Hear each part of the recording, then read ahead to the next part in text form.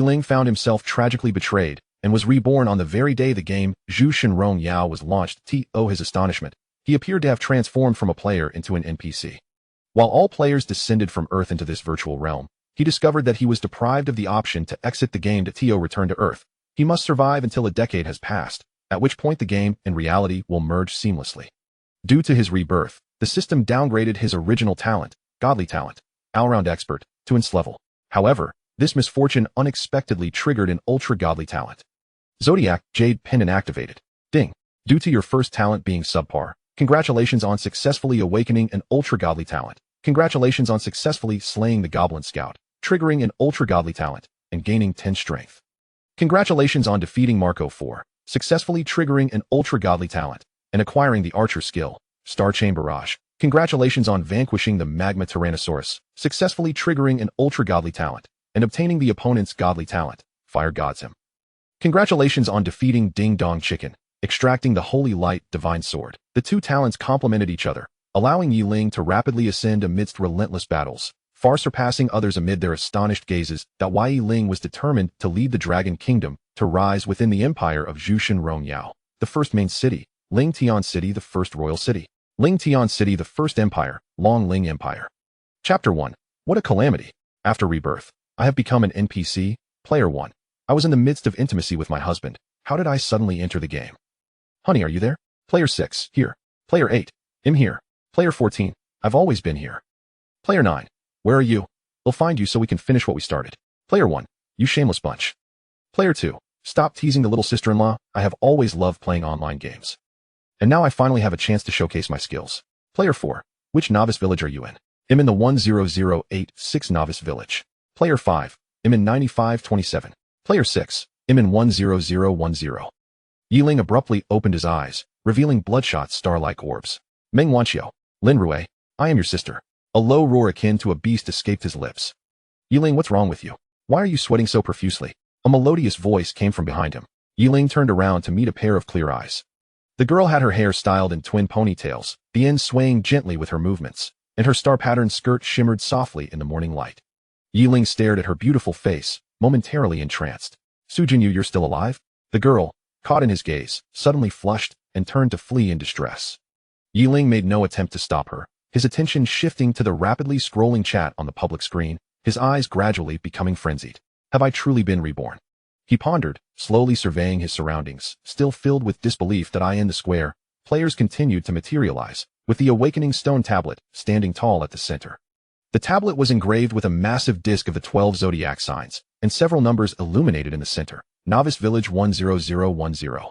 Ling's mind began to race through a series of images. He was a traveler who had come to Blue Star, where his parents had gone missing, and he was in his first year at the South University Esports Academy. One day, words began to flicker across the skies of the world simultaneously. 10 years from now, the game will merge with reality, and the abyssal dimension will descend upon Blue Star. All inhabitants of Blue Star, prepare yourselves. After a 30-second countdown, the first batch of chosen ones will begin to cross into the game, Zhu Shenrong Yao. All abilities acquired in the game world will be returned to the real world after the grand fusion. The world fell into panic, and as the countdown concluded, the first batch of selected humans was simultaneously drawn into the game world of Zhu Shenrong Yao. Ling successfully entered the game and awakened an exceedingly rare godly talent, all-round expert. This talent allowed him to transition into a hidden class, hexagonal warrior. He possessed 8 combat professions and 8 life professions. The hexagonal warrior had an experience bar similar to other professions, but the number of attribute points and skill points gained each time was 16 times that of other classes. This was the fundamental reason Ling had been able to stay ahead of all players in his previous life, that he surged ahead, a quintessential child of destiny at the outset, until he encountered those 2 individuals, which changed everything in his life. He fell in love with Meng Wanqiu at first sight and became the best friend of her cousin, Lin Rui. Yet, this led to Meng Wanqiu's betrayal and Lin Rui's treachery, sending him to hell just as he was about to step into the realm of the gods. He could never forget the final scene of his previous life. At the moment of his demise, he realized that 10 years of affection had been nothing but a performance. You never expected this, did you? Wanqiu was originally my childhood sweetheart, Lin Rui's fiancé. To prepare for today, I delivered my untouched fiancé to your bed. Do you know how bitter I felt watching you 2 sweethearts for the past 10 years? Since you are to die, I shall ensure you understand the truth, allowing us to conclude our decade-long brotherhood. In truth, Both Wanxiu and I are owners of the Zodiac Jade Pendant. Those who possess the Zodiac Jade Pendant can awaken 2 level talents or above, and the second talent is guaranteed to be a hidden talent. Her first talent is the godly talent Blessing of the Auspicious Beast. With a 100 activation rate, her second talent is SS level, named Seduction, which causes any male to fall in love with her at first sight upon activation. As for me, my first talent is the godly talent Cursed Spellcaster, while my second talent is also a godly talent, Killing Plunder. Were you ever curious why I leveled up so rapidly? Because my second talent grants me 10 plunder opportunities each year. Upon activating the talent, as long as I kill a player, I can gain a portion of their accumulated experience from level 1 and plunder their talents. Why did you wait until now to act? You had countless opportunities. Haha. Of course, because keeping you around is beneficial. Without you, who would forge the special weapons and divine gear for Wanxiu and me? Without you, when I slay so many prodigies, who will protect me when their factions come for me? Without you, who would assist me in tackling the numerous challenging dungeons and high-level bosses?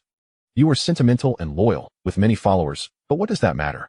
Now, your experience, your kingdom, your beauty, everything belongs to me, Lin Rue. Ha ha ha. Now it's time to end this. I shall send you off with this Reaper's dagger. As Lin Rui's words fell, he plunged the dagger without hesitation. Thud. The black blade pierced as the red blade emerged. Meng Wanxiu wore a sinister smile, while Lin Rui's eyes gleamed with pride. Yi Ling's consciousness gradually descended into darkness. Yet, at that moment, a red gemstone appeared before him. It was the only godly item Yi Ling had hidden away, the eternal demon heart. He had initially intended it as a surprise for Meng Wanxiu upon stepping into the realm of the gods. Eternal demon heart quality, godly item analysis. This item has 2 uses. 1. A thought to become a god. Blessing an ally can awaken the godly talent. Immortal body. This blessing cannot be used on oneself too. A thought to become a demon. Detonating the eternal demon heart can sacrifice a portion of the soul to the abyssal demon lord for a century, granting 1 chance for rebirth after death, with the memory of the soul's sacrifice automatically erased upon rebirth. Detonate. With Yi Ling's final thought, everything faded into darkness. His consciousness slowly returned, yet the coldness in his eyes remained undiminished. This entire scenario resembled a dreadful nightmare. Fortunately, my nightmare has concluded, but Lin Rue and Meng Wanxiu, your nightmare is about to commence. Yi Ling opened his attribute panel. Name: Yi Ling. Level: LV10 100. Class: Unassigned talent. Unawakened stamina, 10 strength, 10 intelligence, 10 agility, 10 mental power, 120 free attribute. Points: 5. Skill points: 0 combat power evaluation, 1 star remaining resurrections, 0 rebirth trial countdown, 23 hours 57 minutes and 23 seconds. Click for explanation. The attributes remained unchanged from my previous life. However, when his gaze fell upon the resurrection count, his pupils involuntarily constricted. Why is there no resurrection count? Though I have been reborn, I still possess only 1 life. Why has this occurred? The most prudent course of action should be to exit the game and never return. Yet, that would prevent me from avenging myself. However, if I exit the game, I might still live for several more decades. That if I do not exit, once I die, there will be no opportunity for rebirth.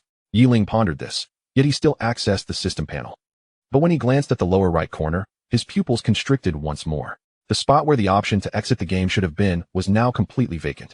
At that moment, it felt as if a thunderclap had erupted beside his ear. Why is this happening? Could it be that I have completely merged with the game? What does that make me? A player or an NPC? If I wish to leave the game, does that mean I must await the fusion of the game and reality? A multitude of questions flooded his mind. Suddenly, his gaze landed on the final line of the attribute panel. What on earth is this rebirth trial countdown? Yi Ling promptly clicked to investigate. Due to your soul's abnormal state, if you reach level 30 before the countdown ends, you will pass the trial. If not, you will be obliterated. 1 day to reach level 30. Not impossible. Yi Ling was not one to waver, and after a brief silence, his gaze sharpened with determination. With no retreat available, he must bravely forge ahead. As a reborn individual, he would strive to ascend to greatness with unstoppable momentum. That I must grow stronger swiftly. Only by becoming sufficiently powerful can I exact my revenge and survive until the day the game and reality merge. He raised his hand to close the system panel, taking a deep breath. Suddenly, he noticed a red dot on the backpack icon. Yi Ling's eyes flickered with curiosity. As a newcomer to the game, his backpack should have been empty. What items could possibly be there? The moment he opened his backpack, his eyes widened in astonishment. A Chunlong Jade Pendant lay in the first storage slot. The super artifact capable of awakening a second talent has returned with me. Chapter 2. Chunlong Jade Pendant, Awakening begins. This was indeed the Zodiac Jade Pendant he had obtained just before dying in his previous life. that it was only at this moment that he truly observed the pendant's appearance. Yet, upon recognizing the white jade dragon carving, he felt a tremor. For he had seen this Chunlong carving once before. It was in his mother's laptop. Although it had been a fleeting glance, Ling was certain it was the same design. Without further contemplation, he refocused and examined the pendant's attributes. Item: Chunlong Jade Pendant, Tianlong quality, Super Divine status, bound. One of the 12 Zodiac Honor Pendants. Possessing this pendant will allow you to awaken 2 talents, each at least S rank or higher. Zodiac Pendant holders are categorized into innate holders and acquired holders. Innate holders are players who possess the pendant before entering the game, while acquired holders are those who obtain it after entering the game. Innate holders have a high probability of awakening dual talents of Divine or SSS rank. Acquired holders will have the level of their second talent determined by the strength of their first talent. Players whose talent level is below S rank will be unable to bind the Zodiac Pendant. The lower the level of the first talent, the higher the level of the second talent. If the first talent is Divine, the probability of awakening a second talent at SSS rank or Divine is each 50. If the first talent is SS or SSS, the probability of awakening a second talent at SSS rank is 60, Divine is 30, and Super Divine is 10. If the first talent is S rank, the second talent will be 100 Super Divine. Friendly reminder: Zodiac Pendant holders can sense the locations of other Zodiac Pendant holders within the same map. Defeating a Zodiac Pendant holder may yield their pendant, and each additional Zodiac Pendant collected will enhance your own talents. Ling's breathing grew increasingly rapid. The Zodiac Pendant capable of awakening 2 formidable talents had indeed accompanied his rebirth. Regrettably, my first talent is bound to be Divine, full-time expert, which means according to the rules for acquired holders, my second talent will most likely be SSS rank at best Divine. Ling felt a tinge of disappointment if given the choice. He would have preferred to have an S rank first talent and an Ultra Divine second talent. Ultra Divine is certainly incomparable to 2 Divine talents combined. Just then, a system notification abruptly popped up before Ling's eyes. First job change quest. All players, please proceed to the Awakening Stone Tablet for talent awakening. Upon awakening your talent, you will complete your first job change. This system notification was evidently received by every player. Soon, several groups of individuals appeared before the Awakening Stone Tablet. Who are those people? They seem to be several top-ranking gaming guilds nationwide. Whenever a new game emerges, they are the first to recruit elite players for exploration. Look at the one in the center. That is the Batian Guild, one of the strongest guilds in Longhua. Anyone who receives their invitation is virtually guaranteed to become a gaming deity. Wow, how I wish I could join the Batian Guild. Don't get your hopes up. The Batian Guild is not open to just anyone. I heard that these major guilds possess a list ranking the top 2,000 players in terms of mental power. Amidst the discussions, a burly middle-aged man stepped out from the Awakening Stone Tablet. Hello everyone, I am Li Tianba, the head of the Batian Guild's 10010 Novice Village. We have completed our statistics. This novice village has a total of 2,000 players, among which 10 of you Longhua individuals possess commendable mental power. When I call your names, you may report directly to the Batian Guild after awakening your talents. That we will provide you with the best treatment and resources, enabling you to grow at the fastest pace. As Li Tianba finished speaking, the players in the square began to stir with excitement. Many eyes gleamed with anticipation, hoping their names would be called. Without further ado, let us begin the roll call. Ling, mental power 120 Su Jinyu. Mental power 109 Xin Yifei. Mental power 102 Zhang Yixio. Mental power 99 Xia Luo. That's all. The above 10 individuals are the top seed players in our novice area based on mental power. While I cannot guarantee that you will become deities, you undoubtedly possess the potential to do so, and we look forward to your joining. Others should not lose heart. As long as your talents are sufficiently strong, the doors of the Batian Guild will always be open to you. After Li Tianba spoke, representatives from the other 2 guilds chimed in cheerfully. If you do not wish to join the Batian Guild, or if they retract their invitation, you are always welcome to join my Dream Factory Guild. The doors of the Shamate Guild shall forever remain open for you. Upon hearing these words, the crowd erupted into a frenzy. Is it true that Ling's mental prowess has reached an astonishing 120? Who is this divine being? Ling, Qin Yifei, Su Jinyu? They seem to be from our university. Are you also from Nanda? Is Ling the handsome lad from the Esports Academy? Su Jinyu is the campus beauty, and Qin Yifei is that wealthy second-generation student from the School of Finance. Wow, the campus beauty Su is over there. As exclamations rose from the crowd, all eyes turned towards a corner of the square. There stood Su Jinyu, radiant like a resplendent pearl. Ling's gaze involuntarily fell upon Su Jinyu. One could not deny her beauty. She truly deserved the title of goddess. Yet, in his past life, Ling had been ensnared by Meng Wanqiu's enchanting talent, leaving no room in his heart for anyone else. In this lifetime, let it be, I shall leave everything to fate. With my vendetta unresolved, I desire no attachments. Yi Ling sighed softly in his heart and shifted his focus to a young man standing a mere 10 meters ahead. That young man was Qin Yifei. Upon seeing him, Yi Ling's expression turned icy in an instant. In his previous life, Qin Yifei had been a staunch ally of Lin Rui, often present during the ambushes on Yi Ling. He too had been marked for elimination by Yi Ling. Just then, a blinding beam of light suddenly erupted from the awakening stone tablet. A system announcement appeared before all. System announcement. Welcome to the realm of divine glory. Herein are 3 rules and an introduction to talents. Rule 1. It is forbidden to insult any NPC within the glory world, lest one be plagued by misfortune. The players exchanged glances, suddenly envious of the NPCs, who were inherently bestowed with privileges. The system announcement continued. Rule 2. Upon death, players will resurrect at full health within a safe zone. Once resurrection opportunities are exhausted, they shall never awaken in reality again. Rule 3. Each player may not exceed 16 hours of gameplay per day. Exceeding this limit will result in forced disconnection. Notice, the first player to reach level 10 will unlock the Glory Town map for all, which contains currency exchanges and a plethora of goods and quests. At that moment, the expressions of everyone except Yi Ling changed drastically. What on earth? Can this game truly affect reality? I suddenly have no desire to play. Coward, with more than one resurrection, it's not too late to exit with 1 life remaining. Whispers of discussion rippled through the crowd. Yet, the system announcement reappeared. Talents are categorized from low to high as ordinary and extraordinary. Ordinary talents are classified as F, E, D, C, B, and A grades. Extraordinary talents are ranked S, SS, SSS, Divine, and Super Divine. Wishing every player good fortune, the talent awakening ceremony shall now commence. Chapter 3. Anomaly of Soul Data, Non-First Binding, Zhang Zihao, Commencing Awakening. A voice devoid of emotion emanated from the awakening stone tablet. Immediately, a portly young man in his 20s approached the tablet with an expression of exhilaration. Zhang Zihao successfully awakened with a level talent, enhanced olfactory sense. Acquired a life profession, chef. Oh heavens, why must I follow in the footsteps of my grandfather and father as a chef, even in this game? The chubby youth stood beneath the awakening stone tablet, weeping profusely. Yet, the tablet continued its proclamations undeterred. Pang Shan successfully awakened with a level talent, Master Angler.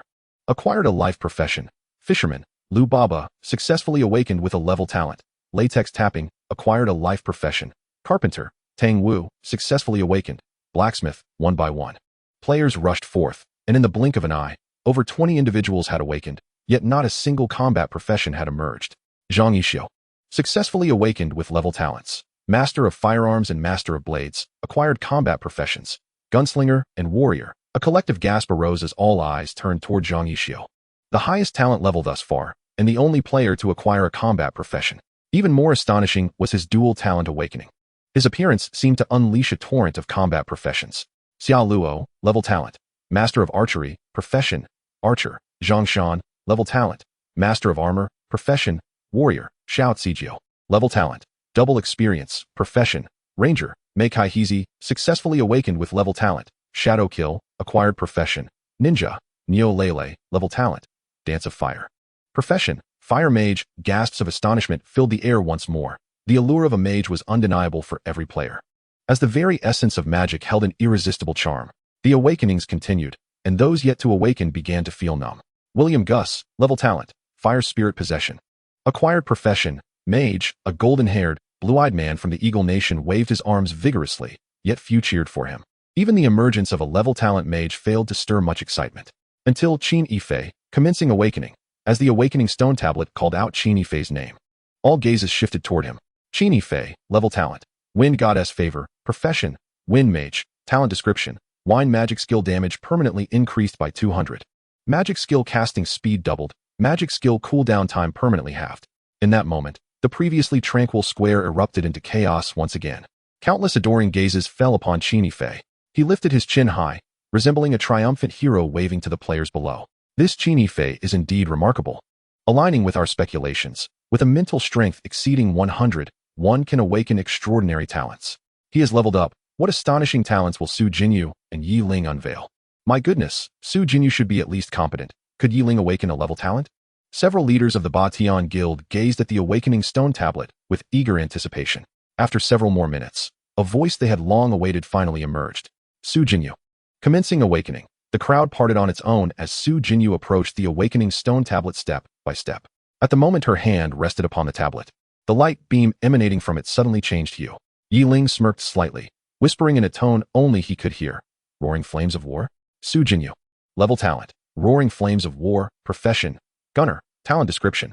All firearms inflict an additional 50 true damage. All firearm damage permanently increased by 500. Wow, how impressive. Yet another phenomenal talent? A gunner, no less. Truly, she is the goddess of Nan University. Did you know? Goddess Su is the only daughter of the Su Corporation's president. My heavens, exceptional talent, stunning beauty, and an impressive lineage? I have heard that Qin Yifei has pursued her for quite some time, but Lady Su has yet to acquiesce. Such a genius, we can only look up to. To awaken alongside Lady Su is an honor in itself. Amidst the crowd's awe, Su Jinyu descended from the awakening platform. Wherever she walked, the crowd parted, seemingly fearful of sullying the presence of such a celestial being. Where is Lady Su headed? It appears she is moving toward Qin Yifei. My goodness, indeed. Strong individuals see only other strong individuals. Qin Yifei, hearing the murmurs around him, felt his breath quicken. He hastily adjusted his appearance, standing tall and straight. As Su Jinyu approached, he opened his mouth to speak, but the words caught in his throat, for Su Jinyu had already passed by him. Before the astonished gazes of all, Goddess Su halted before Ling. In that moment, Su Jinyu became the object of admiration for every male player. Yet in her eyes, there was only Ling. Her icy demeanor melted away, revealing a gentle smile as her delicate lips parted to softly say, Ling, do your best. Coincidentally, as her words fell, the awakening stone tablet resounded once more. Ling, commencing awakening. Thank you. Ling replied politely, turning to ascend the platform. As Ling stepped up, all held their breath. They understood that the climax of the awakening ceremony had finally arrived. What level of talent could 120 points of mental strength awaken? Many had already formed their conclusions, anticipating a high-level talent. It was unclear who led the charge, but soon everyone was chanting in unison. Ling shook his head helplessly. Thus far, everything that had transpired mirrored his past life precisely. What sets this moment apart is the dialogue box that has suddenly appeared before him. Detected that you have acquired the Zodiac Jade Pendant after your arrival. As a holder of the future, would you like to use the Zodiac Jade Pendant? Upon usage, you shall awaken talents of 2 levels or higher, with the quality of the second talent determined by the quality of the first talent. Yes, no, yes. Ling made his choice. Placing his hand upon the awakening stone tablet, a pillar of 7-colored light surged skyward. Finally, Ling awakened his unique talent. Simultaneously, a system notification abruptly manifested before him. Congratulations on successfully completing your first talent awakening. Soul data anomaly detected. Non-first binding soul data anomaly. Ling's pupils constricted suddenly, and a tightness gripped his heart. Indeed, rebirth was not so simple. As soon as this thought crossed his mind, the system window vanished in an instant. Another system message followed suit. Congratulations on completing your first job transition task. Reward, 100 copper coins. Please level up promptly. The novice town opens at level 10, and you may undertake the second transition task at level 30. Upon completion of the second transition, the main city passage will be opened. The first player to enter the main city will receive a platinum treasure chest reward and become the city lord. The city war will commence after the third transition. Ling, you have successfully awakened the divine talent, all-rounder, and obtained the profession, hexagonal warrior. Talent description, you can simultaneously possess 16 conventional professions, with experience points and other professions being equivalent. Each level up grants you attribute points and skill points at a rate 16 times that of other professions. Additionally, you possess the privilege of unlimited attribute point redistribution. As the awakening stone emitted its notification sound, the entire novice village square fell into a profound silence. Chapter 4, Divine Talent Downgraded? Super Divine Talent is on the way. What in the world? Did I hear that correctly? A divine talent? My goodness. A divine talent has emerged? 16 times the attribute points and skill points? Is this even fair? This is simply outrageous. My idol, Ling, you are my deity. Waves of shrieks erupted from the square. Standing at a distance, Su Jinyu's eyes had already transformed into crescent moons of joy. She would never forget that evening after the military training at the start of their freshman year, when Ling pulled her away from a mud truck. He vanished into the rain thereafter, as if it were a trivial act. Yet, he bestowed upon Su Jinyu a second lease on life, and his visage was indelibly etched into her heart. At this moment, the entire crowd cheered for Ling's talent, except for Qin Yifei, whose face was a mask of anger. Damn it, how could it be a divine talent? How could such a powerful talent exist? His eyes were filled with jealousy and rage, as the spotlight that rightfully belonged to him was once again seized by Ling. This caused him profound humiliation. Qin Yifei let out a desperate roar in his heart. Heaven, open your eyes. I would trade 5 resurrection opportunities for a reduction in the all-rounder's prowess. However, At the very moment this thought emerged, an anomaly occurred. The sky suddenly darkened, leaving only the seven-colored pillar of light atop the awakening stone tablet. Amidst the astonishment of all, a system announcement abruptly appeared. System announcement. Due to certain unknown reasons, server data has encountered an error. The system has temporarily executed a patch update. Due to the excessive nature of certain talents, this update optimizes the all-rounder talent. Following the optimization, the talent level of the all-rounder profession has been downgraded from divine to standard. Optimization details. 1. Added a talent attribute of a permanent increase of 200 to all attributes, and removed the provision for earning 16 times the attribute points and skill points upon leveling up. 2. Reduced the monster drop rate for this talent profession to 0.01, and removed the unlimited attribute point redistribution feature. 3. Added a requirement for each job transition task to successfully defeat a nightmare-level difficulty dungeon for transition, with doubled rewards for successful challenges. This optimization is effective immediately. With the appearance of the final notification, the sky brightened once more. All gazes turned strange. What the hell is this? The divine talent was just introduced and has already been downgraded to standard, without the advantage of 16 professions in terms of attribute points and skill points. It is no different from an ordinary profession. How can this be? I feel it is worse than an ordinary profession.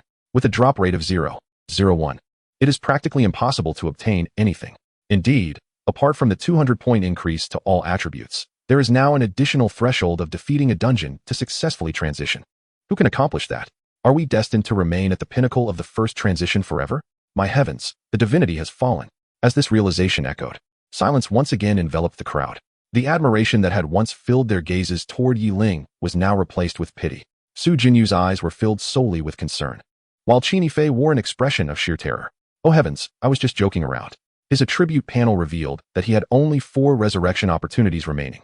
If Qini Fei had known that Yi Ling's talent would have been weakened without his wish, his expression would have been even more complex.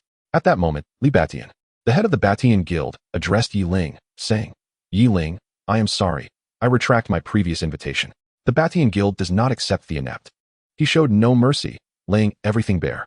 Other guilds also cast their gazes aside, seemingly fearful of Yi Ling's inquiry. Su, the Batian Guild welcomes your inclusion. Li Tianba's face broke into a smile as he turned to Su Jinyu. However, Su Jinyu directly declined, stating, No, I will not join any guild. I will create my own team. Li Batian was left frustrated and turned his attention to Qini Fei. Qin, do you wish to join the Batian Guild? We will allocate all resources in your favor. Qini Fei, returning to his senses, replied with a mournful expression, I am willing. Li Batian finally breathed a sigh of relief and continued inviting others. Yi Ling had descended from the stage and was making his way directly to the general store in the novice village. However, he was soon surrounded by numerous individuals. Yi Ling, would you like to team up with us? Inquired a tall young man, whom Yi Ling recognized as Zhang Yixio, a rare gunslinger by profession. No, thank you. Yi Ling politely replied before turning to leave. Cut it out, who do you think you are? If it weren't for your 200 attribute bonus, our captain wouldn't even consider inviting you, a heavily made-up girl remarked sarcastically. Silence. Anyone who awakens a divine-level talent is certainly no ordinary person. Even if Yi Ling cannot advance to the second tier, he is undoubtedly one of the strongest in the novice area, Zhang Yixio retorted. Yi Ling, I am forming a battle team. Would you like to join us? Came another voice from behind him. Turning around, he was surprised to see Su Jinyu, accompanied by 3 other girls, all of whom were combat professionals with seemingly high-level talents. No, I will seek your cooperation when necessary in the future. For now, I prefer to level up alone, Yi Ling said with a smile before departing. Watching him leave, one of the girls frowned and suggested, Miss, how about we team up with Qini Fei instead? This Yi Ling seems rather unremarkable. Su Jinyu's smile vanished in an instant. If I hear you speak ill of Yi Ling again, do not blame me for being unkind, she warned. The girl immediately shivered and promptly closed her mouth, realizing that her lady only showed her gentle side in front of Yi Ling. At that moment, Yi Ling finally found some peace. However, the rapid beating of his heart betrayed his otherwise calm demeanor. He was not angry about the diminishment of his talent. Rather, he was exhilarated. Just moments ago, while his first talent was being weakened, he had also received information about the awakening of a second talent. This second talent was a hidden one, with no public announcement made. Owner of the Zodiac Pendant, since your first talent's quality is diminished, you have been specially matched with a divine-level hidden talent. He quickly opened his talent panel, his gaze fixating on the second talent. What in the world? Talent name: King or Loser, unique hidden talent. Talent level: Divine. Talent explanation: upon defeating or killing any target, you will randomly extract loot from the target. What does this mean? Is it not a 100 drop rate? Can I obtain items without even killing? Or does it mean I can extract more than just equipment? Yi Ling's eyelids twitched wildly. The terrifying potential of the divine-level talent seemed to surpass his expectations. Regardless, he knew that the specific utility could only be discerned through experience. For now, he needed to purchase weapons and venture forth to level up. Even without this divine-level talent, his greatest advantage remained his rebirth. Although he lacked attribute enhancement and had a decreased drop rate, he still boasted a 200-point boost across all attributes compared to his previous life. As for the drop rate being low, in the setting of Glory of the Gods, the drop rate was 100. Therefore, he would act as a cleanup crew, ensuring that those who sought to kill him would find no targets left. Soloing a nightmare dungeon? In his previous life, he had accomplished it countless times. He could pass it even with his eyes closed. Contemplating this, Yi Ling strode towards the general store. While chatter and banter surrounded him, understanding his second talent remained paramount. Chapter 5. Instant Kill. Who truly is the waste? The general store was located at the village entrance, having already exited the safety zone. As the only shop in the novice village where goods could be purchased, a significant number of players had gathered outside its doors. Every player received a reward of 100 copper coins upon successfully awakening their talents, serving as their starting capital. The general store was stocked with various items, including weapons, skill books, and potions. In the novice area, even life profession players needed to defeat monsters to reach level 30. Once they attained level 30, they would proceed to the main city and improve their levels by completing proficiency tasks in their respective guilds. At that moment, all players' gazes were fixed upon the shelves of the general store. Weapons, 30 copper coins. Initial skill book, 50 copper coins. Small health potion, 10 bottles, 10 copper coins. Small mana potion, 10 bottles, 10 copper coins. Plum wine, 10 copper coins. Pork chop rice, 50 copper coins. Salt, 20 copper coins. What do you plan to buy? Is there really wine? You aren't considering purchasing it, are you? Of course not. I'm not foolish. With only 100 copper coins, I'll buy a weapon for 30, a skill for 50, and a set of health and mana potions for 20. A young man with yellow hair, clearly a veteran of online gaming, stated. This was evidently a golden combination, and many began to purchase weapons, skill books, and potions accordingly. Just then, Yi Ling arrived at the general store. Upon seeing the items on display, his mind wandered back to his first visit in his previous life. At that time, he had also chosen weapons, skill books, and potions. However, this time, he had no intention of following the same path. His gaze fell upon a bottle of plum wine, the only one in stock. In his previous life, a player who enjoyed drinking had purchased a bottle of plum wine, which triggered a hidden quest upon reaching level 10. This hidden quest was the beginning of a series of tasks. That player, initially possessing only a combat talent of level 1, managed to ascend into the top tier for half a year due to this hidden quest. Although Yi Ling did not know where to accept this quest, he was aware that it was given by a disheveled old man who wandered about. Shopkeeper, I would like a dagger, a staff, a spear, and a bottle of plum wine, Yi Ling said. As soon as he finished speaking, everyone turned to him as if he were a monster. Buddy, there are only 100 copper coins. Spend them wisely. Aren't you going to learn any skills? A boy wearing thick glasses kindly reminded him. Brother Yi, choose a staff and perhaps a fireball spell and join us in a team. We will prioritize equipping you. Who knows, you might get a chance to solo a dungeon. A tall boy holding a battle knife spoke up. This was Zhang Yixio, who had previously invited Yi Ling to join him. He was a dual-class player, specializing in knife fighting. Yi Ling smiled at them and replied, Thank you, brothers, but I'm not considering teaming up for now. There's no rush for skills. Everything will come in due time. However, as soon as he finished speaking, a sarcastic voice echoed from behind him. Oh, isn't this the god-tier talent awakener, Yi Ling? You think you'll have a future when you're just a useless waste? Qin Fei approached, flanked by 4 burly youths. His voice was loud, clearly meant for everyone to hear. Turning around, Yi Ling saw Qin Fei with his chin held high, his narrow eyes filled with provocation. He had originally planned to deal with him later, but the man's insolence was unbearable. Zhang Yixio grabbed Yi Ling's arm, anxiously advising, Brother Yi, bear with it for now. A moment of patience can bring peace. Yet before he could finish, Qin Fei interrupted. A moment of patience? The more I think about it, the angrier I get. If you're a man, come and fight me. Though Qin Fei awakened as a mage, he had learned Taekwondo in real life. Yi Ling, noticeably smaller, would give him the perfect opportunity to vent his frustrations if he dared to strike. The atmosphere instantly thickened with tension, causing many players to scatter, fearful of being caught in the crossfire. Qin Fei assumed a Taekwondo stance and beckoned Yi Ling forward. Yi Ling gently pulled Zhang Yixio's hand away and stepped forward.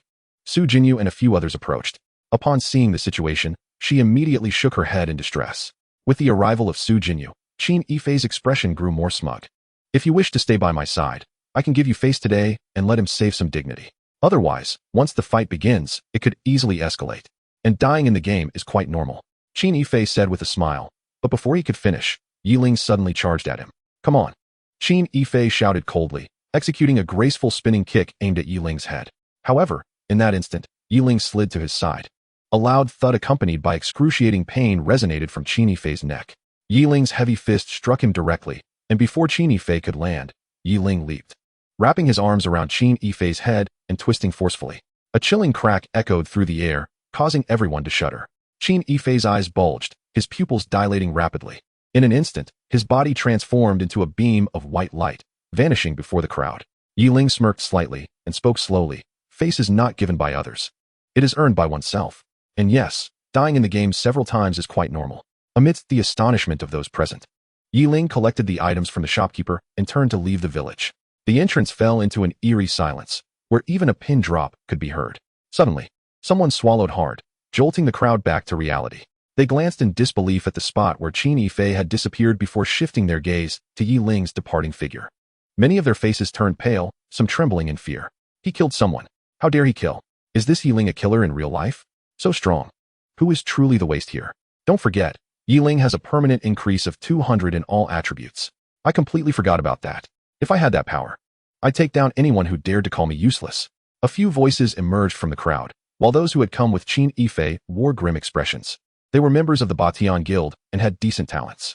They had thought that together they could dominate the 10010 novice area, but at that moment, they realized that when Ling struck, they lacked even the courage to step forward. Humph, how arrogant. He won't be able to be so bold for long. Without skill books, he'll soon find himself struggling in the wild. One player from the Betrayal Guild scoffed. At that moment, a figure dashed out from the safety zone. It was Qin Yifei, just revived. Whereas Ling? How dare you? Let us have another duel. He roared. Yet the others looked at him with nothing but pity.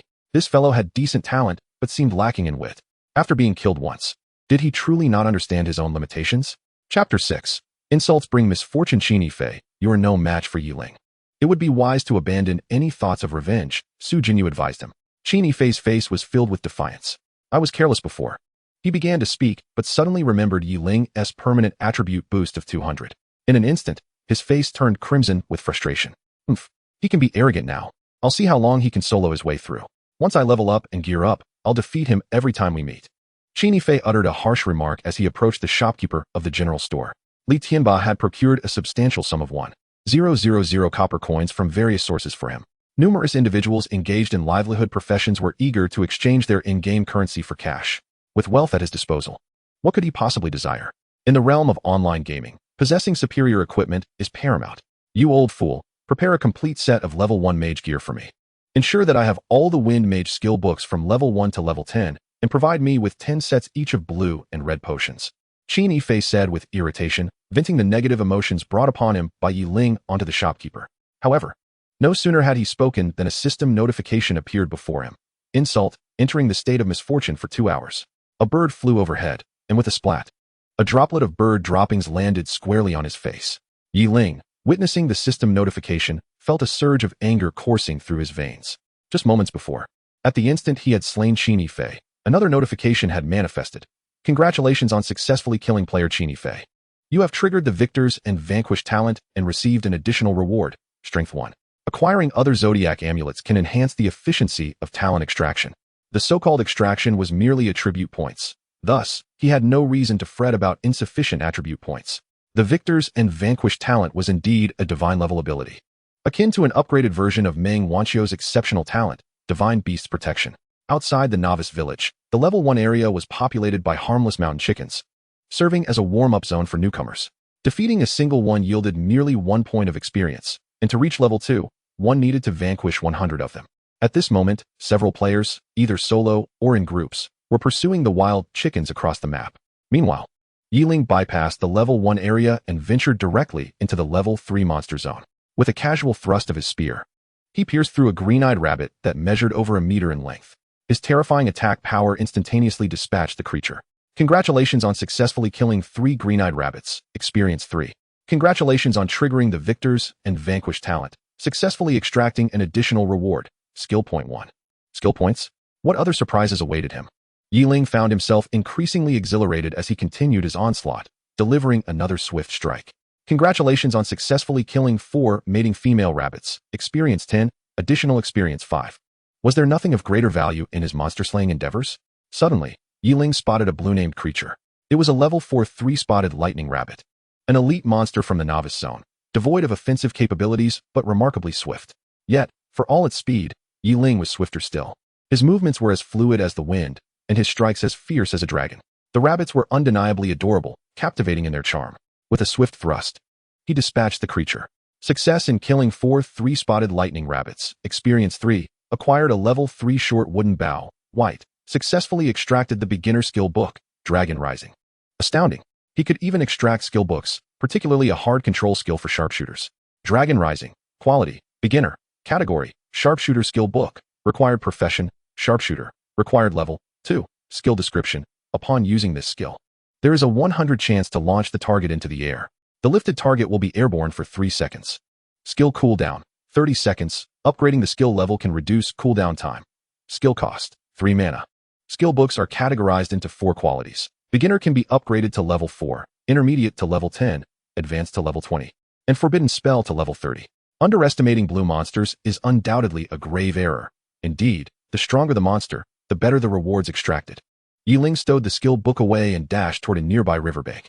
If his memory served him correctly, a group of capybaras and groundhogs resided by that river. Among the capybaras, there was also a blue monster. You there, capybara, don't look away, just let me poke you once before I leave. With a swift strike, he dispatched a mutated capybara leader. Success in killing 5 mutated capybara leaders. Experience 15. Extracted the talent. Beginner Water Mastery. Water Mastery. Talent level. Beginner. Talent description. All damage dealt by water mage skills permanently increases by 5. As the level 4 capybara leaders fell, the remaining capybaras entered a frenzied state.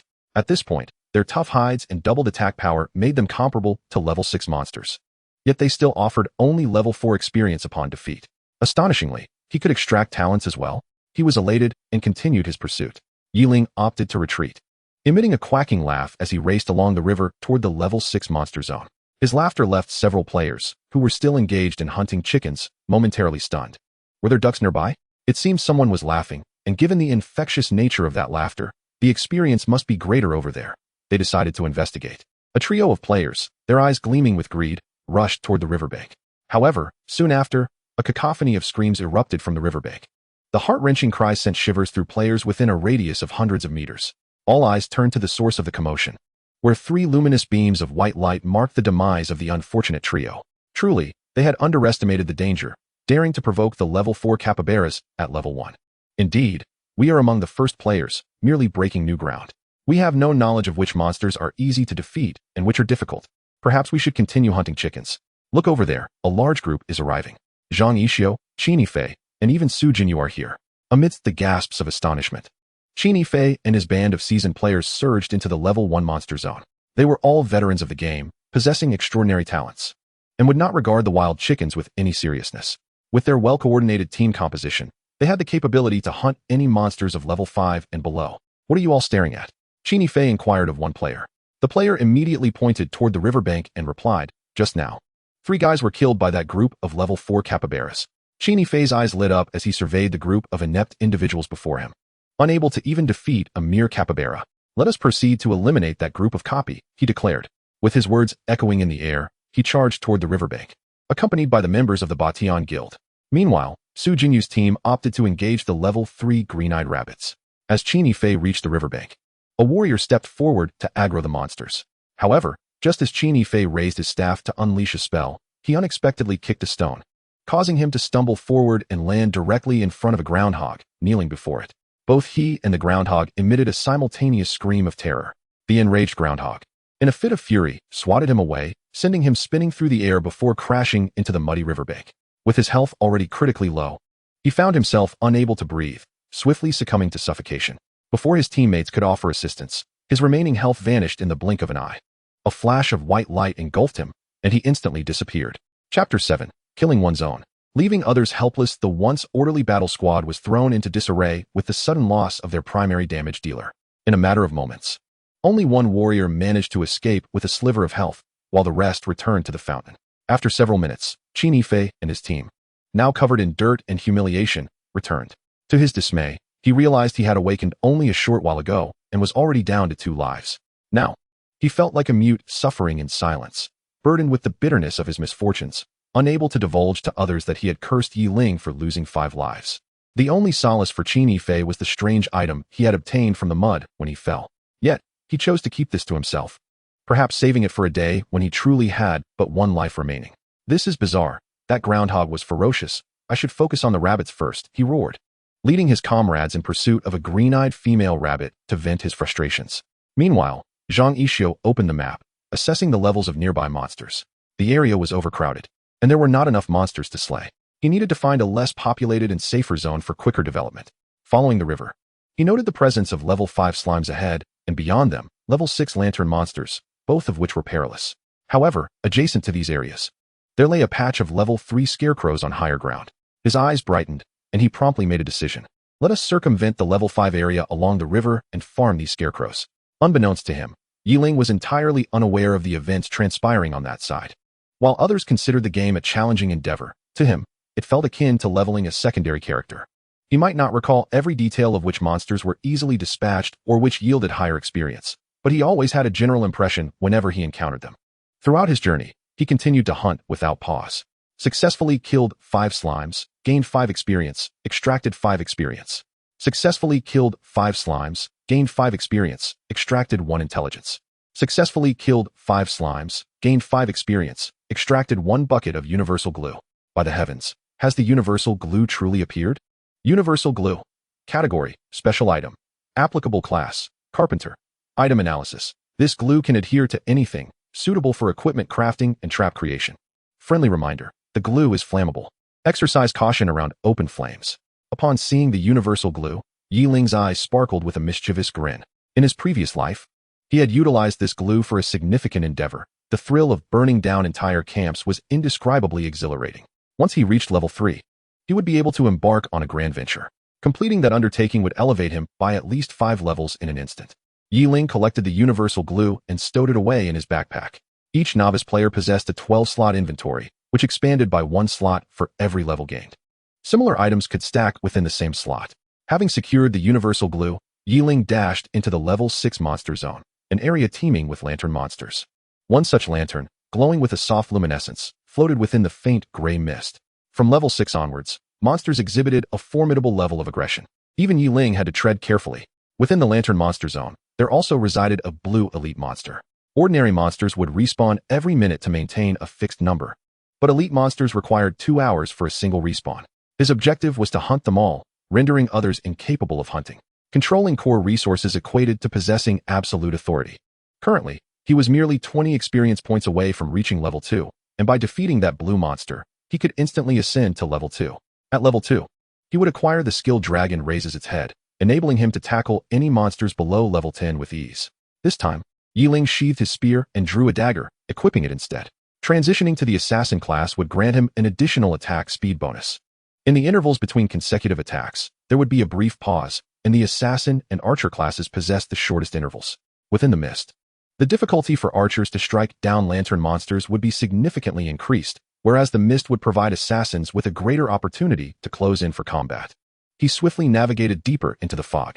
10 years of gaming experience had honed his understanding of monster aggro ranges to an exquisite level. As he progressed, not a single ordinary lantern monster detected his presence. At last, in the heart of the mist, he encountered a colossal lantern monster towering at 3 meters tall. At its apex sat a crimson orb, the monster's vital point. Any successful strike would surely result in a critical hit. Yi Ling advanced swiftly, erupting into action as he accurately thrust his dagger toward the red orb. A critical damage notification floated above, and the monster's health plummeted by a third instantaneously. Before the damage notification even settled, he swiftly countered with another strike. As the critical hit landed, the health bar of the lantern monster dwindled to a mere third. In that instant, the creature let out a furious roar, its body swelling ominously. Yi Ling refrained from continuing his assault, as his feet touched the ground. He swiftly rolled backward, creating a distance of 3 meters. Simultaneously, a ring of fist-sized flames erupted from the lantern monster, hurtling outward with astonishing speed. However, just a mere 10 centimeters away from Yi Ling, the flames gradually dissipated. At this juncture, had Yi Ling been able to swiftly switch to a spear or bow, he could have subdued the lantern monster in an instant. Regrettably, even the fastest weapon switch in the hands of a master requires 15 seconds, and any unforeseen incident during this time frame could yield dire consequences. Without further contemplation, Ling charged forward once more, leaping into the air to thrust his dagger toward the red orb. Yet, at that moment, the lantern monster's body inflated again, evidently preparing to unleash another fiery attack. Most would have retreated immediately, for a single hit from those flames could obliterate a level 1 player clad in white gear. However, Ling maintained his composure, plunging his dagger down with all his might. The blade struck true, piercing the red orb. The flames ignited upon the lantern monster. Yet it ultimately failed to unleash the fiery assault. Its massive form was reduced to a heap of ashes. Congratulations! You have successfully slain the elite lantern monster, gaining 20 experience points and acquiring the beginner skill book, Invisibility. Congratulations! You have triggered the king of the mountain talent, successfully extracting the level talent, Calamity Physique. Calamity Physique. Level. Talent analysis. Upon releasing Calamity Physique, you can instantly draw the aggro of all monsters within a 30-meter radius. Congratulations! All your classes have reached level 2, earning you the rewards, 5 free attribute points, and 1 additional inventory slot. Keep up the good work. A new skill Invisibility is available for learning. Would you like to learn it? Learn. Invisibility. Category. Beginner skill book for assassins. Quality. Beginner. Learning requirement. Level 2. Learning profession. Assassin Ranger. Skill analysis. Enter an invisible state for 5 seconds, during which agility increases by 50. Attacking a target while invisible will deal 50 more damage, and attacking the target will automatically break the invisibility. Cost. 10 mana points. Cooldown time. 30 seconds. You have 3 skill points available to allocate. Upgrading skills will enhance their effects. A new skill Dragon Rising is available for learning. Would you like to learn it? Learn. Congratulations! You have successfully learned the skill, Dragon Rising. Ling promptly accessed his skill list, allocating all 3 skill points to Dragon Rising. Congratulations! The skill Dragon Rising has been upgraded to level 2, allowing you to launch the target into the air while inflicting 100 points, with 15 physical damage from yourself, of physical damage. The cooldown time has been reduced by 8 seconds. Current cooldown time, 22 seconds. Current skill upgrade progress, 25. Chapter 8. Soaring high, a faint smile graced Ling's lips. With the skill in hand, he could finally unleash devastation upon his foes. He swiftly switched his dagger to a spear, allocating all 5 newly acquired attribute points to agility, preparing to sweep through the ranks of lantern monsters. With Dragon Rising, he could strike at the red orbs atop their heads without needing to leap. When players are launched, they become vulnerable to ambushes from certain angles. Now, by directly lifting the target, his spear could swiftly pierce the lantern monster's vital point. The launch duration lasts 3 seconds, during which he could execute 3 normal attacks, sufficient to vanquish a single lantern monster. Once he drew aggro again, the cooldown would nearly be over. Should he gain 3 more skill points and elevate Dragon Rising to level 3, the cooldown would only be 14 seconds. Subtracting the 3 seconds of launch time, the cooldown would be a mere 11 seconds. If he maximized Dragon Rising to level 4, the cooldown would dwindle to 6 seconds. And after accounting for the 3 seconds of launch, it would only be 3 seconds. With the proper coordination of another class's hard control skills, Ling's target would have little chance to retaliate before meeting their demise. In his previous life, no one would squander precious skill points on a level 2 skill, as one only earned a skill point after leveling up twice. Any sensible player would reserve skill points for core damage skills. However, Ling possessed the king of the mountain talent, rendering the scarcity of skill points a non-issue. The only inconvenience lay in the time wasted switching weapons. Ling's eyes narrowed slightly as he recalled a tale from his past life. A certain individual had encountered a wandering merchant in a novice town, who was rumored to sell a weapon design blueprint. This blueprint could forge any weapon one desired, generating it upon request. If he could acquire such a blueprint, could he not create a continuously upgradable weapon for a versatile class? The moment this thought crossed his mind, Ling's desire to enter the novice town intensified. In his previous life, he only crafted 2 tri-class switchable weapons after reaching the 7th turn. If he could possess a dedicated weapon for a versatile class from the outset, it would undoubtedly enhance his capabilities tremendously. Ling snapped back to reality and commenced his slaughter of the lantern monsters. Successfully slayed 6 weeping lantern monsters, gaining 6 experience points and successfully extracting 1 physique point. Successfully slayed 6 laughing lantern monsters, gaining 6 experience points and successfully extracting 1 skill point. Successfully slayed 6 AI Kuan and obtained AI Kuan's mask. What is this? Item. AI Kuan mask. Quality. Exquisite. Durability. 55. Item analysis. A token of the Kuan sect. Wearing it transforms the user into the likeness of AI Kuan, granting a 5-point boost to all attributes for 5 minutes. Once the item is fully utilized, it cannot be repaired and will automatically vanish. This peculiar object is suitable for nefarious deeds, yet the center-parted hairstyle leaves a lot to be desired. Ling shook his head, stowed it in his bag, and dashed back into the mist. 20 minutes later, congratulations on successfully slaying the mischievous lantern beast, earning 6 experience points, and successfully acquiring 1 skill point. Enough. Ling immediately ceased his monster baiting, slipped into the fog, and opened his skill list, promptly upgrading the Dragon Rising skill to level 3. Congratulations, the Dragon Rising skill has been upgraded to level 3, allowing you to launch the target into the air and inflict 300 points, 20 of personal physical damage, with a cooldown reduction of 8 seconds. Current cooldown time, 14 seconds. Current skill upgrade progress, 0-10. Just a few more monsters, and I can execute my plan of fiery devastation. With this thought, Ling burst forth from the mist, heading towards a nearby hillside. Without glancing at the map, he knew a patch of scarecrows awaited him. He recalled that in his previous life, a team had encountered a level 7 mutated blue monster here, which ultimately led to their annihilation. This creature was unconventional, a roaming threat. By the time Ling arrived, the mutation had already vanished. If fortune smiled upon him, perhaps he would encounter it anew. Yet, what kind of creature would it be? Ling pondered, and suddenly, a commotion of shouts and battle sounds erupted from the hilltop. It seemed a team was engaged in a fierce struggle against a formidable beast. Could it be mere coincidence? Had someone already taken the lead? Apologies, but I must seize the opportunity to snatch the kill. Ling donned the AI Kuan mask, and in an instant his attire transformed into black and white checkered overalls, and he became a dashing youth with a center-parted hairstyle. Just by looking at his shadow on the ground, he realized he had indeed transformed into AI Kuan. With that in mind, he hastened to claim the kill. As he sprinted up the hill, the scarecrows in his path fell before him with ease.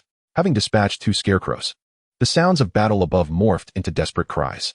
It seemed the players could no longer withstand the onslaught. In the next moment, he spotted 3 individuals racing down the slope. Leading them was none other than Zhang Yixio, who had invited him twice before. At that moment, Zhang Yixio wore an expression of sheer terror. 2 of his 4 companions had already fallen. Clutching a battle knife, he lacked the courage to turn and fight. Pursuing him was a towering creature, standing over 2 meters tall, with long, pale legs and a curvaceous figure. It was a monstrous bird, clad in overalls, with a center-parted hairstyle. Its long, sharp beak was stained with a mixture of red and white. 7 brain-eating ding-dong chicken beauty, upon seeing its diminutive form and name. Ling's eyelids twitched uncontrollably. Who on earth is this? Friends, does anyone understand? It bears an uncanny resemblance to him. He quickly approached the trio, wielding his weapon. At that moment, Zhang Yixio also caught sight of Ling. The 3 of them nearly fainted upon seeing him, with danger behind them and an unexpected ally before them. They were momentarily stunned. Yet, they soon realized that this newcomer appeared to be human, albeit perhaps with a peculiar penchant for matching hairstyles and outfits. Friend, that style is quite unique, Zhang Yixio inquired instinctively. The moment he spoke, realization struck him. Run. This is too powerful, we can't possibly fight it. Zhang Yixio warned loudly. Fear not, I shall make it take flight, Ling replied as he brushed past him. The trio stood frozen, turning to witness an unforgettable scene. The savage ding-dong chicken, upon spotting Ling, had its eyes transform into hearts. With its rear end raised, it charged toward Ling. Captain, what is this? Before the question could fully form, they witnessed Ling grip his weapon and thrust it forward with force. The love-struck ding-dong chicken truly soared into the air. Chapter 9. A game that frustrates the more one plays. The ding-dong chicken floated. Ling lunged forward with his weapon. This ding-dong chicken was a rare low-level creature, and Ling was uncertain of its weaknesses. He could only unleash a barrage of attacks. Within 3 seconds, he struck like a dragon. Although his attack speed was not particularly impressive, he managed to land 5 solid blows. As the creature's airborne time was about to expire, Ling suddenly retreated, swinging his weapon in a wide arc toward the descending ding-dong chicken. At the moment his weapon connected, the creature landed. Bang! With all his might, Ling struck the ding-dong chicken on the head. Its body was sent flying several meters away, entering a 2-second state of dizziness, leaving it with merely a quarter of its health remaining. Upon regaining consciousness, it immediately entered a berserk state, as if betrayed by a lover, unleashing an incomprehensible roar, a game that frustrates the more one plays. It then charged at Ling in a frenzy. Ling had been counting in his mind. The cooldown was now down to 4 seconds. It is often said that a strong weapon becomes stronger with length. He wielded his long weapon, aiming not for glory but simply to defend. He held the ding-dong chicken at bay with his weapon. Suddenly, he withdrew his weapon, ceasing his flurry of strikes. The ding-dong chicken, seeing its opportunity, lunged forward. However, no one noticed the sly smile creeping across Ling's lips. Dragon Rising. Ding-dong chicken was swiftly lifted into the air once more. With a decisive click, Ling executed a flawless triple strike, instantly depleting ding-dong chicken's health bar. Congratulations! You have successfully slain the level 7 brain-eating ding-dong chicken maiden, earning 30 experience points and 200 copper coins, along with the acquisition of a novice skill book, Fireball Technique. Congratulations! You have successfully leveled up to level 3, receiving 4 attribute points and 1 skill point. Fireball Technique, categorized as a primary skill book for fire mages, is of initial quality, requiring level 3 for learning, and is exclusive to the fire mage profession. Skill analysis: casts a fireball that attacks a target, inflicting 100 points of magical damage, with an additional 30 points of damage to all targets within a 5-meter radius, and a maximum range of 30 meters. Mana cost: 30 points. Cooldown time: 20 seconds. You have met the requirements to learn this skill. Would you like to proceed with learning it? Learning confirmed. Skill acquisition successful. Upgrading the skill level will enhance damage and range. Perfect. Ling sheathed his weapon and opened the map to locate his next target. Soon, he pinpointed an area known as Shuren Fei Valley, inhabited by level 10 monsters. The journey there would take him at least an hour at his current speed. An hour was ample time for him to achieve 2 more levels. And he had to venture to Shuren Fei Valley. The first player to enter that map would reap the greatest rewards. Once others had explored it, the benefits would significantly diminish. With a planned route in mind, Ling dashed down the slope. As he sprinted past Zhang Yixio and his companions, they were suddenly jolted awake. The trio gazed in admiration at Ling's retreating figure. Incredible! How powerful! Where did this captain emerge from? The server has only just launched, and he single-handedly challenges a level 7 elite monster? I was mistaken. Firearms are the true path. I should not have focused on melee weapons. I must quickly level up to level 5 and return to purchase a spear. What an idol! An hour later, a multitude of players had reached level 3 and began rushing deeper into the map. Recently, a combat video showcasing a man with a middle-part hairstyle effortlessly defeating a level 7 blue monster in under 30 seconds had been shared in the novice area as public screen. This video instantly created a stir among all players. Qin Yifei even idolized that mysterious expert. Many sought to hunt blue monsters themselves. Yet curiously, despite the crowd, no one could find a single blue monster. Meanwhile, the average level of the two teams led by Qin Yifei and Su Jinyu had already reached level 4. With their firepower, capybaras and slimes were swiftly eliminated. Level 5 monsters no longer satisfied their needs. After some discussion, Su Jinyu decided to head to Lantern Valley, where the level 6 lantern monsters would serve as suitable targets. Not far off, Qin Yifei, overhearing the plan, also set his sights on the level 6 lantern monsters. However, as they arrived at the lantern monster area, a system notification suddenly appeared before them. Congratulations to player Xiao Zijio for being the first to reach level 5.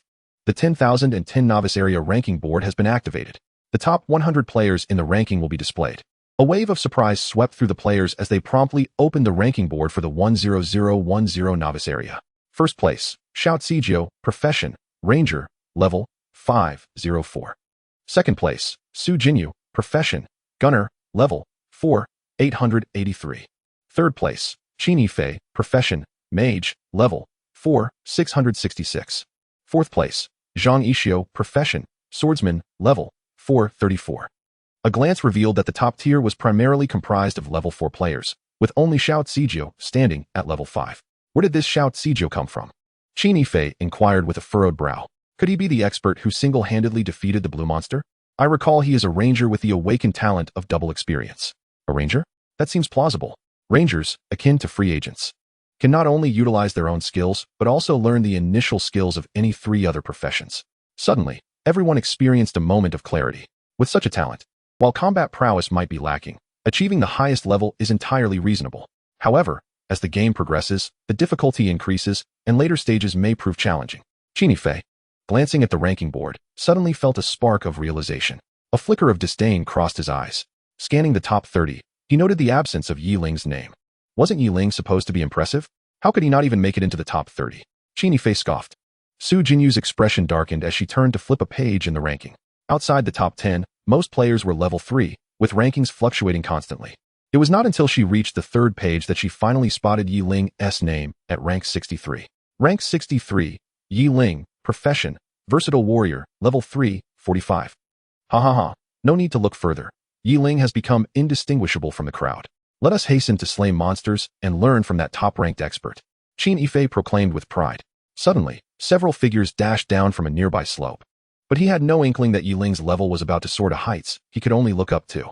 Those figures were none other than Zhang Yixio and his companions. Upon seeing Zhang Yixio, Qin Yifei inquired, "What brings you here? Have you seen the top-ranked expert?"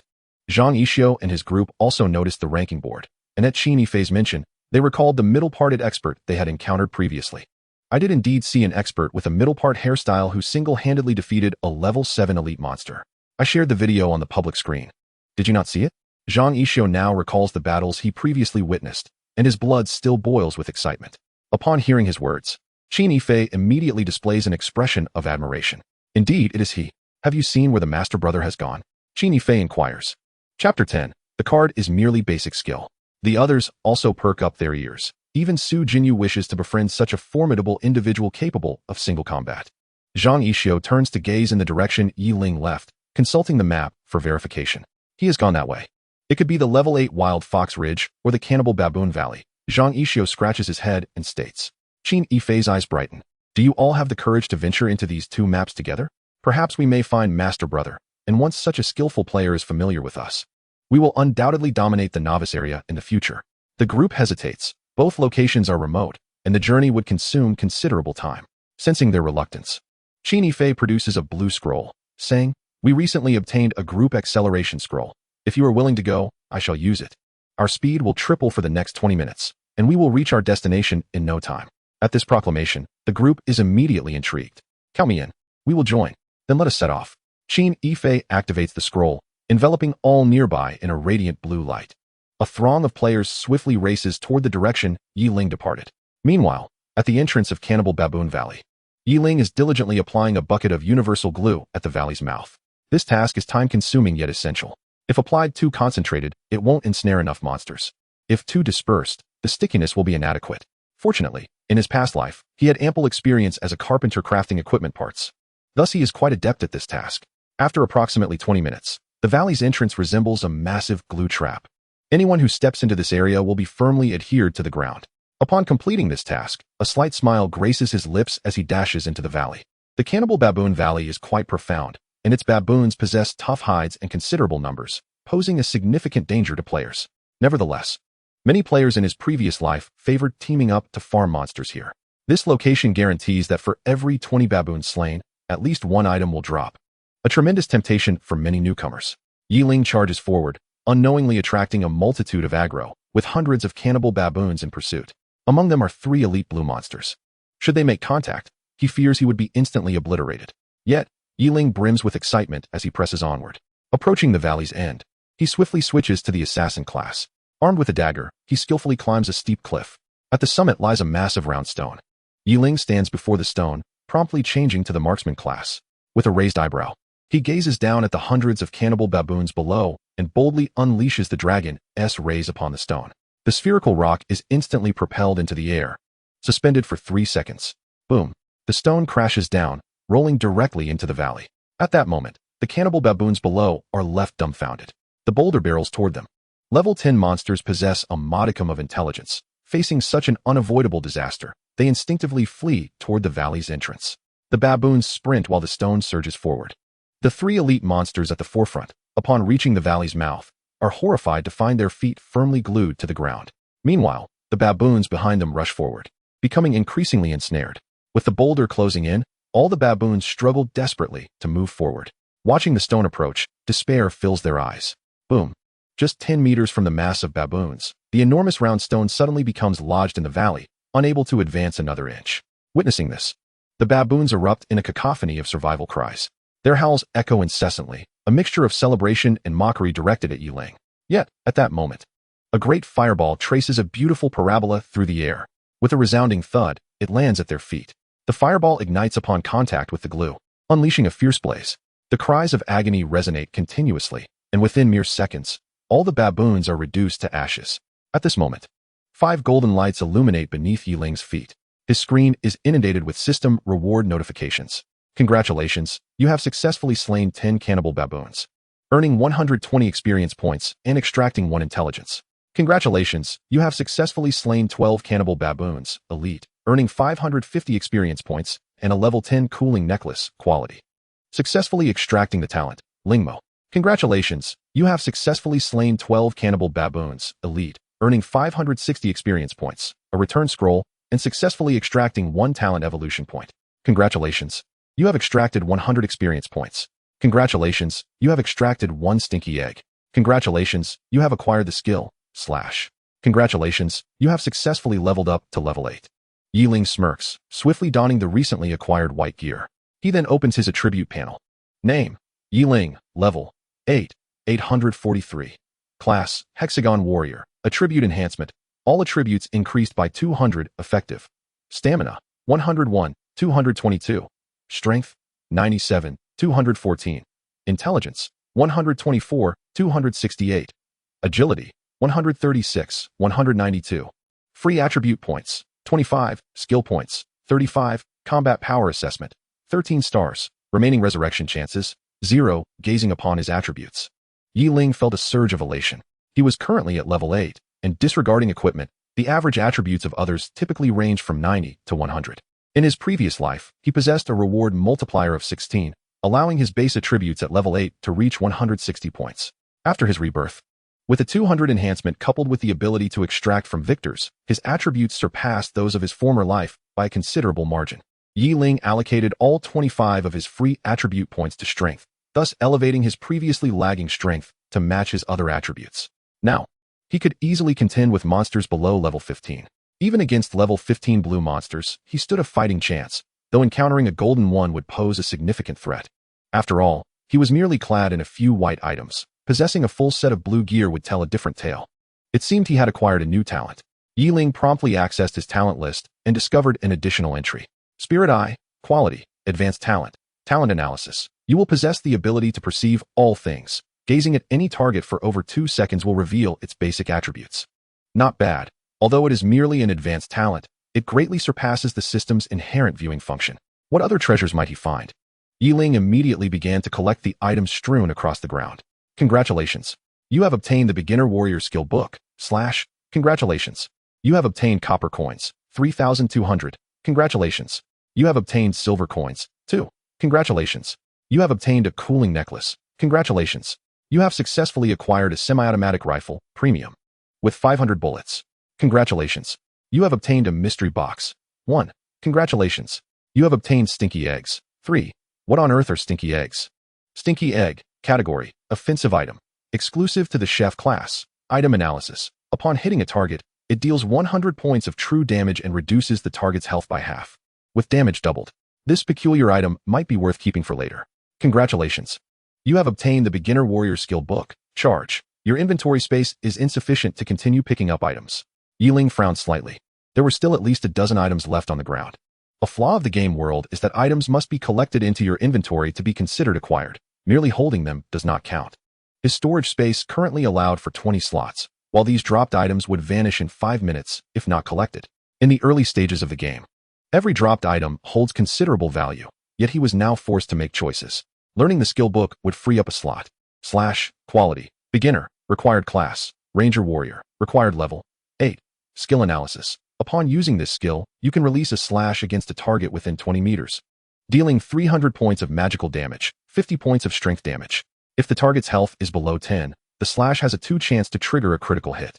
Skill cooldown, 50 seconds. Cooldown time can be reduced by leveling up the skill.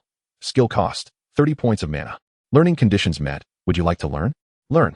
Learning successful. Charge. Quality. Beginner. Required class. Warrior. Required level. 6. Skill analysis. Upon using this skill, you can charge at a target within 10 meters. Hitting the target deals 100 points of physical damage, 10 points of magical damage, and stuns the target for 2 seconds.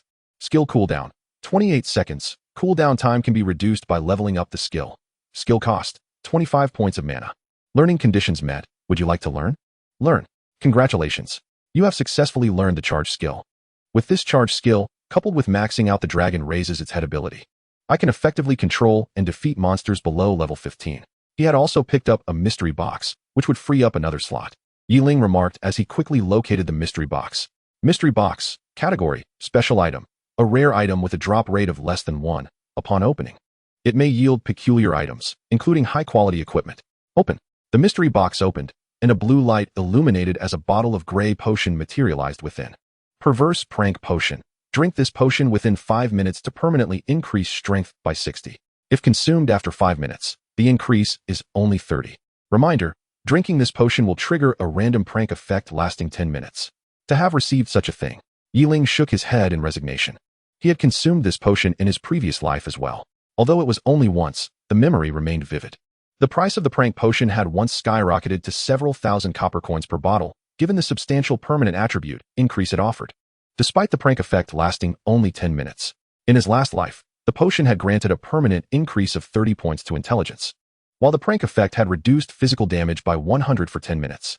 He is a master of his craft, and with the recent debilitation of physical damage, he effortlessly switched to a mage without any adverse effects, gaining a remarkable 30 points in intelligence. Now, the newly discovered vial astonishingly grants an increase of 60 points in strength attributes. Even with a prank duration of 20 minutes, the risk is wholly justified. After all, he possesses a return scroll and initially intended to return to the novice village to clear some space in his inventory. Without the slightest hesitation, Ling consumed the prank potion. Congratulations. Strength increased by 60, but you are now pranked. All skills are disabled for 10 minutes, and all attributes are reduced by 50. Quite ruthless indeed. Ling shook his head, dismissing the prank's significance. He had already donned all the equipment he could wear. That cooling necklace was quite impressive, reducing the cooldown of all skills by 15. This essentially allowed for seamless consecutive use of the Dragon Rising skill. He continued to sift through the ground for items of relatively high value.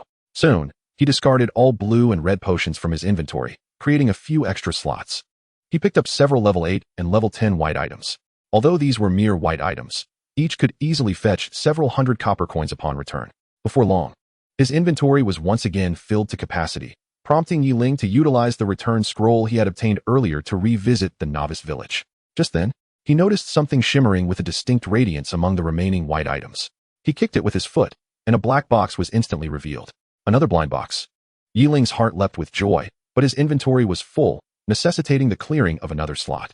At that moment, footsteps suddenly echoed from outside the valley. Ling looked up to see Qin Yifei and others entering, radiating a green light. Ling, what are you doing here? Where's that master? Qin Yifei's expression darkened, hostility evident in his eyes. As he spoke, he caught sight of the scattered equipment. Damn, this must be where that master was slain. No wonder you're here. You came to scavenge. Ha. Qin Yifei exclaimed, swiftly gathering the items strewn across the ground. The players from the Batian Guild behind him immediately joined in the scramble. The other two teams, unable to discern what was happening, were quickly left empty-handed, including the black blind box. It seems you haven't learned your lesson from our previous encounter. Did you think I would allow you to scavenge? A chilling voice emerged from Ling. It wasn't your kill, so what are you boasting about? Indeed, you're merely a scavenger. Why act so superior? You're just a level 4 trash. If it weren't for that 200 attribute boost, you wouldn't even survive in a level 6 monster zone, let alone a level 10. Qin Yifei and his teammates scoffed. I offer you a chance. All of this is mine. Hand it over, and I will only eliminate Qin Yifei. If you refuse, do not blame me for sending each of you back to the city. As Ling spoke, his spear materialized in his hand. Suddenly, he realized all his skills had turned gray, reminding him of the curse placed upon him from consuming the prank potion. At this moment, there were still 7.5 minutes left on the countdown. Unable to use skills, and with attributes weakened by 50. Facing their entire team of 5 left him somewhat at a disadvantage. The best strategy now was to delay. In 7 minutes, he would send them back to town. Seeing Ling draw his spear, their expressions shifted. Ling's previous ruthlessness in combat was still fresh in their minds. Brother Qin, shall we just give him the items first? After our second-class advancement, we can deal with him at our leisure. An assassin from the Batian Guild whispered to Qin Yifei. Qin Yifei nodded. He believed Ling would never advance to the second class and would remain permanently at level 30. A gentleman's revenge is never late.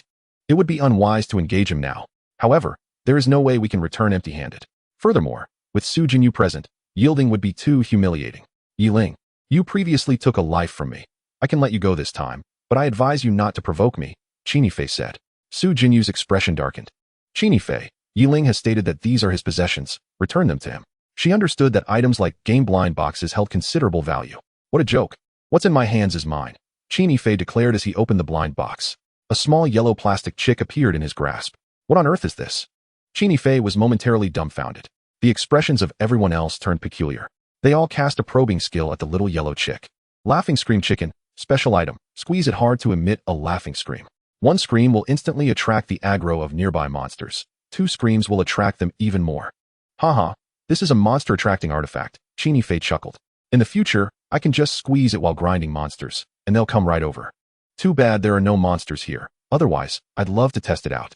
The crowd's expressions were tinged with envy, but Ling's face darkened. If his memory served him correctly, The laughing scream chicken had a hidden setting. If squeezed twice in succession without any monsters nearby, it would summon a level 15 hidden creature. Even if everyone present attacked together, they would likely be obliterated. With only 5 minutes remaining on his cursed state. Perhaps he could make a stand then, provided Qin Yifei refrained from squeezing it now. Qin Yifei, I advise you not to squeeze that thing carelessly. I have heard that if used indiscriminately, it can summon a formidable creature, and everyone will suffer the consequences. Ling cautioned, still apprehensive. He naturally did not care for the lives of others, but he was acutely aware of the value of his own life. However, Qin Yifei merely curled his lips in disdain, questioning, who do you think you are? Where did you hear about such items emerging from blind boxes? I believe you are simply envious of my treasures. As soon as he finished speaking, he gripped tightly twice. The harsh sound of a rooster crowing erupted, seemingly mocking Qin Yifei's foolishness. Simultaneously, a golden claw bear, exceeding 5 meters in size, abruptly appeared at the valley's entrance, 10 meters away. Chapter 12, Level 15 Hidden Golden. At that instant, the expressions of all present shifted dramatically. The valley fell silent, with the sound of a pin drop echoing. Almost everyone instinctively cast a detection spell at the claw bear. Enraged claw bear, level 15, quality, golden grade hidden health, 40. 000, damage, 800, defense, 600, agility, 100, fastest attack speed, 3 attacks per second, aggro range, 5 meters. This ferocious creature can only be awakened through hidden items or quests. In a state of confusion, its damage and defense are drastically reduced. However, upon entering a rampage, both damage and defense double. Upon seeing these attributes, a wave of despair washed over all but Ling. Although they were the elite of the novice area, their average attributes scarcely exceeded 100 points. With most individuals averaging around 60 points, bolstered only by a few pieces of white gear. The four-dimensional attribute system of Zhaoxin Glory dictates that, aside from warriors receiving 1 point of stamina, 20 points of health, and 10 points of defense, all other classes receive 1 point of stamina, 10 points of health, and 5 points of defense. Damage varies according to class. Warrior, 1 strength grants 7 physical damage ranger and gunner. 1 strength grants 8 physical damage assassin and archer. 1 strength grants 10 physical damage priest. 1 intelligence grants 5 magic damage poison master and mage. 1 intelligence grants 10 magic damage. This results in the team with the most robust warrior possessing barely under 2,000 health. Faced with the level 15 golden claw bear, hope for escape was non-existent. Did he truly summon a hidden creature? Qin Yifei was utterly taken aback. Roar! The claw bear let out a thunderous roar and immediately lunged towards Qin Yifei, who held the screaming chicken. In that moment, his heart raced, and he quickly tossed the chicken towards Ling. The bear's aggro transferred along with the chicken. Witnessing this, Qin Yifei's heart soared with joy, a wicked grin spreading across his face. Watch how I play with your demise. It's finally time for revenge. Just as Qin Yifei reveled in his triumph, he saw Ling swing his spear, striking the chicken with a resounding crack. A graceful arc traced through the air as all eyes followed the chicken's trajectory. Qin Yifei could only watch helplessly as the chicken landed back in his own arms. Damn it! Qin Yifei let out a strangled cry and hastily shoved the chicken into the hood of a nearby assassin. The assassin's expression changed drastically. Just as he intended to retrieve the chicken, the claw bear was already upon him. This assassin was part of Zhang Yixio's team, and at this moment, he cast aside his anger, darting towards the valley's exit. However, his speed was no match for the claw bear, and after only a few steps, he was caught. A scream pierced the air as the fragile assassin was slammed against the cliff wall. His health bar was instantly depleted, his corpse crashing to the ground as blood flowed like a serpent. The claw bear bit off half of the assassin's head and extracted the screaming chicken from the hood. A white light flickered as the assassin's corpse vanished, while the claw bear, now clutching the chicken, began to wander aimlessly at the valley's entrance, seemingly entering a state of confusion. As long as no one provoked it, it would not attack while playing with the chicken. The gruesome scene had already left these players, fresh to the game world, in shock. Gulp! Qin Yifei swallowed hard, suppressing his voice. Everyone, slowly retreat into the valley and maintain distance. Yet, as soon as he spoke, he laid eyes on the enormous boulder blocking the valley. In that moment, all gazes turned to Qin Yifei with fury. It was he who had led them into this perilous situation. If you wish to live, heed my words. If you desire death, do not drag others down with you. Just then, Ling interjected, let us wait a moment longer. This is not insurmountable. He was the one who most desired to eliminate Qin Yifei. Yet he recognized that this was not the time for settling scores. The crisis had not yet abated, and no one knew if the claw bear would suddenly erupt in rage. Upon hearing Ling's voice, everyone felt as though they had grasped a lifeline. His words must surely hold a solution. Even Qin Yifei's eyes brightened. Though he was reluctant to heed Ling's counsel, he was even more unwilling to meet his demise. After all, Dying once would result in a loss of half a level. Previously, he had no level to lose, but now that he had finally reached level 4, dying would certainly drop him from the first tier. Yi Ling, speak. We shall follow your lead, Su Jinyu declared. Others nodded in agreement. Have you noticed? The claw bear does not remain stationary. Every 10 seconds, it shifts left 5 steps, then right 5 steps, pausing for 30 seconds after 2 movements, Yi Ling explained. And then? Qin Yifei inquired. Silence. Do not interrupt, Yi Ling, Su Jinyu glared. Yi Ling continued. When it moves to the right, we can advance along the left wall without being detected by its aggro. Is that merely your conjecture? Whoever goes first might be the one to suffer. Qin Yifei questioned skeptically. I am willing to go first. Our grievances can await until we are safe, Yi Ling replied coldly. Qin Yifei's expression darkened as he retorted. That is unacceptable. If you escape and employ some nefarious means to draw our hatred upon us, will we not all perish? Lu Meng, you shall be the first to go. Qin Yifei, Yi Ling is not that kind of person, Su Jinyu instinctively defended Yi Ling. This only exacerbated Qin Yifei's mood. How do you know he is not that kind of person? He has already broken my neck before I even left the novice village. Who could be more ruthless than him? However, with Qin Yifei's words, Su Jinyu found herself at a loss for a rebuttal. It matters not. Let your people proceed first. Yi Ling calmly interjected, glancing at the remaining 2.5 minutes of his curse time. Yi Ling possessed extensive knowledge of the Kong's waxing. Not only had he slain countless ordinary Kong's waxing, but he also had experience with the golden variant. Besides this method, Yi Ling was privy to a secret about the Kong's waxing, although he preferred not to test it unless absolutely necessary. Everyone held their breath in quiet anticipation. As expected, after the Kong's waxing moved twice while clutching a squeaky chicken, it halted at a position to the right of the valley's entrance. Lu Meng, go? Qin Yifei commanded softly. A warrior from the Batian Guild immediately nodded and cautiously crept along the stone wall toward the exit. As he moved, everyone's hearts gradually rose in their throats.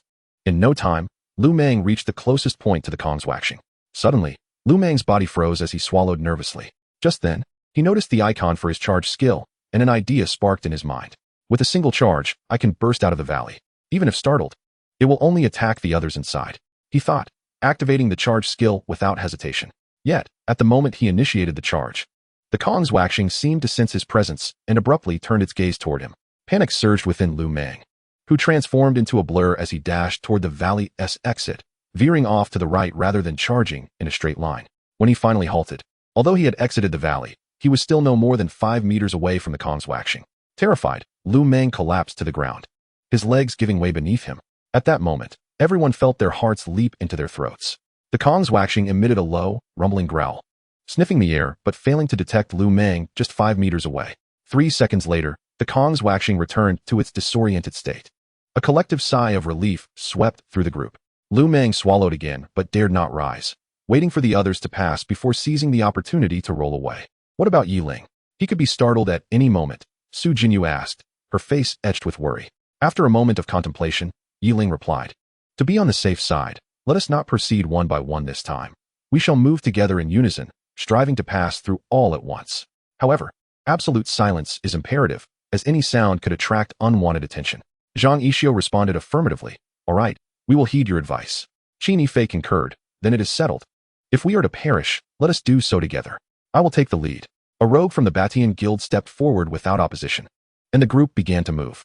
Su Jinyu intentionally lingered at the back, choosing to pass through alongside Yi Ling.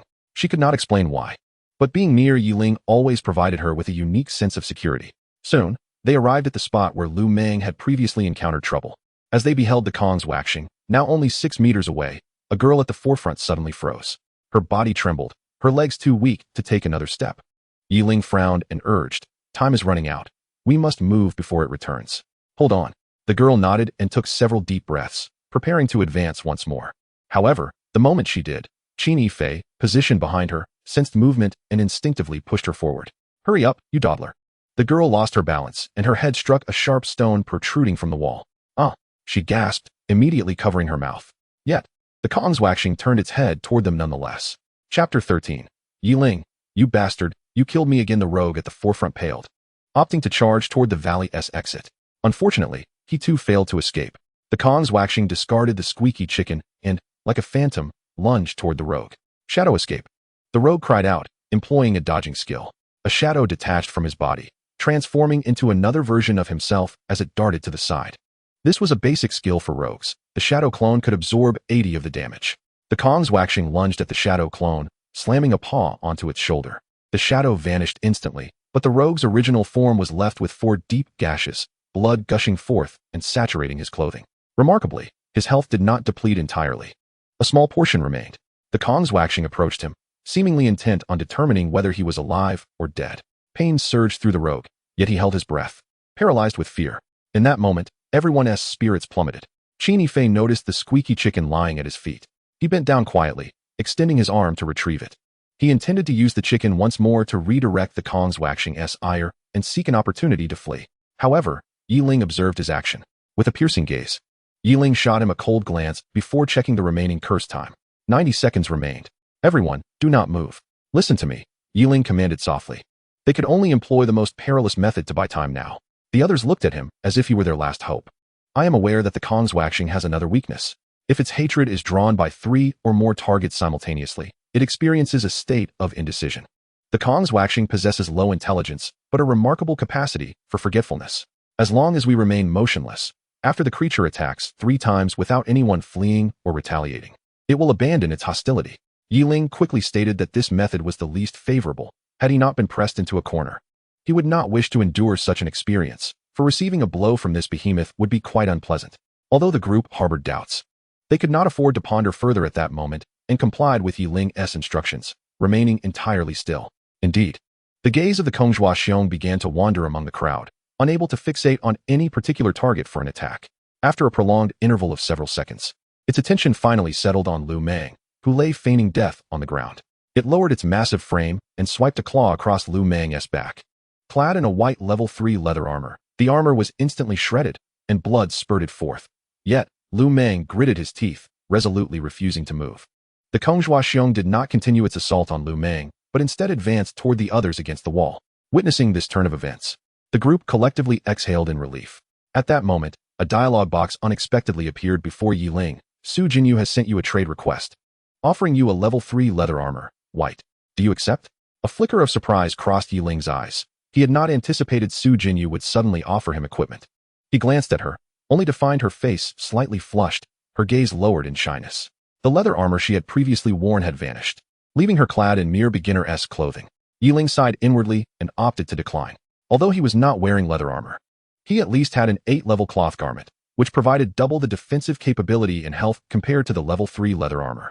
Ling surveyed the equipment in his inventory, regrettably noting that they were all level 5 or above, none of which Su Jinyu could don. He discreetly activated his Lingmu skill, and Su Jinyu's simple attribute panel immediately appeared before him. Her damage output was commendable, yet her health was exceedingly fragile, a quintessential glass cannon. Even with leather armor, her health would not suffice to withstand a blow from the Konghua Xiong. He mused to himself about her willingness to rescue others while being on the brink of death. Suddenly, he noticed the Konghua Xiong passing by several players, heading straight toward the back, its gaze locking onto Su Jinyu, as if sensing her vulnerability in her unarmored state. At that moment, Lu Meng, lying at the valley's entrance, finally glimpsed hope. Gritting his teeth against the searing pain in his back, he rolled with all his might, swiftly escaping the valley.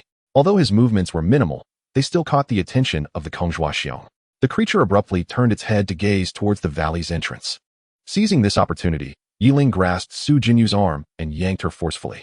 She felt an overwhelming force pulling her, and in an instant, she was hurled several meters away, only coming to a halt upon colliding with a large round stone. Despite the pain radiating through her back from the impact, the look she directed at Ling was filled with warmth and gratitude. The Konghua Xiong swiftly turned its attention to the large stone, yet by then, it had already moved beyond its perception.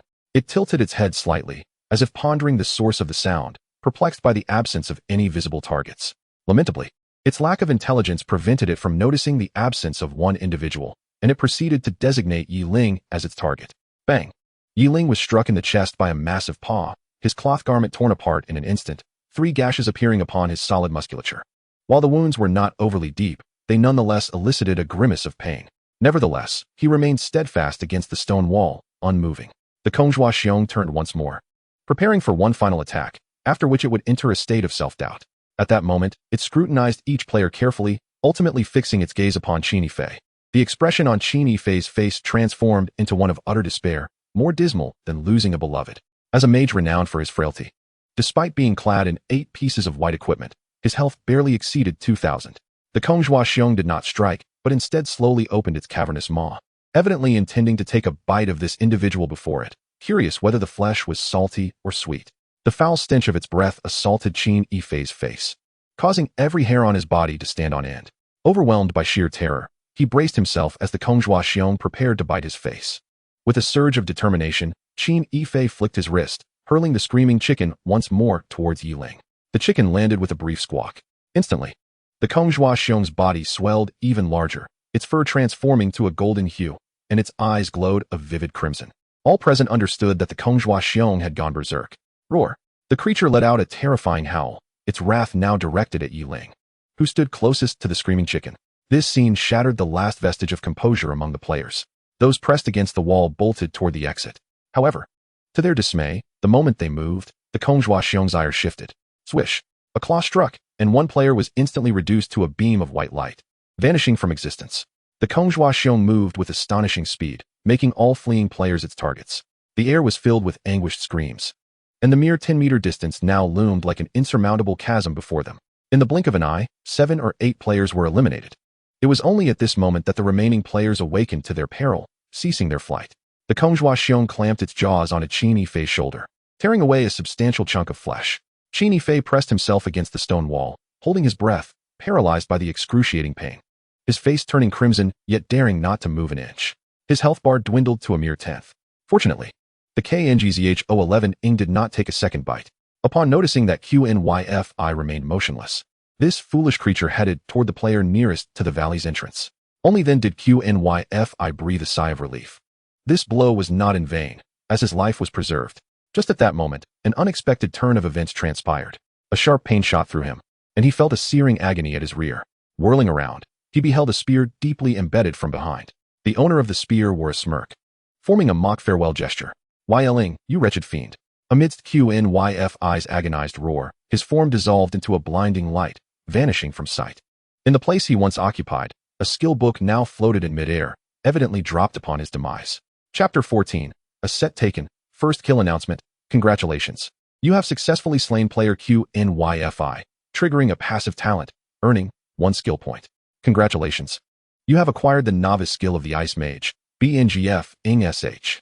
BNGF Ing SH. Quality, Novice. Required class, Ice Mage. Required level, 5. Skill description. Upon using this skill, the target becomes encased in ice for 3 seconds. Skill cooldown, 32 seconds. Upgrading skill level can reduce cooldown time. Skill cost, 30 mana points. Learning conditions met. Would you like to learn? Learn. Learning successful. Congratulations, you have acquired the skill BNGF Ing SH. Detecting sufficient skill points. Would you like to max the level of BNGF Ing SH? Max it. Congratulations.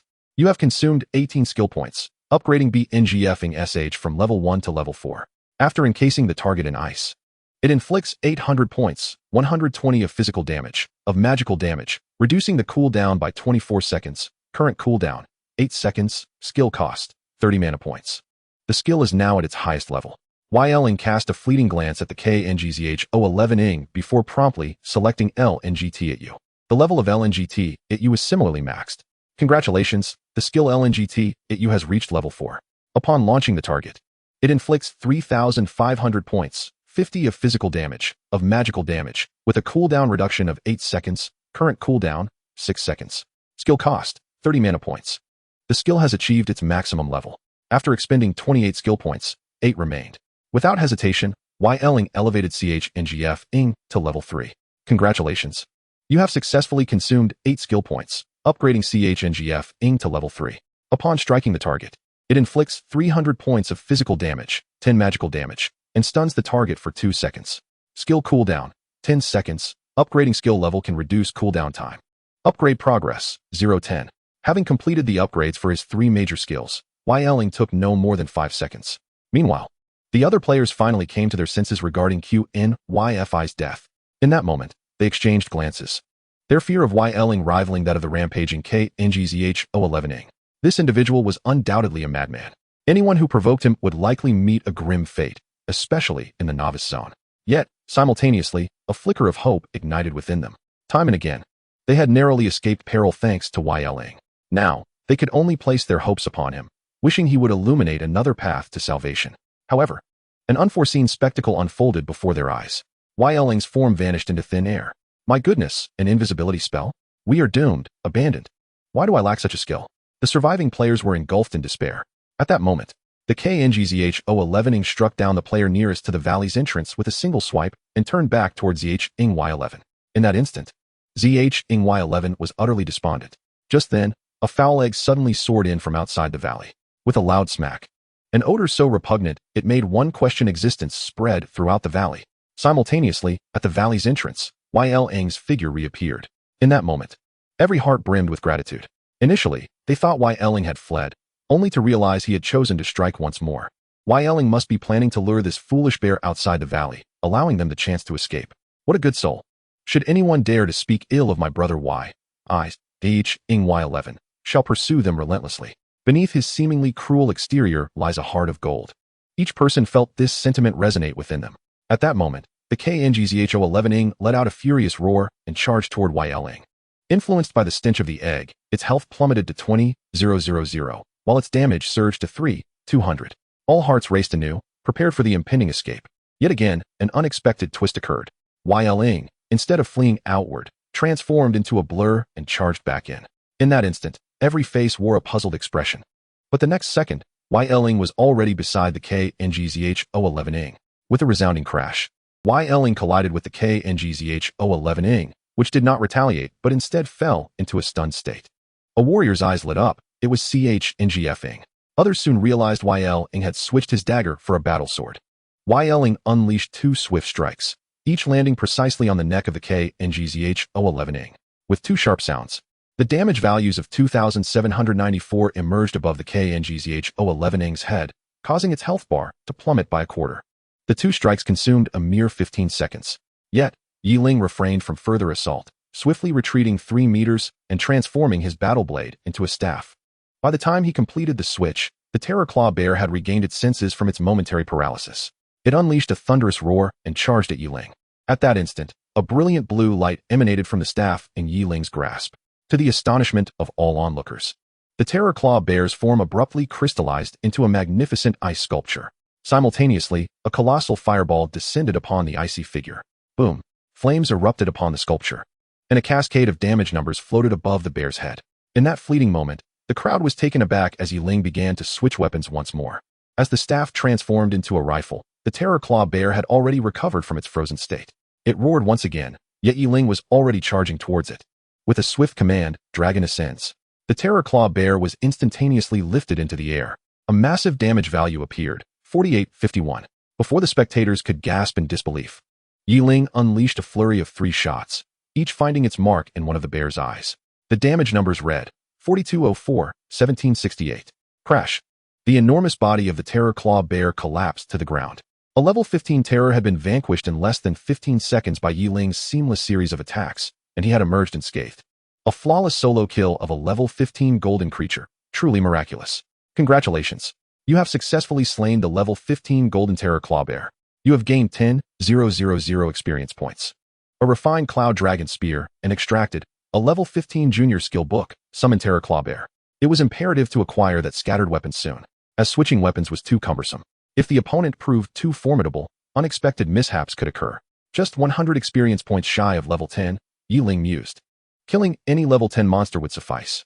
If memory served, the first to reach level 10 would indeed receive a reward. A slight smirk graced his lips. Simultaneously, a system notification appeared before all players in the novice area. Congratulations to player 10010 Ling for achieving the first kill of a golden creature in the novice village. Reward, 50 attribute points, 5 skill points, 1 golden treasure chest, and 1 glory point. Reminder, glory points can only be earned through achieving first kills across the server, completing server-wide quests, or fulfilling rare hidden tasks. Accumulating enough glory points will grant special rewards from the Divine Glory system. Chapter 15. Gift for you? Are you out of your mind? Upon seeing the announcement, countless players in the novice area were engulfed in astonishment. In the 10086 novice area, disbelief echoed through the ranks. What is happening? Our small team was wiped out twice while battling a level 5 blue creature, and you just killed a level 15 golden one? Unbelievable. How could anyone possibly slay a level 15 creature? Was it an army of 100? Ling, that name hints at the Dragon Kingdom. He must be a scion of a wealthy clan. How foolish to risk so many lives for a first kill. I'll remember you, Ling. I'm McLaurin's. have already reached level 6. If you survive until the regional merge, I will make you weep. In the 95-27 novice area, a meteor shower rained down upon the lantern monsters, scarecrows, and wild boar ridge. Every creature within a 1,000-meter radius succumbed to the onslaught, their bodies strewn about. Atop the scarecrow hill, golden light ascended from beneath two figures. Moments later, an array of equipment appeared before them. One was a man, the other a woman. The man had reached level 8, while the woman had attained level 5. They stood at the pinnacle of the 9,527 novice area rankings. Yet, their expressions were grim. Rue Gu, how could anyone have killed a level 15 creature so swiftly?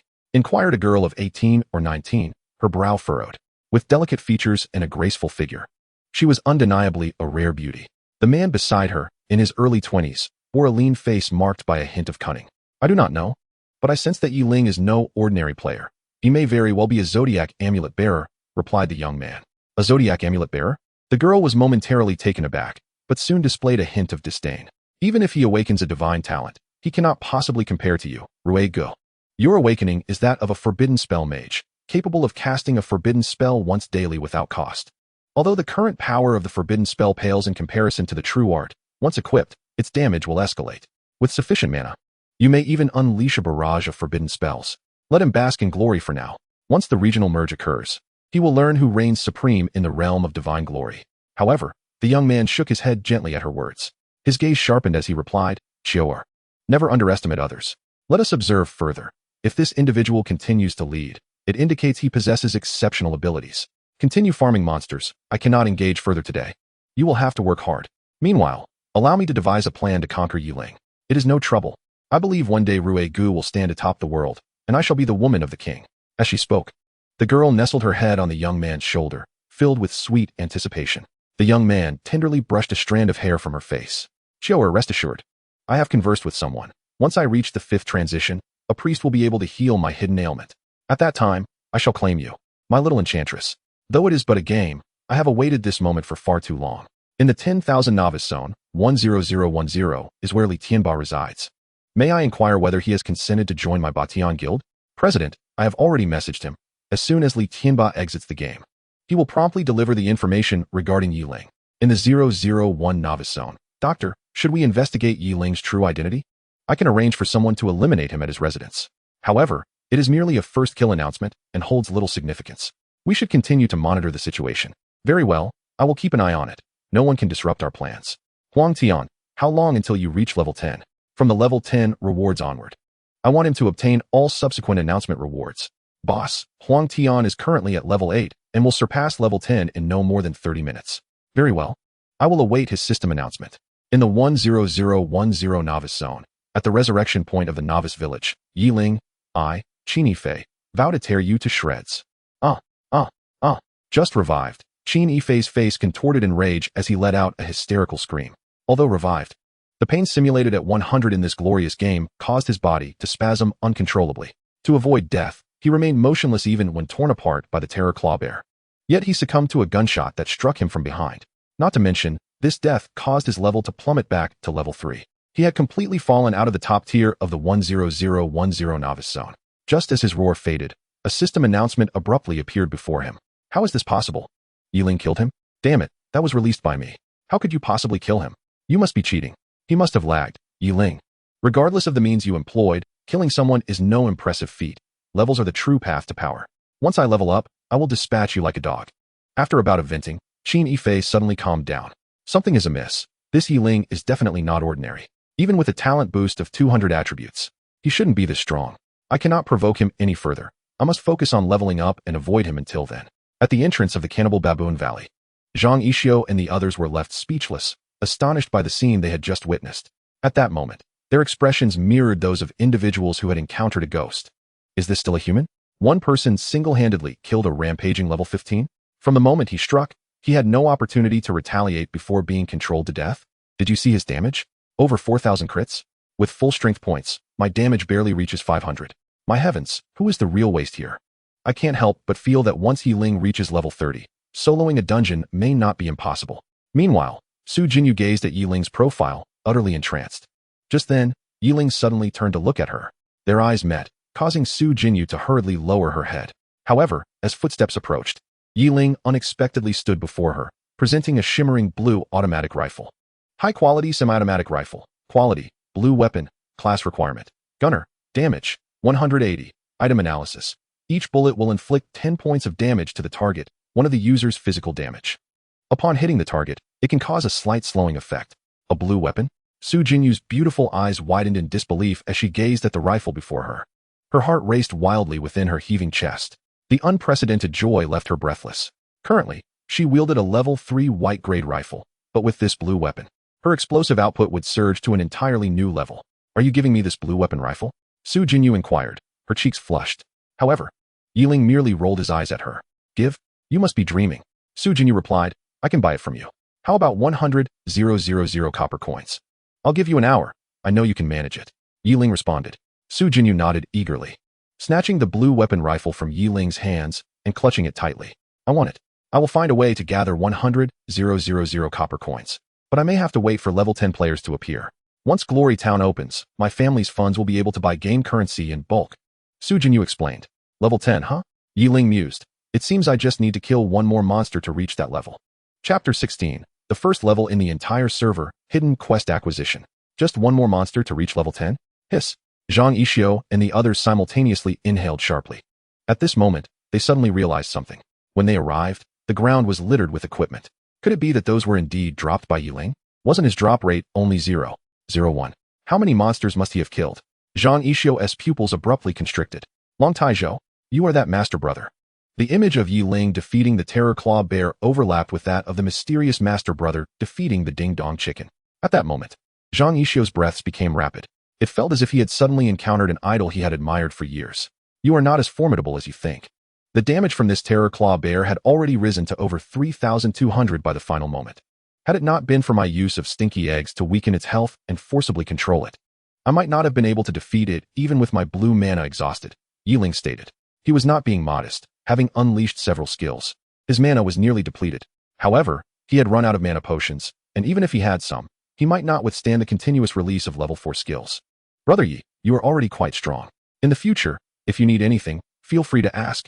I, Zhang Yixio, am willing to be your follower. Zhang Yixio proclaimed with fervent eyes. Ling nodded gently, noting that the level 10 monsters were about to respawn. You should leave and hunt slimes. If you manage to collect any slime tears, please save them for me. All right, let us depart now, Zhang Yixio exclaimed excitedly. Wait, Ling suddenly interjected. Zhang Yixio turned back, a hint of confusion in his eyes. I have a level 15 blue spear here. Do you want it? Ling offered, revealing a blue-red spear adorned with dragon engravings. Zhang Yixio's eyes widened at the sight of the spear. I might not have enough copper coins all at once, he stammered, swallowing hard. Just take it for now. Remember that you owe me 50,000 copper coins. Ling replied with a smile, tossing the spear over. Su Jinyu immediately pouted. Why does he only owe you 50,000? Ling grinned mischievously. Who told you to be a wealthy lady? Thank you, Brother Yi, Su Jinyu replied. Zhang Yixio accepted the spear, his smile stretching from ear to ear. No need for thanks. Let us go. As soon as Ling finished speaking, a shadow suddenly appeared at the valley entrance. Level 10 Cannibal Baboon. Ling's heart surged with joy as he thrust his spear, sending the baboon soaring. Before it could land, 3 strikes left its health bar completely depleted. Congratulations, you have successfully slain a level 10 Cannibal Baboon, earning 125 experience points and triggering the King and Peasant event, gaining 2 power. Congratulations, your level has increased to level 10, earning 10 free attribute points. Simultaneously, a system announcement echoed throughout the server. Congratulations to player Ling from Novice Area 10010 for being the first to reach level 10. Reward, 5 skill points, 1 silver treasure chest, 1 glory point. With the emergence of the first level 10 player, the server has simultaneously opened cross-region chat and trade channels, as well as the Novice Town map. Once there are more than 10 level 10 players, the teleportation passage from Novice Town will automatically open, allowing players who have reached level 10 in various Novice areas to cross regions at their own expense. Witnessing the golden light emanating from beneath Ling's feet and the system announcements that appeared before their eyes, everyone present was momentarily stunned. Quickly, you should leave. According to the spawn mechanism, the monsters here are about to respawn. Su Jinyu, we'll meet back in Novice Town, Ling stated before using a return scroll. Please select a return map, Novice Village, Novice Town, Novice Town. As Ling made his choice, his figure vanished in an instant.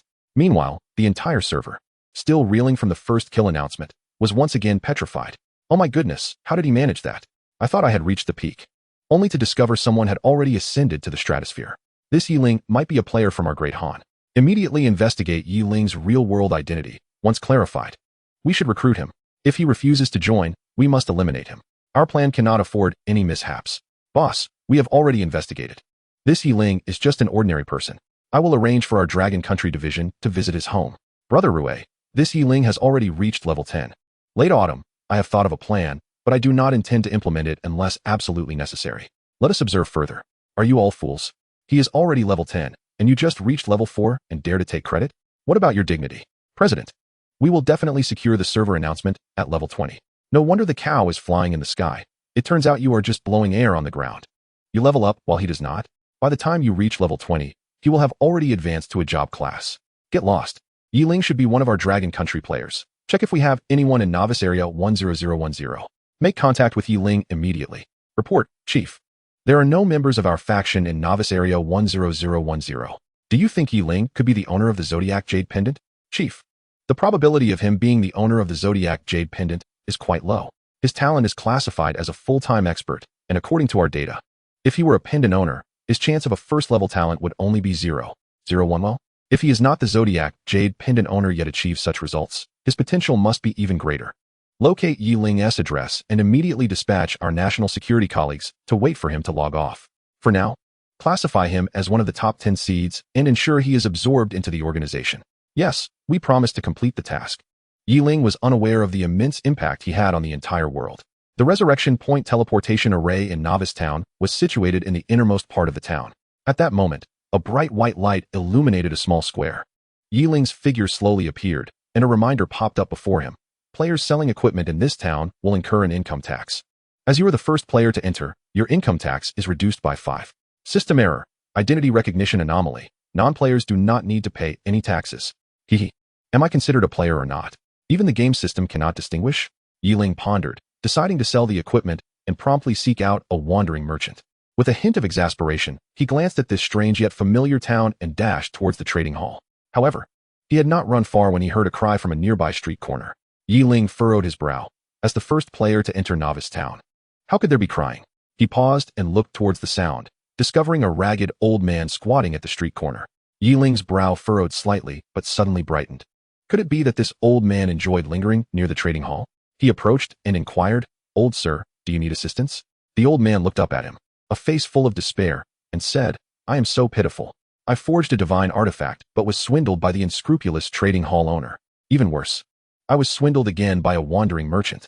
After 10 years of hard labor and blacksmithing, I am left with empty hands." Ling's eyes narrowed. This was undoubtedly the prelude to a hidden quest. Moreover, that wandering merchant was likely the very wandering trader he sought. "How may I assist you, dear sir?" Ling inquired once more. "Can you truly help me?" The elder's face was etched with skepticism. "I shall not believe it unless you provide me with a bottle of plum wine." Ding. Congratulations, you have triggered the unique hidden quest, the Artisan's Redemption.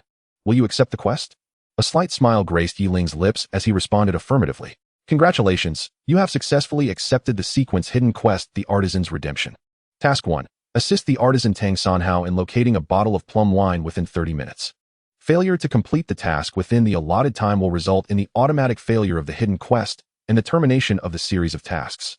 Upon completion, you shall be rewarded with Experience 10,000, Silver Coins 10, Critical Hit Rate 2, Random Equipment Chest 1. Friendly reminder, completing all hidden tasks will elevate your critical hit rate to 100. Chapter 17. The wool is never enough. Can talent be utilized in this manner? The first task is quite formidable, which explains the previous life where that individual achieved critical hits with every strike. Ling's heart began to race as he retrieved the pre-prepared bottle of plum wine from his inventory. Upon seeing the plum wine, the elder's eyes widened in astonishment. Clearly taken aback by Ling's swift completion of the task, he snatched the plum wine, forcefully uncorked the bottle, and consumed the emerald liquid. Congratulations. You have completed the Artisan's Redemption Task 1, earning rewards. Experience 10,000, Silver Coins 10, Critical Hit Rate 5, Premium Equipment Chest 1, Artisan's Trust Level 2. Current Trust Level 2. As Ling beheld the system notification, his spirits soared with joy. The rewards were exceedingly generous. Defeating a golden creature only yields 20,000 experience, yet he had secured 10,000 merely for completing a minor task. His experience bar had reached 50, and with the completion of another task, he would undoubtedly level up to 11. What delighted Yi Ling even more was the trust level. Based on his decade of experience and glory, he understood that once hidden tasks involved trust or affinity levels, reaching a certain threshold would undoubtedly yield unexpected surprises. He opened his inventory and clicked on the chest. Equipment chest, unidentified, quality, premium, item analysis. There is a certain probability of obtaining premium equipment corresponding to your level. Will you identify and open the chest? Yes. Due to the absence of an identification skill, the standard identification has a 50 probability of yielding equipment. Identifying. Identification successful. Congratulations. You have obtained the armor-piercing spear, premium. Required level, 10 damage, 200, strength, 10, armor-piercing rate, 5, not too shabby. The plum wine had conveniently freed up a slot, and Yi Ling promptly stored the spear. Now, dear sir, may we discuss how I can assist you? Yi Ling asked. You are a kind soul, please retrieve 2,000 copper coins from the proprietor of the trading post for me, the elder replied. Task 2. Within 30 minutes, acquire 2,000 copper coins through unconventional means from the proprietress and deliver them to the artisan Tang San Hao. Upon completion of this task, you shall be rewarded with experience 20,000, silver coins 20, critical hit rate 5, premium equipment chest 2. Upon reading the task prompt, Yi Ling turned and made his way to the trading post. The trading post offered equipment for sale, which the proprietress would sell at a premium to other players. With the game freshly launched, the price of the initial batch of white gear would undoubtedly astonish him. He pondered the potential cost of that blueprint. While undertaking the task, he needed to acquire enough copper coins swiftly. In addition to the blueprint, he required a large capacity inventory. In deep thought, Yi Ling soon arrived at the trading post's entrance. Standing before the door was a voluptuous woman clad in traditional attire. Young man, are you here to purchase equipment? You are our first customer today, and there are discounts for both selling and buying equipment. The proprietress greeted with a flirtatious glance. Yi Ling flashed an innocent smile and inquired, Hello. I wish to sell equipment. What discounts are available today? Oh, the proprietress expressed surprise. I do not accept equipment below level 8. Yi Ling chuckled, rest assured. All are above level 8. You are indeed fortunate, young man. If you sell equipment worth over 5,000 copper coins today, I will additionally provide you with a red envelope of 5,000 copper coins. The proprietress smiled warmly. Is that so? Yi Ling feigned delight. The proprietress observed his expression closely, a flicker of cunning flashing in her eyes. Show me what you have. I guarantee you'll be pleased with the price of the first batch of equipment. Yi Ling promptly retrieved all the white gear from his inventory, totaling 9 pieces, all of which were level 8 to 10. Young man, have you robbed someone? The proprietress exclaimed with excitement. Perhaps, how much will you offer? Yi Ling responded. Typically, white gear at level 8 is priced at 500 copper coins, while level 10 is valued at 800. You possess 4 pieces of level 8 and 5 pieces of level 10 white gear. I shall settle all for 1,000 copper coins. What do you think? The proprietress stepped closer, her ample bosom brushing against Yi Ling. Her alluring gaze sparkled enticingly. Although the price appeared generous, players must pay a tax on their sales. This tax is levied by the establishment, with 80 of the revenue returning to their own coffers. Thus, the seemingly high offers were merely a facade. The dark underbelly of the new player town had been the subject of much criticism on various forums in his past life. Yi Ling was acutely aware of this, but remained unfazed, for he was tax-exempt. Let us make it 10,000 for all 9 pieces. I'll provide you with good merchandise in return. Yi Ling smiled. The proprietress, hands on her slender waist, cast a mildly reproachful glance at Yi Ling, saying, You little rascal, always taking advantage of your elder sister.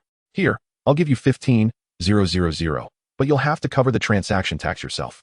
She raised her hand to collect all the equipment, a glimmer of smugness dancing in her eyes. Simultaneously, she adjusted the income tax to 60, meaning Yi Ling would have to return 9,000 copper coins. Not only had she acquired the equipment, but in the end, she had only paid Yi Ling 6,000 copper coins, a remarkable profit indeed. The proprietress promptly transferred 15,000 copper coins to Yi Ling. You are truly a good person, Yi Ling remarked. You didn't anticipate the 60 income tax, did you? You still need to return 9,000 copper coins to me. She mused internally, but the next moment, her eyes widened in disbelief. A notification popped up before her. Transaction completed. Transaction counterpart is not a player. No income tax required. Upon seeing this notification, the proprietress's expression transformed into one of utter shock. Could this be a mistake? Yi Ling's expression mirrored her astonishment. At that moment, a system notification also appeared before him. Congratulations on winning the contest against the proprietress, successfully triggering a passive talent, extracting 10 silver coins. 1 gold coin equals 1,000 silver coins, and 1 silver coin equals 1,000 000 copper coins. Is it possible to play this way? He pondered.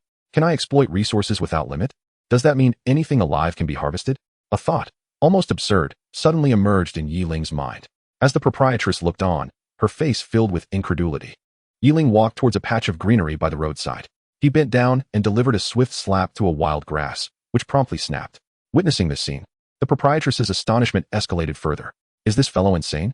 Meanwhile, Ling's face remained alight with joy.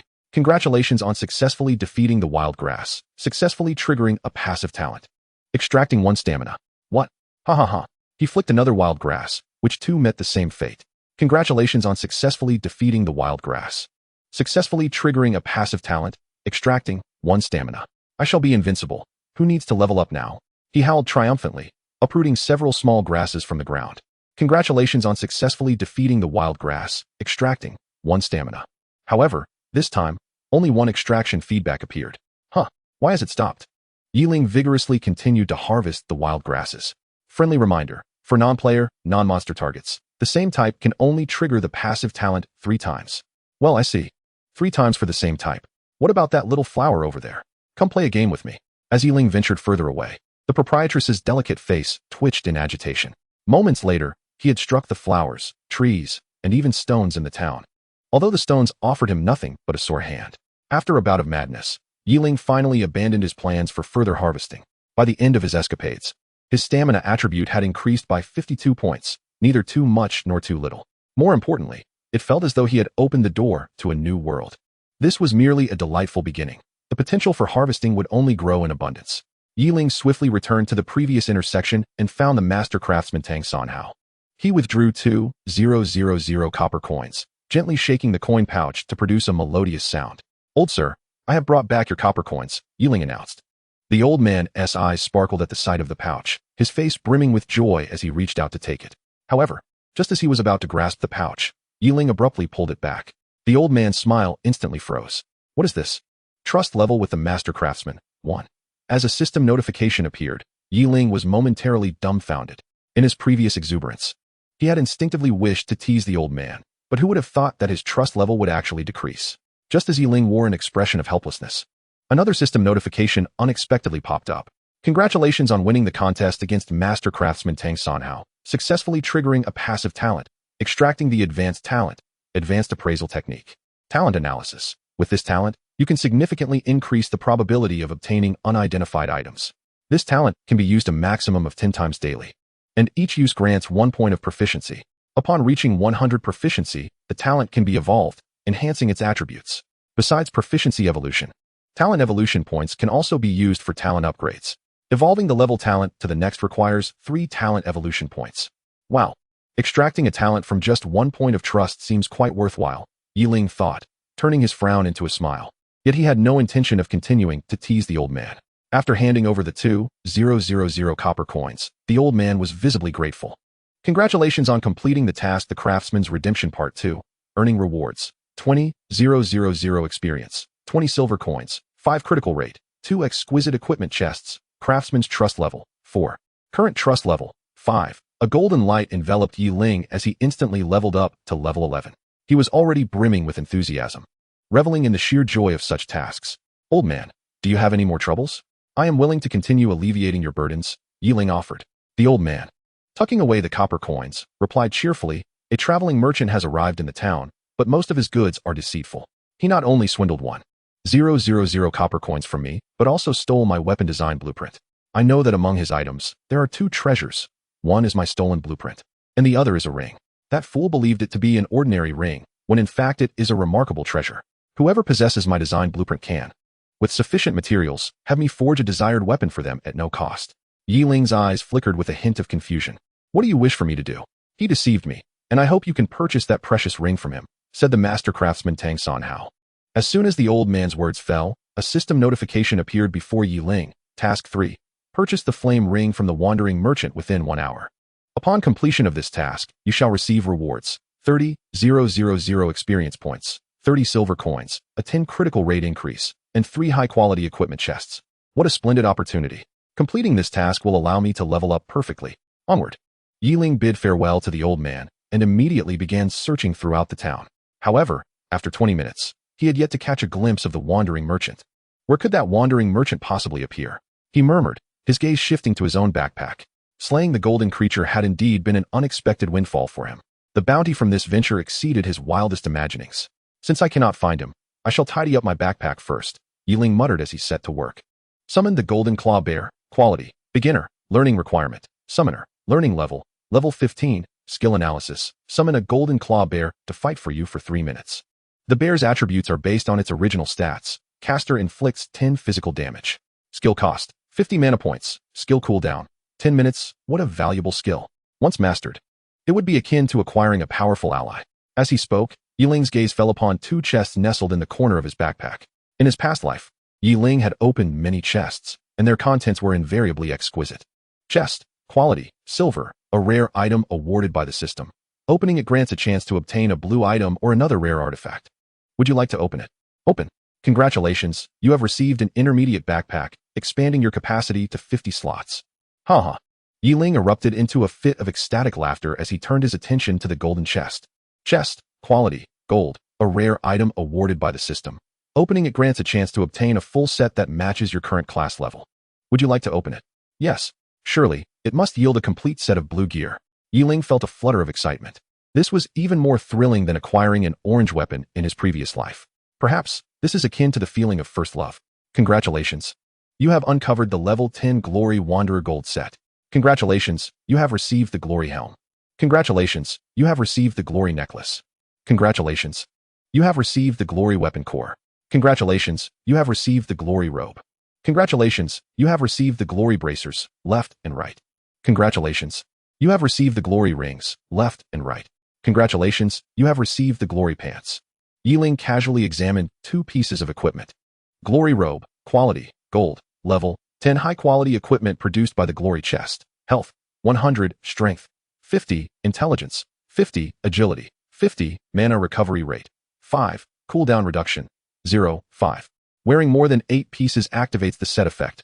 All attributes increase by 10. Glory Ring, quality: gold, level 10. High-quality equipment produced by the Glory Chest. Health: 100, strength 50, intelligence 50, agility 50, attack speed 2, cooldown reduction 0.5. Wearing more than 8 pieces of the Glory set activates the set effect. All attributes increase by 10. Glory Weapon Core, quality: gold, item analysis. This item can be fused with any class weapon, automatically evolving it into a Glory set accessory. As Ling gazed at the attributes of the equipment, his smile grew ever more radiant. According to the game design of the Glory of the Gods, a complete set of equipment consists of 10 items, 4 offensive pieces and 6 defensive pieces. The attributes of the same set are generally consistent, with the main weapon's attack power slightly exceeding that of other offensive items. This Wanderer set, however, offers no particular focus, instead emphasizing a balanced enhancement. While these attributes may seem somewhat wasted on other classes, they represent the ideal configuration for Ling. A hexagonal warrior naturally strives for an all-around exceptional build. What thrilled Ling the most was the acquisition of a weapon core. If he could obtain that Wanderer weapon, he would immediately possess a complete set of the Glory Wanderer equipment. With a thought, Ling donned all 9 pieces of golden gear. The entire ensemble radiated a predominant white hue, intricately embroidered with golden magical runes. At first glance, it resembled a mage's robe, yet it offered far more agility. With his already handsome appearance, Ling found himself even more striking in this attire. Let me see how my attributes have improved, he said, lifting his hand to access his attribute panel. Chapter 19. A Grand Scene of Social Death. Player: Ling. Level: 11002. Class: Versatile Warrior. Talents: Master of all trades. Level: King or Loser. Super God level hidden talent. Water Mastery. Disaster-prone physique. Advanced appraisal. Spirit Eye. Level: Talent bonus. All attributes enhanced by 200 activated. Stamina: 1142, 2398. Strength: 617, 1295. Intelligence: 644, 1352. Agility: 634, 1331. Free attribute points: 10. Skill points: 10. Remaining resurrection attempts: 0. Skills: Dragon Rising, level 4. Charge, level 3. Ice Seal, level 4. Stealth, level 1. Fireball, level 1. Slash, level 1. Combat Power Assessment: 30 stars, having gained 10 skill points. Ling immediately accessed the skill menu and upgraded his charge skill to its maximum level. Congratulations, you have successfully consumed 10 skill points to elevate charge to level 4. Upon striking a target, it inflicts 500 points of physical damage, 15 magical damage, and immobilizes the target for 2 seconds.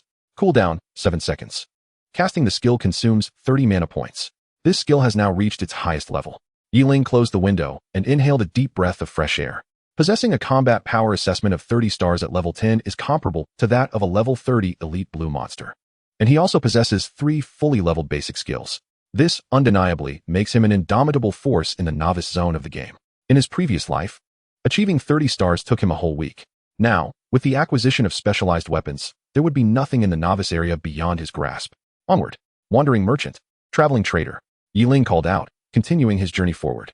The news of the novice town opening had captured the attention of numerous players. Several high-ranking players were already flocking towards the town. With limited backpack space in the early stages, they needed to procure potions periodically. Many opted to head to the novice town. At this moment, Su Jinyu also appeared at the town entrance. She had just logged out of the game. Her family had purchased a substantial amount of game currency for her, and she only needed to withdraw the copper coins from the bank in the novice town. However, as soon as she set foot in the town, a figure approached her. Isn't this Su Jinyu? What a coincidence. We really are fated to meet, said the approaching individual with a cheeky grin. Su Jinyu cast a glance at him, a flicker of annoyance flashing in her eyes. This person was Xiao Cijio, the player who had awakened the double experience talent. He and Su Jinyu attended the same university and were even classmates, as well as one of her suitors. Additionally, he was the eldest son of the Xiao family, the largest pharmaceutical conglomerate in Longhua. Despite being a recent transfer student to Nanda, he had caused Su Jinyu considerable distress. Among her many admirers, he was undoubtedly the most persistent. No matter how she rejected him, he always accepted it with a smile and continued his pursuit. Xiao Cijio, I have matters to attend to, please do not disturb me, Su Jinyu said, proceeding deeper into the town. Where are you headed? I just happen to have business in the town as well. Since we are classmates, let us go together, Xiao Cijio replied, closely following Su Jinyu. Su Jinyu's expression darkened immediately, yet she had no legitimate reason to expel him. Reluctantly, she continued onward. Jinyu, did you know? I've already reached level 6. Isn't that impressive? I was first when the rankings were released, Xiao Cijio boasted, his face brimming with pride. It was indeed something worth bragging about. However, he soon noticed that Su Jinyu's expression remained unchanged, growing even more indifferent. Yet, Xiao Cijio, being inherently obstinate, refused to lose hope, even when faced with disinterest. If discussing levels did not pique her interest, he would speak of something else. There had to be a topic that would captivate her. He quickened his pace and continued. You won't believe it, but I encountered a level 3 elite monster. At that moment, I was all alone, and I threw a handful of sand right into the creature's eyes. My technique was exquisite. That elite monster was instantly blinded. I grabbed a brick and pounded it on its head without mercy. In under 2 minutes, I had it down on the ground. What do you think? Am I impressive? However, Su Jinyu merely rolled her eyes, a level 6 player bullying a level 3 elite monster. And you dare to brag about it? Xiao Cijio's face fell instantly. He thought to himself, do you think I wanted to kill a monster above my level? But I simply cannot. Not everyone is as monstrous as Ling. Wait a moment, killing monsters above his level? Xiao Cijio's eyes lit up as he recalled the previous announcement, feeling a surge of admiration. Having transferred not long ago, he did not know Ling, but anyone who could outpace him in levels and defeat a level 15 golden monster was undoubtedly someone to respect. Su Jinyu, let me tell you, I encountered a true master today, none other than the current top-ranked player, Ling. That guy is remarkable. Xiao Cijio began to boast, while secretly observing Su Jinyu's reaction. Sure enough, upon hearing Ling's name, the frost on Su Jinyu's face melted significantly. Xiao Cijio's heart soared with joy, thinking to himself that he might have a chance. It was not that he feared her indifference, but rather her lack of interest in anything at all. He, Xiao Cijio, was known as the killer of 14 billion maidens, and as long as she showed interest, he would eventually make her fall. Do you know why Ling levels up so quickly? Xiao Cijio inquired once more. Su Jinyu instinctively shook her head. With a mysterious smile, Xiao Cijio revealed, let me share a secret. I am the one who assisted Ling in leveling up. This secret must remain between us. A flicker of astonishment crossed Su Jinyu's eyes, mingled with a hint of curiosity, as she contemplated the possibility. Observing her reaction, Xiao Cijio's eyes sparkled with delight. In truth, I only helped him for a short while. Eventually, I realized he is truly remarkable. His combat prowess surpasses that of any player I have encountered, earning my utmost admiration. Ling's strength is enough to establish him as a legend in the novice area, and in the presence of such divinity, we must approach with reverence. Thus, I have accepted Ling as my adoptive father. No matter what level of greatness he attains, he will always remain my adoptive father, Xiao Cijio. As Xiao Cijio spoke, He stole another glance at Su Jinyu, who appeared to be genuinely engaged in his boasting. His elder had indeed spoken the truth. The 3 strategies for pursuing a girl are to persistently pursue, paint grand visions, and boast. As long as these are executed, no girl is unattainable. Xiao Cijio felt a surge of pride and continued, "Let me share another secret with you. Did you see the announcement for the 15-level golden creature? That was actually a collaboration between my adoptive father and me, but since he is a great being, I withdrew from the party just before it perished to show my respect. Hence, my name was not mentioned in the system announcement." Suddenly, he noticed a peculiar expression on Su Jinyu's face. "Who is your adoptive father? You killed that golden creature with Ling?" Su Jinyu could not help but chuckle. "Yes. What of it? Are you shocked?" Xiao Cijio asked. "You truly are a formidable expert," Su Jinyu remarked, leaving in a hurry towards the bank. Xiao Cijio scratched his head, bewildered by the situation. "If I didn't kill it alongside him, then did you?" he mumbled, continuing to chase after her. However, no matter what he said, Su Jinyu ignored him, her cold, beautiful visage radiating an aura of distance. As she briskly headed towards the bank, Xiao Cijio noticed a strange figure standing at the entrance of a nearby alley. The individual, with a cargo basket on their back, resembled a merchant. How curious to find a trader here, he thought, dismissing it and pursuing Su Jinyu. To his surprise, Su Jinyu successfully withdrew her funds, only to discover that Xiao Cijio had also withdrawn a considerable sum. In the novice village, all transactions are conducted using copper coins. However, in the main city, silver coins become the primary currency. Early on, various financial groups invest heavily in acquiring vast amounts of copper coins to support their clan members. The Xiao family had provided Xiao Cijio with a staggering 500,000 copper coins, surpassing Su Jinyu's amount by 100,000. Such wealth is a fortune in the early stages of the game. Fortunately, Xiao Cijio seemed uninterested in flaunting his riches. With a slight grimace, Su Jinyu quickly messaged Ling, and they arranged to meet at the central square of the town. Before long, Ling appeared along the broad street. Upon spotting Su Jinyu, he approached directly. However, as he drew near, he overheard the boy with his back to him say, "You should have seen how terrifying that Fearclaw bear was. I was responsible for stunning it with bricks, while he dealt the heavy damage. That massive paw came crashing down on me. Thankfully, I was equipped with this blue-quality leather armor." Unbeknownst to Xiao Cijio, another person had joined them. As he continued fabricating tales of his collaboration with his adoptive father, he unwittingly flaunted his blue gear. Undoubtedly, this equipment was far more splendid than the white ones. While he reveled in his attire, Ling arrived just behind him. At that moment, he was struck by the sight of Su Jinyu's icy facade transforming into a radiant smile that could melt hearts. "Ah, my blue gear has indeed captured her attention," Xiao Cijio internally cheered. Just then, Su Jinyu began walking toward him. Could it be that the goddess has finally been moved by me? He felt a wave of elation. Yet, as he pondered how to proceed with the goddess, Su Jinyu swiftly brushed past him. The enchantment on his face instantly froze. He slowly turned to see Su Jinyu standing next to an exceptionally handsome young man, her gaze towards him filled with warmth. A fire ignited within Xiao Cijio's heart. Despite his flattery earning him only the goddess's cold shoulder, this young man, undeniably more handsome and seemingly better equipped, had captured her attention. Anger bubbled within him as he approached Ling, demanding, "Who are you? I advise you to keep your distance from Su Jinyu. Do you know who my adoptive father is?" Ling had not anticipated this sudden confrontation. He regarded Xiao Cijio with a mix of surprise and scrutiny, his expression shifting to one of intrigue. It felt as though they had transcended time, returning to a previous life. In that life, although Ling had not established a guild, he had amassed numerous followers, including a pair of notable companions. One was Mingda, renowned for his talent in acquiring wealth, while the other was Xiao Cijio, known for his proficiency in gaining experience. Ling had met Mingda after his first class change in the main city, but he had only become acquainted with Xiao Cijio during his third class change, during a siege battle. It was then that he learned Xiao Cijio hailed from the same novice village as he did, possessing a talent that could only be described as extraordinary.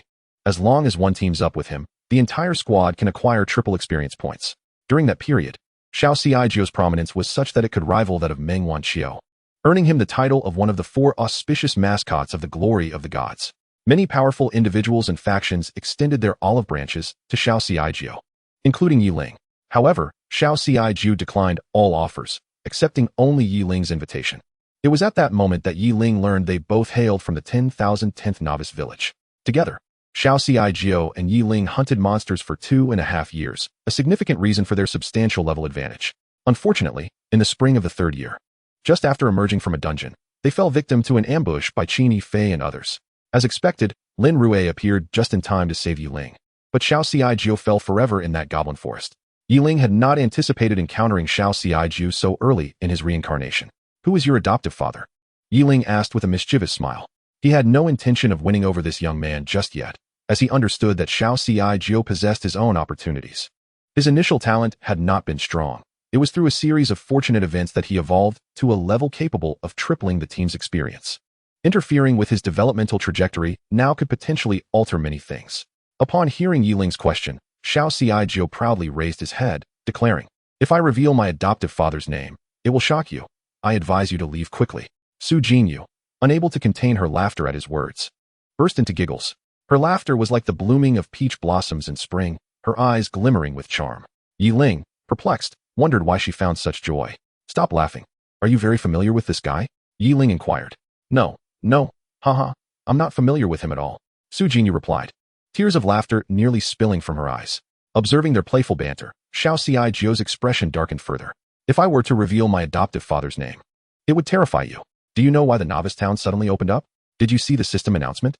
Did you notice the level 15 golden first kill? Do you know who my adoptive father is?" Listening to Xiao Cigio's words, Ling was utterly astounded. In that instant, he finally comprehended why Su Jinyu reacted so exuberantly. It was likely that this fellow had been boasting in front of her. Ling's eyelids twitched wildly, and he felt an overwhelming sense of helplessness.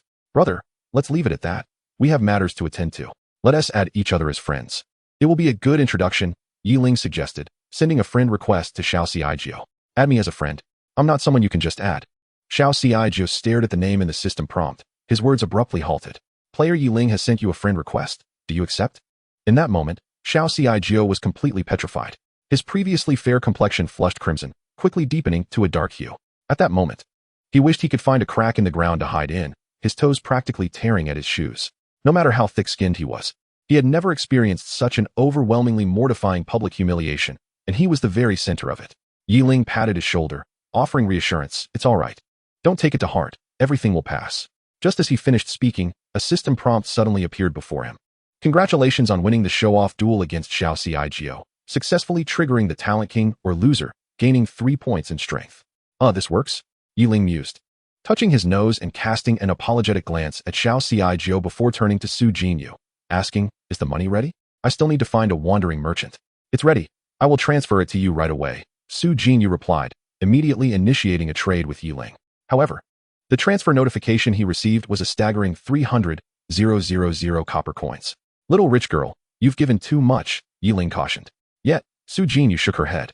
"I am not giving it to you for free. The extra 200,000 is an advance payment. If you find suitable equipment for me, set it aside." Hearing her words, Ling did not refuse, as he was in urgent need of funds. He had no idea how much the scattered gear would cost, and the materials required for crafting equipment were also quite substantial. The additional 200,000 Su Jinyu provided was just what he needed to alleviate his pressing situation. "All right, let us leave it at that. When there's an opportunity, I'll take you to level up. Now, I need to find the wandering merchant. I don't even know where to look. I've searched around but found nothing," Ling said, furrowing his brow as he surveyed the surroundings. Just then, Xiao Cigio, who was awkwardly constructing an underground castle, suddenly looked up, his eyes lighting up as all awkwardness vanished in an instant. While agreeing to Ling's friend request, he exclaimed, "You mentioned a wandering merchant. I saw one." "Where?" Ling inquired. Xiao Cigio pointed into the distance, saying, "In that little alley over there. I saw someone carrying a goods basket when I passed by earlier." "Thank you. I'll go check it out," Ling said, quickly heading in that direction. Without hesitation, Su Jinyu followed suit, but as soon as she moved, Xiao Cigio trailed after her. "Can you not follow me?" Su Jinyu suddenly stopped, glaring at Xiao Cigio with annoyance. At that moment, Xiao Cigio felt as if a heavy snow had suddenly begun to fall from the sky. His usual determination to pursue his goddess wavered, yet his character forbade him from retreating. "I'm not short on money. I'm just looking to find some treasures. Ling might be better looking and stronger, but that doesn't mean his luck will surpass mine. What if I happen to stumble upon some treasures from that merchant? Who knows, I might snag some legendary equipment or epic items," Xiao Cigio mused, raising an eyebrow as he spoke. He disregarded Su Jinyu and swiftly pursued Ling. Moments later, Ling indeed spotted the wandering merchant at an alley entrance. The merchant had already laid out a linen cloth on the ground, displaying over 20 items seemingly haphazardly arranged upon it. His eyes scanned the goods with urgency, but soon his brow furrowed. None of these items were what he sought. Neither rings nor design drafts were present. Could it be that every novice town's initial batch of goods differed? If his assumption were correct, it would pose a significant dilemma. Xiao Cigio followed closely behind, his eyes wide like copper bells. What a treasure trove, he exclaimed. Mysterious copper man, unidentified, price, 80,000 copper coins. This is a gem. Treasure map of the Western regions, unidentified, price, 100,000 copper coins. This must also be a treasure. Cursed stone sword, unidentified, price, 200,000 copper coins. My heavens. This is certainly a major find. Su Jinyu interjected. Do you even know what a find is? She questioned disdainfully. A find? Xiao Zijiu rolled his eyes. Do you think this is a novel? Where are there so many major finds? Being able to purchase genuine treasures is already commendable. Young Master Xiao, go ahead and buy it. Let us see if you can truly acquire a genuine treasure. Su Jinyu responded with an air of indifference. Ling felt a twinge of guilt. After all, this was his future comrade. Instead of giving so much money to the merchant, it would be better to hand it over to him. I say, Xiao, the depths of this stall run deep. Why not give me the money? And I can procure some equipment for you, Ling suggested. Unfortunately, Xiao Zijiu seemed unappreciative of the advice. Great deity, I understand your prowess, but do not underestimate me. My discerning eyes are sharp. Just watch me find a bargain. Boss, I'll take these 3, Xiao Zijiu declared, pointing at the 3 items he had previously favored. Upon hearing this, the merchant was instantly elated and promptly handed the 3 items to Xiao Zijiu. A glint of cunning flashed in his eyes. He knew his goods all too well. Most of these unidentified items had been assessed through special means, and those he was selling were mere subpar products with a less than 5 chance of being valuable. He relished watching others purchase rubbish for exorbitant prices. Xiao Zijiu's account balance immediately plummeted by 380,000 copper coins. Even Ling could not help but feel his heart race at the sight of such extravagance. A flicker of doubt crossed his mind as he suddenly recalled something. In his past life, he had attained financial freedom only after reaching the 3rd turn. When he first met Xiao Zijiu, the young man seemed rather destitute, nothing like the affluent persona he exhibited now. Had something significant transpired in the interim? Ling did not dwell on it, but instead focused on the treasures in Xiao Zijiu's hands. He activated his spiritual eye. In the world of Zhuxian Rongyao, unidentified items indeed had the potential to be treasures. Mysterious copper man, quality, fine. Item analysis. Holding this item allows for a single summon, matching the player's level. There is a chance of failure upon summoning, and regardless of success or failure, the item will automatically vanish after use. Ling shook his head in resignation. The standard probability of success for treasures was typically 50-50, but the merchant's wares likely had less than a 10% chance of yielding anything valuable. He scrutinized the properties of the copper man, and Xiao Zijiu did as well, yet he was brimming with excitement. At my level? This is it. I'm bound to summon something great. Summoning failed. Item has disappeared. Xiao Zijiu felt an impulse to strike out at the merchant, having spent 80,000 copper coins for naught.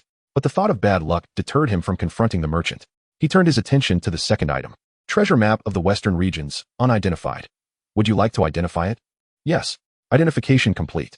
Treasure map of the Western regions, quality, legendary, item analysis. Using this treasure map allows for treasure digging on the current map, with a certain probability of unearthing substantial wealth. Wow, this time luck must be on my side. Xiao Zijiu chuckled as he immediately employed the treasure map. He soon received a shovel, and a red cross appeared beneath a tree by the roadside.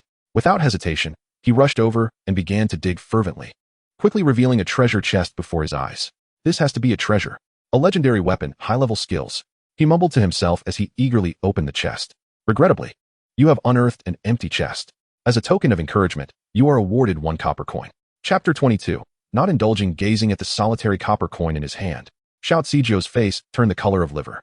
The question arose, how could 100,000 copper coins vanish in an instant to become just 1? The answer lay in purchasing a treasure map from the wandering merchant. Xiao Zijiu stared at the last stone sword in his possession, feeling utterly disenchanted. Nevertheless, he initiated the identification process once more. Cursed stone sword, quality, epic, item analysis, a legendary artifact cursed, enveloped in stone skin. Breaking the stone skin may yield the artifact. Upon reading this, a glimmer of hope ignited in Xiao Zijiu's eyes. An artifact? Based on my 3 years of gaming experience, one's luck cannot remain perpetually dismal. It was surely time for fortune to favor me. He promptly commenced the identification process. Identification successful. The stone sword emitted a series of cracking sounds as fissures rapidly appeared in the stone skin. As Xiao Zijiu watched in exhilaration, the stone skin fell away, revealing a glimmer of orange. Holy smokes! An orange weapon. I'm rich. He let out a startled exclamation as he peeled away the stone skin.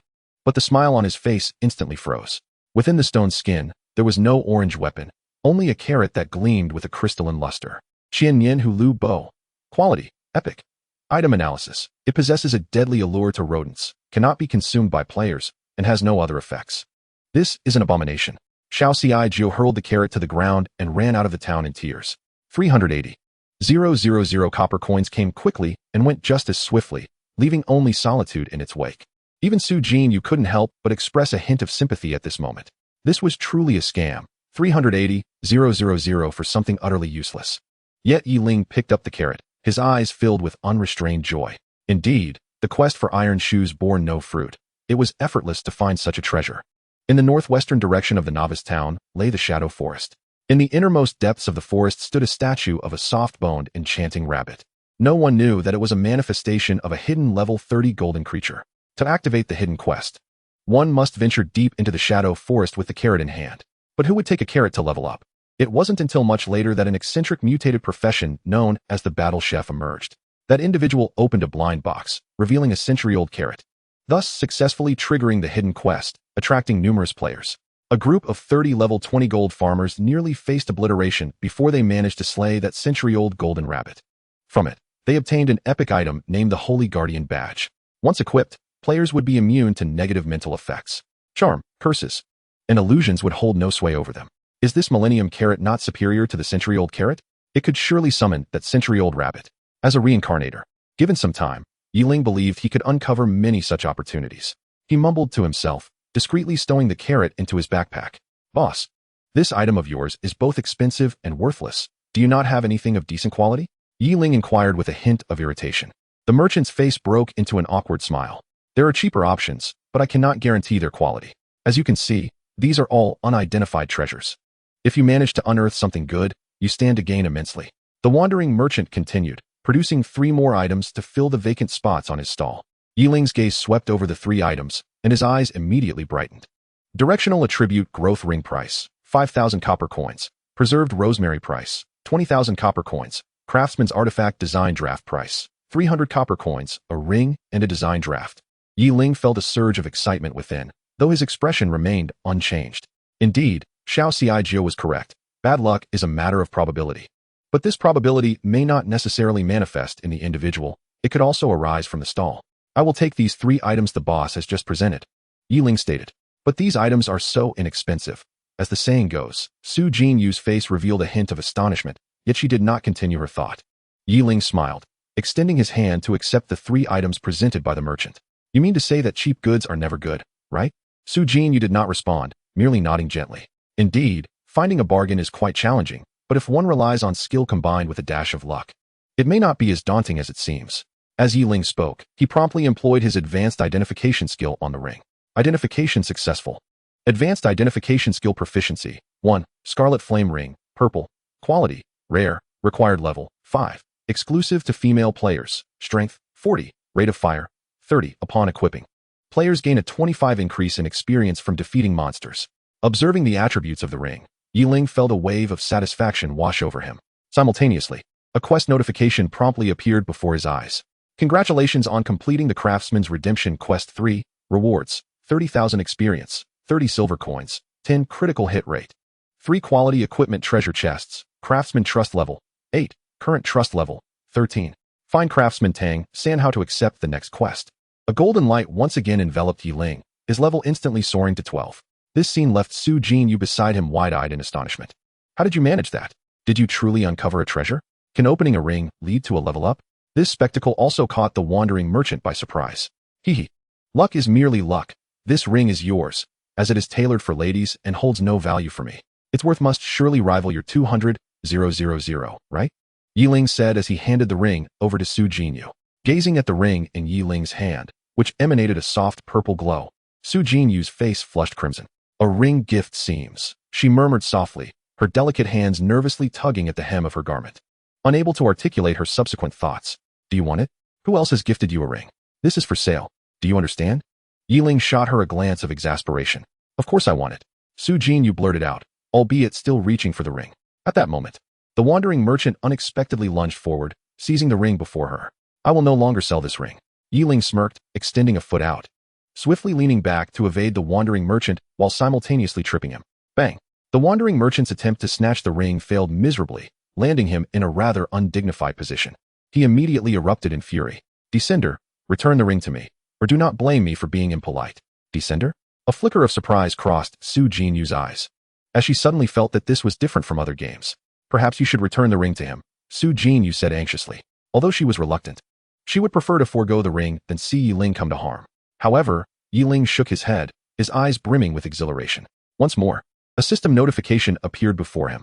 Congratulations on your victory in the contest against the Wandering Merchant, successfully triggering the talent passive and extracting a talent evolution point. A talent evolution point? Yi Ling felt a surge of joy. Could this really mean he would not return it? Moreover, the money had already been paid. There was no reason to return it. Rest assured, whatever comes into my possession will not be returned, Yi Ling stated. Upon hearing this, the Wandering Merchant's fury escalated once more. Are you certain you wish to oppose me? Consider the consequences carefully. Yi Ling, players cannot attack. Give him the item. I no longer desire it. Su Jinyu shook her head at Yi Ling, attempting to dissuade him once again. At her words, the Wandering Merchant's pride swelled further. He raised his chin, speaking in a condescending tone. Heed advice and you shall be well fed. Present the item, and go about your monster slaying and questing. Do not be oblivious to the situation. What if I refuse? Yi Ling narrowed his eyes, revealing the broken armor-piercing spear in his hand. Chapter 23, Level 20 Elite Monster. Goblin Scout. To other players, there was no health bar visible, but for Yi Ling, it was a different matter altogether. He could distinctly see a health bar hovering above the Wandering Merchant's head. The presence of a health bar signified something significant. Spirit Vision. Wandering Merchant. Class. Goblin Scout. Health. 40,000. Physical damage. 5,000. Defense. 3,500. Agility. 3,000. Evaluation. Skilled in disguise. Bullies the weak. Greedy. Observing his attributes, Yi Ling couldn't help but smirk. Planning to make a move? The Wandering Merchant was filled with disdain. In the game of Divine Glory, there was a protective mechanism, rendering player attacks ineffective. Do not think that just because you are a mere level 10 player, you can harm me. Even a level 20 player would find it impossible. As soon as you attack me, I shall slay you on the spot. In that moment, he seemed utterly confident in his superiority over Yi Ling, his expression growing increasingly arrogant. However, as soon as he finished speaking, his pupils abruptly contracted. Yi Ling's spear transformed into a fleeting shadow, piercing towards him. With a swift motion, the spear dipped and then rebounded rapidly, striking between the Wandering Merchant's legs. Dragon Rising. Bang! The Wandering Merchant was sent airborne. A massive damage value of 12,884 floated above his head. Yi Ling did not wait for him to land, but instead brought the spear down fiercely upon the Wandering Merchant's head. Bang! 27,115. A critical hit was successfully triggered, instantly depleting the Wandering Merchant's health bar. Boom. His lifeless body crashed to the ground, motionless. I care not whether you are formidable. Can you maintain such arrogance before me? Yi Ling coldly remarked. Congratulations on your triumph over the Wandering Merchant. Successfully triggering the talent to the victor belong the spoils. Extracting the Ranger's basic skill book, Disguise Technique. Su Jinyu gazed at Yi Ling, her eyes filled with astonishment. She knew Yi Ling was strong, yet even in her wildest imagination could not comprehend the extent of his strength. To defeat him in just 2 strikes?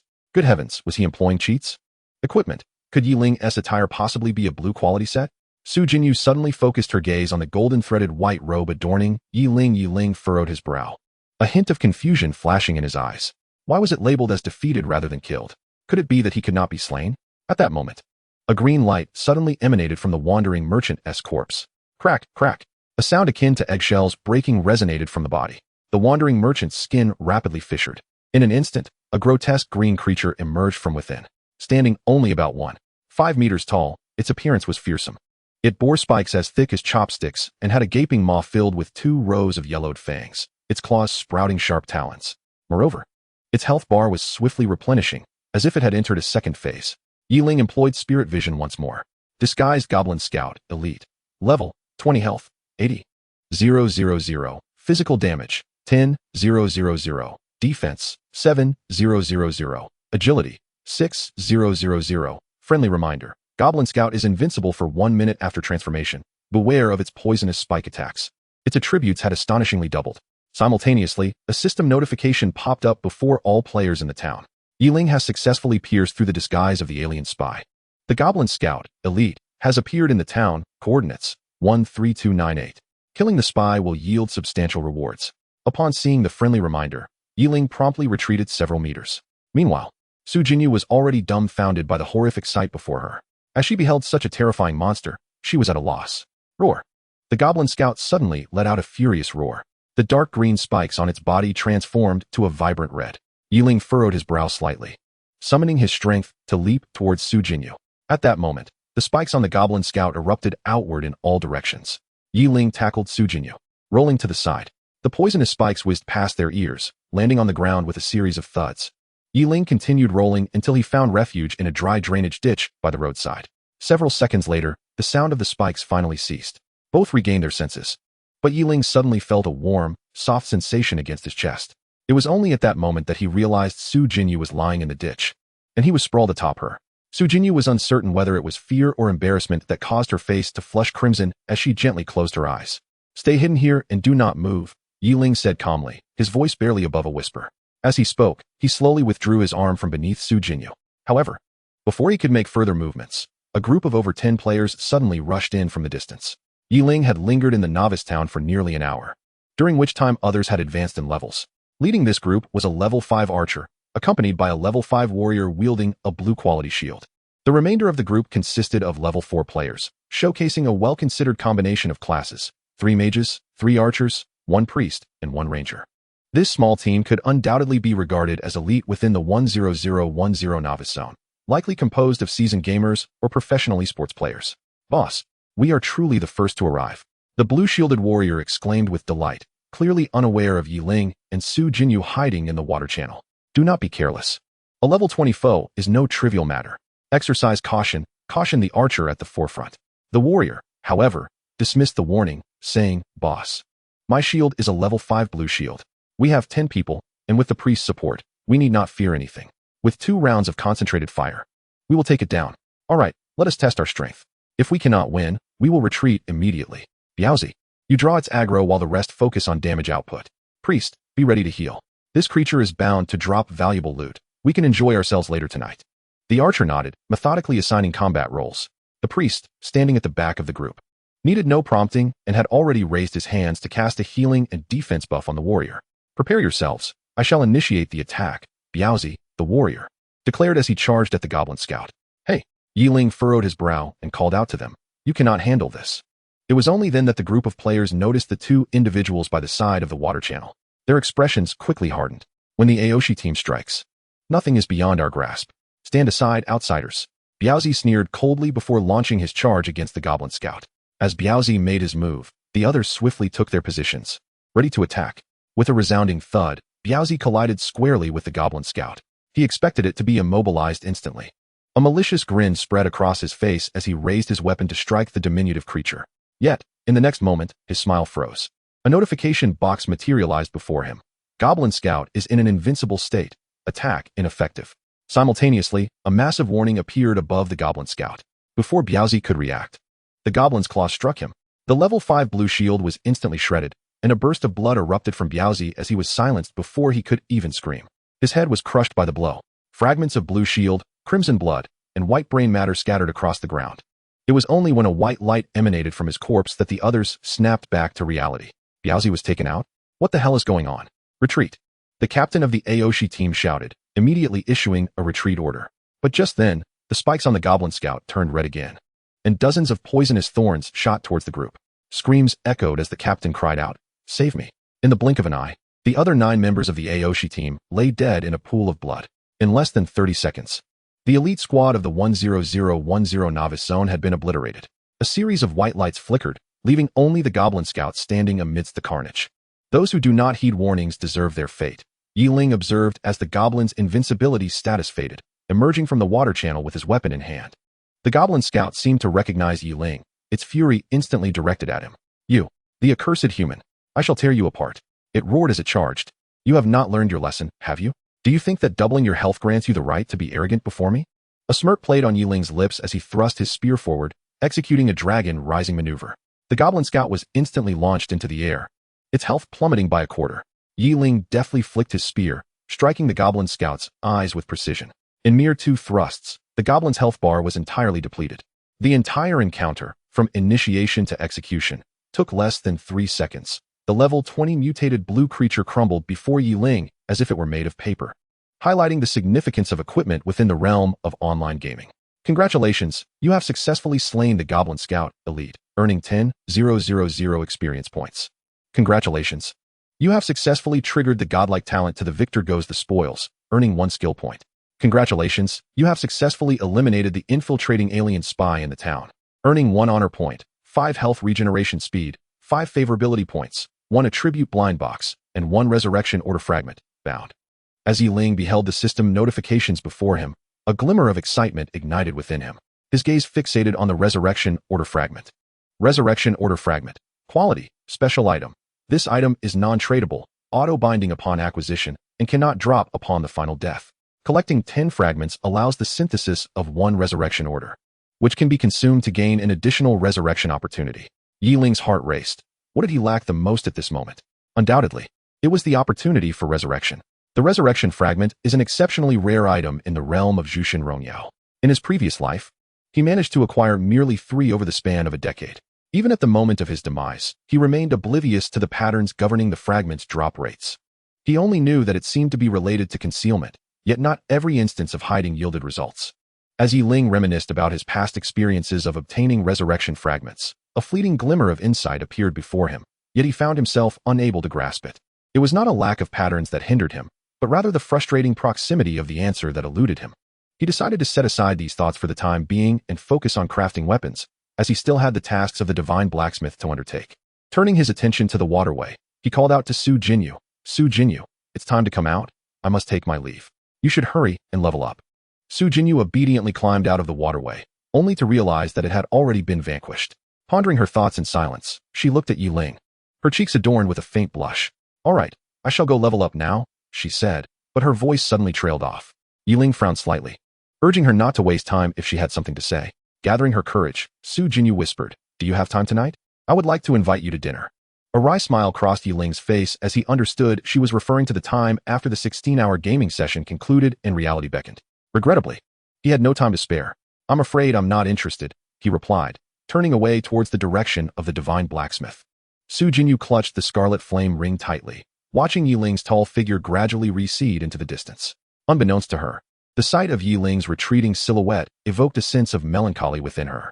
"Stupid Ling, I mustered the courage to invite you to dinner, and you rejected me. It must be because my level is too low. I shall go level up. I will catch up to you," she muttered softly at first, but her words escalated into a shout. With that, she turned and dashed toward the outskirts of the small town. Ling heard Su Jinyu's voice but did not pay it any mind, as his focus was entirely consumed by the treasures he had obtained upon entering the town. Sealed rosemary, unidentified. Divine Blacksmith S Artifact Design Draft, Skill Book, Disguise, Attribute Blind Box 1, Excellent Equipment Chest 6. Ling promptly extracted the rosemary and utilized a high-level identification technique. Identification successful, high-level identification skill proficiency 1, current proficiency, 2100. 1982 Rosemary. Quality, special item. Rosemary is ancient, its fragrance eternal. This item is favored by the flame elk, and once used, elk within a 100-mile radius will be drawn to the location of the rosemary. If others were to witness the properties of the rosemary, they would likely deem it a worthless item. The flame elk is a level 20 special creature known for its formidable attack power and swift movement. Players can unlock the synthesis system upon reaching level 15, but this requires the completion of a specific task, which entails submitting 5 flame elk horns. Consequently, the population of flame elk is substantial, albeit widely dispersed. The purpose of the rosemary is to facilitate the completion of this collection task. Beyond that, few dare to hunt the flame elk, as it is a fire elemental ranged attacker that inflicts considerable pain with its fireballs, and should its health drop below 1/3, it will flee. Aside from a slight aversion to water, it possesses few weaknesses. Yet, at this moment, Ling gazed at the rosemary with fervor. In his previous life, during his 7th reincarnation, a remarkably gifted rookie team achieved a sensational feat. They exploited the rosemary to manipulate the map and amass significant gains, prompting the system to undergo immediate maintenance to alter the map. Nevertheless, that one endeavor propelled 5 rookies, all at level 15, to ascend 5 levels, catapulting them from the 2nd tier of the Novice Area S leaderboard to the very top, far surpassing their peers. Reflecting on this, a smile crept upon Ling's lips. Chapter 25. The beginning of revenge. Having stored the 1982 rosemary, Ling then picked up the skill book. Disguise, quality, beginner, required profession, ranger skill book, required level, 12, skill analysis. Upon using this skill, one's appearance transforms into a specified target for 5 minutes. Skill cooldown, 360 seconds. Cooldown time can be reduced by enhancing skill level. Skill cost, 50 mana points. Learning conditions met. Would you like to learn? Learn. Learning successful, ranger weapons can be equipped to utilize this skill. This skill holds immense significance for Ling. Beyond the novice area, treasure chests litter the wilderness. Naturally, each chest is guarded, and the higher the quality of the chest, the stronger the guardian. However, with the acquisition of disguise and stealth, he felt confident in his ability to steal chests without sustaining damage. This was a tactic he had employed frequently in his past life. Countless players toiled endlessly only to discover the chests were empty. During that period, a popular saying circulated, "You can drop it, the thief must die." Thieves typically belonged to either a first-tier hidden class or a profession chosen during the second-tier advancement of rangers. Ling closed the skill list and turned his gaze to the attribute blind box. Attribute blind box, quality, ordinary, item analysis. Upon opening, randomly gain 1 attribute point, which may be one of the 4 primary attributes, skill points, talent evolution points, etc. This item could be considered the least valuable reward among all. Completing the task. Defeating wild creatures above level 10 may yield rewards. In his previous life, Ling would accumulate dozens of them before opening, as each box only granted a single attribute point. He casually tossed the blind box into a corner, his gaze settling on 6 exquisite equipment treasure chests. The exquisite equipment chests were guaranteed to yield a piece of blue-quality gear. This was something Ling needed, as he was about to embark on fishing. Without delay, Ling commenced the opening of the treasure chests. Congratulations, you have obtained exquisite radiant staff 1. Congratulations, you have obtained exquisite radiant boots 1. Congratulations. You have obtained exquisite radiant light armor 1. Congratulations, you have obtained, in a blink, he had opened 6 pieces of blue gear. The radiant set. A standard level 15 equipment ensemble. Ling opened the chat channel and posted all the equipment on the world screen. Would you like to consume 1,000 copper coins to send a world message? Yes. Would you like to spend 10,000 copper coins to specify the public screen for 10 minutes? No. Rankings 1, Gold, Zone 10010, Ling. Exquisite Radiant Staff, Exquisite Radiant Boots, Exquisite Radiant Necklace. Exquisite Radiant Light Armor, Exquisite Radiant Bracers, Exquisite Radiant Dagger. Interested parties may DM with offers. Low bids will be ignored. As soon as this message was posted, it instantly captured the attention of numerous players. Particularly, the golden effect of the top-ranking status was simply dazzling. My goodness, a powerful player has taken to the public screen. Salivating. Salivating. So many exquisite items. How handsome. I also want a beautiful prefix. In no time, many began sending private messages to Ling. He began searching for that name amidst the messages. Zone 383, Ma Dongmei. I want the radiant staff. Will you part with it for 70,000 copper coins? Zone 1032, Zhang Bei. Radiant necklace. I'll take it for 80, brother. Zone 3, Wang Tung. Radiant dagger. Will you sell it for 20,000, big shot? Let's form a good connection. My father says I have the stature of an emperor. Zone 1, Huang Tian. I am Huang Tian, offering you 600,000.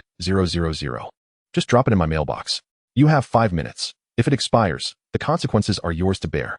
Zone 9527, Meng Wanxiu, brother Ling. I want all your radiant set. Can you sell it to me for a lower price? Once cross-zone teleportation is available for beginners, I will come to your town to find you. Can we level up together? I am a godly talent awakener, and my team will have a 100 drop rate. As this message appeared, a glint of resentment flickered in Ling's eyes. At last, I have found you, Meng Wanxiu. Just as in my previous life. You began to pay attention to me the moment I topped the level leaderboard, didn't you? That time, after I posted a full set of equipment. You immediately DM'd me. Due to your godly talent, I acquiesced to your request. Reflecting on it now, the moment you saw me. You must have activated your charming talent instantly, right? Without spending a single coin, you made me gift you equipment worth 300,000. Since you enjoy playing games so much, I shall indulge you this time. Your blood, Rui, shall bear the surname Yi now. Ling coldly stated, a smirk playing upon his lips. He vividly recalled Meng Wanxiu had once told him that on her first day in the game, she had dropped a blood Rui. At that time, no one knew its true value before the 3rd advancement. It could only restore health instantly with no other additional features. It was only after the 3rd advancement, when the game introduced the castle siege system, that players realized a lord with blood Rui not only received double health in the main city, but also gained an extraordinarily powerful defensive skill. From that moment on, the price of blood Rui soared to 5,000 silver coins, equating to 5 million copper coins. Meng Wanxiu had leveraged blood Rui to secure her so-called cousin Lin Rui's position as lord. Ling's eyes glimmered with icy resolve as he promptly replied to Meng Wanxiu. Zone 10011. Ling, I believe what you say. And I can sell the gear to you at a lower price. How about you pay me 200,000 copper coins? Zone 9527. Meng Wanxiu. Brother, I can't produce 200,000 copper coins right now. How about I give you 100,000 first, and the rest when we meet? Zone 10010. Ling, do you have any other rare items? I have a penchant for collecting unique artifacts. If you possess any, we could consider a barter. Zone 9527. Meng Wanxiu. Angry Bird Uncle, Bloodroot E, High Explosive Bomb. Brother, I only have these 3 special items. Is that acceptable? A smile spread across Ling's face. He had unexpectedly stumbled upon a delightful surprise. All 3 items were treasures to him. Zone 10010. Ling, 100,000 copper coins plus 3 items in exchange for the 6 pieces of Radiant Exquisite set. Zone 9527. Meng Wanxiu, deal. Love you. Ling turned and rushed to the bank, swiftly finalizing the transaction. Congratulations, you have received 100,000 copper coins. Congratulations, you have received item, Angry Bird Uncle. Congratulations, you have received item, Bloodroot E. Congratulations, you have received item, High Explosive Bomb. Congratulations, you have emerged victorious in the trading duel with Meng Wanxiu, successfully triggering the super divine talent the king and the loser, and acquired 1 skill point. This is possible? I'm enamored. Chapter 26. The specialized weapon for free spirits. Qianji began gazing at the system notifications before him. Ling's smile grew increasingly radiant. This is merely the beginning. I have vowed to reclaim double what you owe me. Now, I simply need to acquire the Saintess emblem to remain unperturbed by Meng Wanxiu's charm skill. As Ling spoke, he immediately began examining the attributes of the 3 items. Angry Bird Uncle. Category, prank item. Item analysis. This item can be used on birds. After which it transforms into Angry Bird Uncle to perform a Jiangnan dance, entering a berserk state upon completion. Attributes will be doubled, but rewards will not increase. Observing an unassuming prop, one might not fathom its concealed mysteries.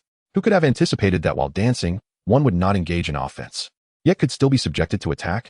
All were captivated by the ensuing state of frenzy, unaware that survival beyond the dance's conclusion was unlikely.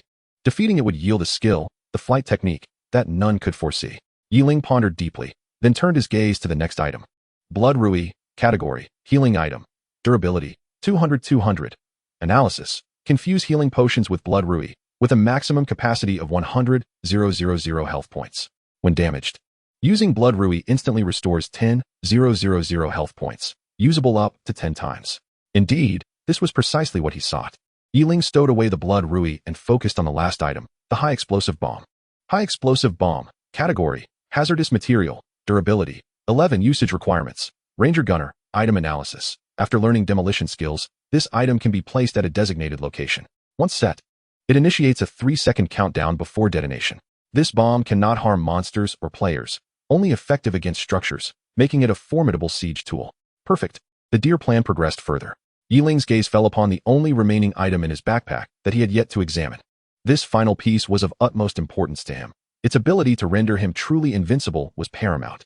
Draft of the Artisan's Divine Artifact Design. Quality, Divine Artifact. You may specify 3 foundational attributes, and it will automatically generate weapon blueprints that meet your requirements. Kind reminder, each entry can only be recorded once. Failure to record will result in the loss of that entry opportunity. If 2 consecutive entries fail, a random basic attribute will be generated for you. I desire a specialized weapon capable of seamlessly switching between all class weapons, Ling declared. First entry recorded successfully. Please proceed to the second entry. I wish to simultaneously acquire substantial magical and physical damage, Ling continued. Second entry failed. Do not attempt to record 2 types of entries simultaneously. This entry opportunity is void. Please record the third entry. Damn it, Ling thought, feeling exasperated. This situation felt akin to the proverbial failure of a foul thief. Initially, he had hoped to obtain both strength and intelligence attributes, but now that prospect was completely dashed. With a sudden thought, he stated, I wish to record 3 more entries. Third entry failed. It does not comply with recording behavior norms. This entry opportunity is void, and a basic attribute will be generated for you. Generating equipment blueprint. Ling, blueprint creation complete. As the system notification appeared, the blueprint revealed a briefcase. Indeed, this blueprint resembled those carried by bodyguards of heads of state in his former life. Accompanying the image was a chart of the equipment's attributes. Transformable artifact. Quality, Divine Artifact. Usage level, 13. Usage requirements. Hexagonal Warrior class exclusive, 4-dimensional attributes. 500. Randomly generated basic attribute entries. Item analysis. This item can alter its appearance at the user's will, requiring a mere second for transformation. Any attack executed with this weapon doubles the attack speed and enhances health recovery rate by 20. Kind reminder, this weapon is eligible for continuous upgrades. Gazing at the attributes on the blueprint, Ling's eyes gradually widened. He had initially feared that his greed would ruin the weapon. Who could have anticipated that the randomly generated basic attribute entry would yield such an extraordinary four-dimensional attribute of 500? Not only did it provide physical damage, but it also included magical damage, while significantly boosting health, defense, and speed. This was truly a serendipitous turn of fortune. Ling carefully stored the blueprint and hurriedly sought out the artisan Tang Sanhao. Upon his return, the disheveled old artisan's eyes gleamed with excitement. Adventurer, it brings me great joy to see you. I never expected that the wandering merchant would turn out to be a spy of a foreign race. On behalf of the town, I thank you for your contribution, the old man exclaimed, visibly elated. Seeing his excitement, Ling too felt a surge of joy. He produced the blueprint for the transformable artifact. Whether he could forge a divine artifact now rested in the hands of this old man. I have a blueprint. Can you assist me in crafting it? Ling inquired. The artisan shook his head with a smile, saying, I cannot assist you, but I can teach you how to forge divine artifacts yourself. Would you like to learn? Ling's heart raced. He had initially thought of this as a simple transaction, but the prospects seemed to exceed his expectations. I certainly wish to learn, Ling replied. The artisan nodded in satisfaction. If you can complete my assessment, I will take you as my apprentice and bestow upon you the divine talent for crafting artifacts. Please, tell me what I must do. I am certain I can fulfill the task, Ling said, suppressing his excitement. The artisan laughed heartily. You, my friend, are already changing your tune before the assessment has even begun. Gather all the materials needed to forge this equipment within a day, and the assessment will be deemed complete. No sooner had he finished speaking than a system notification appeared before Ling. Materials required to forge the divine artifact. Transformable artifact. Star Iron 5, Secret Silver 5. Netherwood 10, Blood of the Demon God 1, Ice Silkworm Silk 2, Widow Lee's Hammer 1. Ling's gaze slowly traversed these items. His expression remained calm until he reached the last one, at which point his brow furrowed. These materials could be directly purchased from the trading hall in later stages. But in this newly opened area, he would likely need to collect them himself. The earlier items seemed manageable. But the Blood of the Demon God required locating creatures tainted by the demon's essence, which could be navigated with some effort. However, what in the world was Widow Lee's hammer? Moreover, why had he not triggered the subsequent artisan redemption quest? Did he need to converse further with the artisan to activate the next task? Ling pondered, then turned to the craftsman and inquired, Master, do you know how to acquire the iron hammer belonging to Li Guafu? A hint of embarrassment crossed the craftsman's face as he smiled and replied. The task I am about to assign to you should enable you to obtain this item. Head to the blacksmith shop of the Li family in the south of the town and seek out Li Guafu. She has recently encountered some troubles. If you can assist her in resolving these issues, she is likely to reward you with a hammer. As the craftsman's voice faded, a new task prompt appeared before Ling. Chapter 27. The righteousness of those who slay the dog-like. Unfaithfulness of the learned, divine craftsman's redemption task 4. Accept the craftsman's request and assist Li Guafu in resolving her troubles. Upon completion of this task, you will receive rewards: 40,000 experience points, 40 silver coins, a 20 critical hit rate for exquisite equipment chests, and a level 1 divine forging talent. Ling bid farewell to the craftsman and ventured southward into the town, quickly locating a blacksmith shop. At that moment, a graceful woman was vigorously wielding a hammer, striking a piece of fiery red cast iron. Yet, a shadow of worry lingered on her brow. Surrounding her blacksmith shop was a group of players, predominantly middle-aged individuals who appeared to be working professionals, yet their faces bore a hint of roguishness. Some sported long hair, while others had dyed blonde locks. Their collars were unbuttoned, and they wore large iron chains around their necks, seemingly acquired from obscure sources. This demeanor reminded Ling of characters from the classic Hong Kong films he had seen in the past. At that moment, a bespectacled youth attempted to approach the blacksmith's proprietress, but was encircled by the group of older men outside the shop. Street punk, this street belongs to the Zhongxing Society. Hand over your belongings, and I might let you off easy, sneered a burly man with a tattoo of Guangdong on his chest. The bespectacled youth appeared somewhat intimidated and instinctively took a couple of steps back. Gentlemen, please, I promise not to return here again, he pleaded. Do you think I'm talking to you? Hand over the money. Believe it or not, I'll follow you outside the city and deal with you. The blonde-haired thug threatened menacingly. Witnessing this scene, Ling couldn't help but smile. He vaguely recalled the blonde thug, who he thought was named Cohen, nicknamed Uncle Cohen. Despite awakening as a culinary professional, he had made quite a name for himself in the following years. The concept of the combat chef had gradually emerged from his influence. Uncle Cohen was known for his fierce loyalty and ruthlessness, particularly towards the Sakura people. Yi Ling continued walking forward and remarked, I never expected you to resort to robbery. This remark immediately captured the attention of the older men. Who are you, kid? Are you associated with the Zhongxing Society? You are Yi Ling? A long-haired man barked angrily. Before he could finish, he suddenly recognized Yi Ling, clearly having remembered his appearance from the awakening ceremony. Yi Ling? The Yi Ling who tops the leaderboard? The demeanor of the group of older men shifted dramatically. In that moment, the bespectacled youth seized the opportunity and called out to Yi Ling, Brother Yi, save me. Yi Ling summoned a spear into his hand, thinking that it would be foolish to turn down a chance for rewards. A brief scuffle would not result in any lasting consequences. However, before he could approach, the group of ruffians scattered in a panic, fleeing in the opposite direction. Their speed was more akin to that of assassins than working professionals. Regrettably, the opportunity to trigger an extraordinary passive ability slipped away. Yi Ling expressed his disappointment. The bespectacled youth cupped his hands in a gesture of gratitude towards Yi Ling, saying, In our chance encounter, I am indebted to you for your noble act of righteousness. Rescuing me from peril. I am fortunate beyond measure. Stop, stop. Yi Ling hastily interrupted the youth's lengthy expression of gratitude. Go on, I know you are well educated. For some reason, Yi Ling felt that the youth's thanks lacked sincerity, his gaze betraying ulterior motives. In plain terms, he did not appear to be a good person. The bespectacled youth awkwardly smiled and turned to leave. Just then, a voice suddenly called out from the front. Young man, that bespectacled fellow is not a good person. He has been harassing me and even stole a copper coin from me. Those older gentlemen were merely helping me retrieve my money. Yi Ling turned towards the voice and saw the blacksmith's proprietress looking at him. That lad, who seems cultured, would stoop to such disgraceful acts? Yi Ling was taken aback. He glanced in the direction where the older men had fled and then faced the proprietress. How much did he steal from you? 500 copper coins, she replied. Is 500 copper coins the trouble that Li Guofu is facing? Would returning her 500 copper coins suffice to obtain the hammer? Yi Ling mused as he directly handed the proprietress 500 copper coins, then spoke again. Madam, I am a disciple of Tang Sanhao. My master mentioned that you are in need of assistance, and I hope to be of help. The proprietress set down her hammer and regarded Yi Ling. That heartless individual finally remembers me. No one visits without a purpose. State your intentions. Yi Ling offered an awkward smile, realizing that the task was not as straightforward as he had hoped. If I help you resolve your troubles, I would appreciate it if you could grant me a hammer. A hammer? Li Guofu queried, perplexed, but she continued, a band of mountain bandits has stolen a batch of my Xingqian iron.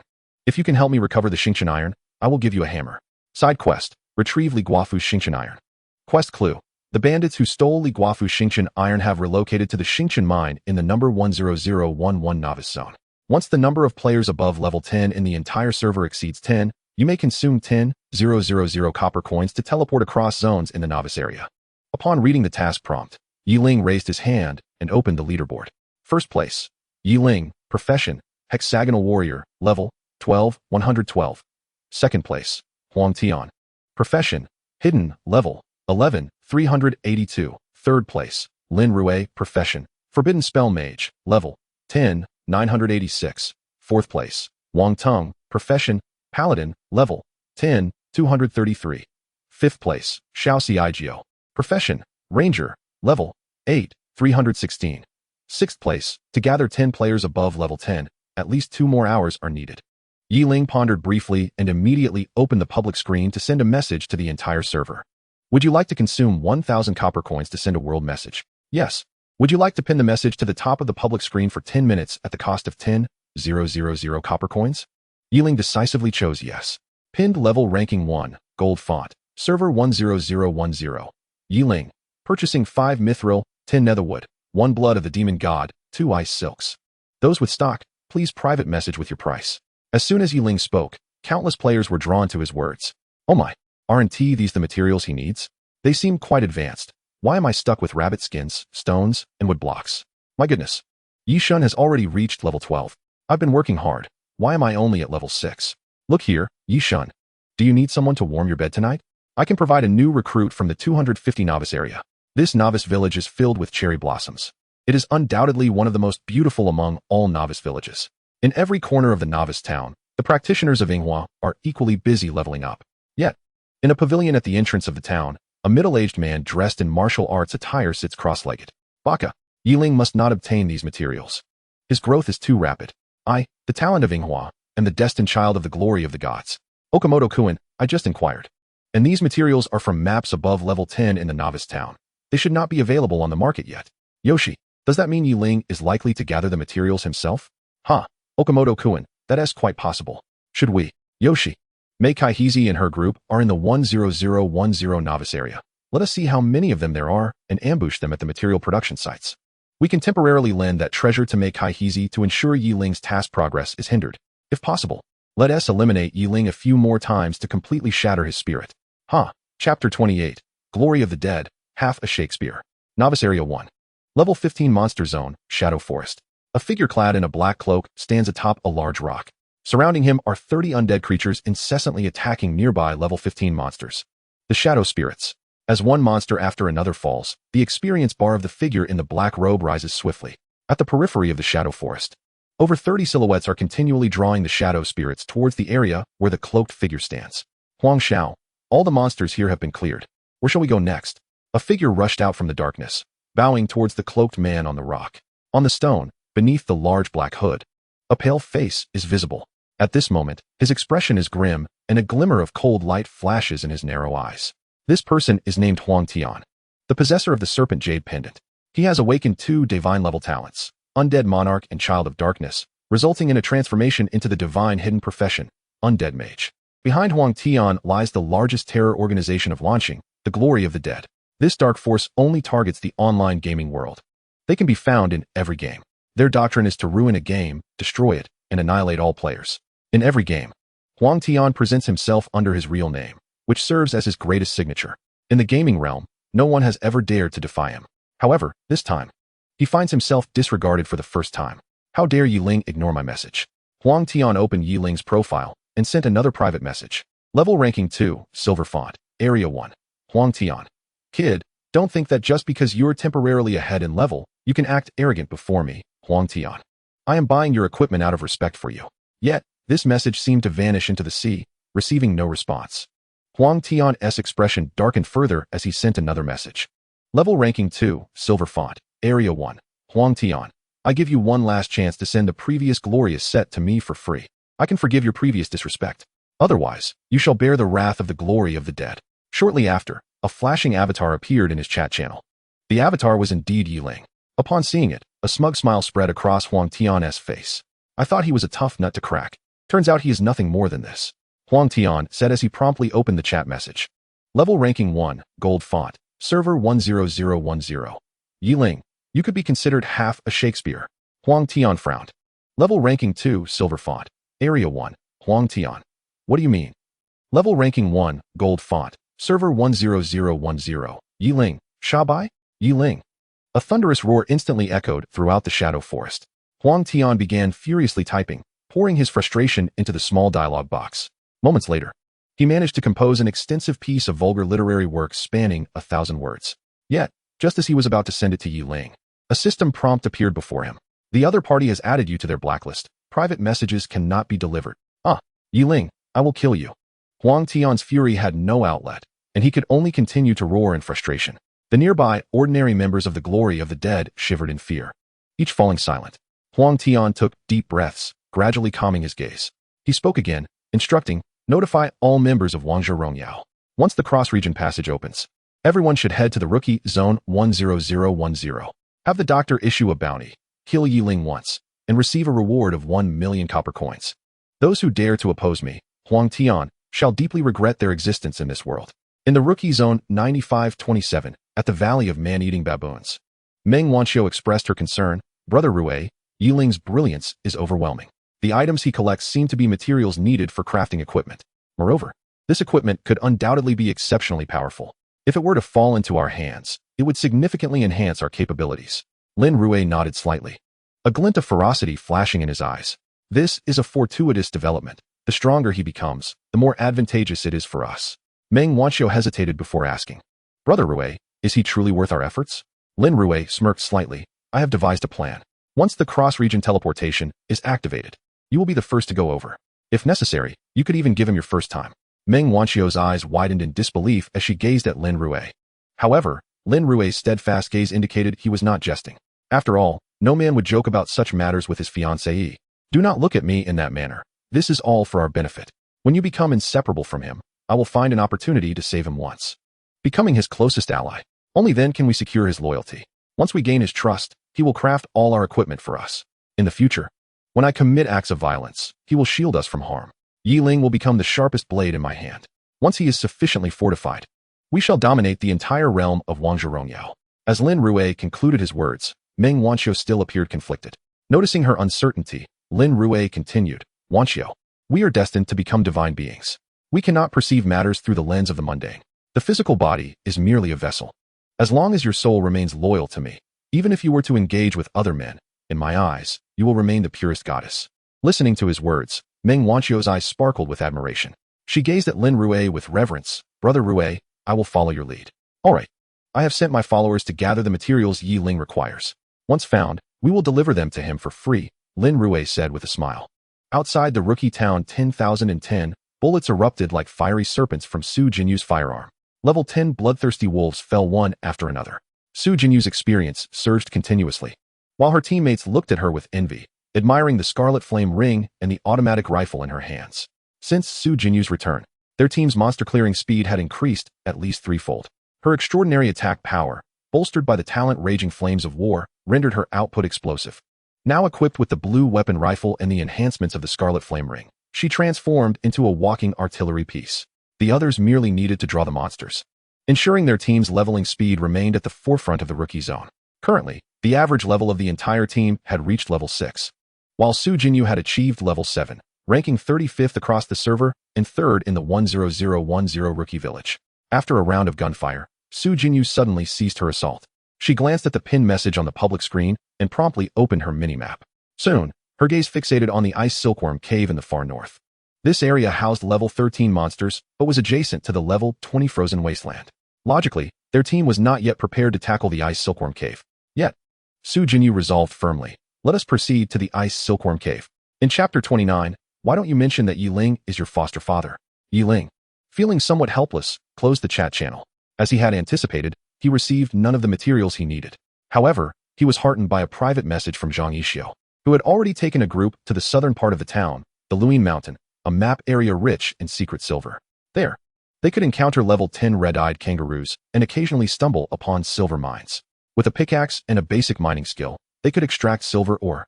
The drop rate for secret silver was exceedingly low, relying heavily on luck. Yi Ling surveyed the map and soon set his sights on the Shadow Forest in the northwest. The elusive Yuming could only be found there, and gathering 10 pieces would not take much time. Additionally, the Saint's emblem was also located in the Shadow Forest. Suddenly, a system prompt appeared before Yi Ling's eyes. Fewer than 8 hours remain until forced logout. If you do not reach level 30, you will be erased. Yi Ling frowned slightly, quickening his pace. He found a merchant and purchased several initial skill books for combat professions before swiftly exiting the town, heading northwest. Upon arriving at the Shadow Forest, he was surprised to find dozens of players there. They were not entering the forest, but rather surrounding its entrance. As Yi Ling approached, his expression turned peculiar. The individuals before him were mostly low level, averaging around level 3, and many were not even combat professions. Yellow hair, long hair, big iron chains. Beer belly. Aren't these the ruffians I encountered outside the blacksmith shop? As Yi Ling drew near, several of the thugs recognized him. Instantly, the atmosphere grew tense. Why won't this menace just disappear? What do we have to fear? There are so many of us. Just a little brat. Let us take him down together. A cacophony erupted as dozens of individuals brandished their weapons and charged towards Yi Ling. Wait. Yi Ling shouted, intending to clarify the misunderstanding that had occurred earlier. However, before he could utter another word, the approaching ruffians suddenly scattered in all directions. One unfortunate soul tripped over a stone and fell to the ground. To Yi Ling's astonishment, a multitude of system notifications materialized before him. Congratulations, you have successfully frightened away 31 players, triggering the Super God Talent passive. You have successfully extracted Stamina 7, Intelligence 5, Strength 4, Agility 5, Skill Points 6, Talent Evolution Points 1, Level Talent, Mastery of Culinary Arts, Level Talent, Enhancement of Magic Damage. A slight smirk graced Yi Ling's lips as he realized he now possessed 8 skill points, sufficient to upgrade his Fireball spell by 2 levels. Congratulations. You have consumed 5 skill points and successfully upgraded the Fireball skill to level 3. Dealing 800 points of magical damage, 70 points of magical damage to all targets within a 5-meter radius. Maximum range, 50 meters. Mana cost, 30 points. Cooldown time, 12 seconds. Current skill upgrade progress, 0-10. Closing the notification list, Yi Ling swiftly learned all the initial skills he had acquired. Though these skills were not particularly powerful, they had the advantage of negligible cooldown times. He hastened to the fallen uncle before him. The uncle, witnessing Yi Ling's approach, quickly raised his hands in a plea for mercy. This forest has been reserved by Boss Niu. We merely came to act as security for some extra cash. Master Ling, could you please spare my life? His left ankle was severely swollen, evidently injured from his earlier fall. Ling comprehended the situation immediately. It was reminiscent of occurrences from his previous life. A wealthy tycoon had likely claimed territory for his child to level up, while the employees continued to work in the game, providing protection for the privileged heirs. With 9 chances to respawn, they would hardly become formidable opponents. If worst came to worst, they could simply log off after their last life.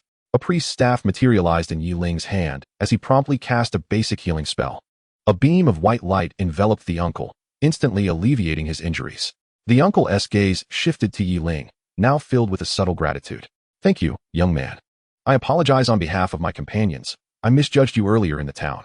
Having spoken, Ling turned and ventured into the Yuing forest, swiftly transitioning his staff into a magic wand.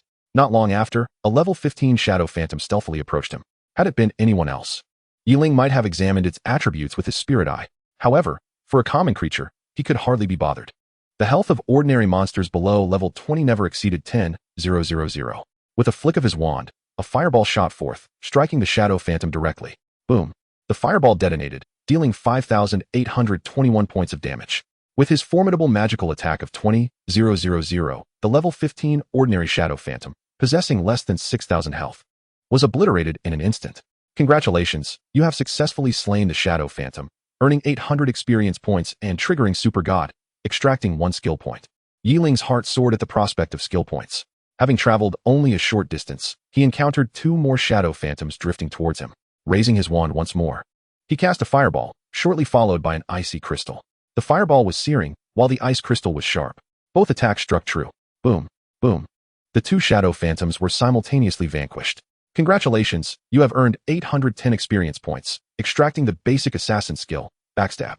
Congratulations, you have earned 795 experience points, extracting 1 point in strength.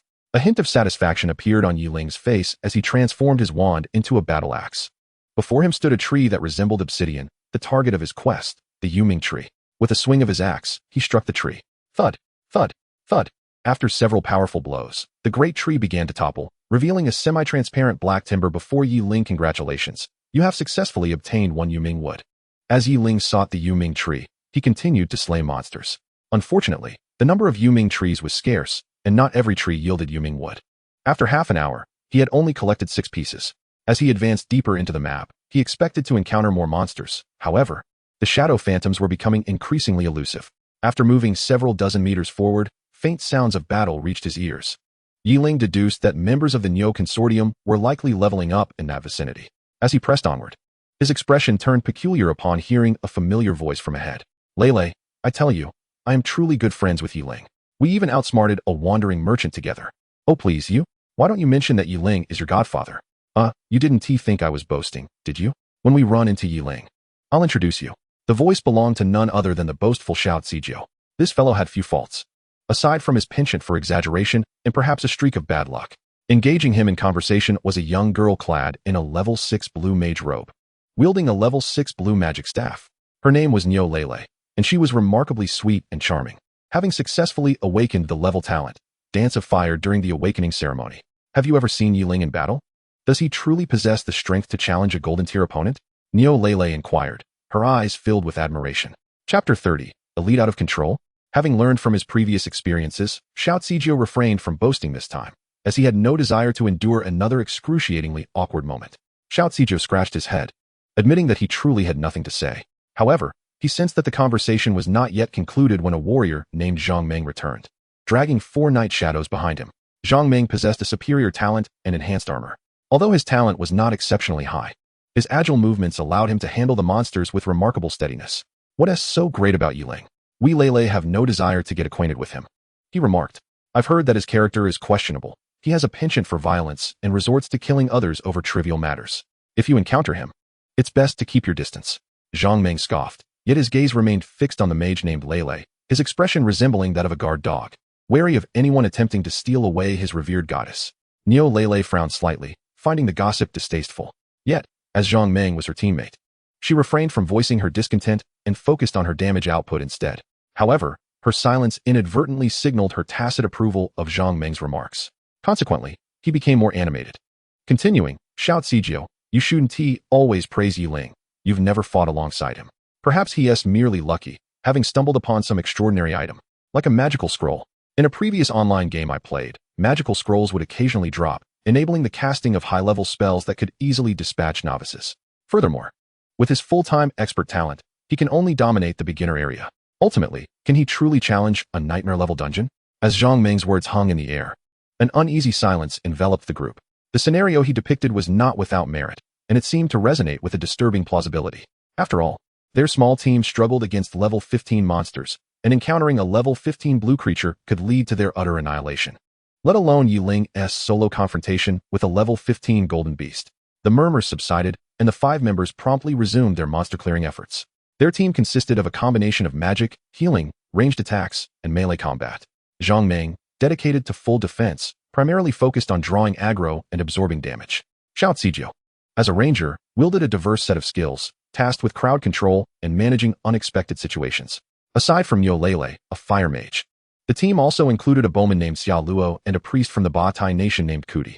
Zhang Meng proved to be a competent warrior, usually managing to maintain aggro without being attacked by the monsters.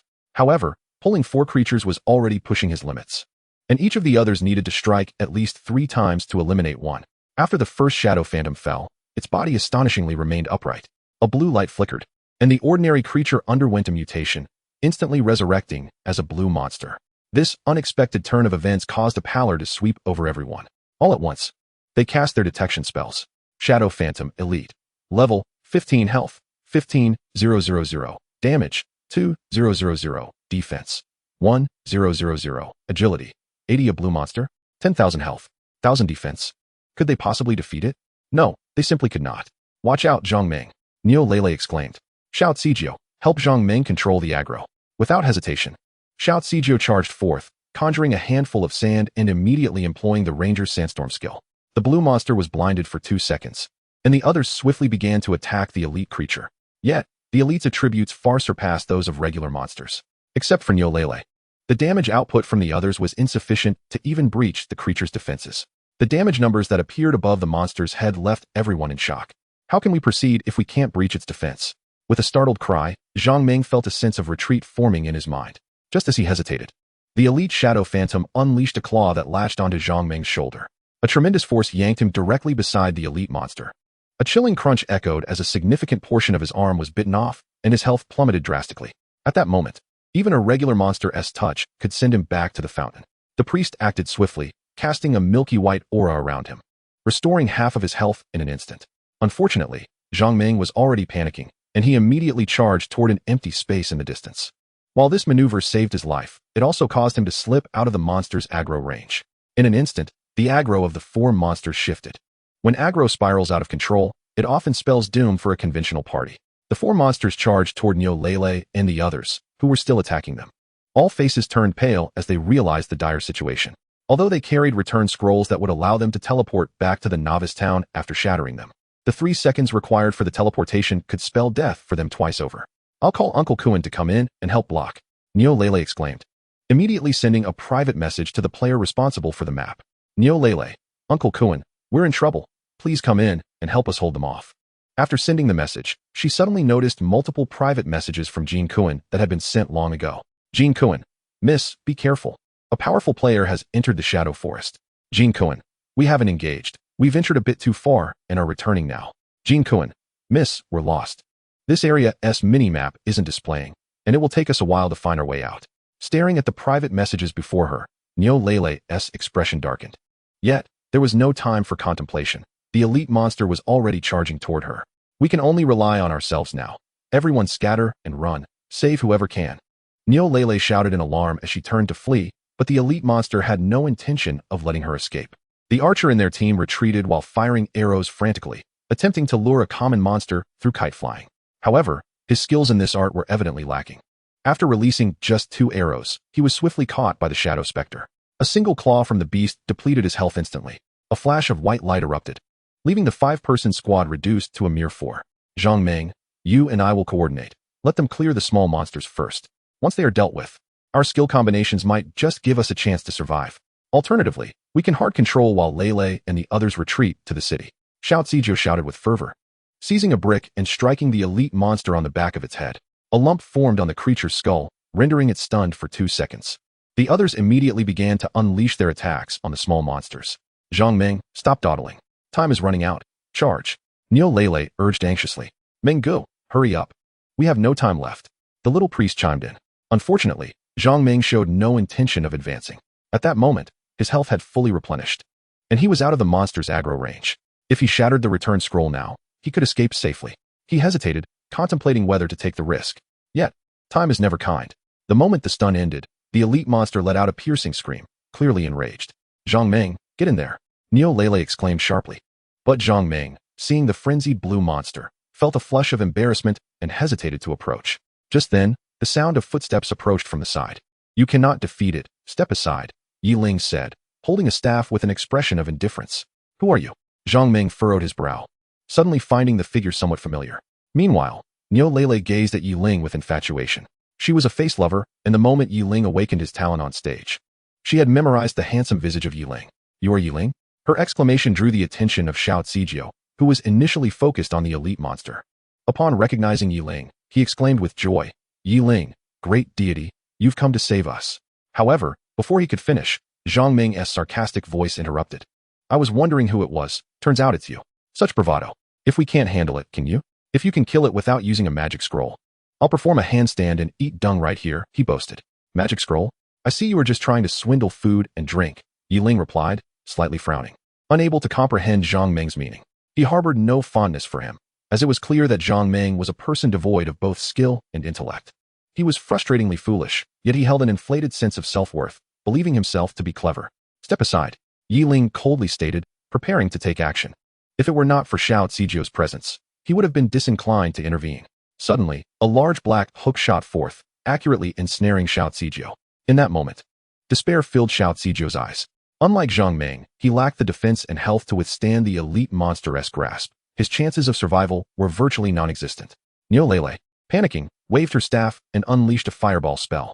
The explosion echoed, dealing 1/10 of the health to the small monsters.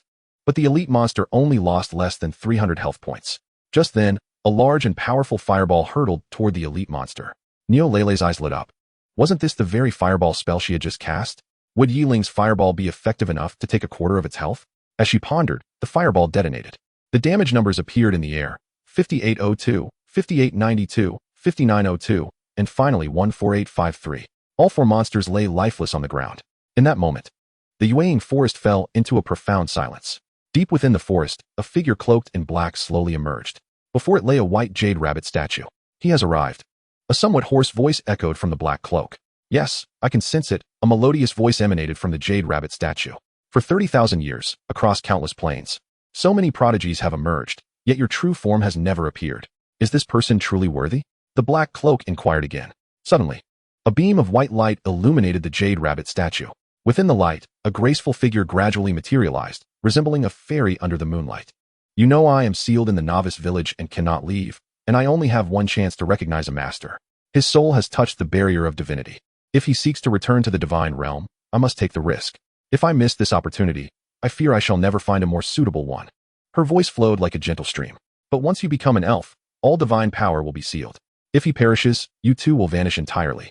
The black cloak cautioned once more. I am willing, she replied. Once bound to him, you might be treated as a mount. I understand. Your intelligence will diminish. Your memories will be largely sealed, and you may become merely a rabbit that knows only how to eat. I am aware. Do you still wish to take this risk? The moonlight fairy smiled faintly, but offered no further response. Alas, it is all fate. The black cloak sighed lightly, its figure gradually fading into the woods. The moonlight fairy also returned to the jade rabbit statue, as if nothing had transpired. Hiss, Xiao Zizhou gasped, awakening everyone from their shock. Is this the damage of a great deity? I cannot even break through their defenses, while they can eliminate me in an instant. One strike can annihilate 4 monsters, and there's even one with nearly 20,000 health. Goodness, how formidable. It appears that Yishun has allocated all his attributes to intelligence, evidently opting for a mage path. Xiao Ci and Zhu San gazed at him with sparkling eyes, their expressions filled with admiration. Amidst their exclamations, Ling picked up a blue piece of equipment and a bottle of orange potion that had dropped to the ground and continued forward. However, at that moment, a rather unfriendly voice emerged from the side. What is so impressive? It's just high mage damage. If I wielded a knife, I could take on two of you, Zhang Ming said with a hint of jealousy, satisfying his ego, while feeling a wave of relief in his heart. Zhang Ming, how can you say that about Yi Ling? He just saved us. Niu Lele shouted at Zhang Ming, visibly upset. Yet, another voice abruptly interrupted her. No need. I detest those who lack intelligence and relish in their own arrogance. Yi Ling had already replaced his staff with a battle knife, stepping toward Zhang Ming without even bothering to unsheath it. Witnessing this, a look of disdain crossed Zhang Ming's face. Oh, so you've equipped a battle knife? Just because you're a mage, do you really think you're a versatile warrior? Even if you were level 20, that knife wouldn't mean much. Zhang Ming sneered, charging at Yi Ling with his steel blade in hand. However, at that moment, Yi Ling's knife suddenly descended, striking towards Zhang Ming's neck. Bang! A chilling sound echoed. Zhang Ming's neck and shoulder were cleaved apart, reducing his entire body to a puddle of mush. In that instant, the disdain in Zhang Ming's eyes gradually transformed into sheer terror. Practice more if you're weak, eat some walnuts if you're foolish. At that moment, all observers were left with nothing but awe and shock. Zhang Ming had invested all his points into defense, equipped with a high-defense blue leather armor.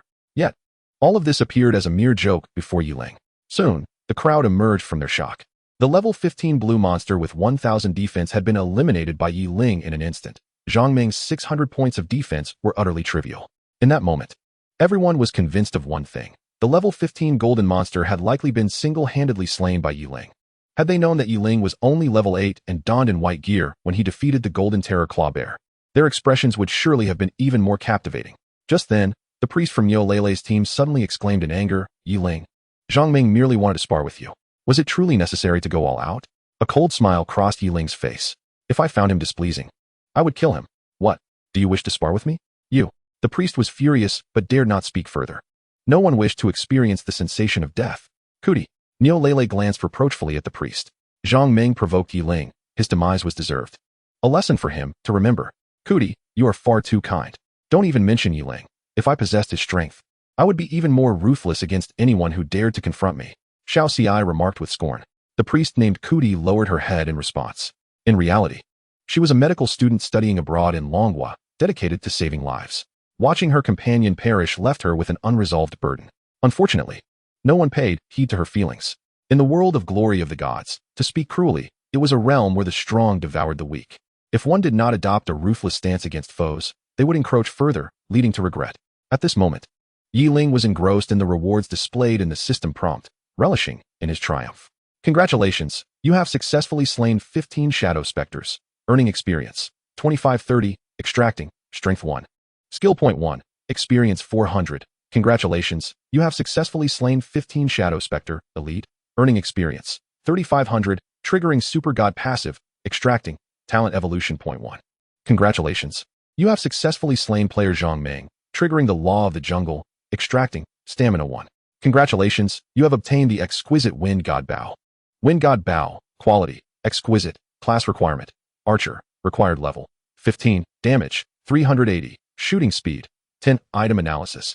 Each shot can release 5 arrows consecutively, dealing 300, 440, 580, 620, 860, and 1000 damage to the target, 20 physical bonus. Congratulations, you have received 10 neutral potions. Using the potion will prevent monsters from aggroing for half an hour. The effect will automatically deactivate upon actively attacking a monster. This Wind God Bow is rather impressive. I shall utilize it once I reach the required level, and the potion will certainly come in handy.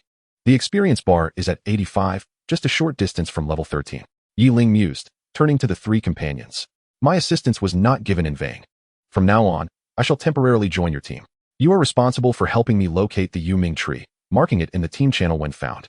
I shall engage in a battle, and once this matter is resolved, we will be even. As he spoke, Yi Ling sent a party request to Niu Lele.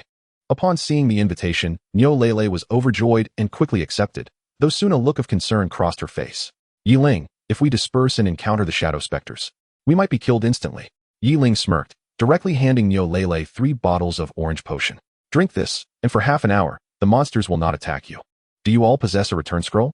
If any extraordinary circumstances arise, retreat immediately, Yi Ling declared, conjuring a millennium carrot in his hand as he turned to venture deeper into the forest. It was time to encounter that century-old rabbit spirit. Chapter 32, A Fruitless Endeavor? Understanding the rabbit spirit at that moment, the figure of Zhang Ming gradually emerged from the resurrection spring of the novice town. His eyes were filled with terror. Yi Ling's previous strike had thoroughly shattered his arrogance. To be effortlessly crushed in an area where he was most confident surpassed his understanding of the game's classes. Yi Ling. This is far from over, Zhang Ming bellowed, yet he resolved to avoid Yi Ling in the future, at least until he reached the second advancement. He wished not to cross paths with Yi Ling again. That individual was indeed a monster, with an absurdly high magical attack and equally terrifying physical damage. As he hesitated about where to level up next, a figure approached him. Friend, were you also slain by Yi Ling? I too was inexplicably killed by him. That fellow is truly malicious. The stranger spoke with a distinct Eastern accent. Zhang Ming was momentarily taken aback, but upon hearing those words, he felt as though he had found a kindred spirit. He immediately began recounting Yi Ling's misdeeds, providing a detailed account of the events in the Shadow Forest. What he failed to notice was that a group of a dozen individuals clad in samurai attire from Yinghua country were observing him from a distance. They were generally around level 5, but their leader, a slender figure dressed in a ninja's dark garb, boasted a remarkable level of 7. Her name was Mei Kaihizi, a ninja from the 10010 novice zone. Her Awaken talent was Shadow Kill, allowing her to enter a stealth state and summon 3 shadow clones. Although these clones dealt only 50% of her original damage, they could persist for an extended period, providing a distinct advantage whether in ambush or monster hunting. In addition to her innate advantages, she possessed a secret weapon in her inventory, a reusable intermediate magic scroll. By activating the scroll, she could summon a level 40 Golden Wind Wolf as a battle companion. As long as the Golden Wind Wolf remained alive, the scroll would not expire, vanishing only after being used 10 times. Whoever acquired such an item in the novice zone would essentially possess invincible combat prowess. After using the magic scroll once, Mei Kaihizi was required to return it immediately. To obtain this treasure, Okamoto had spent a staggering 3 million copper coins purchasing it from a mysterious merchant. To suppress the rise of the Dragon Kingdom's elite, Okamoto had indeed invested heavily. Captain Mei Kaihizi, Yi Ling is in the Shadow Forest, a Ronin informed her. Mei Kaihizi nodded slightly and promptly issued orders. Yi Ling has acquired materials that include the nether wood, so he must be heading to the Shadow Forest for it. We shall leave at once and reach the Shadow Forest as swiftly as possible. I have inquired, and the nether wood respawns slowly. If we cut down all the nether wood, Yi Ling will have none available for at least 2 hours. Hi. The group of Ronin and ninjas replied in unison, swiftly rushing out of the town. Unbeknownst to them, Yi Ling was already making his way deeper into the Shadow Forest. Half an hour later, Yi Ling realized that the Shadow Forest was not an ideal place for solo adventures. He had vanquished all the shadow phantoms he encountered, yet his experience had only increased by 13%. He was still a fraction away from reaching level 13. Along the way, he had come across 3 nether trees, but regrettably managed to collect only a single piece of nether wood. Finally, he arrived at the end of the Shadow Forest, where a marble rabbit statue appeared before him. Upon seeing this statue, Yi Ling's lips curled into a smirk. He had finally found it. However, the rabbit seemed somewhat peculiar. A hint of confusion flickered in his gaze as he sensed a strange familiarity about the statue, though he could not quite pinpoint what felt off. Suddenly, Yi Ling squinted.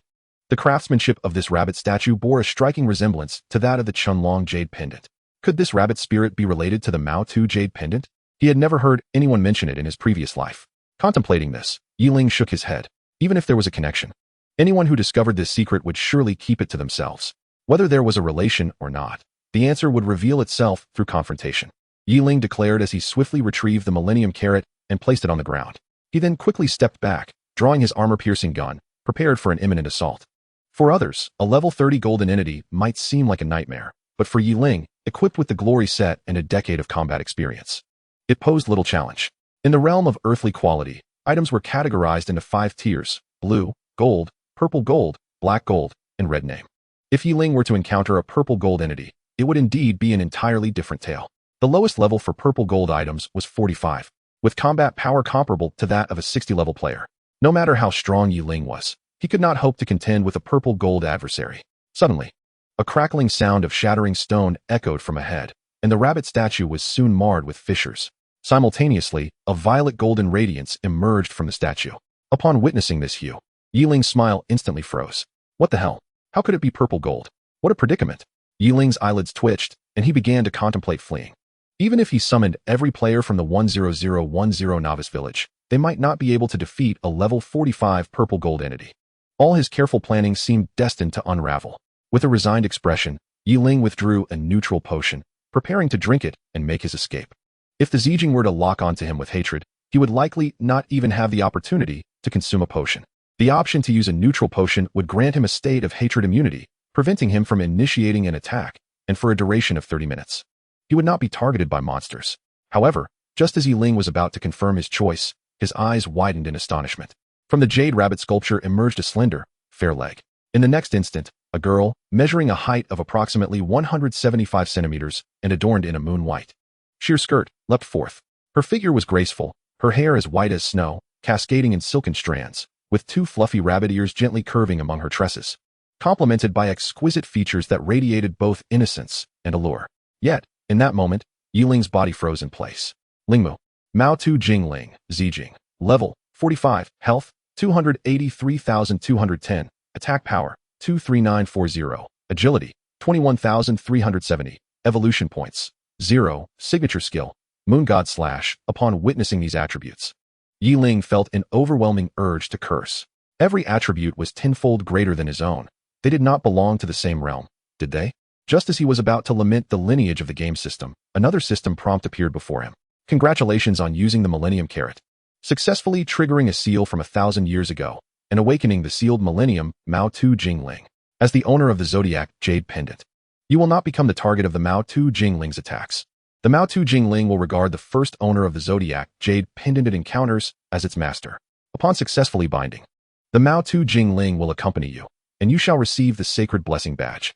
The Mao Tu Jing Ling has two forms, the Beast form, which serves as a mount with an attack power of 0 yet possesses remarkable speed, and the Humanoid form, which cannot be ridden but boasts an attack power 10 times that of its master.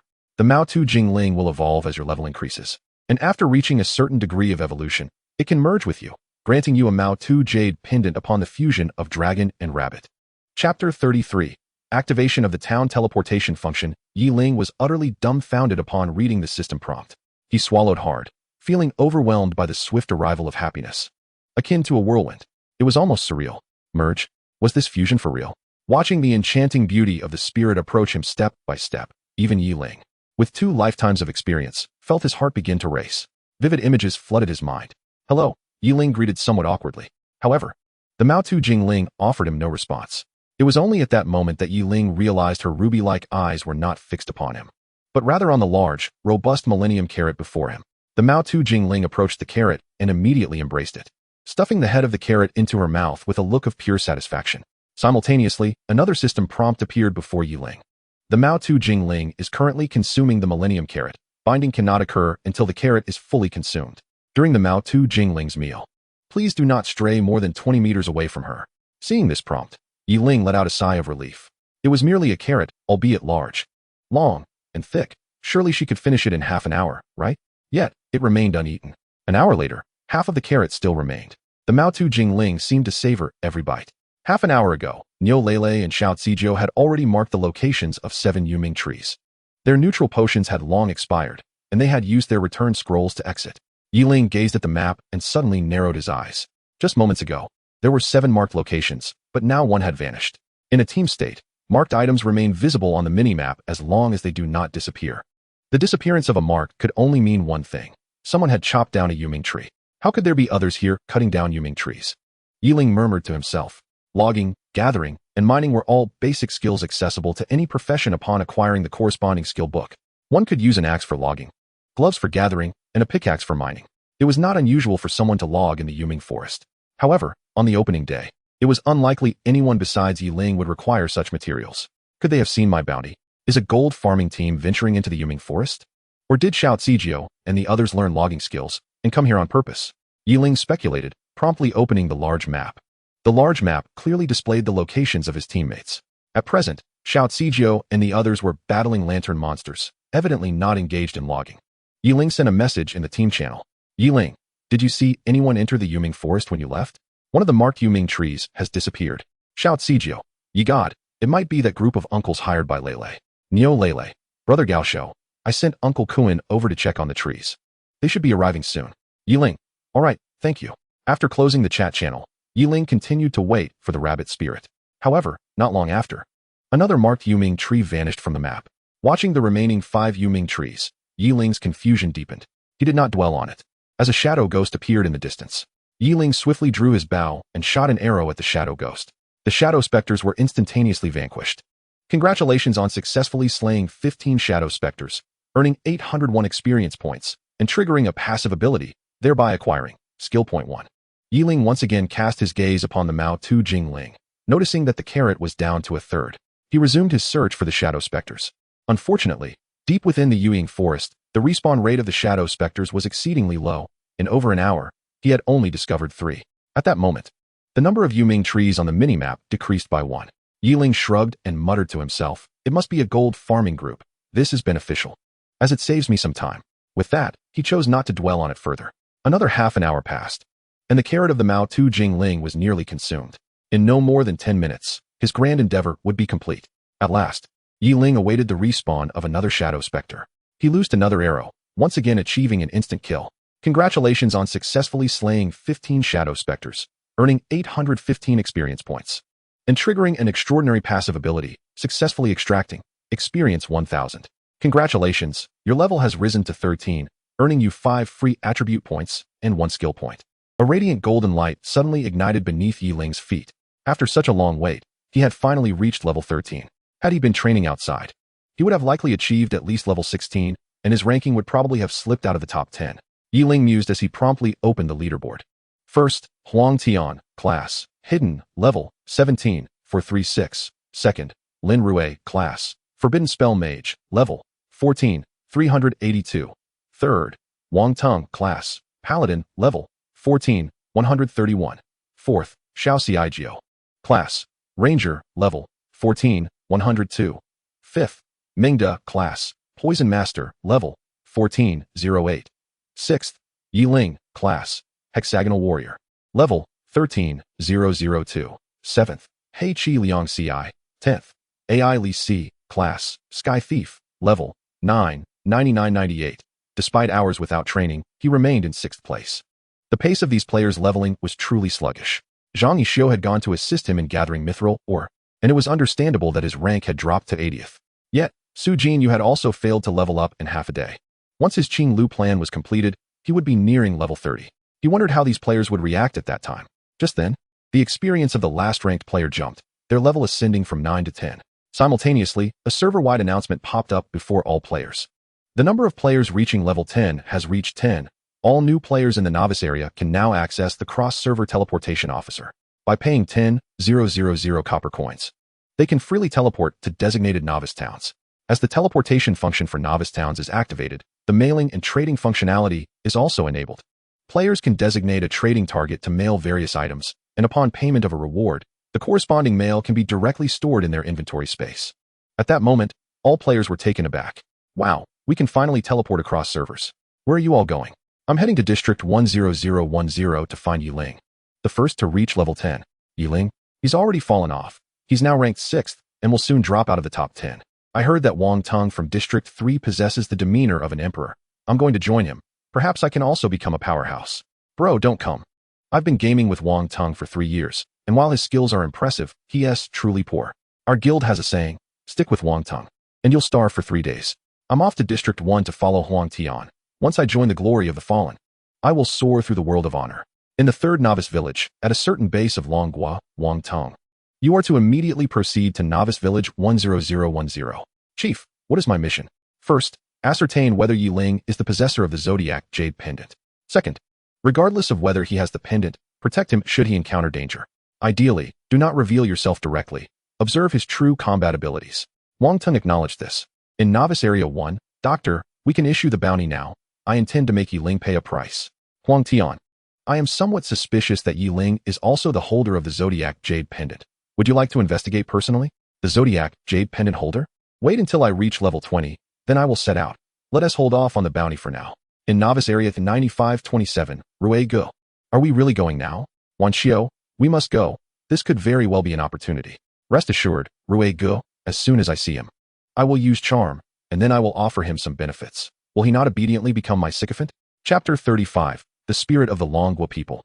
The holder of the Een Tiger Jade Pendant. The damage dealt by life profession players is quite low.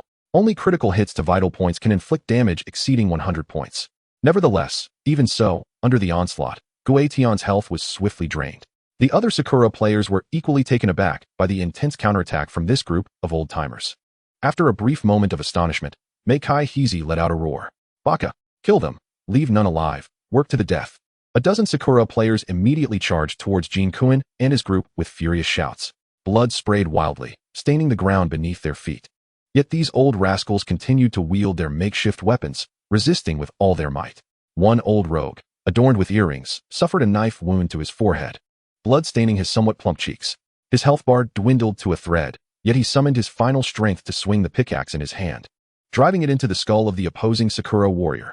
A dignified level 5 warrior was unexpectedly felled by a mere pickaxe. After drinking a potion for instant health recovery, Jin Kuin lunged forward once more. In his hand, the kitchen knife was held at a cunning angle, each strike precisely targeting his opponent's vital points. For a brief moment, a group of everyday professionals managed to repel the onslaught of the Sakura warriors and ninjas. Unfortunately, such good fortune was short-lived. The glaring deficiencies of the everyday professionals swiftly became apparent against overwhelming combat prowess. One by one, the seasoned veterans fell into pools of blood, dissipating into shimmering white light. In less than 2 minutes, only Jin Kuin and a carpenter known as Lao Lu remained alive. The Sakura players, most of whom were injured, had only lost 3 of their own. Jin Kuin wiped the blood streaming into his eyes and leaned against Lao Lu. Their bodies bore countless wounds. Had it not been for their ample supply of instant healing potions and the protection of others, they would have perished countless times over. Lao Lu, do you dare to play a big game? Jin Kuin asked. Kuin go, in the context of the anti-Japanese war, can we be considered heroes? Of course, once we return. Your father can dedicate a page to your genealogy. Ha ha ha, then what is there to fear? You tell me how to play, and I, Lao Lu, will follow you. Our starting class has a fire-making technique. Do you still have glue left? This stuff is highly flammable. Lao Lu's pupils suddenly constricted, and the flesh on his face quivered slightly. There's still 1 barrel left. We have a few lives to spare, so if we can take another down with us, it's worth it. Let us start feigning death now. When they draw near, watch for my signal. Jin Kuin whispered, slowly lowering his head. The Sakura players circled around the two, none daring to approach hastily. How many instant healing potions do these two have? They're still alive? Edo River 2. Go in for the kill and send them back. Hi. A lower-level samurai, gripping his katana, eyed Jin Kuin and Lao Lu warily. Soon, a sinister smile crept across his face. He had closed the distance to within 2 meters of Jin Kuin, yet they remained unmoving. Yoshi, it seems they have given up resisting. Garbage die? The samurai raised his katana high, aiming for Jin Kuin's neck. But at that moment, Jin Kuin suddenly sprang up, tackling the samurai to the ground. The other Sakura players rushed forward, but at that instance, Jin Kuin shouted, "Splash glue!" Having learned from previous encounters. The advancing players halted abruptly, quickly retreating. Yet, they could never have anticipated that the strong glue in Lao Lu's hands was entirely splashed upon Jin Kuin. A barrel of powerful adhesive firmly bonded Jin Kuin and the Sakura samurai together. Bakayuru. Thud. A ninja suddenly appeared behind Lao Lu, a dagger piercing through his neck in an instant. Yet, the ninja's eyes were filled with confusion. Even in his dying moments, Lao Lu wore a faint smile. This smile sent chills down the spines of all the Sakura players. They turned their gaze to Jin Kuin, only to find his grin even more radiant. How can you still smile? Madman, these Longwa people are insane. Kill him, kill him. Meikai Hizi yelled, issuing commands. However, as several ninjas charged toward Jin Kuin, he calmly uttered, create fire. With the sound of his voice, a raging inferno ignited around the two, who were glued together. Their screams mingled with manic laughter. Their health bars plummeted instantly, and they both transformed into white light, vanishing from the scene. Can we truly defeat the Longwa people? Meikai Hizi and her companions stood frozen, their eyes filled with profound shock. Can we truly defeat the Longwa people? It was only when a private message suddenly popped up before her that Meikai Hizi snapped back to reality. Okamoto. Meikai Hizi, how is the mission progressing? Meikai Hizi, I have confirmed that Yi Ling is indeed within the Yuing forest. We are pushing deeper in and have already cut down several Yuming trees. Okamoto. Yoshi. The town's teleportation has been activated. Many have headed to the 10010 novice area. Just to be safe, I will dispatch 20 Sakura warriors to support you. They will arrive shortly. Meikai Hizi High. Deep within the Yuing forest, the town teleportation had indeed been activated. Many strong players would be arriving. Would those two come as well? I must hurry to secure the Qianji Bian before encountering them. Yi Ling thought. A glint of cold light flashing in his eyes as he raised his hand to open the mini-map once more. At that moment, he noticed that only 2 Yuming trees remained marked on the map. Strangely, no one had approached him with offers to sell Yuming wood. Yi Ling stretched, preparing to welcome the binding of the Mao-Tu spirit. Just then, a private message suddenly appeared. Nyo Lele. Yi Ling. A group of Sakura players has infiltrated the Yuing forest. They are coming for you. Uncle Kuin and the others were driven back by those devils. A flash of cold light crossed Yi Ling's eyes. Yi Ling, how were they killed? There was a brief silence on the other end before Nyo Lele relayed the encounter of Uncle Kuan and the others. Listening to her words, Yi Ling's gaze grew increasingly frigid. Yi Ling, tell Uncle Kuan that when the opportunity arises, I will treat them to drinks. I, Yi Ling, will certainly avenge them. No sooner had he sent the message than a system notification popped up. Your friend Su Jinyu has sent you a trade mail. Would you like to open it? A hint of confusion flashed in Yi Ling's eyes, yet he raised his hand to click open. You have received items mailed by Su Jinyu. Ice Silkworm Silk X2. Payment required, 0. Would you like to retrieve the Ice Silkworm Silk? A 5 copper coin handling fee is required for retrieval.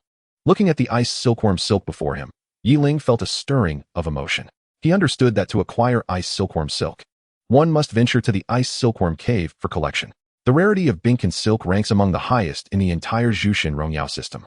No wonder Su Jinyu has not leveled up for several hours. It appears she has been continuously gathering Binkin Silk. After confirming this, Yi Ling promptly stored the Binkin Silk in his backpack, resolving to take her along when they cleared the Limu forest. Suddenly, Yi Ling's gaze shifted towards the direction of the town, where a system message materialized before him. Detection of the holder of the Inhu Jade Pendant appearing in Newbie Town number 10010. Chapter 36. The binding of the Mao Rabbit spirit is successful. Can it eliminate the Inhu? Yi Ling's expression changed subtly, his eyes glimmering with excitement. Is this person approaching me? At last, the fourth Zodiac Jade Pendant holder has emerged. He quickly opened the map, and on the large map, a white tiger marker had already exited Newbie Town, swiftly heading towards the Yuing Forest. Yi Ling withdrew his gaze, a sense of anticipation beginning to build within him. Although defeating this individual would not yield the pendant, merely encountering them would at least clarify the identity of its owner. 20 minutes passed in the blink of an eye, and the Mao Rabbit spirit was nearly finished with its carrot. Suddenly, a rustling sound echoed from a distance. Yi Ling's eyes narrowed instinctively. With a decade of gaming experience from his previous life, he could discern much information from the auditory feedback of the illusion, even without relying on sight. At this moment, he sensed 2 groups approaching. One group was lurking in a large tree 100 meters away, consisting of 5 individuals whose identities were unclear, seemingly devoid of hostility. Yet, Yi Ling knew that the holder of the Inhu Jade Pendant was among them. The other group, however, comprised over 30 individuals, rapidly advancing towards him. Yi Ling directed his gaze towards the source of the sound, and 30 figures promptly emerged into his line of sight. Upon seeing them, a chilling murderous intent flickered in Yi Ling's eyes. These individuals were either clad in ninja attire or samurai garb, clearly all players from Yinghua country. Throughout both his past and present lives, Yi Ling harbored no fondness for Yinghua country. Some grudges are ingrained in one's very bones. Even if some have forgiven this nation, he, Yi Ling, would never do so. Certain histories must be remembered, and certain hatreds must be etched into one's very essence. On the 100-meter distant tree, 5 figures gazed in Yi Ling's direction. Brother Wang, what do you think? Is he the holder of the Zodiac Jade Pendant? A stealthy assassin whispered. A robust youth clad in golden armor beside him nodded slightly. Chen Long. This youth is Wang Tong, the holder of the Inhu Jade Pendant. Excitement spread across the faces of the others. Excellent. So far we have 2 Zodiac Jade Pendant holders from our Dragon Nation.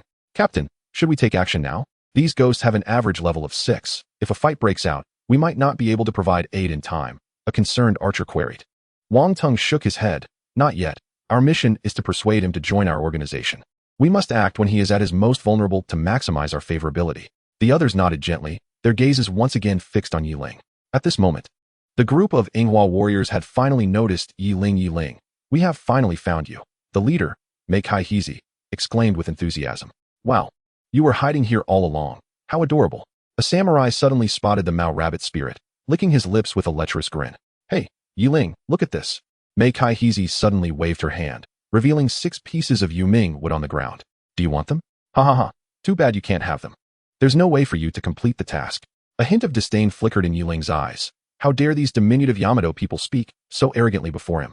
Upon hearing this, Mei Kai Hizi's face turned crimson with fury. The shock brought on by Jin Kuan had left her feeling humiliated. Now, with reinforcements at hand, over 30 Yinghua players would not grant Yi Ling any opportunity for retaliation. Most importantly, she still possessed that magical scroll. A cold smile spread across Mei Kai Hizi's face. Yi Ling, are you really capable? I wonder if you can contend with a level 40 Golden Wind Wolf. As she spoke, she stored the Yuming wood in her inventory, revealing a golden magical scroll in her hand. A golden light erupted, and a Golden Wind Wolf, measuring over 5 meters in length, materialized before Mei Kai Hizi. Observing this Golden Wind Wolf, Wang Tong and his companions, hidden in the shadows, instantly paled. This is bad. How could such a high-level magical scroll exist? They exclaimed. It's over. Even if we charge in, it would be suicide. A level 40 Golden Wind Wolf is simply insurmountable. Damn those Yamato people. This was prepared specifically to deal with Yi Ling. Wang Ting's teammates seethed with indignation. Wang Ting fixed his gaze on Meikai Hizi. We cannot allow them to kill our ally. Old Mo, prepare to strike. We'll ambush them from behind. You take down that female ninja.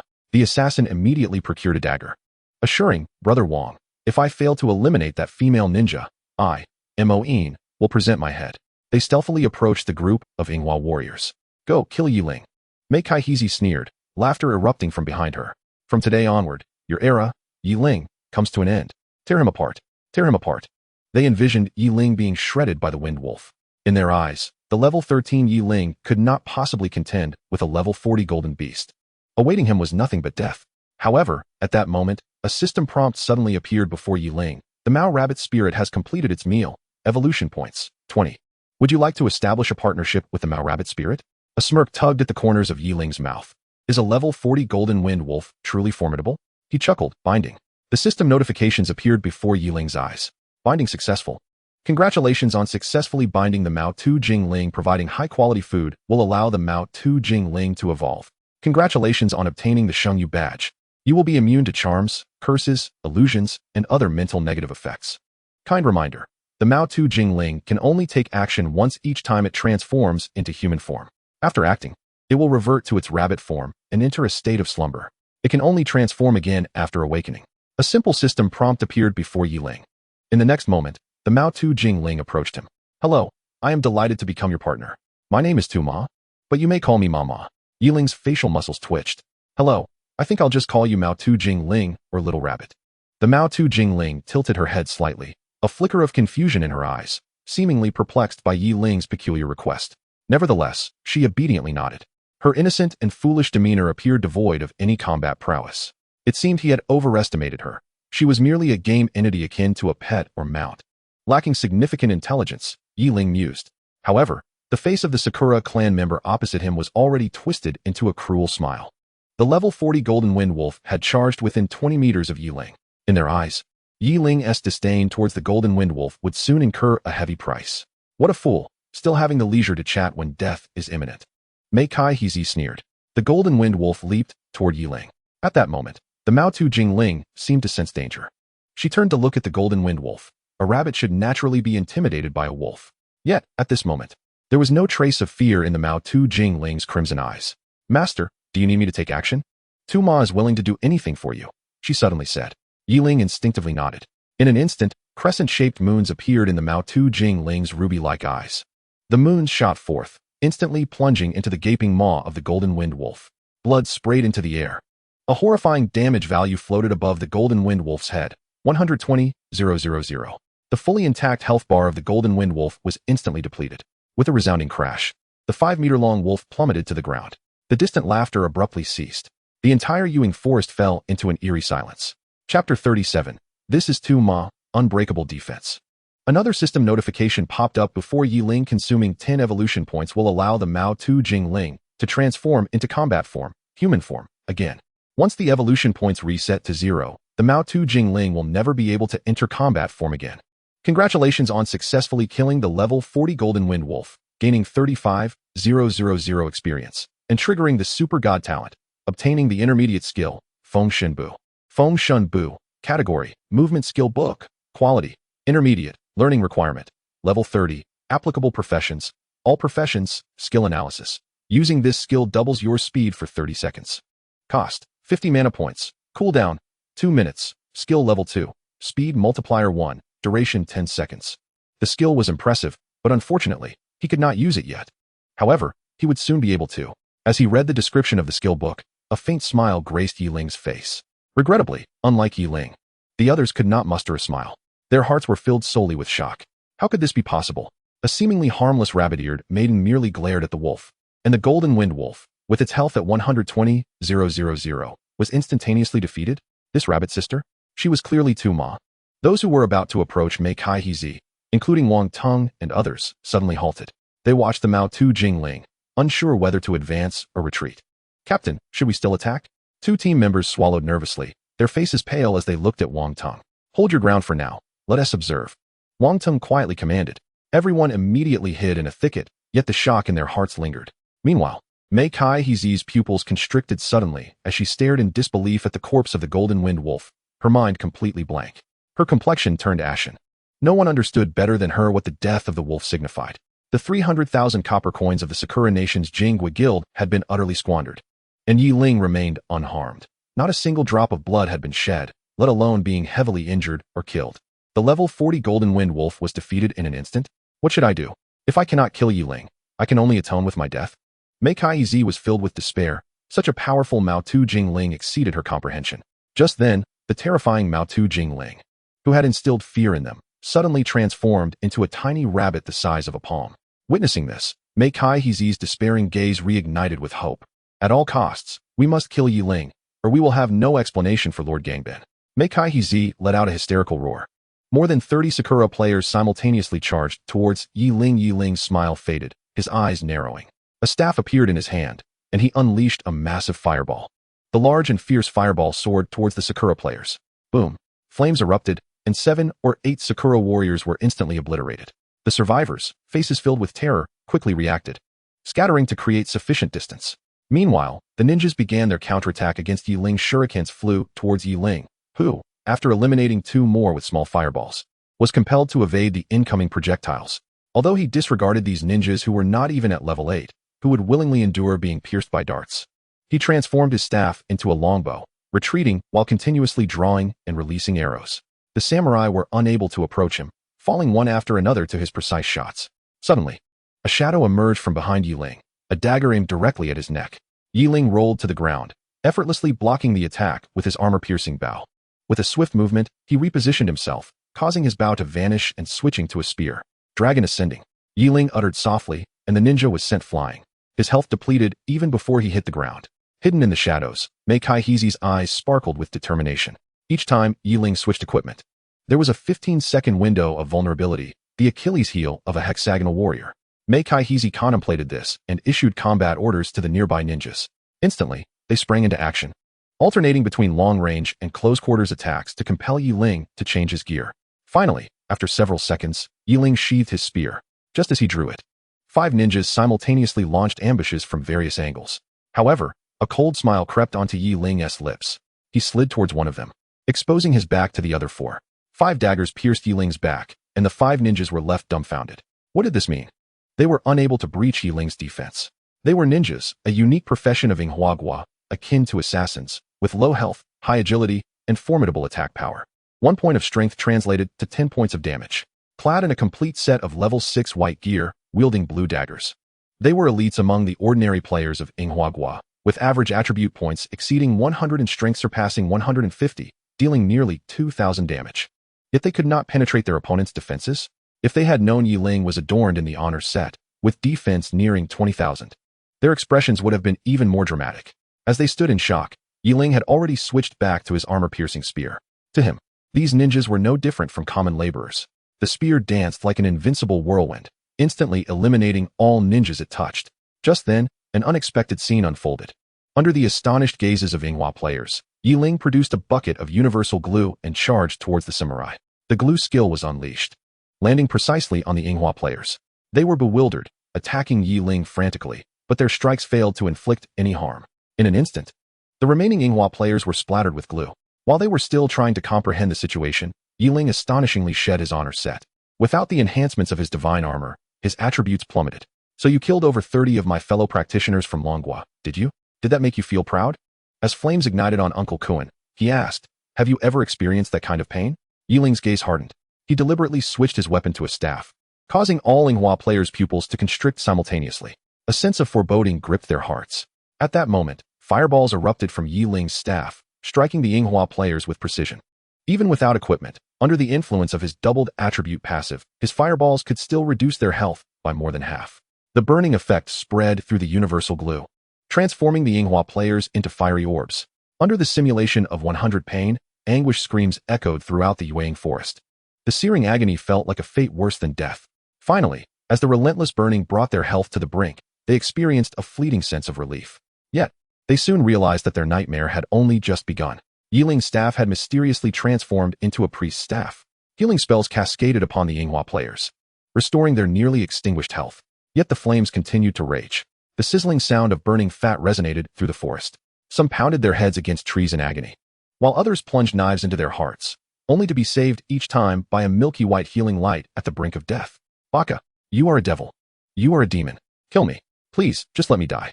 In less than 3 minutes, after using healing spells 4 times, Ling finally chose to relent. The sweet aroma of roasted meat wafted through the forest, and beams of white light illuminated the surroundings. In Ling's vision, there were no longer any living Yinghua players. His eyes narrowed slightly. Uncle Kuan, your vengeance has been avenged. But wait, the leading female ninja was not slain by me. Is she using an invisibility technique? Ling opened his talent list, focusing on Ling Miao. He had 5 talent evolution points. Upgrading the talent to level 2 required only 3 points. Though this talent was rare in his past life, some had indeed acquired it. Ling understood that elevating Ling Miao to level 2 would enable him to see through non-talent-based invisibility techniques. Would you like to spend 3 talent evolution points to upgrade Ling Miao to level 2? Yes. Congratulations. Your level 2 talent Ling Miao has been successfully upgraded to level 3. Ling Miao, quality, level 3 talent. Talent analysis. You will possess the ability to perceive all things. By gazing at any target for more than 1 second, you will see the target's basic attributes and be able to detect targets under invisibility skills. The evolution of the level of Lingmu into a higher talent requires the consumption of 10 talent evolution points. Currently, only 2 points are available, rendering further evolution impossible. Ling immediately activated Lingmu. The world before him was instantly adorned with a golden glow. At that moment, a figure trembled violently behind a large tree. A luminous circle emanating from beneath her feet, signaling the activation of a return scroll. Wanna flee? A thunderous voice echoed as Ling charged forward, thrusting his armor-piercing spear directly towards the tree. Chapter 38. Complete annihilation of the Sakura players, activation of the Sin system bang. The trunk exploded, leaving a gaping hole, and the spear pierced through Mei Kaiheezi's chest in an instant. Her eyes widened in terror as blood gushed from her mouth, yet her health bar remained unaffected. Ling's gaze flickered with confusion as he quickly scanned his surroundings. Indeed, he spotted 2 more figures in the shadows several dozen meters away, identical to Mei Kaiheezy, now splitting into 2 paths to escape in different directions. Ling swiftly switched to Fengshen Bao, drawing it to full moon and releasing 2 arrows in quick succession. Whoosh! The sound of piercing air rang out, causing both figures to turn back in unison. In that moment, to Mei Kaiheezy, Ling's silhouette transformed into that of a demon, an image that would be eternally etched in her heart until her ultimate demise. The arrowheads loomed larger in her vision, and all she could do was await death in despair. Thud! The arrows pierced through her forehead. Mei Kaiheezy's 2 doppelgangers fell to the ground one after the other. Surprisingly, relief filled her gaze, as if she delighted in the swiftness of her demise. Next to one of the corpses, 6 pieces of Yimingmu appeared. Ling approached to collect the Yimingmu, a flash of white light enveloping the scene as 3 bodies simultaneously vanished. What a pity to grant you such a quick death. However, your doppelganger talent is rather impressive, so remarkably lifelike, Ling remarked coolly. Just as he finished speaking, a pale red skull mark materialized above him. Beside it, the same colored text read, Villain. Concurrently, a system notification appeared before him. As you have killed over 30 players, the Sin system has been successfully activated, granting you the title Villain, which cannot be concealed. Upon acquiring the Villain title, should you die, there is a 20 chance to drop any bound equipment. The first player to obtain the Villain title will receive a 20 attribute boost. As the number of kills increases, so too will your Sin level. With each rise in Sin level, the drop rate of bound equipment upon death increases by 20. If a new title is obtained, it will still be the first in the server. For each increase in Sin level, the attribute boost will rise by 20. Would you like to view the rules of the Sin system? Yes. Kill 30, title Villain. Kill 100, title Outlaw. Kill 500, title Killer. Kill 1000, title Demon. Kill 3000, title Azura. Kill 10,000, title God of Death. Gazing at the system notification, Ling remained exceptionally calm. Had the system notification not appeared, he would have forgotten about the Sin system. In his previous life, he had only received the Villain title 3 months after entering the game, without any attribute boost or mention of a Sin level. This revelation was a pleasant surprise for Ling. As the game progressed, players from other realms would merge into the game, leading to an influx of demons and Azuras. Yet, he had never encountered the title of God of Death. After all, under normal circumstances, killing did not yield experience, and as the game advanced, everyone was preoccupied with leveling up. Unless a deep-seated grudge existed, few were willing to engage in life-and-death confrontations. Ling did not dwell on the titles. His focus was on swift retribution, allowing his instincts to guide him. If he could acquire a title, splendid. If not, He would not indiscriminately slay the innocent to obtain one. He never considered himself a paragon of virtue. But he held firm to his moral boundaries. Returning his gaze, he continued to review the system messages. Congratulations on successfully slaying 35 players, triggering the Super God Talent passive.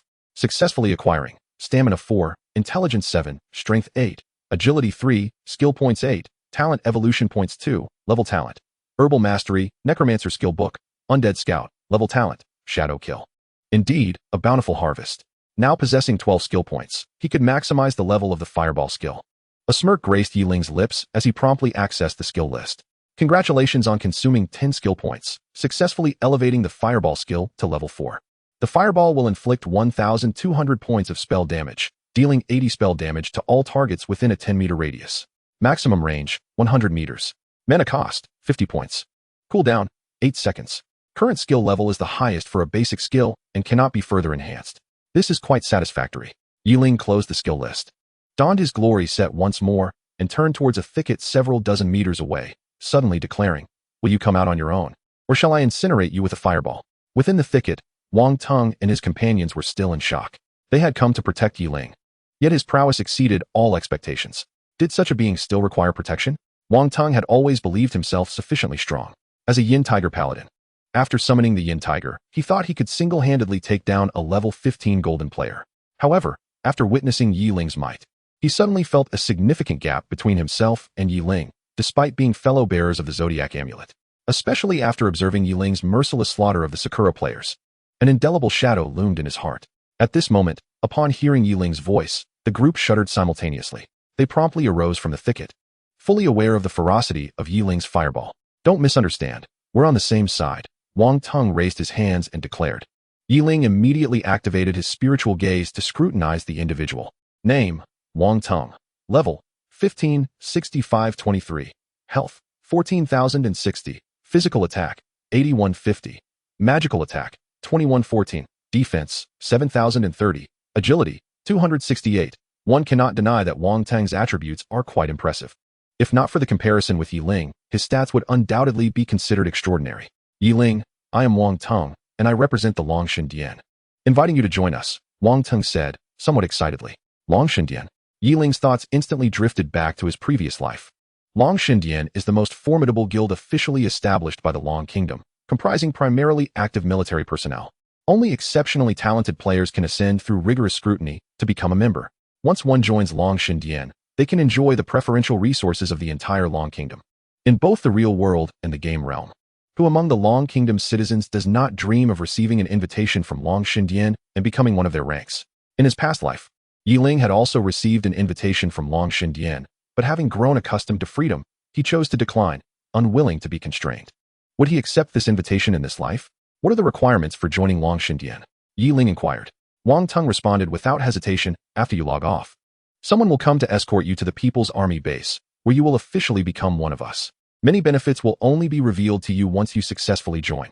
Our goal is to become the sword of the motherland, protecting our compatriots and safeguarding our nation." "Is it possible not to go to the People's Army base?" Yiling asked with a smile. Wang Tung's face displayed confusion. Scratching his head, he replied, "I don't think that's an option. It won't restrict your freedom. It's merely for identity verification at the base." A hint of helplessness flashed in Yiling's eyes. "I'm sorry, but I cannot go." Chapter 39, Bounty Quest, Cross-Region Travel. As soon as the words left his mouth, he turned and walked away. "Yiling, please think it over," Wang Tung urged anxiously, fearing that his first task for Longshan Dian would end in failure. "There is no need to ponder. I truly cannot go. Please convey to the higher-ups that I would reconsider if I could join as an external member," Yiling stated firmly. Wang Tung wanted to persuade him further, but was at a loss for words. "Yiling, what materials do you still need?" "I will assist you in any way I can," Wang Tung shouted. Yiling paused, realizing that accepting help would incur a favor from Longshan Dian, a debt not easily repaid. However, if he did not accept assistance, being hindered by materials could significantly delay his leveling up. Just as Yiling hesitated, a system message popped up before him, causing the corners of his mouth to rise. "Your friend Zhang Yixio has sent you a trade mail. Would you like to open it? You have received items from Zhang Yixio. 8 mithril, 1 skill book. Payment required, 0. Message, ye god. I managed to gather the items for you, along with a skill book that requires level 12 to learn. Use it for now. I'm off to level up. Encountered a few red-eyed kangaroos and died twice, losing a level. Reach out if you need anything," as long as I, Zhang Yixio, am online. I'll be there in a flash. Reading Zhang Yixio's message warmed Yi Ling's heart. This lad truly comes through. It appears he is a reliable companion. Having received the mithril, the only materials left for crafting the Qianji Bian are the blood of the demon god and Widow Li's hammer. The task of collecting Xingqian ore aligns perfectly with Widow Li's side quest.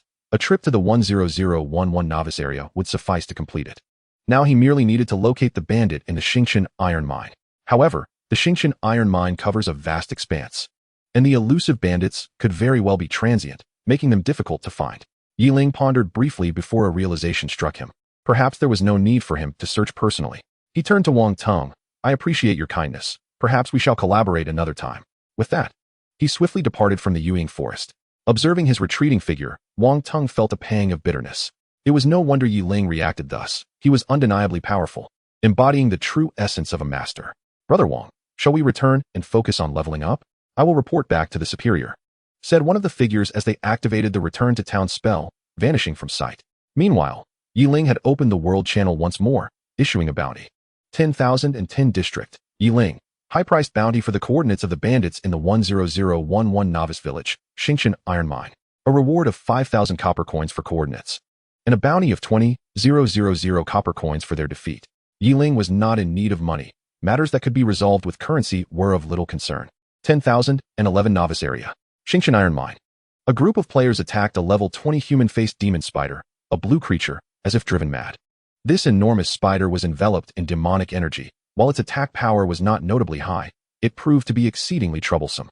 The crimson silk strands that touched the players' bodies possessed a terrifying corrosive effect, swiftly melting flesh and exposing bone. Yet, these players seemed utterly unafraid of death, continuously charging at the demon spider. Leading the charge was a warrior, radiating with a golden aura, resembling a deity of war descending upon the earth. With a thrust, his sword pierced the spider's head. Roar! The human-faced demon spider emitted a chilling screech before collapsing to the ground. Golden light, signifying level-ups, shone beneath many feet. A wave of cheers erupted throughout the mine. Boss, we finally killed it. The boss dropped a purple item, a blue item, along with 2 white items and several materials. Excellent. With this windfall, a few more such opportunities, and we shall gather enough. The warrior forced a smile. Although there were many victories, several comrades had perished. With only 10 lives in total, each one is immensely precious. Congratulations. You have obtained deep blue armor, purple. Congratulations. You have acquired blood of the demon god X1. Congratulations. You have received starlight or X2. We must still seek ways to earn money. Sacrificing lives is not a sustainable strategy. As the warrior pondered, his gaze suddenly shifted towards the world chat screen. 20,000 copper coins for a quest item? His eyes brightened, and he promptly opened a private chat window. Yi Ling gazed at the private message before him, his expression one of astonishment. Zone 10011. Chao Xiong. I have accepted this bounty. 20,000 copper coins. I will assist you in locating and acquiring the quest item within an hour. Chao Xiong. Yi Ling narrowed his eyes. He had a vague recollection of this name. If memory serves, Chao Xiong possessed an exceptionally formidable talent and was known for his ruthlessness, marking him as a skilled player. He consistently ranked within the top 100 in the region and had founded a notorious guild. His faction comprised a band of like-minded individuals, each valuing wealth over life. It was said that as long as the payment was sufficient, there was no task the guild would shy away from, be it murder, looting, or territorial conquest. At times, they even dared to raid the Dragon God Temple. Chao Xiong's acceptance of this bounty indicated his capability to fulfill it. Zone 10010. Yi Ling. If you retrieve the item within 30 minutes, I will pay you 30,000, and additionally, procure 5 pieces of ordinary starlight iron for me, at 2,000 copper coins each. Traveling from the novice town to the starlight iron mine requires at least 15 minutes. Special quest items cannot be mailed and must be traded in person, necessitating Yi Ling's visit to the novice area of Zone 10011. Since he was paying for the service, efficiency was paramount. In the novice area, aside from himself, no one would require starlight iron, which valued around 2,000 copper coins. If Chao Xiong aimed to earn that 40,000 copper coins, he would undoubtedly acquiesce to Yi Ling's request. Indeed, it was not long before Chao Xiong sent a message. Zone 10011. Chao Xiong. It seems that Lord Yi is quite affluent. My guild shall accept this bounty. Yi Ling utilized a return scroll, arriving at the novice town, which buzzed with far more activity than before. Numerous unfamiliar faces populated the town, and to avoid complications, Yi Ling employed a disguise to alter his appearance. Nevertheless, upon his arrival, he still attracted the attention of all. This was due to the ominous red skull above his head and the title of villain, which was exceedingly conspicuous in the novice town. Although the evil system had not yet revealed Yi Ling's name, all players had received notifications regarding its activation. Acquiring the title of villain indicated that this individual had already slain 30 players. Such a statistic was enough to instill fear in most ordinary players. Even more bizarre was the presence of a snow-white rabbit accompanying this villain. The juxtaposition of crimson and white appeared somewhat jarring, prompting others to instinctively distance themselves, as if Yi Ling were a dangerous entity traversing a safe zone. Yet Yi Ling felt at ease, swiftly locating the teleportation officer. At that moment, several individuals were queued for transport. Mario, where are you headed?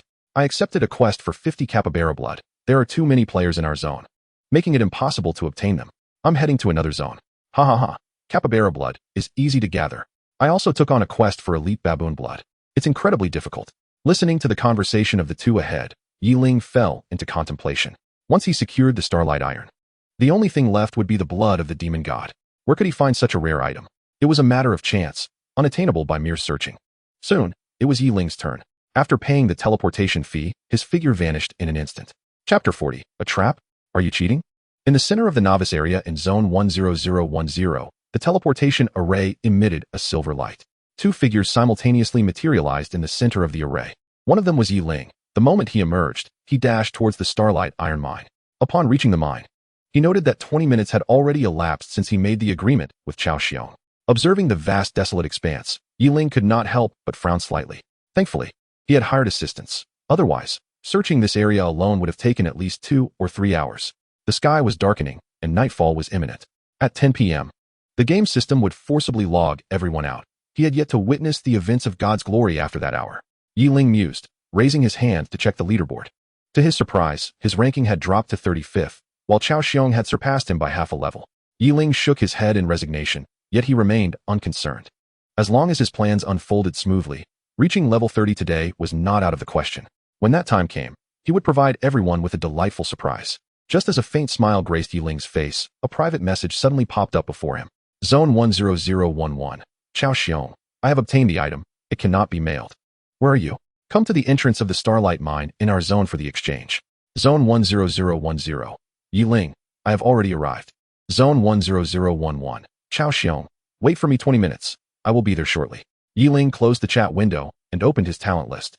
It appeared that he had gained a talent and a skill book from defeating the Cherry Blossom person. Talent, Shadow Kill. Quality, Level, Talent Analysis. The body enters an invisible state, summoning 1 to 3 clones, each possessing 50 of the main body's attributes. If not actively summoned, the clones can exist for an extended period. Each minute of existence consumes 100 experience points from the main body, and clones can be resummoned 2 hours after their demise. This seemed to be the talent of Mei Kai Hizi, a rather impressive ability. Yi Ling spoke as he reopened the space within his package. His gaze quickly settled on 2 skill books nestled in the corner. It suddenly dawned on him that Zhang Yixio had also sent him one. Hengso Qianjun. Category, Gunslinger Skill Book. Quality, Beginner. Learning Requirement, Level 12. Learning Profession, Gunslinger Ranger. Skill Analysis, upon activation. Inflicts 1,000 points of physical damage, 50 points of magical damage, to all surrounding targets. Cost, 50 mana points. Cooldown, 40 seconds. You have met the learning conditions. Do you wish to learn? Yes. Learning successful, skill points can be used to enhance skill level and damage. Yi Ling then turned his attention to the second skill book, Wangling Chihou. However, before he could examine it further, silhouettes began to emerge on the distant horizon. Chao Xiong had arrived. He was not alone. Behind him trailed more than 50 players. Soon, this group stood before Yi Ling. Upon noticing the outlaw title above Yi Ling's head, their pupils involuntarily constricted. Yet, in an instant, a glimmer of greed flickered in Chao Xiong's eyes. The Sin system clearly stated that defeating a red-named player had a chance to yield all the opponent's equipment. Is the item in hand? Yi Ling inquired. Chao Xiong, towering nearly 2 meters tall and adorned in blue battle armor, which shimmered with a purple glow, revealing its rare quality, raised a hand and tossed a cloth bag onto the ground. Yi Ling used his spear to poke through the bag, revealing a piece of pale purple iron ore. Li Guofu's Lost Star Iron. Quest item. Returning the Star Iron to Li Guofu will complete the related quest. This was precisely what Yi Ling needed. The goods are satisfactory. You all have worked efficiently. Have you managed to acquire any ordinary Star Iron? Yi Ling asked. Chao Xiong gestured again, and another 20 pieces of pale purple ore appeared on the ground. Star Ore. Category, Rare Material. Item Analysis. High-grade material required for crafting equipment. Yi Ling promptly initiated a trade with Chao Xiong, entering 40,000 copper coins in the trade dialog box. However, Chao Xiong placed the quest star ore and all the ordinary star ore in the trading section. A sinister smile crept across Chao Xiong's face. Yi Ling. The amount is incorrect. The quest star ore is 100,000, and each piece of ordinary star ore is 10,000, totaling 220,000. You still owe me 260,000 copper coins. Are you trying to fool me? Yi Ling's eyes turned icy. Chao Xiong rubbed his bald head, prompting nearby players to erupt in laughter. They appeared to disperse casually, yet silently encircled Yi Ling. Yi Ling, since you're here, let's not waste time.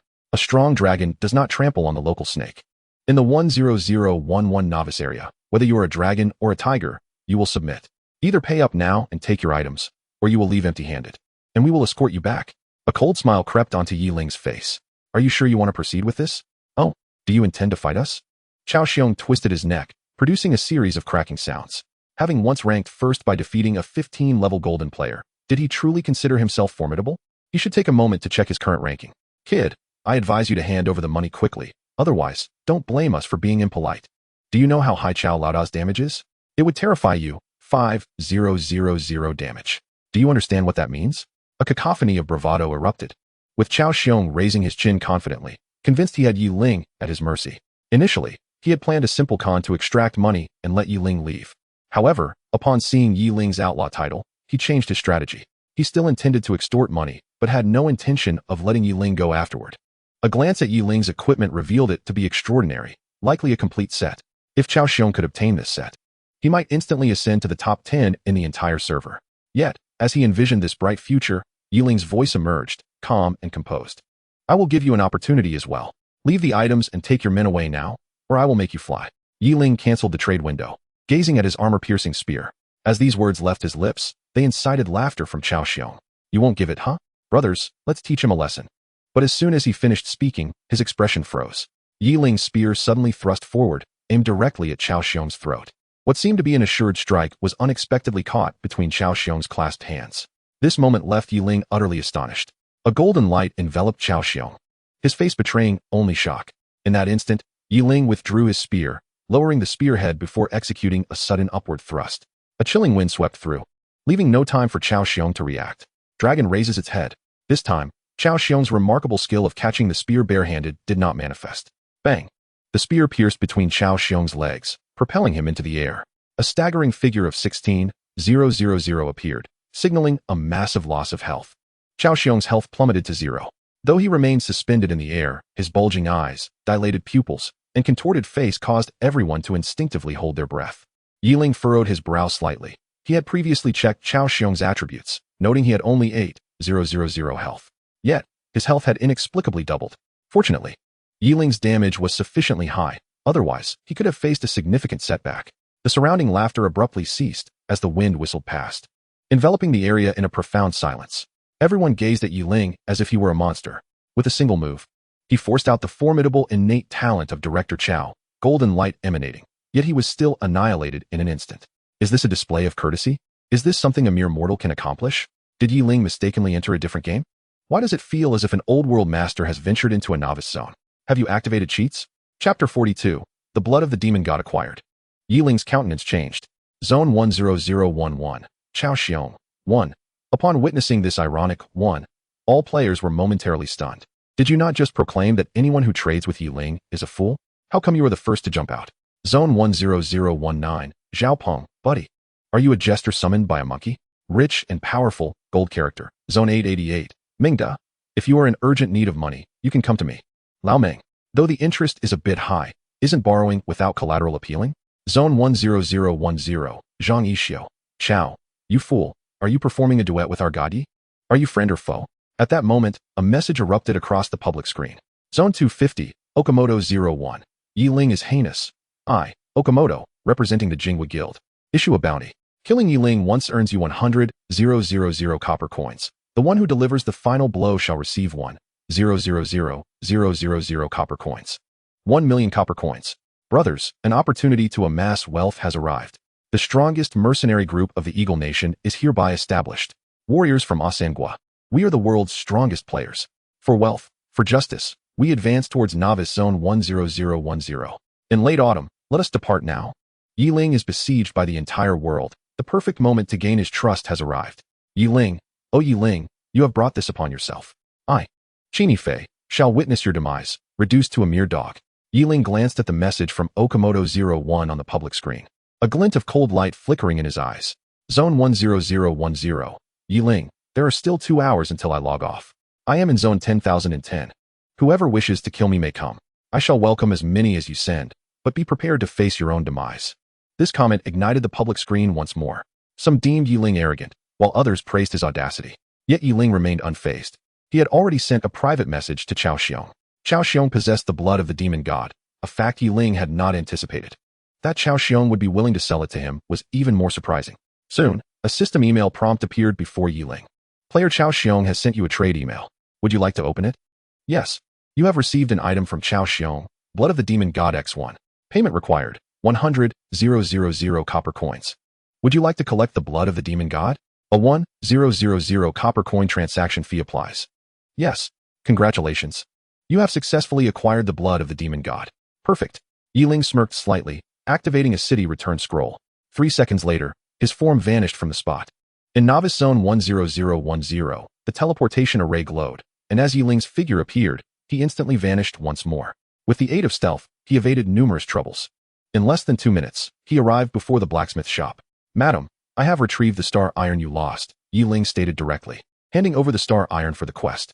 Widow Li took the star iron and immediately beamed with joy. Young man, I greatly appreciate your gallant act. Take this hammer.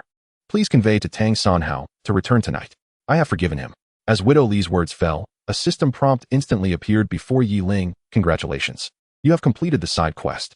Reward, Widow Li's Hammer X1. Congratulations, you have successfully helped Widow Li resolve her troubles, completing the Artisan's Redemption Quest 4.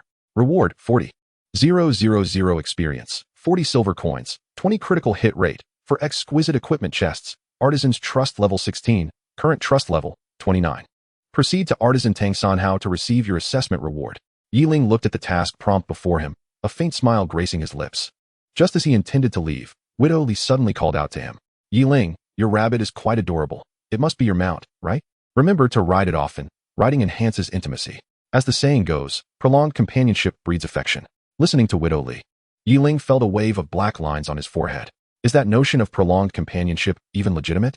Suddenly, a flash of inspiration struck him.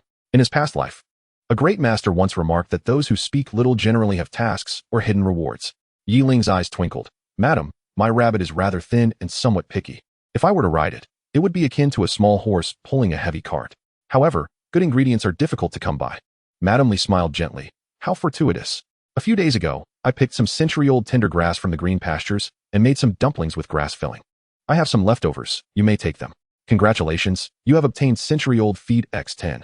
Century-old feed. Category, Battle Pet Feed. Feeding to a battle pet can enhance evolution value by 2 points. Yi Ling's heart leaped with joy. He had momentarily forgotten about the evolution needs of the rabbit spirit. Thank you, madam.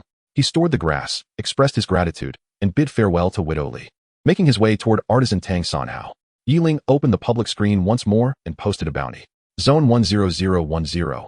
Yi Ling, offering high prices for various aged plants, vegetables, and fruits. Directly send your prices to my mailbox. I will not cheat anyone. After sending the message, Yi Ling closed the dialog box. He understood that what lay ahead would be the true first battle of his rebirth. Would he emerge as a bear or a hero? Would he soar to great heights or fall into oblivion? The answer would be revealed in this battle. Given his knowledge of the Sakura Jingwa Guild, the elite players from Sakura Nation would undoubtedly come out in full force. The magical scroll capable of summoning a level 40 golden beast was exceedingly precious upon the opening of the new server, a fact he was all too aware of. The defeat of that level 40 golden beast would undoubtedly fill the Sakura people with an insatiable wrath. Given his understanding of Lin Rue and Meng Wanqiu, he knew these two would seize the opportunity without hesitation. Therefore, this battle was one he must win. And he must do so resplendently enough to be etched in the annals of history. Meanwhile, a new group of players entered the novice town. Led by Qini Fei of the Batian Guild. After more than an hour of diligent effort, Qini Fei had finally caught up in levels. As a mage endowed with exceptional talent, his damage output in the entire 10010 novice zone was surpassed only slightly by Su Jinyu, aside from Yi Ling.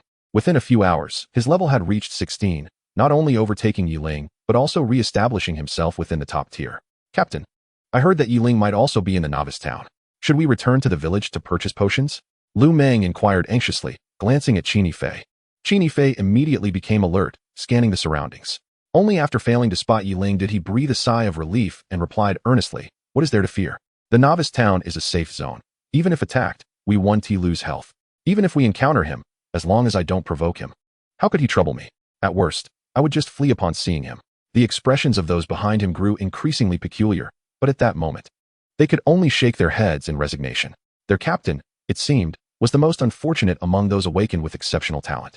A high damage mage, yet tragically out of sync with the times, had now reached a point of profound anxiety.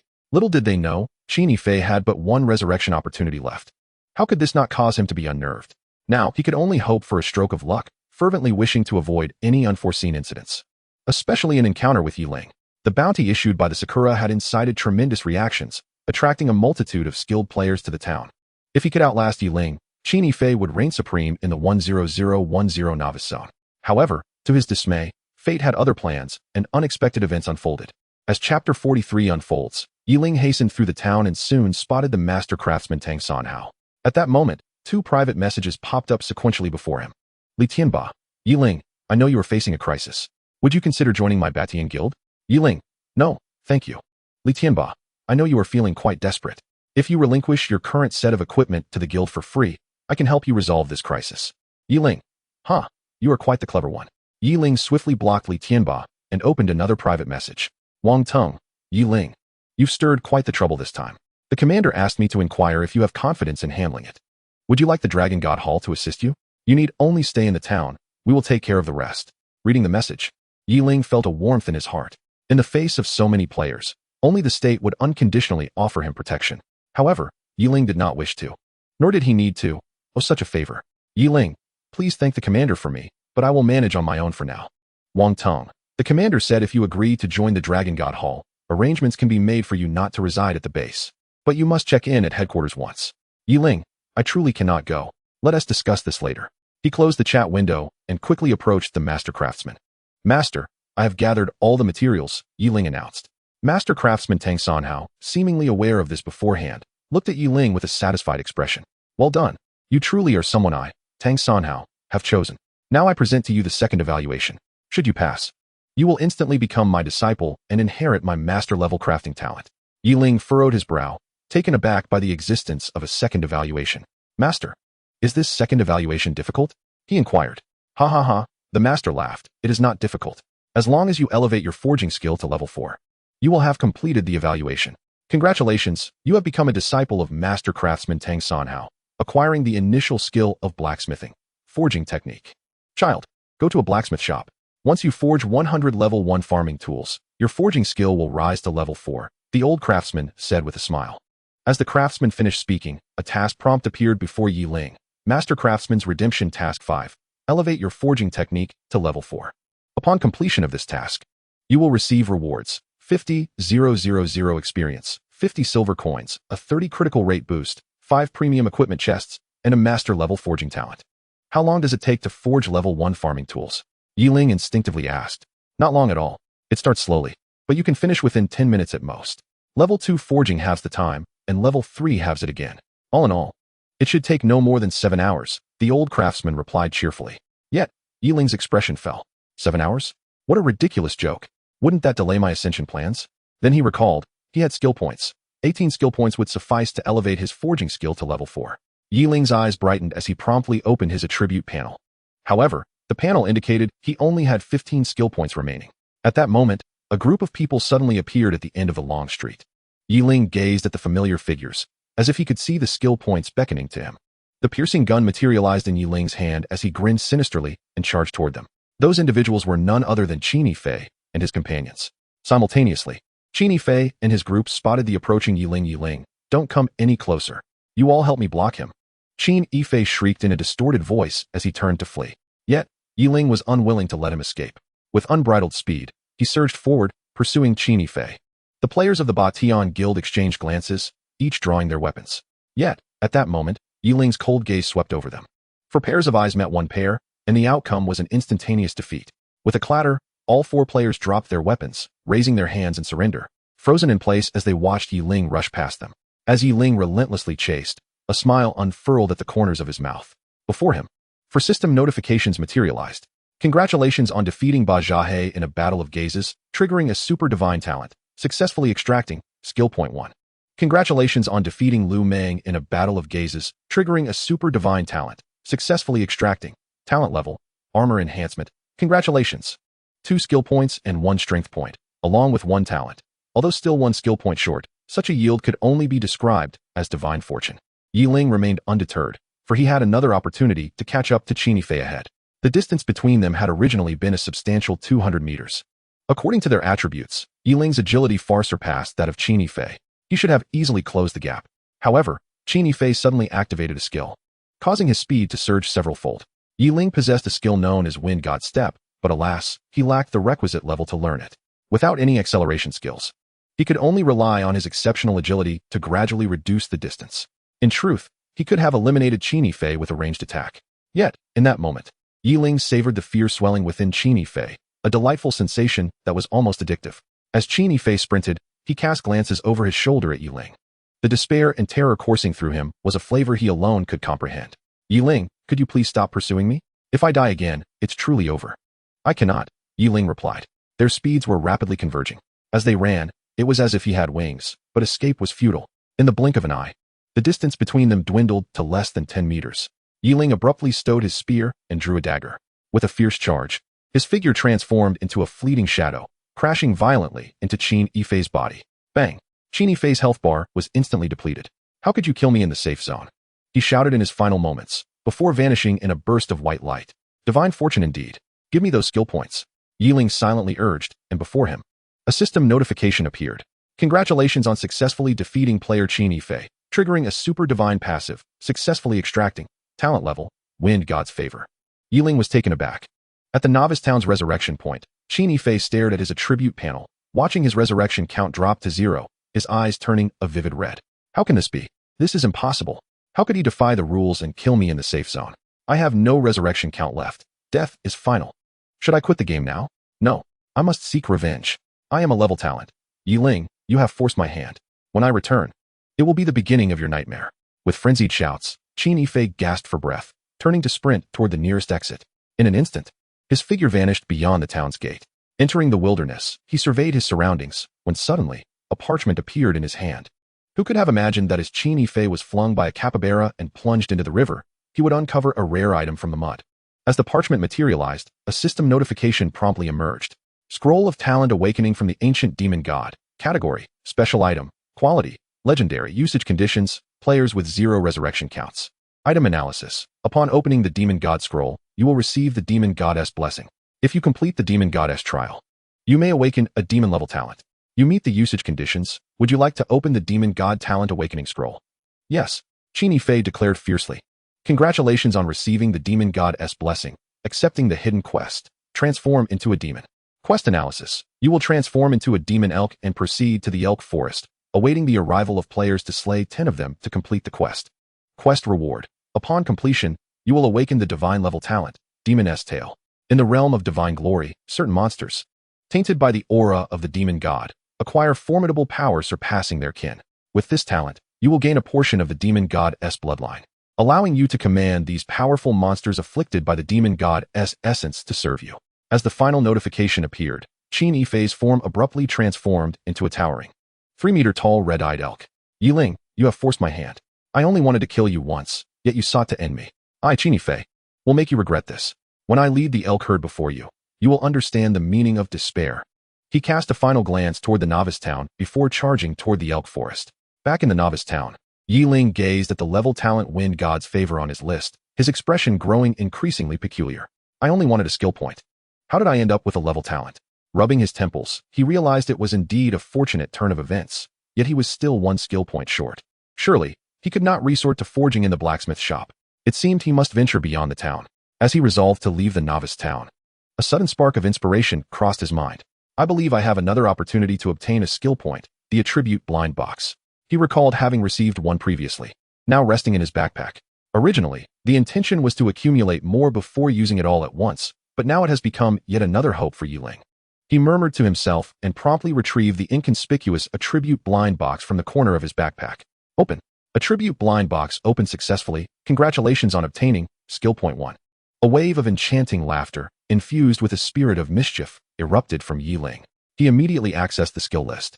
Forging technique. Category. Initial crafting profession skill book. Quality. Beginner. Learning requirement. Level 1. Learning profession. Blacksmith skill analysis. Utilizing this skill allows one to forge an agricultural tool by striking iron blocks 100 times. Or it can be used to repair equipment with insufficient durability in 2 minutes. Consumption. 1 point of mana. Cooldown. 1 minute. Detected sufficient skill points. Would you like to upgrade forging technique to level 4? Yes. Successfully consumed 18 skill points. Upgraded forging technique to level 4. Iron forging time reduced to under 60 seconds. Equipment repair time shortened to 10 seconds. It's done. Ling, unable to contain his joy, turned and sprinted towards the crafting god. Soon, he was back at the crafting goddess side.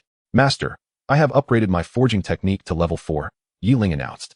The crafting god looked astonished. So soon? Indeed, I was right. You possess the potential to become a crafting god.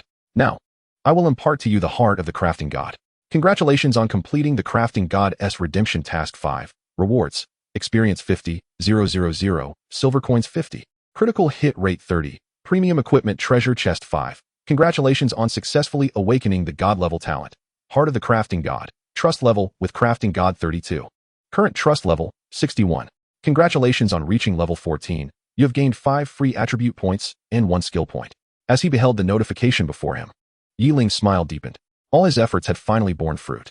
Completing the crafting god's redemption task 5. Ling's critical hit rate had soared to an astounding 70. An exceptionally terrifying probability. If his intuition served him correctly, the next task should be the concluding chapter of this series of hidden tasks. Once completed, his critical hit rate would reach 100. At that point, there would be no need to target vital areas. Every attack would trigger a critical hit. The terror of a 100 critical hit rate rivaled that of a god-level talent. His gaze fell upon the god-level talent he had just acquired.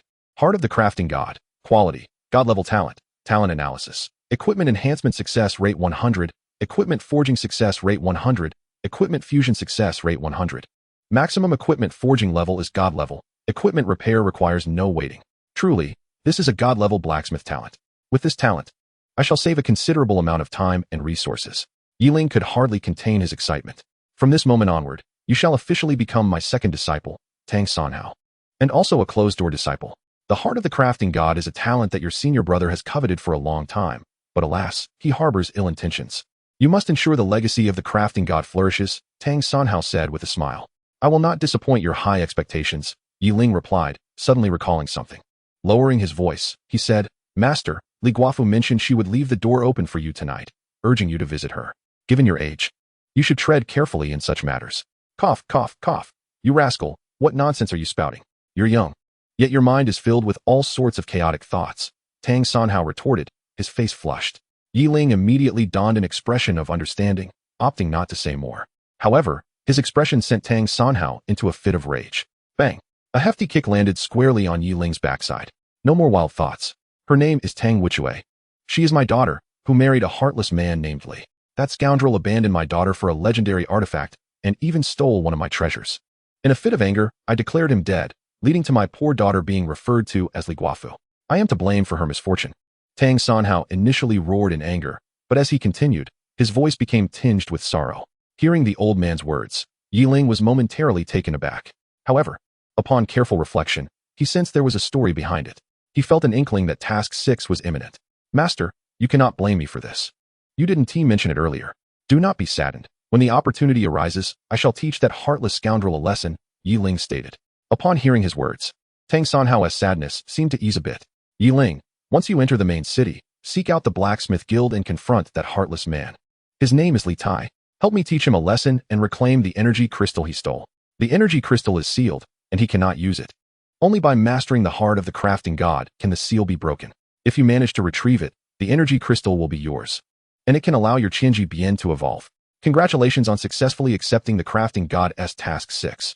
Upon completion of this task, you will receive rewards, experience 60, 000, silver coins 660, critical hit rate 30, premium equipment treasure chest 6, god level material, energy gem 1. A gleam ignited in Ling's eyes as he promptly retrieved the blueprint for the Qianji umbrella. Detected artifact forging blueprint Qianji Bian. Detected that you possess all materials. Would you like to forge the artifact Qianjibian?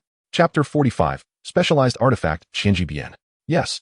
Equipment forging in progress. As Ling confirmed, an exquisite golden light illuminated the forging system before him. As the golden light gradually receded, a silver briefcase materialized at the center of the forging system. Qianjibian. Quality. Semi-divine artifact. Class requirement.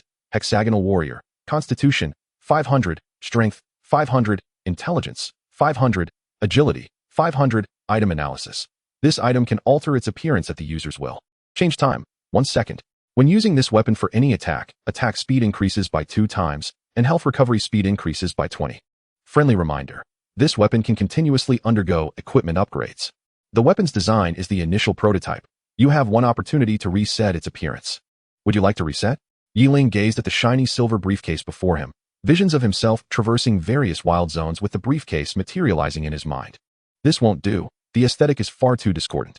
It should resemble a weapon, shouldn't it? What kind of design should I choose? A Gatling gun? A Tang Dao? Perhaps Tang Sanzang's staff would be rather striking. How about an umbrella? Would that be deemed as plagiarism? Ling pondered the weapon's appearance and pressed the confirmation button.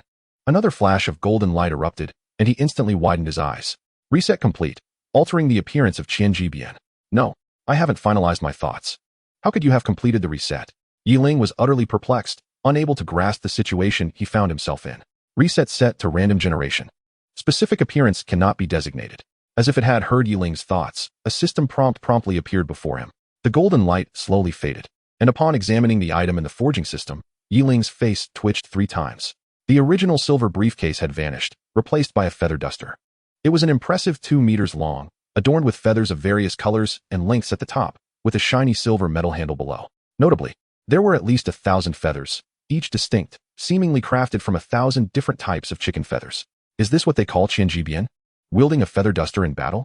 A mere tap would send feathers flying everywhere? Seriously? Can we negotiate to revert to the silver briefcase? Ling stared dumbfounded at the feather duster, but this time, he received no response. After several seconds, the system prompt appeared again.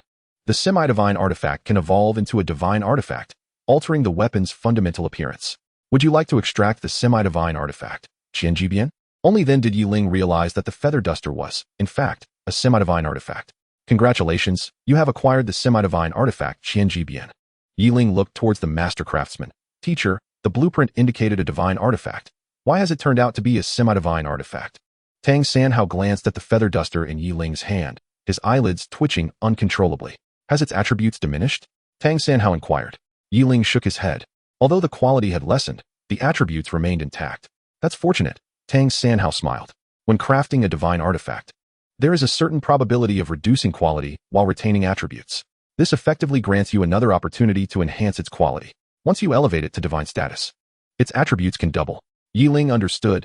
Teacher, what materials are required to elevate it to divine status? Access the enhancement function within the forging system, Tang Sanhao instructed. Ling promptly complied, and soon the enhancement requirements appeared before him. To elevate the semi-divine artifact Qianjibian to divine status, the following materials are needed: 1 demon elk horn, 1 energy gem, 1 weapon core, 1 dragon bone. You possess a golden level weapon core. It can be fused. Would you like to fuse it? Only 1 material can be fused. Fuse it. Fusion successful. Weapon base attribute 25, base damage 300. With the fusion completed, a glorious emblem appeared before Qianjibian. In that moment, Qianjibian officially became part of the glory set. Simultaneously, an additional entry of 300 damage appeared in its attributes, and the 4-dimensional attributes increased from 500 to 625. The attributes of the level 13 glory Qianjibian surpassed those of a level 60 golden equipment, truly worthy of being a semi-divine artifact. I already possess the weapon core, and the teacher has provided clues regarding the energy gem. I know where to find the dragon bone, but what of the demon elk? In my decade-long experience in Zhushun Rongyao, I have never encountered such a creature. Ling withdrew his thoughts, grasping Qianjibian. As his mind focused, Qianjibian instantly transformed. The 1-second change time rendered it nearly instantaneous. The former feather duster morphed into a dazzling, knife-shaped feather duster. With another thought, the handle elongated while the blade rapidly shrank, leaving behind just over a foot of the feather duster. Curious about a gun-shaped feather duster? Cold weapons are no issue. What about hot weapons? With a flourish, the feather duster burst open like a peacock displaying its feathers, each feather transforming into a gun barrel. 1,000 barrels began to spin at high speed, and Ling felt the ferocity of this Gatling gun even before pulling the trigger. At that moment, the corners of his mouth could scarcely contain his elation. With a mere thought, the Gatling returned to its feather duster form. Teacher, I'm off to upgrade. I promise to return once I've obtained the energy crystal. Ling stowed Qin Ji Bian and bid farewell to the master craftsman. Embarking on his journey to the Mu Lu forest, time was of the essence, both for him and for others. Meanwhile, at the bustling newbie town 10010, throngs of players filled the streets and alleys. After a day of grinding, the average level of combat-oriented players had surpassed level 12. The top-ranked Huang Tian had reached level 20. The rate of level progression noticeably slowed after level 15. The top 100 players in the server were all above level 15, with Ling positioned at 108th place. Had it not been for the bounty from the Jingguo Association, Ling would likely have been forgotten by others at this very moment. Meanwhile, the chat channel was abuzz with discussions about Ling. Huang Yiha, is anyone in the 10010 novice area? Where has Ling gone? I've searched for ages and can't find him. Thomas, even if you find him, you might not be able to defeat him. I just heard a player from the 10010 area say that Ling possesses a talent that grants a 200 all-attribute bonus, and he can switch between multiple professions. Huang Yiha, wait a minute. Buddy, why did your dialogue go outside the brackets? Thomas, don't mind those details. What we need to discuss is how we can take down Ling. Make high easy. Ling takes 15 seconds to switch weapons. If we can locate him and launch a coordinated attack during that time, we should be able to eliminate him easily. Mugasan, indeed, that is a critical weakness. Thomas, how can we lure Ling out? There's just over an hour left before he logs off. Make high easy. Ling has a few friends. If you eliminate them repeatedly, you should be able to force Ling out. Make high easy. I have already found their coordinates. Zhang Yixio, Ling's subordinate, is located in the Cannibal Baboon Valley. Xiao Sijio, who claims to be Ling's godson, is at the Fire Armor Lizard Dunes. Su Jinyu, who is suspected to be Ling's girlfriend, can be found in the Luaho wetlands. Chapter 46. A prince does not necessarily ride a white horse. Ling was oblivious to the chatter in the public screen. Every moment was precious to him. He did not leave the novice town immediately. Instead, he headed to the town's trading post. Utilizing his disguise technique, he had no fear of exposure. Perhaps only the notorious red name above his head could reveal his identity. However, few players had encountered this title, and none had yet connected him to Ling. Ling opened the trading post and quickly browsed through the items available. Some were player consigned, while others were sold by the shopkeeper. Player prices were generally cheaper, but although the shopkeeper's items were costly, they were abundant. Soon, Ling found what he needed. Ranger Beginner Skill Book, Mechanism Technique. Priced at 200 copper coins, I'll take 2. Gunner Beginner Skill Book, Demolition Technique. Priced at 2,000 copper coins, I'll take 2. Item, Potato Bomb. Priced at 100 copper coins, I'll take 500. Item, Swamp Trap. Priced at 500 copper coins, I'll take 100. Ling purchased all the selected items. Each of these would serve a significant purpose. With rosemary, high explosive bombs, mechanism techniques, demolition techniques, potato bombs, and swamp traps in his possession, everything was prepared. All that remained was to act. He hoped that by slaying 10,000 monsters, he could reach level 30. Time was running short. If he did not achieve level 30, everything he had obtained would be in vain. A fierce battle intent ignited in Ling's eyes. He opened the map and glanced at a coordinate point in the northeast corner of the town. The city defense officer. Once the main city opened, players could teleport to remote maps once a day via this officer. Currently, the main city was closed, and while the teleportation function existed, it was limited to travel between the novice village and the town. Ling withdrew his gaze and dashed out of the town. As soon as he exited, he commanded the Mao-Tu spirit to enlarge. He leaped onto the back of the giant rabbit, feeling its softness beneath him, and a smile spread across Ling's face. Off we go, to the Milu forest. The Mao-Tu spirit transformed into a whirlwind, racing into the distance. This scene left numerous players outside the town wide-eyed with astonishment. What on earth am I witnessing? Who is this formidable player?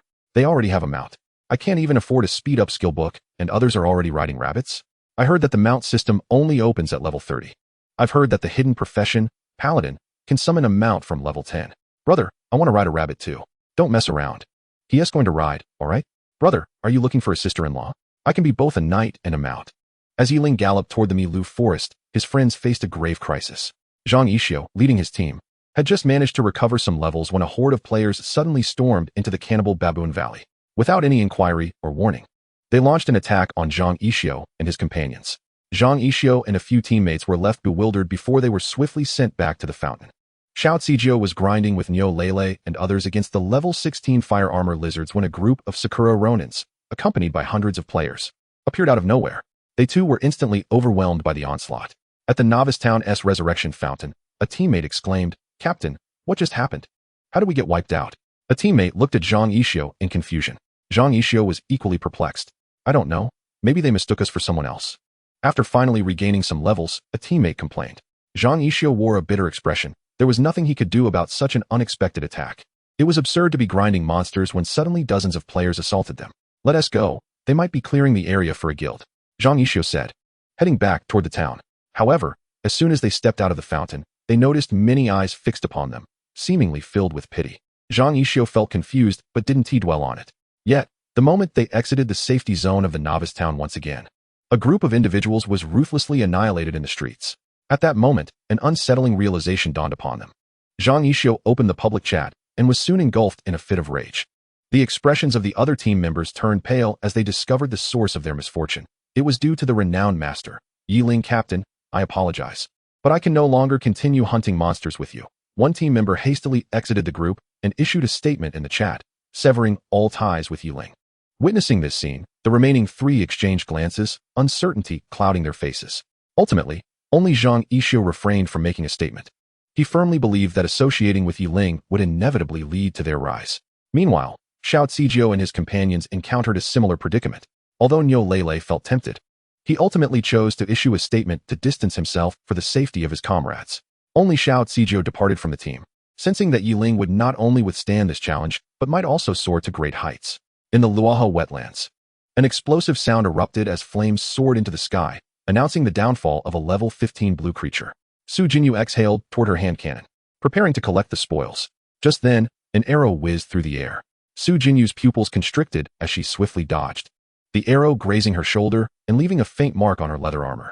This is bad. It's an ambush, she shouted, quickly turning to aim her hand cannon in the direction from which the arrow had come. Boom! A shell was fired, landing amidst a thicket and resulting in a detonation that scattered a multitude of players. Almost simultaneously, figures emerged from the surrounding grass and trees. Upon closer inspection, there were dozens of them. Su Jinyu's teammates immediately sprang into action, adopting combat stances. However, the enemy's numbers were overwhelming, and they appeared well prepared. Mages began chanting spells, unleashing a torrent of magic towards Su Jinyu's allies. Several ninjas, moving like phantoms, darted low towards Su Jinyu. Gritting her teeth, she swiftly switched her hand cannon to a more powerful setting. The rapid-fire bullets accurately struck the ninjas, reducing their health substantially. Nevertheless, the enemy's onslaught surged forth like a tide, and her teammates struggled to hold their ground. In less than 10 seconds, 4 of her comrades had already been slaughtered. Heartbroken yet focused, Su Jinyu relied on her exceptional skills to evade enemy attacks while seeking opportunities to retaliate. She performed a roll to dodge an enemy ice spell, then sprang up and fired, sending one approaching ninja flying. Yet, the sheer number of adversaries began to wear her down. She felt her stamina and spirit rapidly depleting. Multiple wounds adorned her body, blood staining her attire.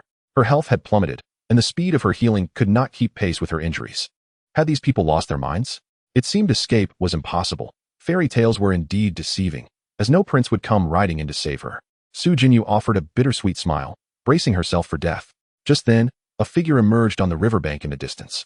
Was it an illusion? Fairy tales did not lie. Perhaps the prince did not ride a white horse, but instead a white rabbit. Chapter 47. Today, let's play big. The figure was clad in resplendent armor, riding a white rabbit. In his hand, he wielded a peculiar object resembling a feather duster. The transformed Gatling gun roared furiously, unleashing a torrent of fire upon the players besieging Su Jinyu. The enemy was thrown into disarray, their previously aggressive demeanor crumbling in an instant.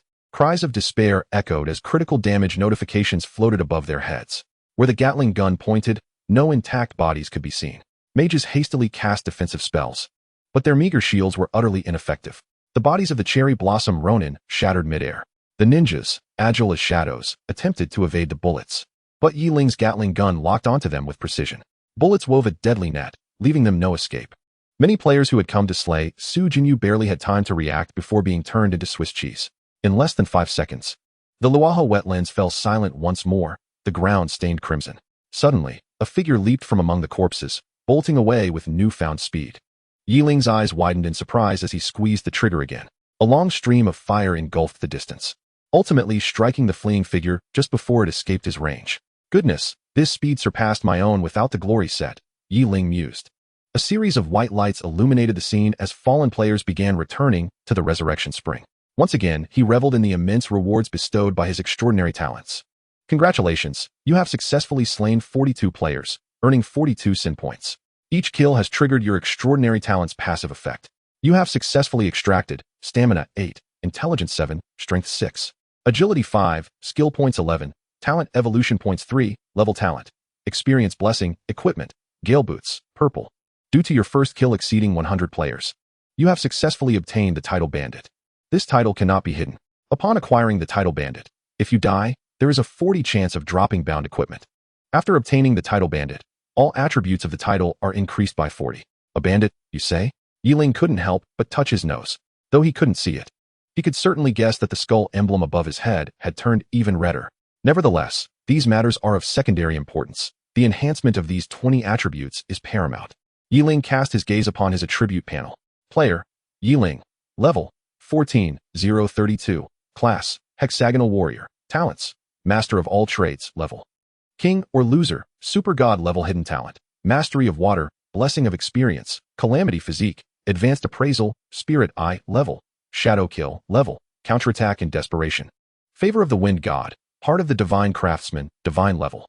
Talent bonuses, Class Amplification 200, Set Amplification 10, Title Amplification 40, Stamina 2111, 5277, Strength 1595, 3987, Intelligence 1614, 4035, Agility 1604, 4010, Free Attribute Points 00, Skill Points 0, Remaining Resurrection Attempts 0.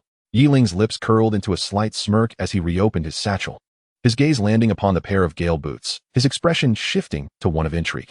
The Gale Boots are an exceptionally unique piece of equipment, with players often retaining them for a decade after acquisition. The primary reason lies in the absence of level restrictions. They are not part of any set, yet possess singular attributes. It is no wonder that the previous player exhibited such extraordinary speed. Gale Boots, Purple. Quality, Rare. Class Requirement, All Classes. Level Requirement, None. Agility 300. Item Analysis. Wearing these boots transforms one into a man as swift as the wind, enhancing agility by 200. With this equipment, my plans can be subtly adjusted, and our achievements may be doubled. Ling contemplated, his eyes growing ever brighter. Su Jinyu, who had originally felt an overwhelming despair, found her heart flooded with joy at the sight of the White Rabbit Prince's descent. She strained her injured body to offer Ling a faint smile. Yet, her smile quickly faltered. In her imagination, the prince descending from the heavens was none other than Ling. However, upon seeing the visage before her, she realized it was not Ling at all. Just then, Ling's disguise gradually faded, revealing his true form. A wave of euphoric recognition surged through Su Jinyu. Ling, she softly called, rushing toward him. In that moment, her emotions became increasingly complex. Her eyes reflected relief from having survived a calamity, mingled with awe at Ling's formidable prowess. She reminisced about the moments since their acquaintance, recalling how he had consistently emerged at critical junctures to rescue her from peril. At that instant, her previously nebulous feelings for Ling seemed to crystallize into clarity and intensity. Ling rode the Mautu rabbit spirit to Su Jinyu's side, observing her numerous wounds. A flicker of guilt briefly crossed his eyes. Not long ago, Ling had seen the contents of the chat channel and understood that he had inadvertently brought trouble to his friends. How are you? Ling inquired. Su Jinyu shook her head. Even with blood oozing from her wounds, staining her garments, she seemed oblivious to the pain. At that moment, the feathered Gatling gun in Ling's hand transformed into a feathered scepter. A beam of healing light precisely enveloped Su Jinyu, swiftly mending her injuries and gradually restoring her health. Ling, thank you. Su Jinyu gazed at the man before her, who resembled a celestial being, her cheeks flushing slightly. No, it is I who should express my gratitude, Su Jinyu replied with a weak yet radiant smile. I am fine, thanks to your timely arrival. Ling nodded and then said, Get on, let us depart. At this, Su Jinyu suddenly became bashful. Having grown up, aside from her father, she had never touched the hand of another male. Yet, she had already engaged in close contact with Ling several times. Where are we going? Her heart raced, and she couldn't help but ask. To the Mi-Lu Forest. I promised to take you all to level up, Ling responded. Su Jinyu found an unexpected surge of courage, raising her gaze to meet Ling's. He extended a hand toward her, and in that moment, their eyes locked.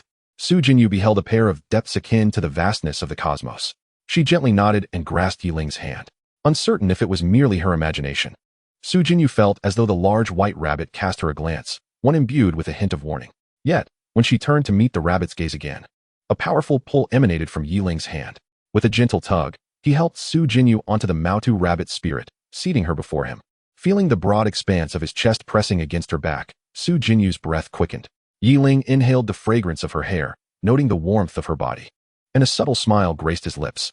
He shook his head, dismissing the fanciful thoughts that occupied her mind, and extended a party invitation to Zhang Yixio and Xiao Zijiu. The moment the invitation was sent, both swiftly joined the team. Team, Yi Ling, Xiao Zijiu, Zhang Yixio. You both must immediately head to the northeastern corner of the novice town to find the city defense officer. He can teleport you back to the novice village. Team, Yi Ling, once back in the novice village, purchase a canoe from the merchant. After exiting the village, follow the river downstream for about 20 minutes to reach the Mi Lu forest. I will await your arrival here. Team, Yi Ling, do not ask questions. Today, I shall take you on a grand adventure. Chapter 48, The Clear Deer Plan. Frantic layout Zhang Yixio and Xiao Zijiu were instantly elated and promptly coordinated to act according to Yi Ling's instructions. Buckle up, we are setting off. Yi Ling announced as he gently squeezed the sides of the Maotu rabbit spirit. In an instant, the Maotu rabbit spirit surged forward, vanishing into the distance. In the quaint town of 10,010, by the spring of resurrection, players recently returned by Yi Ling displayed expressions of astonishment and reluctance. It was only at this moment that they came to a startling realization. That individual was likely Yi Ling. Huang Yihe exclaimed, "What a shock. Yi Ling is at Luaha wetlands, and I've been killed by him." Thomas shouted, "Gather everyone at Luaha wetlands." Xiaozhi Xiong Talong added, "Baka. Yi Ling possesses at least an epic-grade orange weapon, a Gatling gun." Mei Kai Hezi remarked, "With Yi Ling marked in red, even if the orange weapon is bound, there's a chance it could drop. If it does, its value would be at least 1 million. In an instant, thousands of figures surged towards Luaha wetlands. At that moment, a girl, whose beauty rivaled Su Jinyu's, appeared slowly in the teleportation array. Meng Wanxiu announced, "Rue go, I've arrived. They are besieging Yi Ling." Lin Rue instructed, "Send the welcome gifts we prepared to Yi Ling. These items are worth at least several million. While they may not save his life, they will at least convey your sincerity." Meng Wanxiu replied, "Okay, I will send them right away. Should I include the artifact?" Lin Rue affirmed, "Yes, give it to him.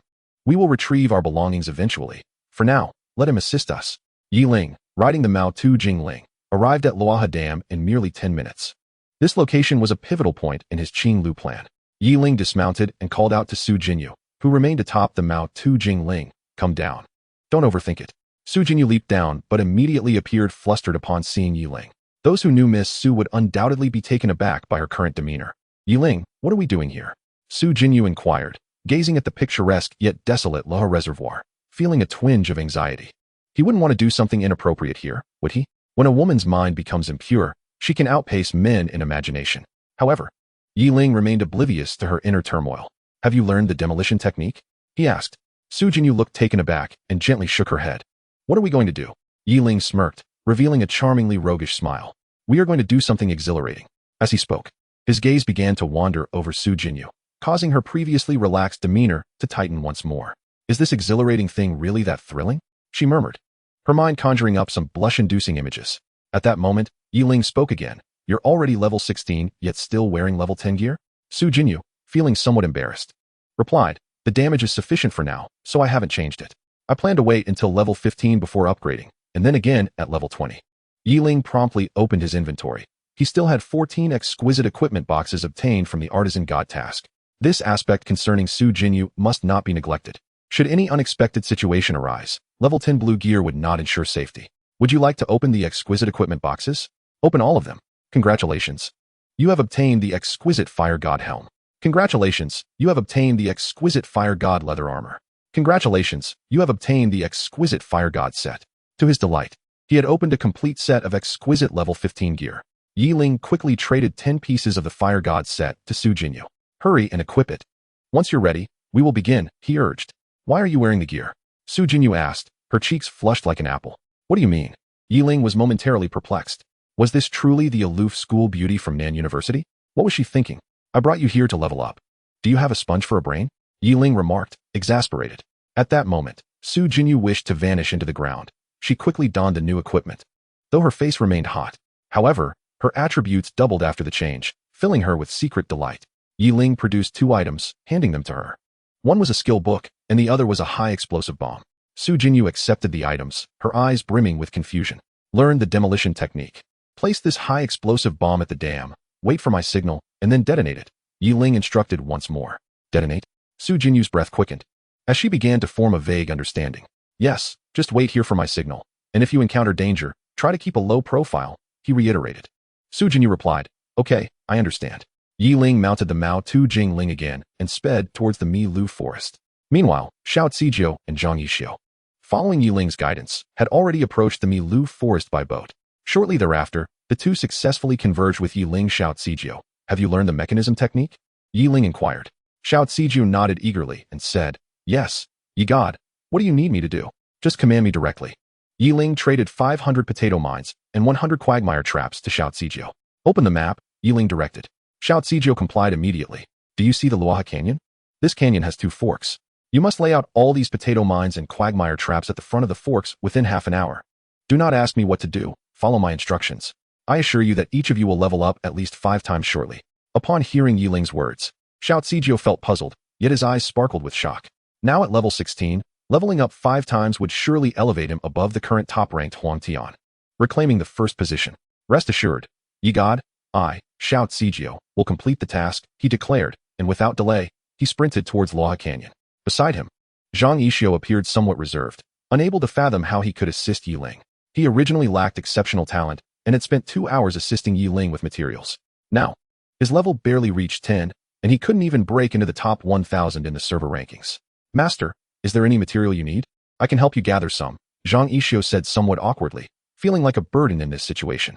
Yi Ling smiled gently and patted Zhang Yixio's shoulder. Although he did not know this man in his previous life, he sensed his sincerity. No, I have something more important for you to do, Yi Ling replied. Upon hearing that he had a task, Zhang Yixio's eyes suddenly lit up. Master, whatever you say, I, Zhang Yixio, will do it even at the cost of my life, he exclaimed with excitement. Yi Ling nodded slightly, revealing a piece of rosemary and the gale boots in his hand. These boots are yours to use. If you accomplish your task well, they will belong to you. Zhang Yixio took the items, his eyes widening in astonishment. Purple boots? Special boots with no level requirement? My agility is barely over 200, and these boots add 300? With an additional 200 boost, my agility reaches 1500. Good heavens! Could I possibly have the highest agility in the entire server? Zhang Yixio's face flushed with excitement. Yi Ling glanced at his own agility of over 5,000 and smiled. Now for your task, take this rosemary. I need you to lure all the monsters in the entire Lu de Sun forest to the Luo River Canyon. Zhang Yixio was taken aback, his mouth agape. Boss, there must be at least 500 monsters in the entire Lu de Sun forest, right? Yi Ling shook his head gently. At least 5,000. Over 5,000 level 20 monsters? Boss, are you planning to use them against those players chasing you? Zhang Yixio asked, his face brimming with excitement. Yi Ling smiled mysteriously. You will find out soon enough. Remember, do not engage in combat with anyone or any monster. The scent of rosemary will attract the flame elk. And you just need to keep running. They are quite fast, but they should not catch up to you. It's a pity you don't have transformation skills, otherwise, things would become even more interesting. As Yi Ling finished speaking, a message notification suddenly popped up in front of him. Player Meng Wanqiu has sent you a trade email.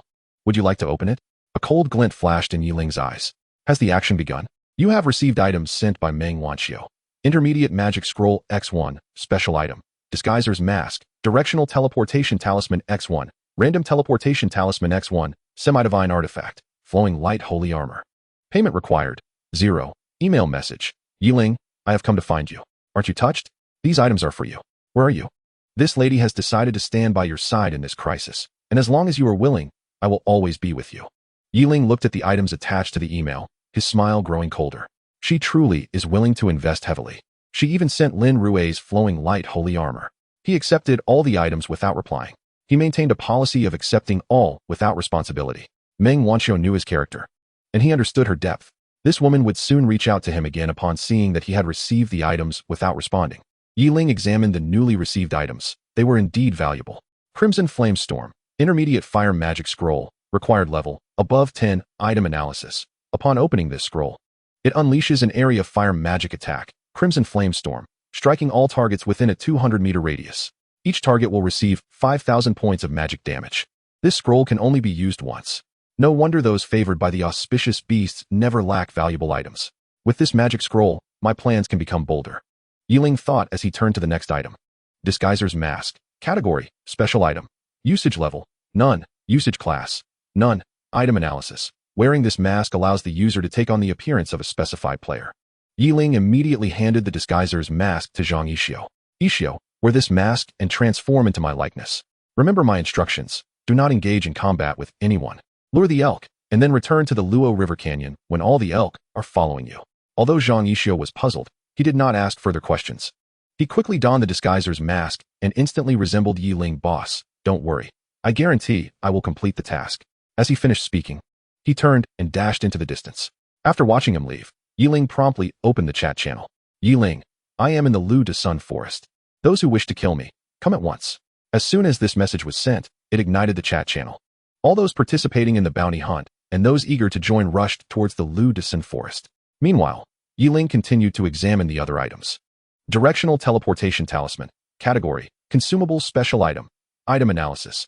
Instantly teleports the user a specified distance in a specified direction with a maximum teleportation distance of 10 kilometers. Random Teleportation Talisman. Consumable Special Item. Item Analysis. Cannot specify direction. Randomly teleports the user to a location up to 50 kilometers away. These items are treasures for extreme escape in unexpected situations. Yi Ling stored them away, his gaze returning to the final piece of armor. Li Guing SHNGKI. Quality: Semi-Divine Artifact. Required level: 30. Applicable classes: Warrior. Knight. Health: 2000. Dodge: 10. Reflect damage: 10. One of the Li Guing set comes with the skill, Li Guing Shield, which releases a shield capable of absorbing 10,000 damage upon activation. This equipment can be upgraded and evolved. Equipping more than 8 pieces of the Li Guing set activates the set effect. All attributes 20. Gazing at the Li Guing SHNGKI before him, Ling couldn't help but feel a sense of nostalgia. In his previous life, he had expended considerable effort and time to enhance the Li Guing set for LN Ru. In this life, Ling promptly accessed the forging system, placing both his glorious robe and Li Guing SHNGKI into it. Do you wish to consume 10,000 copper coins to refine Li Guing SHNGKI, Semi-Divine Artifact, into the glorious robe gold? Upon refinement, Li Guing SHNGKI will be lost. Its attributes will be absorbed into the glorious robe, and the robe's quality will be enhanced. The set attributes will not stack, but will inherit from the item with the higher attributes. If the refinement fails, the glorious robe will remain unchanged, and Li Guing SHNGKI will be lost. To refine a perfect piece of equipment using a semi-divine artifact is a feat that no other player in the realm of the God's glory could likely achieve. Indeed, as Ling issued the command, a golden light burst forth. Due to your divine grade talent, Artisan's Heart, the success rate of refinement is 100. The refinement was successful, and the quality of the glorious robe has been elevated to semi-divine. Glorious SHNGKI. Quality: Semi-Divine. Level: 10 Health, 2100 Strength, 50 Intelligence, 50 Agility, 50 Mana Regeneration Rate, 5 Cooldown Reduction, 5 Dodge, 10 Reflect Damage, 10. Comes with the skill, Li Guing Shield, which releases a shield capable of absorbing 10,000 damage upon activation. Equipping more than 8 pieces grants a 20 increase to all attributes. Now, he possessed 2 semi-divine artifacts, and in terms of attributes, even a level 50 golden monster may not surpass him. Ling closed the forging system and immediately rode his MOTJNGL towards several monster zones surrounding the MLZHSN. There were still numerous monster clusters nearby, but Ling's target was distinctly defined. Level 18 fire squirrels and level 22 crimson flame ostriches. Both types of monsters were abundant and particularly averse to water. Since he was determined to play big, he aimed to maximize his gains. Ling had a talent he had yet to utilize, which was now perfectly suited to shine. The talent, Catastrophic Physique, when activated, draws the aggro of all monsters within a 30-meter radius towards him. At this moment, within the fire pine forest, a team was searching for the fire squirrels hiding among the pines. These creatures were easy to kill and yielded high experience. Defeating one was equivalent to that of 3 other monsters of the same level. However, fire squirrels were timid and difficult to locate. Captain, the minimap is filled with red dots, indicating there are at least hundreds of monsters in this forest, yet we've only found 5 in half an hour? A 15-level archer, gripping his longbow, asked with some frustration. The one he referred to as captain was a female, mage wielding an ice staff. Their small team had come from another area, intending to level up while also participating in the bounty tasks. The ice mage had an inherent advantage against fire monsters, yet they were unable to find any. Suddenly, the mage's gaze caught sight of a fire squirrel hidden in a tree hollow. Elated, she swiftly cast an ice prison spell. The squirrel was immediately encased in ice. The others reacted quickly, and with a concentrated attack, the squirrel was successfully eliminated. Fantastic, we've killed another one. The captain is impressive. Indeed, We've already slain 6. 3 of which were spotted by the captain, several team members praised. The female mage smiled, feeling quite accomplished for locating a fire squirrel. Just then, a commotion erupted in the forest ahead. It seemed some creature was moving rapidly. Everyone turned their gaze towards the forest, and the next moment, their mouths dropped open in astonishment. A man was charging towards them on a rabbit, and as he passed, countless fire squirrels leaped from the trees, red-eyed and in pursuit of him. At that moment, the man had amassed a following of at least 700 or 800 squirrels. Are we even playing the same game as him? Did he steal the squirrels' winter provisions? We 5 have spent half an hour finding 6, and he hasn't done anything and has a horde of monsters trailing behind him? Captain, this is a rare opportunity. We can seize those fire squirrels. Chapter 50. The initial strike on Ling Key. The operation commences. If we manage to kill all these fire squirrels, each of us could level up at least once. Yes, Captain, let's take him down. This man riding a rabbit seems formidable. Why should we fear him? There are 5 of us. This is a rare opportunity. We might even be helping him. What if we take him down? If he resists, we can send him back to the spring. Several team members increasingly felt that this idea was feasible. The female mage hesitated slightly, but steeled her resolve. Wealth and danger go hand in hand. It was time to take a risk. Since the group intended to act, they decided not to kill the squirrels, but to eliminate him first, sending him back to the spring before dealing with the squirrels. Remember, attack as soon as you're close. We must ensure a concentrated assault, leaving him no chance to retaliate. The female mage said, immediately hiding in a patch of bushes. No wonder the world often claims that a woman's heart is the most venomous. Once this woman became ruthless, cold sweat dripped from the backs of several male team members. However, they quickly regained their composure, following the mage's lead into the bushes. With everything prepared, they awaited Ling's approach. 100 meters, 50 meters, 10 meters. At last, Ling arrived before them. Attack! The sorceress uttered a soft command, and the group sprang into action, unleashing 5 simultaneous strikes towards Ling. Yet, he remained unfazed, merely casting a fleeting glance at them. With a gentle squeeze of his legs against the agile rabbit spirit, his speed surged exponentially. The small party was taken aback, witnessing their attacks miss entirely. Before they could react, Ling retaliated with a fireball that soared towards them. Boom! Flames erupted, igniting the 5 individuals in a torrential blaze. Their screams echoed as they swiftly transformed into charred remains. Congratulations on defeating Lin Ao Shui and 4 other players. You have triggered the Super God passive, successfully extracting 1 skill point, 1 strength point, 1 talent evolution point, and 2 agility points. Ling strode away, leaving behind 1,000 flaming squirrels. At the resurrection point of the small town, 5 figures materialized, quaking and drenched in sweat. In that moment, their eyes were filled solely with terror and overwhelming dread. Captain, it is indeed Ling. How could he be so powerful? We must flee to Zone 999 and never return. I have a feeling that everyone who participated in hunting Ling today will meet with misfortune, Lin Ao Shui declared, sprinting towards the teleportation array. Meanwhile, Ling had exited the fiery pine forest and was racing towards 2Ling. In that moment, he had become a striking sight. As anticipated, Meng W Qi sent him another private message. Ling Gij, have you received the items? Can I come find you? Ling Gij, please don't ignore me.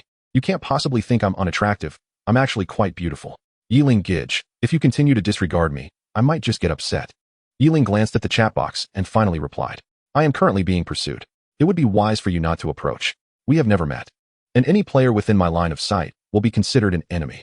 Knowing Meng W Qi, the more he discouraged her, the more resolute she would become in her pursuit. If it came to it, accidentally killing her a few times wouldn't be excessive, would it? This was merely the beginning of a nightmare. Brother, you finally replied. I invite you to form a party, so you can recognize me. Sorry, my party is full. No worries. Rest assured, when I see you, I will send you a private message, and you will recognize me.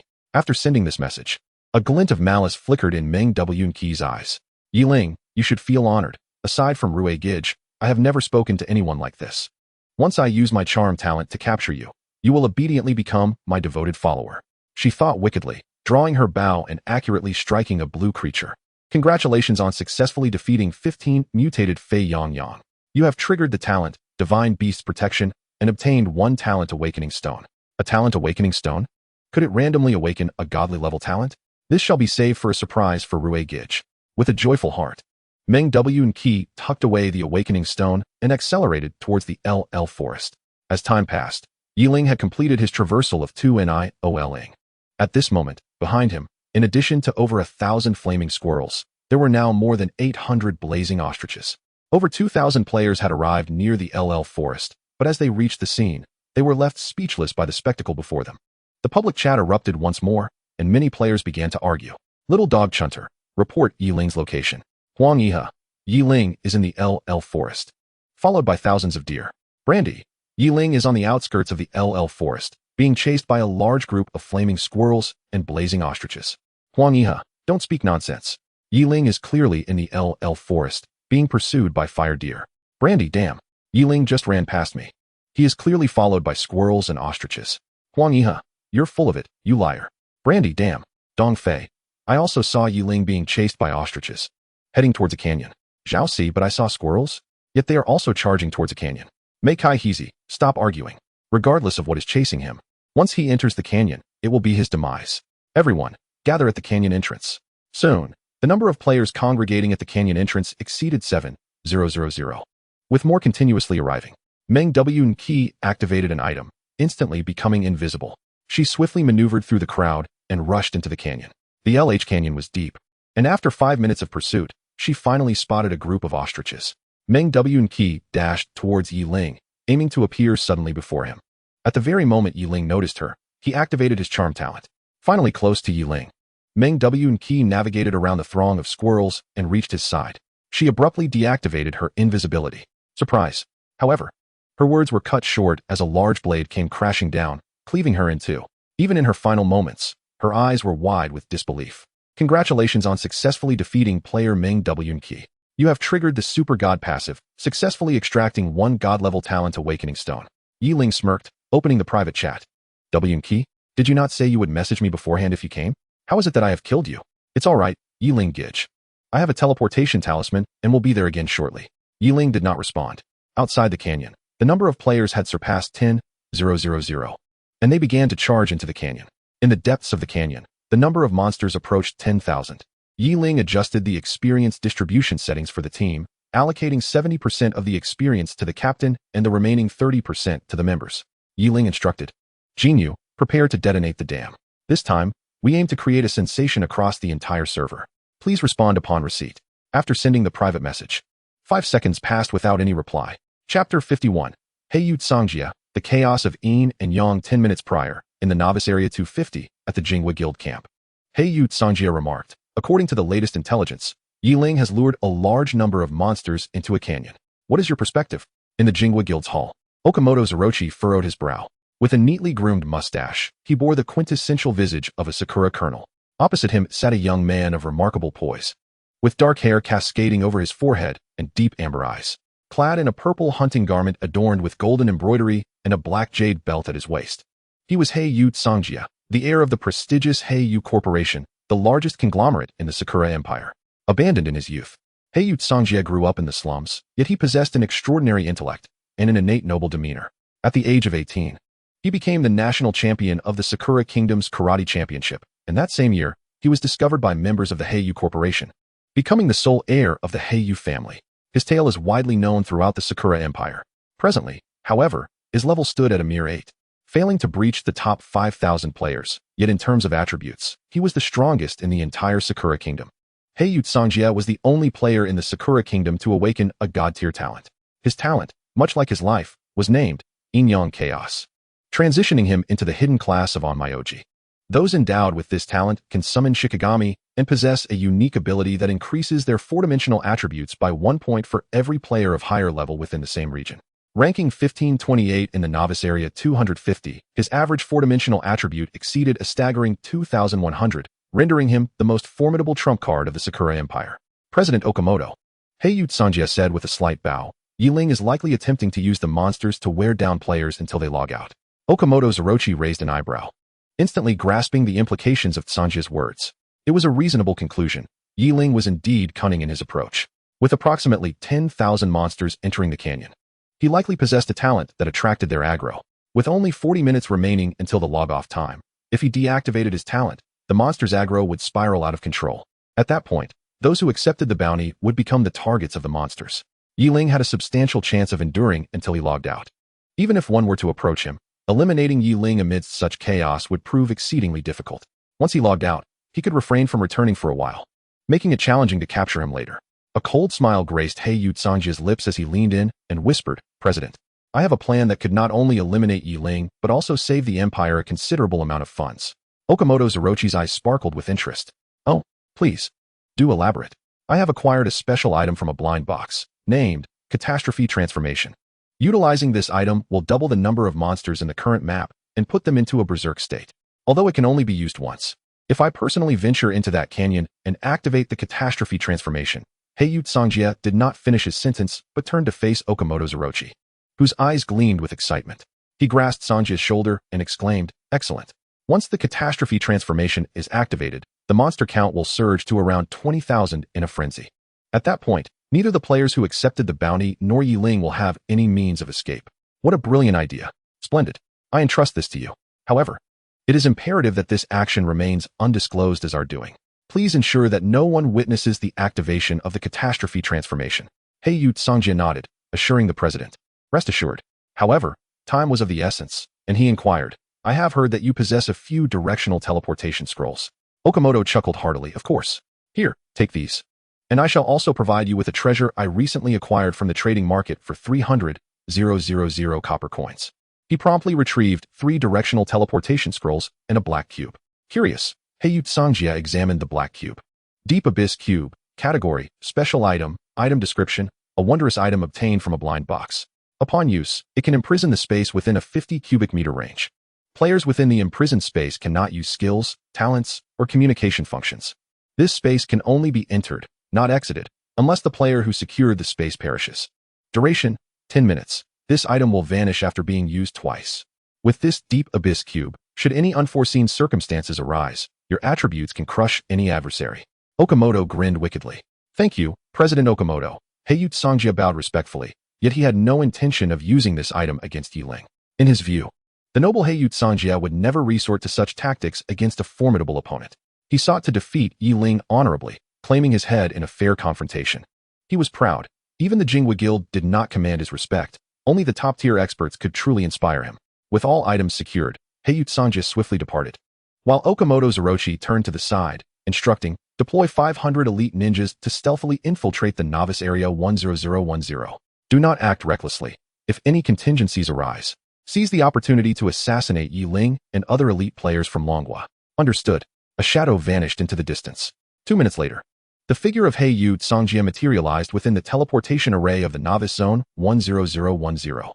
His gaze swept across the bustling silhouettes of the town, filled with disdain. Ordinary players around level 10, even when adorned in blue gear, would not have an average attribute score exceeding 500.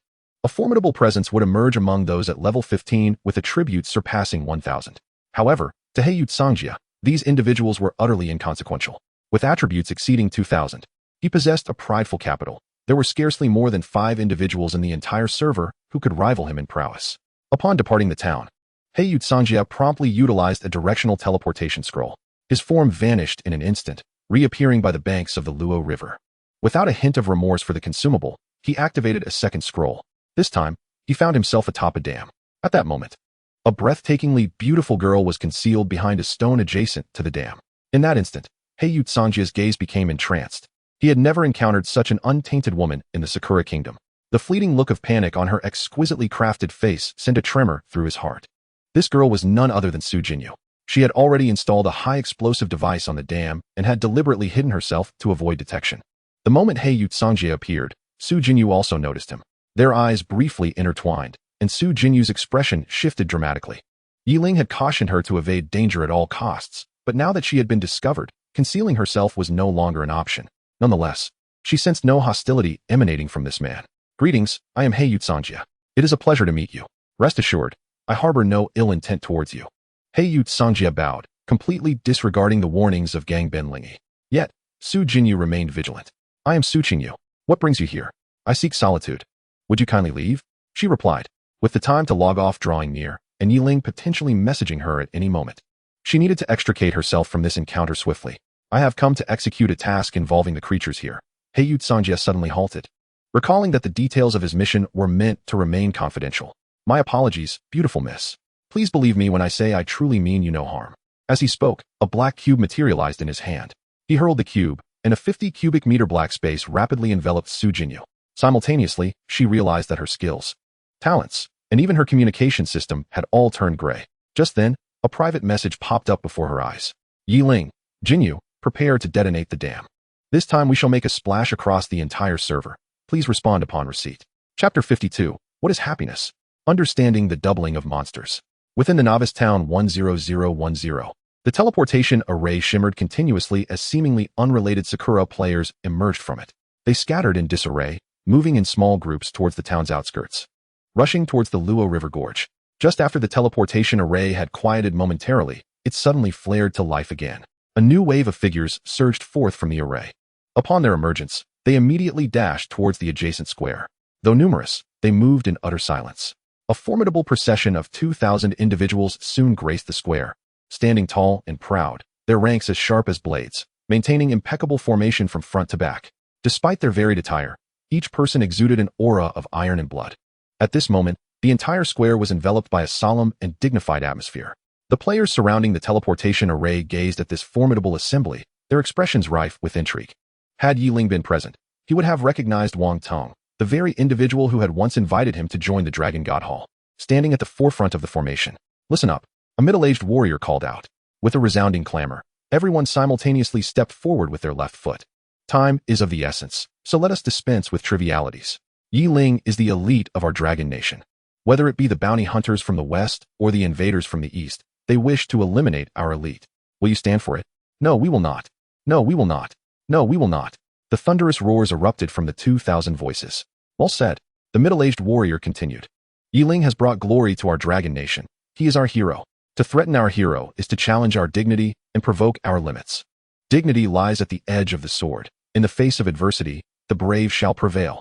Even if our opponents are ferocious beasts or a multitude of bounty hunters, we, the soldiers of the dragon nation, shall not retreat an inch. Today, we shall demonstrate to those with malicious intent just how formidable the fists of the dragon nation's warriors truly are. Those who dare to offend our dragon nation shall meet their end, no matter how far they may flee. The echoes of their declarations resonated across the square. The fervent gazes of 2,000 warriors ablaze, their aura of iron and blood intensifying. March forth, all troops, with haste towards the Luo River Gorge. The battalion of 2,000 surged forth rapidly towards the town's outskirts. Meanwhile, within the Luo River Gorge, the atmosphere had grown palpably tense. The entire gorge seemed steeped in the scent of gunpowder. The creatures that had been lured further into the gorge by Yi Ling and Zhang Yixio became increasingly agitated upon losing their target. Among them was an exceptionally large crimson elk, its gaze wavering restlessly. This elk was, in fact, the demon elk transformed by Qin Yifei. Upon spotting Zhang Yixio, it immediately mistook him for Yi Ling. As the saying goes, enemies meet with heightened animosity. Zhang Yixio managed to rally the enmity of all the deer in the Molu forest in such a short span of time, a feat largely attributable to Qin Yifei. As the demon deer, he commenced his hunt against the players seeking Yi Ling in the Molu forest. After slaying 10 players, Qin Yifei successfully acquired the legendary talent Demonic Tails. With this newfound ability, he gained the power to command the flame deer. It was he who signaled the gathering of all the flame deer in the Molu forest, initiating a relentless pursuit of Yi Ling. However, he was taken aback by Yi Ling's astonishing speed, which rendered him unable to catch up. It was only when he saw Yi Ling enter the canyon that he erupted into laughter, believing the canyon to be a dead end. Certainly, Yi Ling was doomed. Yet, as they chased deeper into the canyon, Yi Ling suddenly vanished. The flame deer, having lost their target of hatred, appeared utterly bewildered. Meanwhile, Qin Yifei sensed a hint of treachery. He emitted a call akin to a deer's cry, prompting the flame deer to advance toward the 2 forks of the Luoshui Canyon. However, as they entered the forks, they triggered potato mines and swamp traps, swiftly blocking the passage with dozens of deer. This development filled Qin Yifei with foreboding. He summoned the deer once more to charge out of the canyon, only to find that the retreat path had also been laid with potato mines and swamp traps. The canyon was now obstructed, and their progress became exceedingly sluggish. Meanwhile, in another part of the canyon, Yi Ling had successfully reunited with Zhang Yixio and Xiao Zijio. Boss, they have breached our defenses and will soon encounter the monsters. Zhang Yixio warned. Ye God, there are over 10,000 of them outside. If they clash with the monsters, our plan may fall apart. With just one activation, they could slaughter thousands of monsters. What shall we do now? Zhang Yixio and Xiao Zijio spoke in succession. Yi Ling furrowed his brow and retrieved the magical scroll given to him by Meng Wanxiu. Take this magical scroll. I will investigate what has happened to Su Jinyu. Await my news.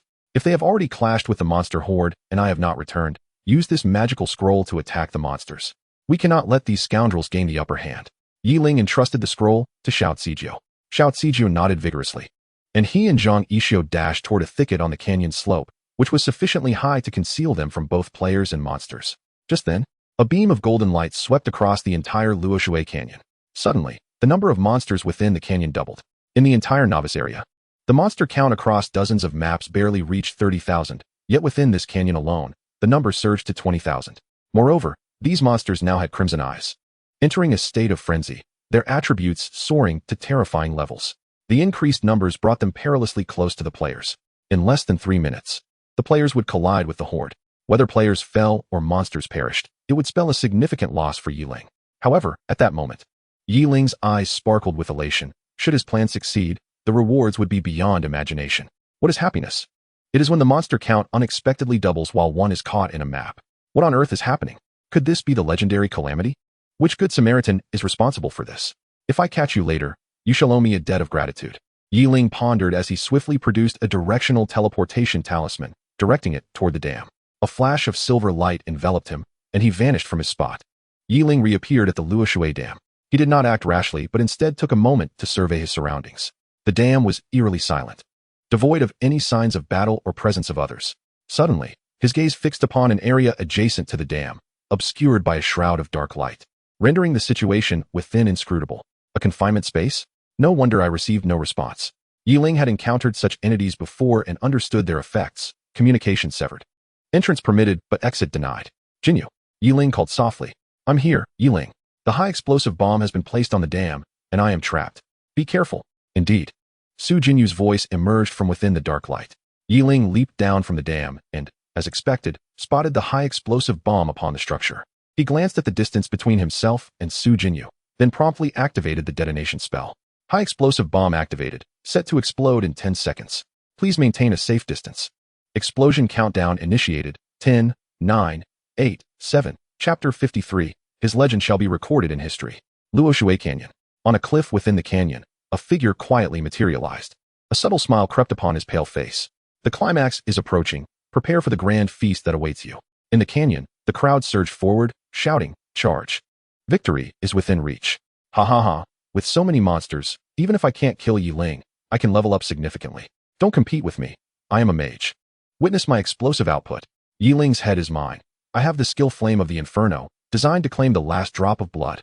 The throng of players surged like a dark tide into the depths of the canyon. Suddenly, the earth trembled, and the distant canyon seemed to resonate with the sound of rolling thunder. What thunder? Is it the thunder baby playing with its belly? Get lost, you coward. Initially, the players paid little heed. Yet soon, a vast cloud of dust began to rise on the horizon, resembling a sandstorm surging forth from the canyon. The players at the forefront of the charge widened their eyes in astonishment. What did they witness? In the midst of the swirling dust, countless crimson eyes flickered to life. The flame hamsters, the blazing ostriches, and the fiery elk surged forth, numbering in the tens of thousands, a formidable tide sweeping toward them. By my stars, exclaimed a player. A posse, it's a beast horde. Retreat, quickly. A voice rang out. The players at the forefront began to turn back in panic. Yet those behind, unaware of the situation ahead, collided with those fleeing in a chaotic frenzy. The gorge was instantly blocked, leaving the players at the front with faces filled with despair. As they beheld the approaching wave of monsters, one player, tripped and fallen, swallowed hard. Standing in the canyon, he pointed desperately at the beast horde. Retreat, retreat, retreat. Suddenly, he was engulfed by the monstrous tide. Stop running. Attack together. There are so many of us, shouted a player, awakening the crowd. The players at the forefront readied their attacks. A few dozen meters away, hidden within the underbrush on a slanted wall, Xiao Zijiu clenched a magical scroll tightly. Should we use it now? Has the boss sent word yet? Not yet. Let us wait a bit longer.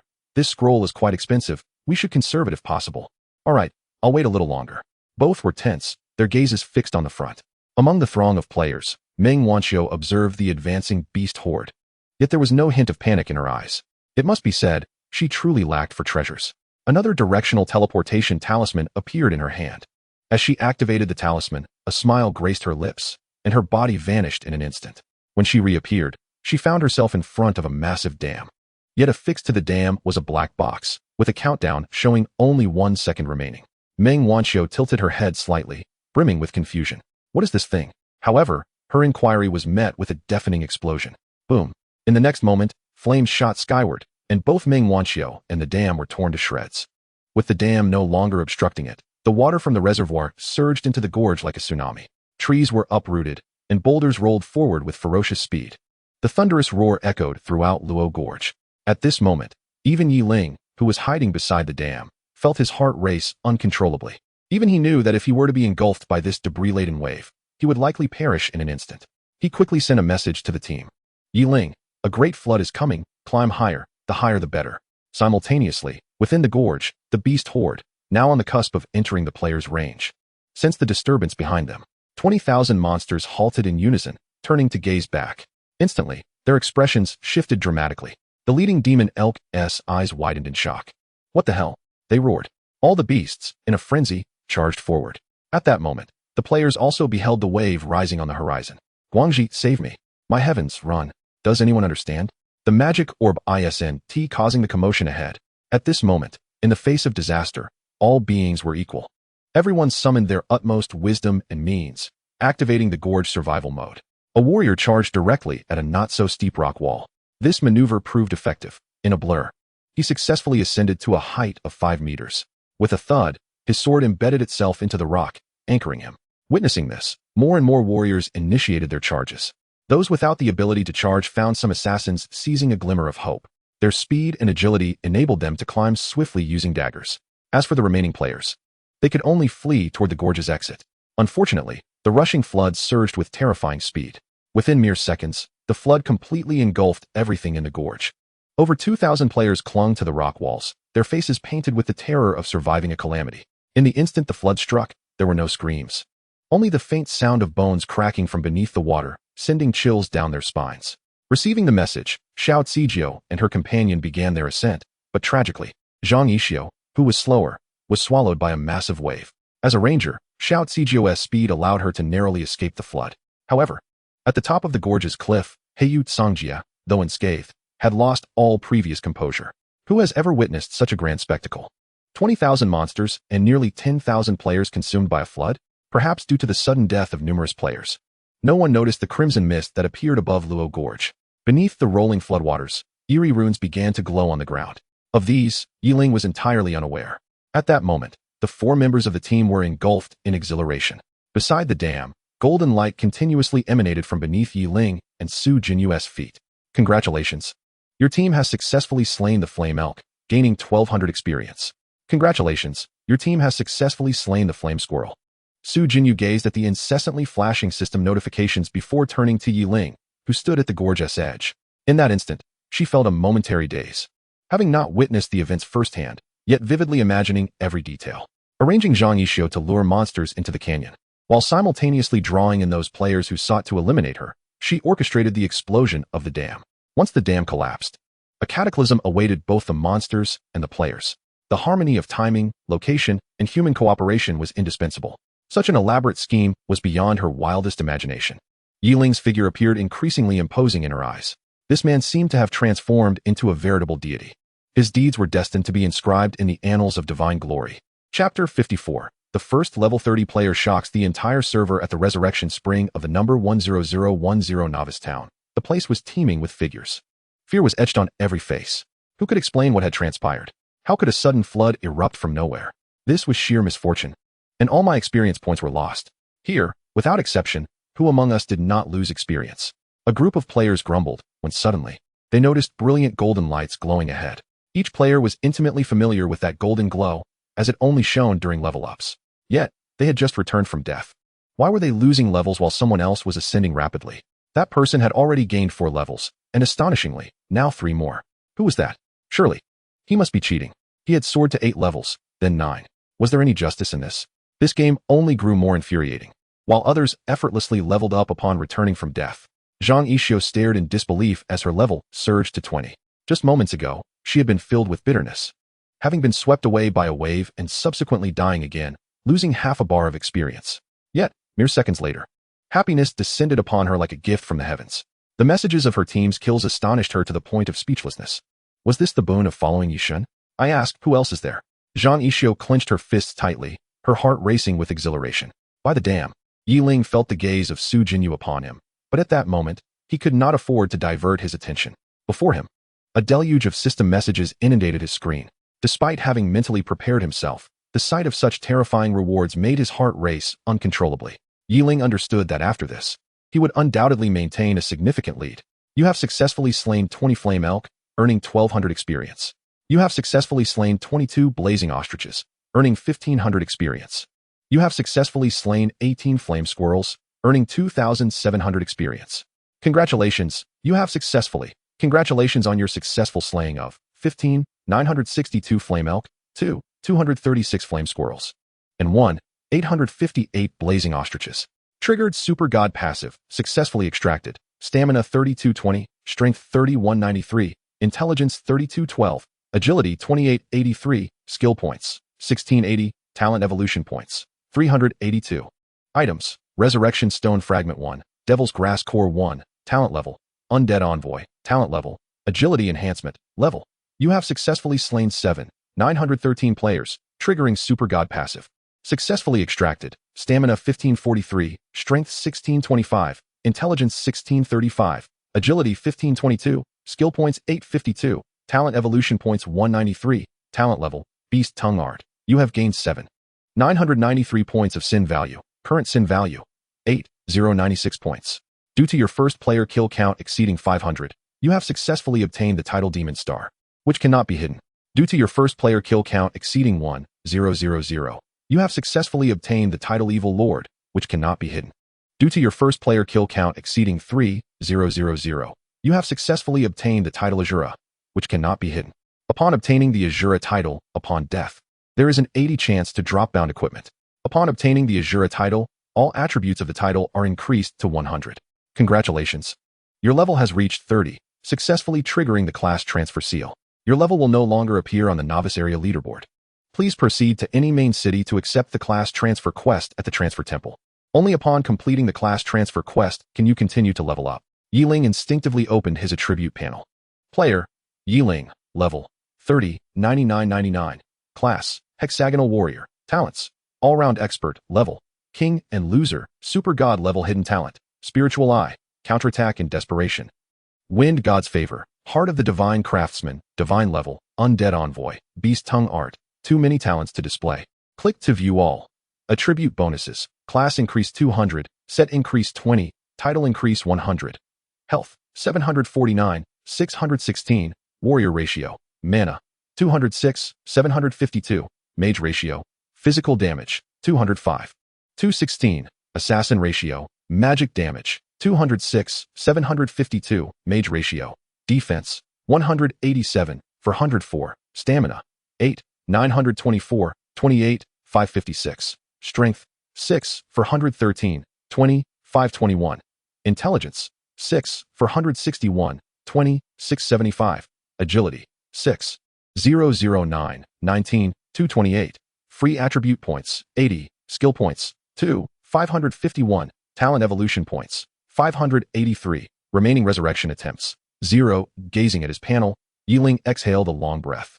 In his previous life, such attributes were only achievable near the 4th class transition.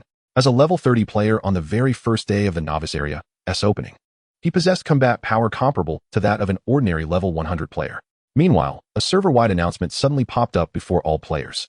Congratulations to the new player Ling from the 10010 novice zone for being the first to reach level 30. The reward includes 10 skill points, 1 golden treasure chest, and 1 glory point. With the emergence of the first level 30 player, the main city map has been simultaneously unlocked for all players. Those who attain level May 30th now enter the main city. In each main city, the first player to complete the second transfer mission will automatically become the city lord. The city lord possesses the privilege to levy taxes on all players, increase experience gain, enhance drop rates, and command the city guards. The red announcement rolled 3 times consecutively, leaving all players in utter astonishment. Especially the top-ranking players on the level leaderboard wore expressions of bewilderment. Is this really a game we are playing? Approaching level 20, while others level up at a sluggish pace. How is it that Ling ascends as if propelled by a rocket? Ling again. I have been grinding monsters since I entered, and after a whole day, I am only at level 17. Where can I report this? I seriously suspect he is cheating. Look at the level leaderboard. Everyone clicked on the leaderboard simultaneously, their expressions morphing into a blend of incredulity. First place, Shout Sigio, class, Ranger. Level, 29, 992. Second place, Su Jinyu, class, Gunner. Level, 24, 32. Third place, Huang Tian, class, hidden, level, 21, 682. Fourth place, Zhang Yixio, class, swordsman, level, 20, 821. What on earth is going on? Huang Tian has dropped to third? Who is this Xiao Zijiu? He is about to reach level 30. The second and fourth places are newcomers who suddenly appeared. Could they be in the same party as Ling? Who knows what Ling has done? If we replicate it, wouldn't we all ascend to level 30? I know. Ling lured all the monsters from the Mi Lu forest into the Luo He Gorge. I heard explosions, and then a flood came, drowning all the monsters and players. My goodness, he blew up the Luo He Dam. Ha. I have high explosives. Taoist, I am about to become great. Huang Tian, we will arrange for you to farm in the Luo He Gorge immediately. Just as the entire server was in an uproar, a system announcement suddenly appeared. All players, please find a safe location. Forced logout will commence in 10 minutes. This logout period will last 8 hours. And eligible players will be able to log back in after the time ends. This logout will involve system maintenance to repair the Luo He map and ensure game fairness. Chapter 55. Hidden bloodthirsty crow staring at the system prompt before him. Everyone was utterly dumbfounded. Is the repair happening this quickly? That would mean only Ling and a few others enjoyed this map. There are still 10 minutes left. And I am currently at the Luo He Dam in zone 1023. If I blow up the dam now, could I level up twice? By the time you lure the monsters over, the server would have already gone offline. What an injustice. Why wasn't TI the one to discover this? Ling opened the system message box again and accessed the search function. The number of kills was simply too vast. He could not keep track with just his eyes. He entered the name Meng Wants You, and soon 2 kill notifications for Meng Wants You popped up. 2 kills. You still owe me 7. Ling remarked. Then input Lin Rui's name. Unfortunately, he found no information in the kill feedback that he was hoping to see. He then entered Qini Fei's name. But the search results made him furrow his brow slightly. The record of killing Qini Fei was still at the novice town. Ling could not believe that someone with Qini Fei's temperament would not participate in the encirclement against him. He withdrew his gaze, glanced at the now empty Luo He Dam, and disregarding the assessment of his gains, he immediately sent a message to his team. Ling, hurry to the gorge entrance to collect equipment, and only pick up items of purple quality or higher. Although Ling's drop rate for ordinary monsters was 0, with such a vast number, not to mention blue items, there were bound to be several golden ones. The corpses of those monsters should be piled up at the gorge entrance. There would undoubtedly be an abundance of equipment. Prompted by Ling's reminder, Xiao Zijiu immediately comprehended the situation, seizing the opportunity while other survivors were still in a daze. He leapt from the cliff and dashed towards the gorge entrance. He had allocated all his attribute points to agility, and his speed reached its peak. Before long, a mass of dark corpses appeared ahead. Player corpses respawn quickly, but monster corpses take much longer. Now at level 29, Xiao Zijiu had a total of 41 storage slots, including his initial backpack. Today was the happiest day of his life. This experience felt like a dream he never dared to imagine. First, he experienced a rapid ascent from a low level to 29, and now he was enjoying a mountain of equipment all to himself. Before him lay at least hundreds of pieces of equipment. Not to mention the white items, there were at least over 100 blue items and dozens of purple ones. At that moment, he finally understood why Ling advised only to collect purple items or higher. There was simply too much good equipment for him to collect it all. He discarded everything in his backpack and began to frantically gather top-notch gear. My goodness, I actually picked up 3 pieces of golden equipment. Is this orange gear? I even found an orange item. Oh ho ho. What should I do if I run out of storage slots? What a pity, there is still so much left. Wait, I can wear it. Xiao Zijiu immediately stripped off all his blue gear and donned a full set of the purple items he had found. This cleared up 9 slots in his backpack. Just as he filled his backpack, those pieces of equipment suddenly started to flicker. After flashing 3 times, they vanished along with the corpses of the monsters littered across the ground. Xiao Zijiu gazed at the overflowing bag of exquisite equipment, his smile blossoming ever more radiantly. Yet, just as he turned to head back to the canyon, his expression abruptly froze. A figure was slowly rising from the crevices of a pile of large stones. It was an extraordinarily towering elk. Remarkably, it had survived the terrifying flood. At that moment, a pair of blood-red eyes fixated intently on Xiao Zijiu. Beneath the monstrous elk lay strands of crimson silk, their other ends burrowing into the ground, as if something below was siphoning energy for it. A sinister grin spread across Xiao Zijiu's face. You are indeed unfortunate to encounter me. Defeating you should allow me to reach level 30. With his newly acquired equipment, he was eager for battle, brimming with confidence and fighting spirit. He lunged towards the elk, clutching a handful of sand in his left hand and a brick in his right, ready to unleash his combo. However, as he neared the elk, a phantom image appeared before him. The elk had miraculously teleported right in front of him, and before he could strike, it rammed into his abdomen. The impact sent him flying. The sheer force of the collision drained a significant portion of his health, leaving him barely standing. Had it not been for his new gear, he would likely have been eliminated in an instant. Terrified, Xiao Zizhou scrambled to his feet and fled, his speed surpassing that of his earlier arrival. Upon returning to the canyon, he instantly attracted the attention of all present. When they noticed his purple attire, their eyes widened in astonishment. What the hell? Did you just go pick up equipment? This exclamation jolted everyone awake. Equipment? The canyon must be strewn with it. Brother, are there many good items? Someone shouted at Xiao Zizhou. Still shaken, he clambered up the cliff while responding, There's too much to gather. It's impossible to collect it all. As soon as he finished speaking, more than half of the over 1,000 survivors leaped from the cliff, evidently intent on seizing the equipment. However, an unexpected turn of events unfolded. Strange runes suddenly appeared at the canyon's base. These runes sprouted crimson threads that ensnared the player's ankles. Their faces paled as their health bars began to plummet rapidly. The threads were siphoning their life force. This bizarre occurrence was unprecedented, even for Ling. What are these things? Monsters, there are monsters beneath the canyon. A warrior exclaimed, raising his great sword to slash at the red threads. But the weapon struck with no effect. What the hell is this? Unable to breach their defenses? Xiao Zizhou shared their fear, certain that these crimson threads were connected to the elk he had just encountered. In less than 10 seconds, nearly 1,000 players who had landed were reduced to lifeless husks, returning to the fountain. The remaining 100 or so players were left pale and trembling. On the canyon ridge, Heyu Songjia lay in wait like a solitary wolf, silently observing the unfolding chaos. He neither fled nor attacked, showing no interest in the equipment dropped by the monsters. He was waiting for Ling to appear, certain she possessed a formidable set of gear, likely a complete set. If he could defeat her, there was a high probability of claiming all her treasures in a red-named state. He would remain hidden until then. However, the strange scene in the canyon began to sway his resolve. After a moment of hesitation, Heyu Songjia chose to remain concealed.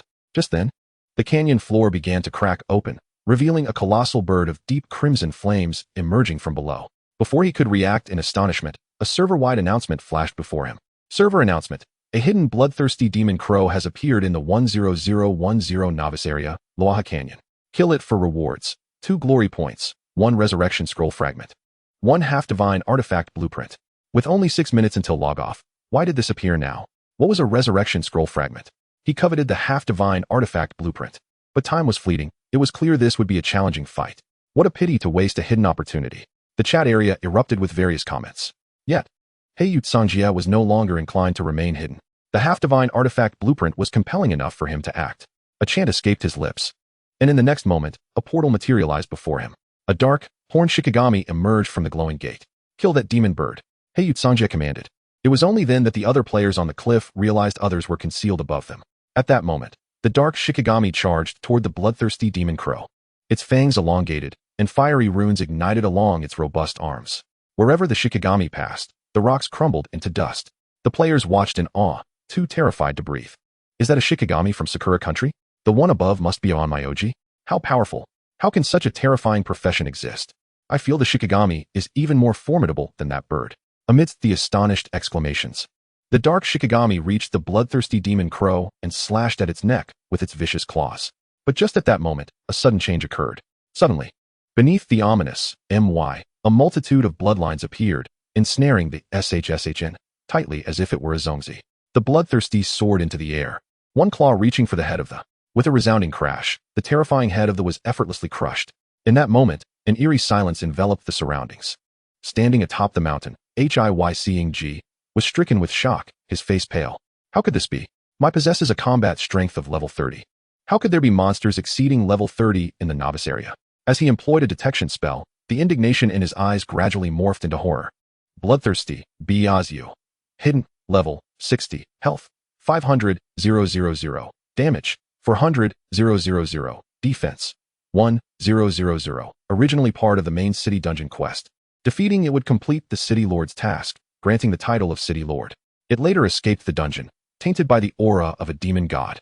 Hiding in the novice village, it emerges at night to wreak havoc upon the living.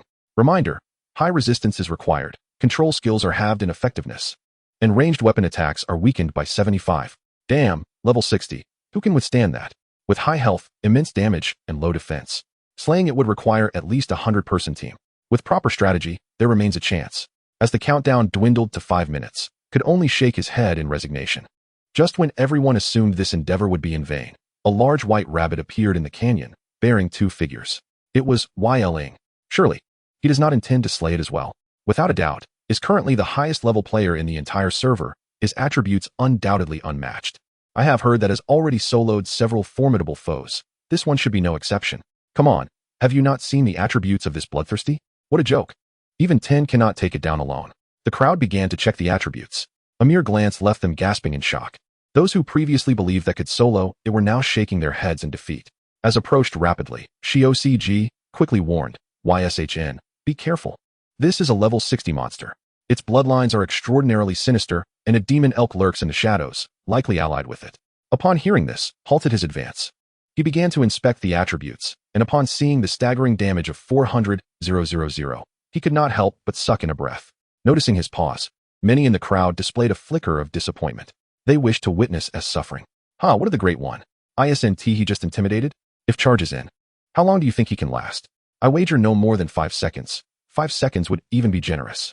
Spare me your bravado. If you believe you can do it, then step up. If not, stop your whining. If can solo this, I shall eat my hat upside down today. At that moment, footsteps resonated from the mouth of the canyon. Everyone turned in unison to behold a towering elk approaching. Its eyes were blood red, and blood-colored strands dripped from its form, directly connecting to the bloodthirsty. In that instant, it became clear to all, it was this elk controlling the demon elk was none other than QNYFI, his crimson gaze fixed intently on. I have finally caught you. Today, I shall see how you maintain your arrogance. With that thought, commanded to kill him. The bloodthirsty slowly turned its gaze towards. Run! Exclaimed in alarm. Others revealed glimmers of anticipation. Do you not enjoy fighting? Go ahead, great one. Now that there are 2 formidable foes, are you afraid? The 3 players from the SNGU jeered mockingly. To them, was now in dire straits, utterly incapable of dealing with them. Just then, brandished a peculiar object in his hand. It was a doll statue, styled with a slick-back hairstyle and donning dark sunglasses. The Angry Bird Uncle. Angry Bird Uncle. Type: prank item. Item analysis. This item can be used on birds. Upon use, it transforms into the Angry Bird Uncle and performs a Jiangnan dance. Upon completion, it enters a berserk state, doubling its attributes, though rewards will not increase. Chapter 57. The Bird Uncle Unleashed. The power of the Dragon Nation had not anticipated utilizing this eccentric item at such a moment. Is the target a bird? Use the Angry Bird Uncle on it? Yes. Use successful. In the next instant, the doll in's grasp transformed into a streak of light that surged into the bloodthirsty. The quivered, suddenly becoming possessed by the Angry Bird Uncle. As it twisted its body, it began to sing loudly. Oba Gangnan. Gangnan. The scene left everyone utterly astonished. Many with their mouths agape as if their jaws had dislocated. At that moment, Yiling's chicken feather Gatling erupted once more, roaring with a deafening sound of gunfire, discharging 300 rounds per second. Even with a 75 reduction in the damage of hot weapons, the towering health bar of the bloodthirsty magic crow, which stood at 500,000, was instantly depleted. In that instant, everyone was left in complete disbelief. The collective intake of breath and the sounds of gulping echoed through the crowd. At that moment, both Xiao Xiaijio and Su Jinyu, even Zhang Yixio from the distant town, simultaneously glowed with golden light. Just moments ago, the distribution of experience points within the team had suddenly altered, with the captain receiving 1 and the members 9. Almost all of the experience from the bloodthirsty magic crow fell upon the 3 of them. This immense experience caused all 3 to level up simultaneously, with Xiao Xiaijio even reaching level 30. His eyes sparkled with uncontainable joy. His gaze towards Yi Ling filled with fervor. My leader, Yi Shun is my leader. Did you see that? Let me ask you, isn't that impressive? I'm level 30 now, the second player in the entire server to reach this level. Ha ha ha. He grabbed nearby players, who were still in shock, and flaunted his achievement. Meanwhile, Qin Yifei, transformed into a demonic reindeer, trembled all over. After acquiring the talent of demonic tail, he could temporarily draw 50 attributes from creatures of the blood god lineage. He was well aware of the terror of the bloodthirsty magic crow, yet such a formidable being had not withstood even a second under Yiling's command. He began to slowly retreat, wishing to escape this place, to flee the 10010 novice zone. However, at that moment, Yiling's gaze fell upon him. Qin Yifei shivered. Yiling, there's a misunderstanding. I am Qin Yifei. I'm not. I was just joking with you. Yiling paused, taken aback by the revelation that this demonic reindeer was indeed Qin Yifei. A cold smile then crept upon his lips as the weapon in his hand, Qin Jibian, transformed into a long spear resembling a chicken feather. I never joke with those who are not my friends. With a flourish, he declared, dragon raises its head. The spear shot forth like a dragon, striking upwards. The towering demonic reindeer experienced its final moments of flight. Bang! The demonic reindeer's health bar vanished in an instant, its body crashing to the ground before gradually transforming back into human form. Indeed, it was Qin Yifei, yet he did not glow with the light of resurrection. His eyes fixed ahead, they soon turned to starlight, disappearing into the void. Witnessing this scene, everyone exchanged glances filled with bewilderment. Was that a player? Why did he not revive in white light? Had he exhausted all his resurrection chances? My heavens, could it be that he truly perished? The crowd turned their gaze to Yi Ling, their fear of him escalating further. They silently vowed never to provoke this formidable individual again. With only 3 minutes remaining until they logged off, they had never felt such an agonizing stretch of time, many believing they might not endure until they could disconnect. Meanwhile, Heyu Songjie fixated on the blood-red Shura title hovering above Yi Ling's head, lost in thought. Yi Ling, observing the system notifications, felt a rush of elation despite the slight loss of experience. Congratulations. You have successfully slain the bloodthirsty magic crow, gaining experience. 0 glory points. 2 resurrection token shard. 1 half artifact blueprint. 1 instant photo teleportation camera. 1 congratulations. You have successfully triggered the super god passive. Obtaining the dungeon entry token. 1 you have successfully slain the player Qin Yifei transformed into the demonic reindeer, gaining demonic reindeer horn. 1 flight skill, floating technique. Congratulations. You have successfully triggered the super god passive, acquiring the magical talent, demonic tail. Yi Ling's eyelids twitched slightly. Since the commencement of the Qing Lu operation, he had amassed an abundance of treasures, never having the opportunity to take stock. Now, upon seeing the dungeon entry token, he could not help but seek verification. If this token was indeed as he suspected, it might lead to a Zodiac Jade Pendant. Yi Ling immediately employed high-level identification on the dungeon entry token. Dungeon entry token, when the night falls. Players may leave the glory of the god's continent with this token to enter the dungeon. Within the dungeon, as long as you can afford the stakes, you can exchange for anything you desire. Indeed, it was that token. In his previous life, Yi Ling had befriended a prince of the elf clan, who had once mentioned the dungeon, a place accessible only by confronting monsters. Securing a dungeon entry token would grant passage, as the elven prince had mentioned that the dwarves possessed a jade pendant of the Zodiac. In his past life, he could only regard such tales as mere stories. In this life, he might have the chance to explore the mysteries of the dungeon firsthand. What awaited him after players logged off was an enigma. If he were to remain, what would the world of glory of the gods be like without players? Just as Yi Ling was filled with anticipation, a fierce wind suddenly shot towards him from afar. His eyes narrowed instantly, taken aback that even at this juncture, someone would dare to attack him. But just as he was about to counter, the incoming object transformed into a streak of black light, ensnaring him and the surrounding canyon space. Simultaneously, Yi Ling's skill list, talent list, and chat channels all faded to gray. Yi Ling and Su Jin Yu's expressions changed dramatically upon witnessing this. Having experienced it before, she understood all too well the futility of this confinement. One could enter but not escape. Those outside could attack the trapped, yet no attacks from within could escape. Kill him. A gentle reprimand echoed from the lips of Heyu Songjie atop the canyon's peak. A multitude of dark figures suddenly emerged within the gorge. It was not until that moment that the players in the canyon realized that a substantial force had stealthily approached, numbering in the hundreds. These individuals were all ninjas. And as soon as they appeared, they drew their crossbows and shurikens, advancing towards Yi Ling while preparing for an assault. At that instant, aside from Yi Ling himself, every onlooker felt their hearts leap into their throats. In their eyes, even if Yi Ling was a level 30 powerhouse, he could not possibly withstand an onslaught of 500 foes. Just as they envisioned Yi Ling's imminent capture, a sudden, synchronized, and powerful sound of footsteps resonated from behind. The sound was akin to rolling thunder, drawing nearer and reverberating through the eardrums of all present. Forward, forward, forward. Chapter 58, Downtime. Tinquan Ancient City, everyone turned to see thousands of dark figures surging forth from the canyon. Their gear was diverse, yet each bore a red cloth tied around their left arm. Were they the People's Army of Longhua? The Dragon God Temple of Longhua? The ninjas were doomed. As murmurs filled the air, 2,000 soldiers of the People's Army of Longhua surged forward like a torrent of steel. Leading them was a middle-aged man at the forefront, who bellowed fiercely, "Those who offend Longhua." Behind him erupted a thunderous roar. Kill, kill, kill, charge. With the command issued, the foremost hundreds of soldiers launched into a charge.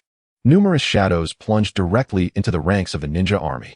The soldiers of the People's Army exhibited remarkable coordination and tactical prowess, with warriors and assassins at the forefront, and archers and mages in the rear. Their strikes were merciless, aimed precisely at vital points. Blood splattered, and cries of despair echoed. Not a single ninja could withstand their initial assault. Blinding flashes of white light erupted from the gorge, and within 2 minutes, all the Sakura ninjas had been vanquished. At this moment, Heiyu Tsangjia, who had remained atop the mountain, wore a grim expression. Baka Longwa people, you will pay for your foolishness today. His voice was abruptly cut off as he turned slowly, only to find a figure had appeared behind him. The person rode a white tiger, and the blade in hand pierced through Heiyu Tsanjia's chest. Yet, his health had only diminished by half. Little devil, your health is quite substantial. A chilling voice emanated from Wang Teng as he twisted the steel blade. In that instant, Heiyu Tsangjia truly experienced the meaning of heart-wrenching agony. His remaining health was swiftly depleted. At that very moment, a countdown appeared before all players. Mandatory logout countdown. 10-9-8-7-6. Yi Ling, after you log off, come to the south gate of Nan University and return to the base with me. Yi Ling, may I call you later? Wang Teng and Su Jinyu shouted simultaneously. However, as their words fell, they transformed into beams of golden light, vanishing from sight. The canyon was instantly shrouded in silence, leaving only Yi Ling standing alone.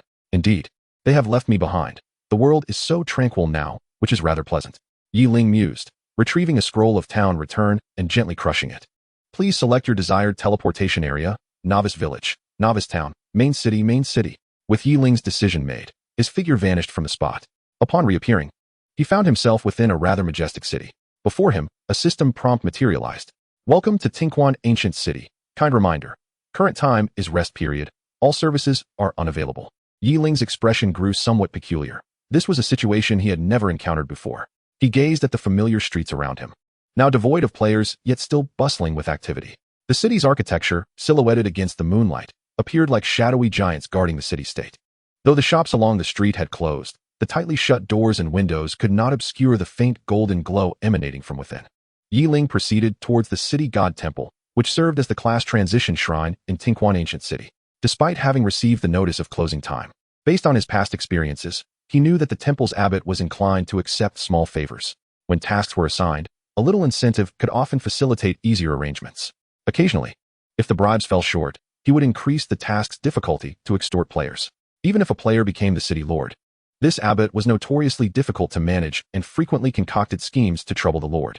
Although Yi Ling had never been a city lord in his previous life, he had certainly been extorted by him, and now he thought that perhaps a little expenditure might persuade the abbot to extend his hours. If he could successfully complete the class transition task tonight and secure the position of city lord, then tomorrow, with the return of other players, a portion of their expenditures would contribute to his tax revenue. Yi Ling hurried along, and as he passed by a tailor shop, he overheard a conversation from within. Head of the household, next year the business in the shop is not looking promising. What are your plans for Goa's schooling? Let's hold on for a few more days. Once those players arrive, our business will surely improve. I will visit the city god temple to pray. Our business must flourish. Yi Ling paused momentarily, a hint of curiosity flickering in his eyes. In his previous life, there were rumors suggesting that entities, be they characters or monsters, possessed their own consciousness, existing as genuine individuals. However, this speculation had never been validated. Yet now, Yi Ling felt increasingly assured of that hypothesis. Who could have imagined that? Even after the players log off, these entities continue to lead their own lives. They possess families, children, and emotional bonds akin to those of humans. At that moment, a voice echoed from within. You mustn't go, at least not tonight. When I returned, I saw the wife of Hutufu entering the Chenghuang temple, flaunting herself. Is that shameless woman consorting with the temple's abbot again? Shoo, keep your voice down, don't let anyone hear. If Hutufu finds out, he will surely give the abbot a severe beating. Then I shall head to the Nuwa temple. Yi Ling's expression turned peculiar, without hesitation. He swiftly made his way toward the Chenghuang temple, a camera now in his possession. Instant camera, category, special item, quality, legendary, durability, 3030, item description. Capturing a photo instantly produces an image. Tearing the photo allows for direct transportation to the location depicted. Old Chenghuang, you extorted me in the last life, but this time. Before long, he arrived at a temple within the city. The doors of the Chenghuang temple were slightly ajar, and indistinct sounds emanated from within. Yi Ling cautiously inserted his camera through the crack in the door. With a click, a photograph of the Chenghuang temple emerged. He tucked the photo away, smirking as he knocked 3 times on the door. Who is it? A tense male voice called from inside. Simultaneously, rustling sounds of clothing being adjusted could be heard. After a brief pause, Yi Ling pushed the door open. A woman frantically arranging her attire hastily concealed herself behind the statue of Chenghuang. A burly man, bare-chested and with a scowl, glared at Yi Ling upon his entrance. Who are you? Who allowed you to come in? Yi Ling replied calmly. I am here to accept the second transformation. The abbot cast a surprised glance at him. scrutinizing Yi Ling from head to toe before exhaling a sigh of relief. It's after hours, come back tomorrow. Yi Ling chuckled, since I'm already here. Accepting a task would be a mere trifle for you. The abbot frowned slightly, then a cunning smile crept across his face. Accepting a task after hours is against regulations. However, if you are willing to pay a 10 silver coin overtime fee, we may come to an agreement. Yet, before he could finish, Yi Ling interjected with a grin. I wonder if the after-hours regulations permit your dalliance with Hutufu's wife. Upon hearing Yi Ling's words, the abbot's expression darkened. You can eat recklessly, but don't speak carelessly. Which of your eyes saw me consorting with anyone? Yi Ling smirked, knowing he would deny it. He swiftly produced the photograph, waving it before the abbot's eyes. What do you think would happen if I showed this photo to Hutufu? You might find yourself with a few more holes in your body. The abbot's face paled at the sight of the photograph. You dare fabricate evidence to slander me. Today, you shall learn the wrath of Jiahaoren. As he spoke, a health bar appeared above him, towering at 250,000. He instantly entered combat mode and lunged at Yi Ling. Had this been his previous life, Yi Ling would have been unable to retaliate. But now he withdrew the Qinji spear, swinging it with force. Boom. The spear struck the abbot's shoulder, sending him crashing to the ground. The abbot's health bar plummeted to 1/5. Congratulations on defeating the abbot of the Chenghuang Temple, triggering the super god passive, successfully obtaining 1 talent evolution point. Yi Ling smirked coldly. Did you think no one could handle you? In that moment, the abbot's fierce demeanor vanished, leaving only a look of terror. Please spare me. Hero, let us discuss this. Sweat poured down the abbot's face as he hastily pleaded for mercy. Can I accept the transformation? Yi Ling inquired again. The abbot nodded vigorously, then quickly shook his head. I truly cannot accept it. I only said I could trick you into giving me some silver. Even if I were to accept the task, you wouldn't be able to enter the dungeon. The mission dungeon is closed during rest hours. Once dawn breaks, I will accept it for you. You need not come. The system will directly inform you of the successful task acceptance. Really, I'm not deceiving you. You will be my boss from now on. You can choose any difficulty level you desire. Feeling the overwhelming power of the spear on his shoulder, the abbot nearly burst into tears. Yi Ling, though somewhat exasperated, was certain that the abbot was not lying. He relaxed his grip, retracting the Qinji spear. First, accept the second transformation for me. And set the difficulty to the highest level, Yi Ling commanded. The abbot's expression shifted. Boss, if we set the difficulty to the highest level, the hunting mission may require you to slay abyssal monsters. Are you sure you want to proceed with this? Abyssal monsters are those tainted by the breath of demons. Far stronger than ordinary monsters and difficult to locate. However, only 5-star missions could yield fragments of resurrection orders, of which Yi Ling already possessed 3. These fragments cannot be purchased, and he must seize every opportunity to acquire them. That won't be necessary, just do as I say. With those words, Yi Ling turned and exited the Chenghuang Temple. As he departed, the abbot let out a long sigh of relief. The woman who had been hiding behind the statue trembled as she emerged. How could a player be here during rest hours? How would I know? Replied the man. Did you see that red name above his head? It's Shura, a level of evil that can only be achieved by killing 3,000 people. If I had seen that red name at the start, I wouldn't have dared to provoke him. The host of the Chenghuang Temple spoke with a face full of trepidation. The reason why a player was able to attack him was beyond his comprehension. Yi Ling left the Chenghuang Temple, uncertain of where to go next. He simply found a street corner to sit down and began to reflect on his gains and losses, as well as his plans moving forward. At this moment, Yi Ling's mind was remarkably clear. Although his strength appeared invincible in the novice zone, it was still far from sufficient. The second transition would serve as a buffer. Once he reached the third transition, city battles would commence. A main city governs 50 novice towns. Should the number of main cities under a faction's control exceed 100, they could establish a nation, allowing the leader to receive a royal title from the system. When there are more than 3 kingdoms, a War of Nations expansion pack will be triggered, with the victor receiving the title of emperor. Whether as a city lord or a king, or even an emperor, one could gain substantial attribute and experience rewards. Additionally, joining any faction would yield corresponding rewards based on the faction's level.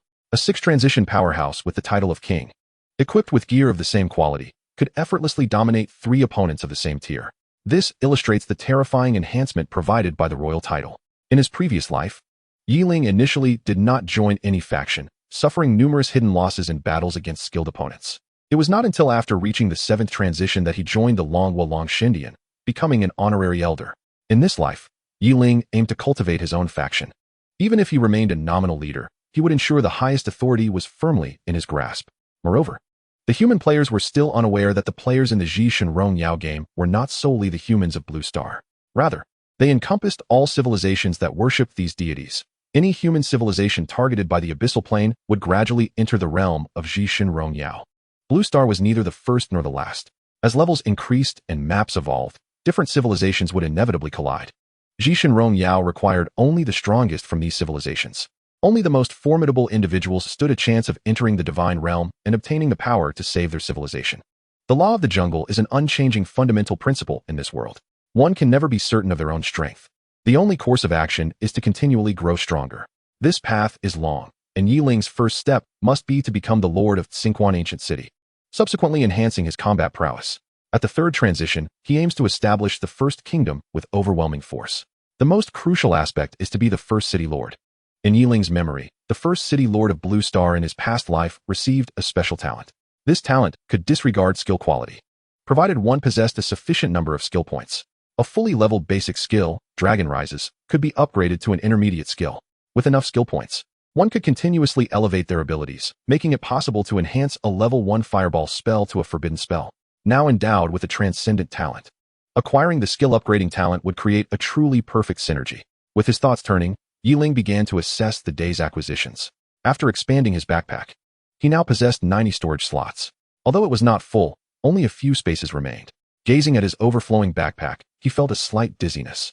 Centennial Hay, 10, category, Battle Pet Feed. After consumption by battle pets, it can enhance evolution value by 2 points.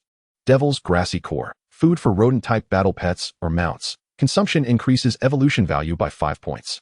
Yi Ling promptly took out all the feed and presented it to the Mao Tu Jingling, who immediately began to consume it. Soon, Yi Ling received a system notification. Mao Tu Jingling is consuming Centennial Hay.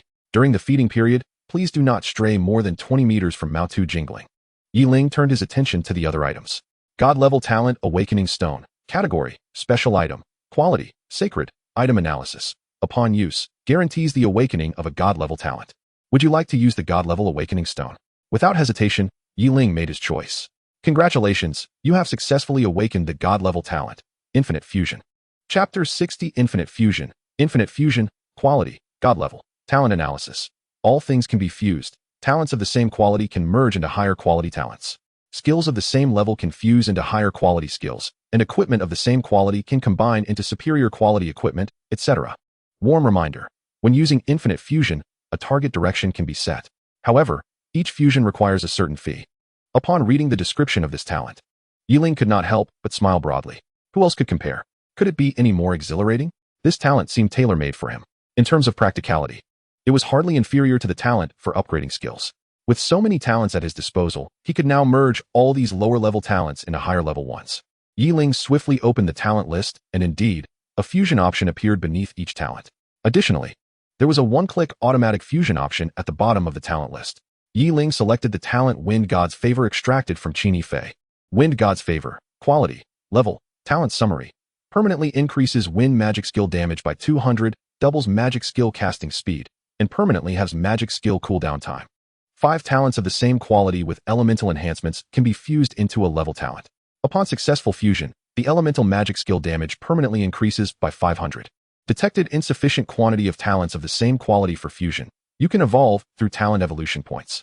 Would you like to consume 100 talent evolution points to evolve this talent to level? What? Yi Ling's face instantly filled with astonishment. Evolving required only 3 points, and advancing needed merely 10 points. Yet, to evolve to this level required a staggering 100 points?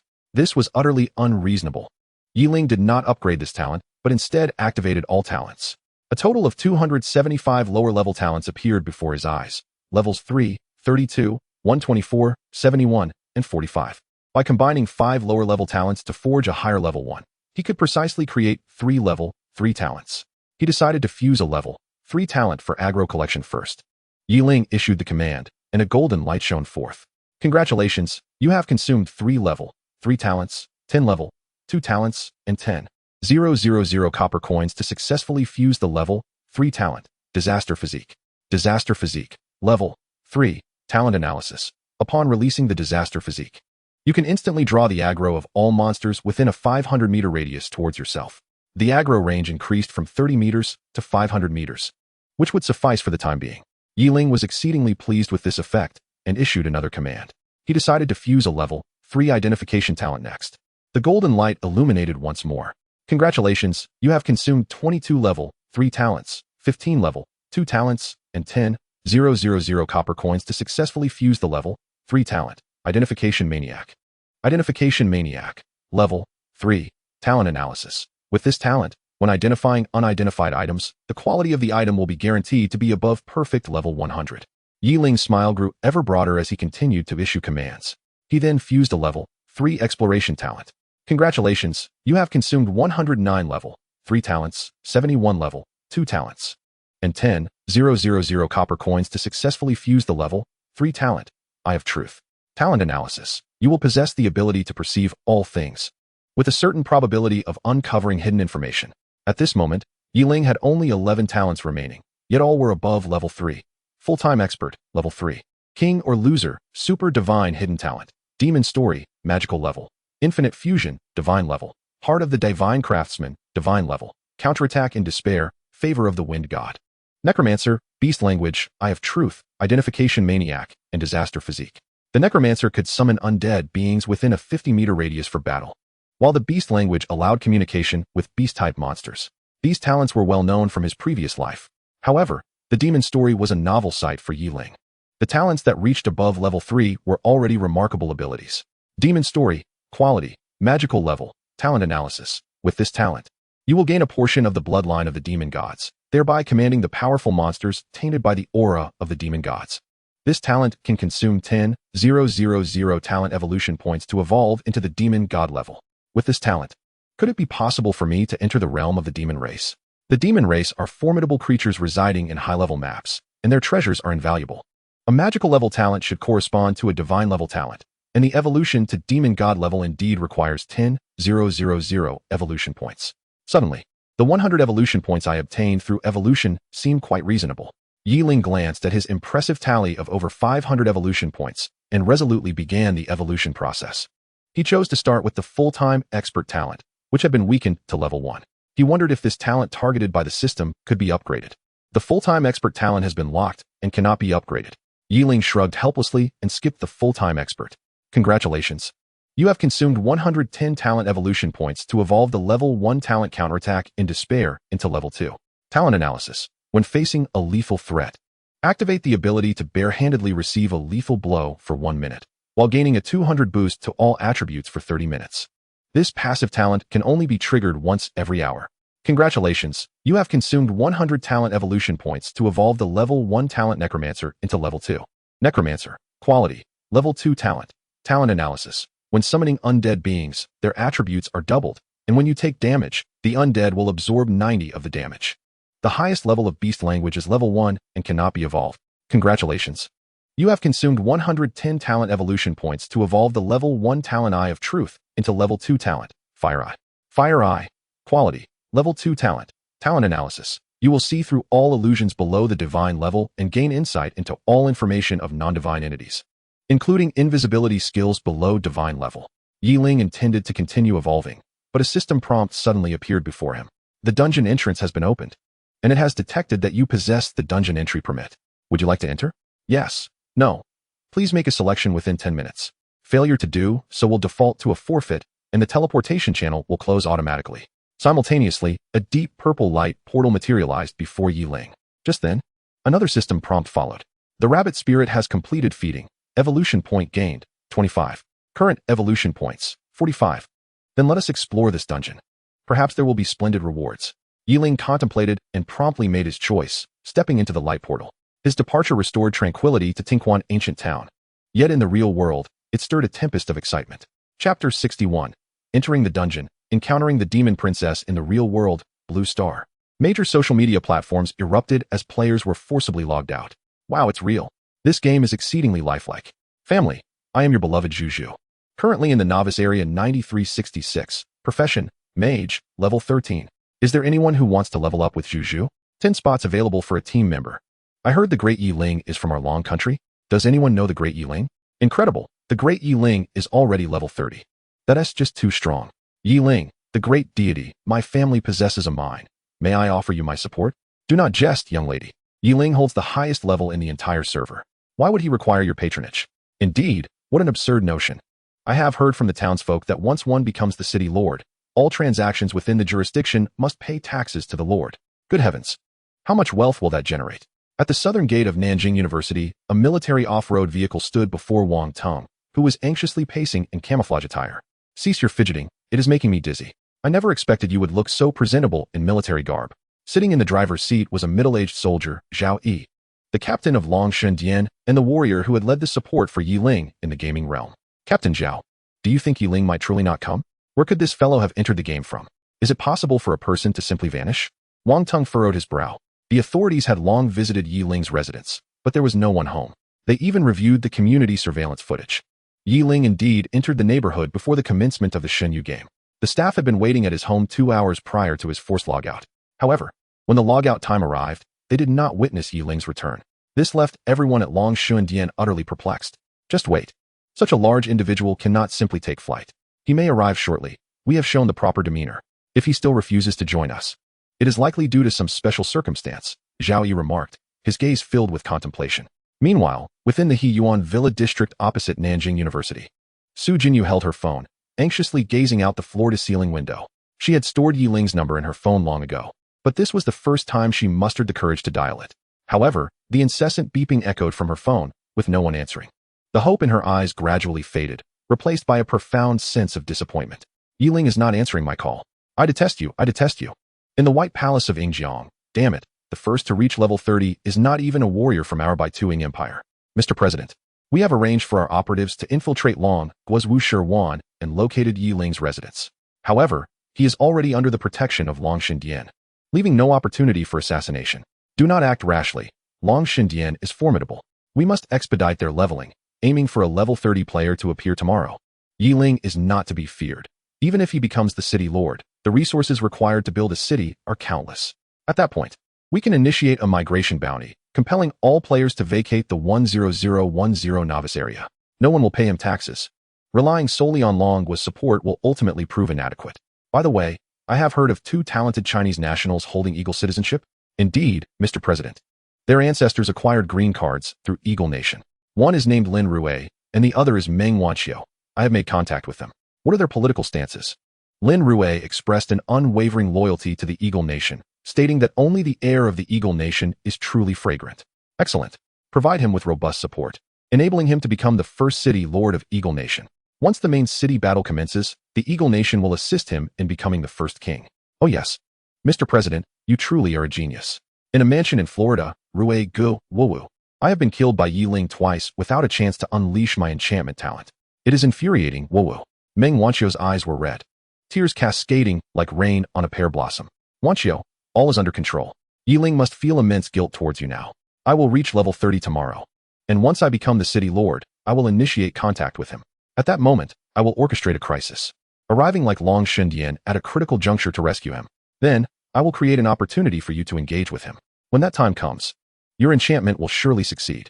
Lin Rue raised his wine glass with a smile. Meng Wanqiu finally revealed a faint smile. Humph, brother Lin Rue, you are truly brilliant. I can already envision Yi Ling's gratefulness when you rescue him.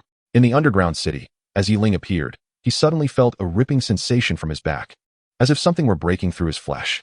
He turned abruptly to see 2 pairs of enormous black wings sprouting from his back. Simultaneously, a system notification popped up before him. Welcome to the underground city. Upon entering the underground city, you automatically enter a state of ceasefire. Any attacks will not inflict damage upon the target. Detected magic bloodline, automatically matched to the demon race. Due to your uniquely special identity, no one within the underground city can spy on you. What in the world? A demon race? This system notification left Yi Ling utterly bewildered. How could a being of the human race like himself be classified as a demon?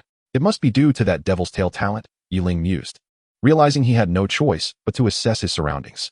The scene before him revealed a long street lined with ancient European-style architecture on either side. Under the dim streetlights, numerous figures stood, some humanoid, others in beast form.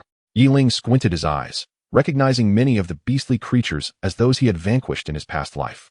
His arrival stirred not the slightest ripple. The ceasefire state of the entire underground city allowed for a rare opportunity for beings of different races and factions to coexist peacefully. Most creatures were heading toward a black castle. Unfamiliar with this place, Yi Ling followed the other beings toward the castle. Less than 300 meters from the castle, a melodious voice suddenly called out from the side. Oh, I do not recall seeing you before. Which tribe do you belong to? In the next moment, a captivating figure appeared before Yi Ling, obstructing his path. This was a humanoid being clad in a sleek black dress, her flowing golden waves cascading down her back. She possessed the alluring figure of a mature woman, yet bore the delicate face of a youthful girl, exuding an intoxicating blend of innocence and desire. Her beauty rivaled that of Meng Wanxiu, though she was slightly less striking than Su Jinyu. Most notably, this woman was adorned with 2 pairs of pure black wings at her back. Just as Ling found himself at a loss for words, she suddenly unfurled her wings and soared into the air, only to descend headfirst before him. Their faces were mere inches apart, and Ling could distinctly catch a whiff of a subtle fragrance emanating from her lips and nose. "Hello, handsome. I am Kailina. Today marks my coming-of-age ceremony. Would you be willing to mate with me?" Chapter 62. The capital of laughing proudly in the underground city, mate? Ling was immediately taken aback. Even with 2 lifetimes behind him, he had never encountered such a direct approach. The notion of a woman boldly proposing to mate with a handsome stranger on the street made him feel utterly uncomfortable. He instinctively took a step back. "Get away." With that, he swiftly maneuvered past her and continued towards the dark castle. Suddenly, 2 shadowy figures materialized beside Kailina. "How dare you disrespect Her Highness?" One exclaimed. "Your Highness, allow me to take him down and teach him a lesson in the underground city." Both were blonde and blue-eyed, each sporting a pair of black wings. However, as their words fell, their expressions shifted to one of bewilderment. Kailina's demeanor appeared rather peculiar, her gaze unmistakably entranced. "Oh my, I can't take it anymore. I adore him," Kailina exclaimed, her eyes filled with hearts, seemingly oblivious to her attendants' protests, as she instantly pursued Ling. A strange glimmer passed through the eyes of the 2 attendants, akin to witnessing something extraordinary. "Our little princess seems quite smitten. That boy must be of noble descent, possibly the illegitimate son of some prince. I will follow the princess while you investigate his identity." One of the attendants nodded in agreement, and a blood bar appeared above his head, displaying a staggering amount of health. In an instant, the figure vanished from sight. Ling had thought he had eluded Kailina, but scarcely had he covered 50 meters when the little enchantress caught up with him again. "What is your name? Have you not heard of me, Kailina? Why are you silent?" Hey. I know, you must be from the Western Province. Am I right? I have uncovered your identity." Kailina chattered incessantly. Ling was momentarily taken aback. "What do you know?" The system prompt had indicated that no one in this realm could perceive his identity information. "You are the illegitimate son of the Dark Knight Duke Hussein Yahya, aren't you?" Kailina declared, her expression one of triumph. A look of astonishment crossed Ling's face. His lineage was indeed a matter of concern, but he countered, "How did you know?" Feigning surprise. "Ha!" Kailina laughed joyfully. "This princess is the cleverest. Duke Haya is renowned among the royal family for his romantic escapades. There have been tales of the 4-winged king's bloodline circulating among the populace." Ling nodded slightly. "All right, my name is Yilin Hussein. What a lovely name. If you don't mind, let us walk together. From now on, I, Kailina, shall protect you." Kailina raised her delicately sculpted chin, a proud smile gracing her lips. Instinctively, Ling activated his discerning vision, and Kailina's information materialized before him. Kailina, level 80, condition, brand new, faction, Demon Clan, identity, Princess of the Demon Clan, health, 800,000, magic, 250,000, physical attack, 80,000, magical attack, 280,000, defense, 200,000. Upon witnessing these attributes, Ling's expression shifted to one of peculiarity. The stats of this level 80 demon princess were surprisingly similar to his own. Ling furrowed his brow, sensing something amiss. In his previous life, he had battled demons numerous times, and their combat prowess was unparalleled among the various races. Why was this princess so weak? Suddenly, he recalled a rumor. It was said that in Glory of the Gods, players could not acquire attribute gear before their 3rd-class advancement. All equipment for other races was devoid of attributes, akin to ordinary clothing in reality. Only the monsters of the demon faction could bring certain gear into the underground city, which then circulated to other factions. The higher the quality of the equipment, the greater the cost to bring it into the underground city. Only the elite and nobles had the chance to obtain a piece or 2 of blue or purple gear. Those able to wear purple gear were typically the cream of the crop among their races, while golden gear was reserved for the highest nobility or leaders. It was only upon reaching the 3rd-class advancement that other races could formally interact with the human race, and attribute equipment would begin to circulate broadly among all factions. Of course, not all equipment held value in the eyes of the other races. Only those with percentage enhancements were considered treasures. After all, the dwarves excelled in crafting and could produce white and blue gear. However, their equipment only contained base attributes without percentage bonuses. Given the high inherent attributes of the other races, fixed attribute equipment was somewhat redundant for them. In contrast, percentage increases were significant, providing a slight boost to their combat capabilities. Upon this realization, Ling immediately employed his discerning gaze upon the black leather attire adorning Kailina. Rare deerskin skirt, quality, purple equipment, required level, 15 defense, 350, equipment analysis, a rare skirt, exquisitely crafted, with excellent elasticity, providing great comfort. Defense, for upon observing these attributes, Ling could largely confirm his suspicions. An 80-level demon princess clad in merely a 15-level purple outfit was compelling evidence that such equipment must be exceedingly valuable to other races. In contrast, Ling's backpack appeared to contain a considerable assortment of blue-gold equipment, even a number of equipment treasure chests. A quick glance revealed at least 7 pieces of blue equipment, a maximum of 31 pieces of purple equipment, 8 pieces of gold equipment, and 1 piece of orange equipment. Just then, Kailina unexpectedly noticed Ling's gaze lingering upon her rather ample curves, stirring an unprecedented sense of delight within her. Her posture instinctively straightened, accentuating her figure further. Ling's face flushed crimson, hastily averting his gaze. Though not a lecherous man, he was, after all, a normal man with little resistance to such allure. Clearing his throat in embarrassment, he quickened his pace, remarking, "Your skirt is quite nice." Kailina abruptly turned her attention to Ling. Realizing that his attire seemed to possess remarkable quality, this young noble appeared to have something of value. Why can't I see your level? Could it be that you're a formidable expert? A glint of intrigue sparkled in Kailina's azure eyes, as if she had uncovered a hidden treasure.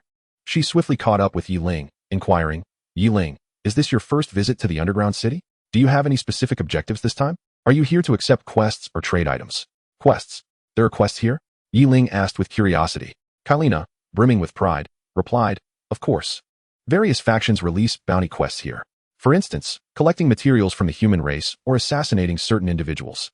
Alternatively, one might venture into the elven forest to gather spirit fruits or even abduct the elven princess. Naturally, the majority of bounty quests are targeted at our demon kin. The reproductive capabilities of magical beasts are exceedingly potent, significantly impacting all races. The rewards for slaying beasts infused with demonic energy are extraordinarily generous." As Kailina spoke, Ling's eyes gradually sparkled with interest. The human race had numerous tasks related to magical beasts, but due to the scarcity of such creatures in lower-level areas, many tasks were challenging to complete. However, should he manage to hunt magical beasts here, he could potentially earn double, even triple, or quadruple rewards for a single endeavor. As they entered the castle, numerous gazes were directed towards them. Inside the castle, a massive circular table was surrounded by dozens of figures. Ling could distinctly sense their formidable presence. The closer he approached the table, the more terrifying the aura became. Maintaining a composed demeanor, he discreetly activated his discerning gaze, revealing the information of every individual present. Badu, Dwarven Warrior, level 125. Shebate, Silver Behemoth, level 138. Sophia, Elven Priestess, level 129. Ku'er Kuya, Purple Gold, Lord of the Illusionary Beast Mountain Range, level 150. All seated at the round table were formidable beings exceeding level 100. Those positioned on the periphery generally surpassed level 80. Ling also noted an intriguing observation. These prominent figures each possessed at least 3 or 4 pieces of blue equipment, whereas the surrounding strong individuals had only 1 or 2 blue items, with some even donning white gear. Remarkably, apart from Kailina's piece, he did not see a single item of purple quality or higher. This further validated Ling's hypothesis, while a bold plan began to take shape in his mind. With privileges bestowed upon him, he was unconcerned about being discovered. As long as he remained undetected and no hostilities could arise, there was no cause for fear. He strode confidently towards the round table alongside Kailina, holding his head high as the lowest-level individual at 30. Along the way, numerous demon kin greeted Kailina with respect, while casting curious glances at Ling. An unfamiliar four-winged noble among the two-winged demon kin piqued their interest. "Ling, look at that dwarf. He looks so peculiar. Almost like a dog." Kailina's voice suddenly rang in Ling's ear. Despite having witnessed her astonishing remarks before, Ling couldn't help but feel a twinge of discomfort at her comment about the 130-level Dwarven Warrior. At that moment, he wished to distance himself from her. However, before he could act, another voice chimed in his ear. "Look at that. How can that behemoth be so massive? Wow, he's level 138. Ling, may I see your level?" Ling replied, "I hope that level you refer to is the one I am thinking of." Just then, a tall, handsome four-winged demon approached. His name was Halibo, the son of Prince Shisoa of the demon kin. Halibo immediately noticed Kailina, his handsome face lighting up with fervor, while he inadvertently overlooked Ling, assuming him to be merely Kailina's attendant. "Oh, dear Kailina, I didn't expect to see you here as well." Haribo greeted enthusiastically, yet Kailina completely disregarded him, earnestly recounting Risku tales to Ling. Who could endure such a scenario? Certainly not Harry Bo. He immediately turned his gaze towards Yi Ling, jealousy and hostility flickering in his eyes. Kailina, who is this fellow? He appears unfamiliar. How can you associate with someone of dubious origins? As his words fell, his lofty gaze began to scrutinize Yi Ling from head to toe. How rude. Kailina's expression darkened. Did he not notice the forewings? He possesses royal blood. Just like you. With that, Kailina ceased to acknowledge Harry Bo and entwined her arm with Yi Ling's, leading him toward the round table.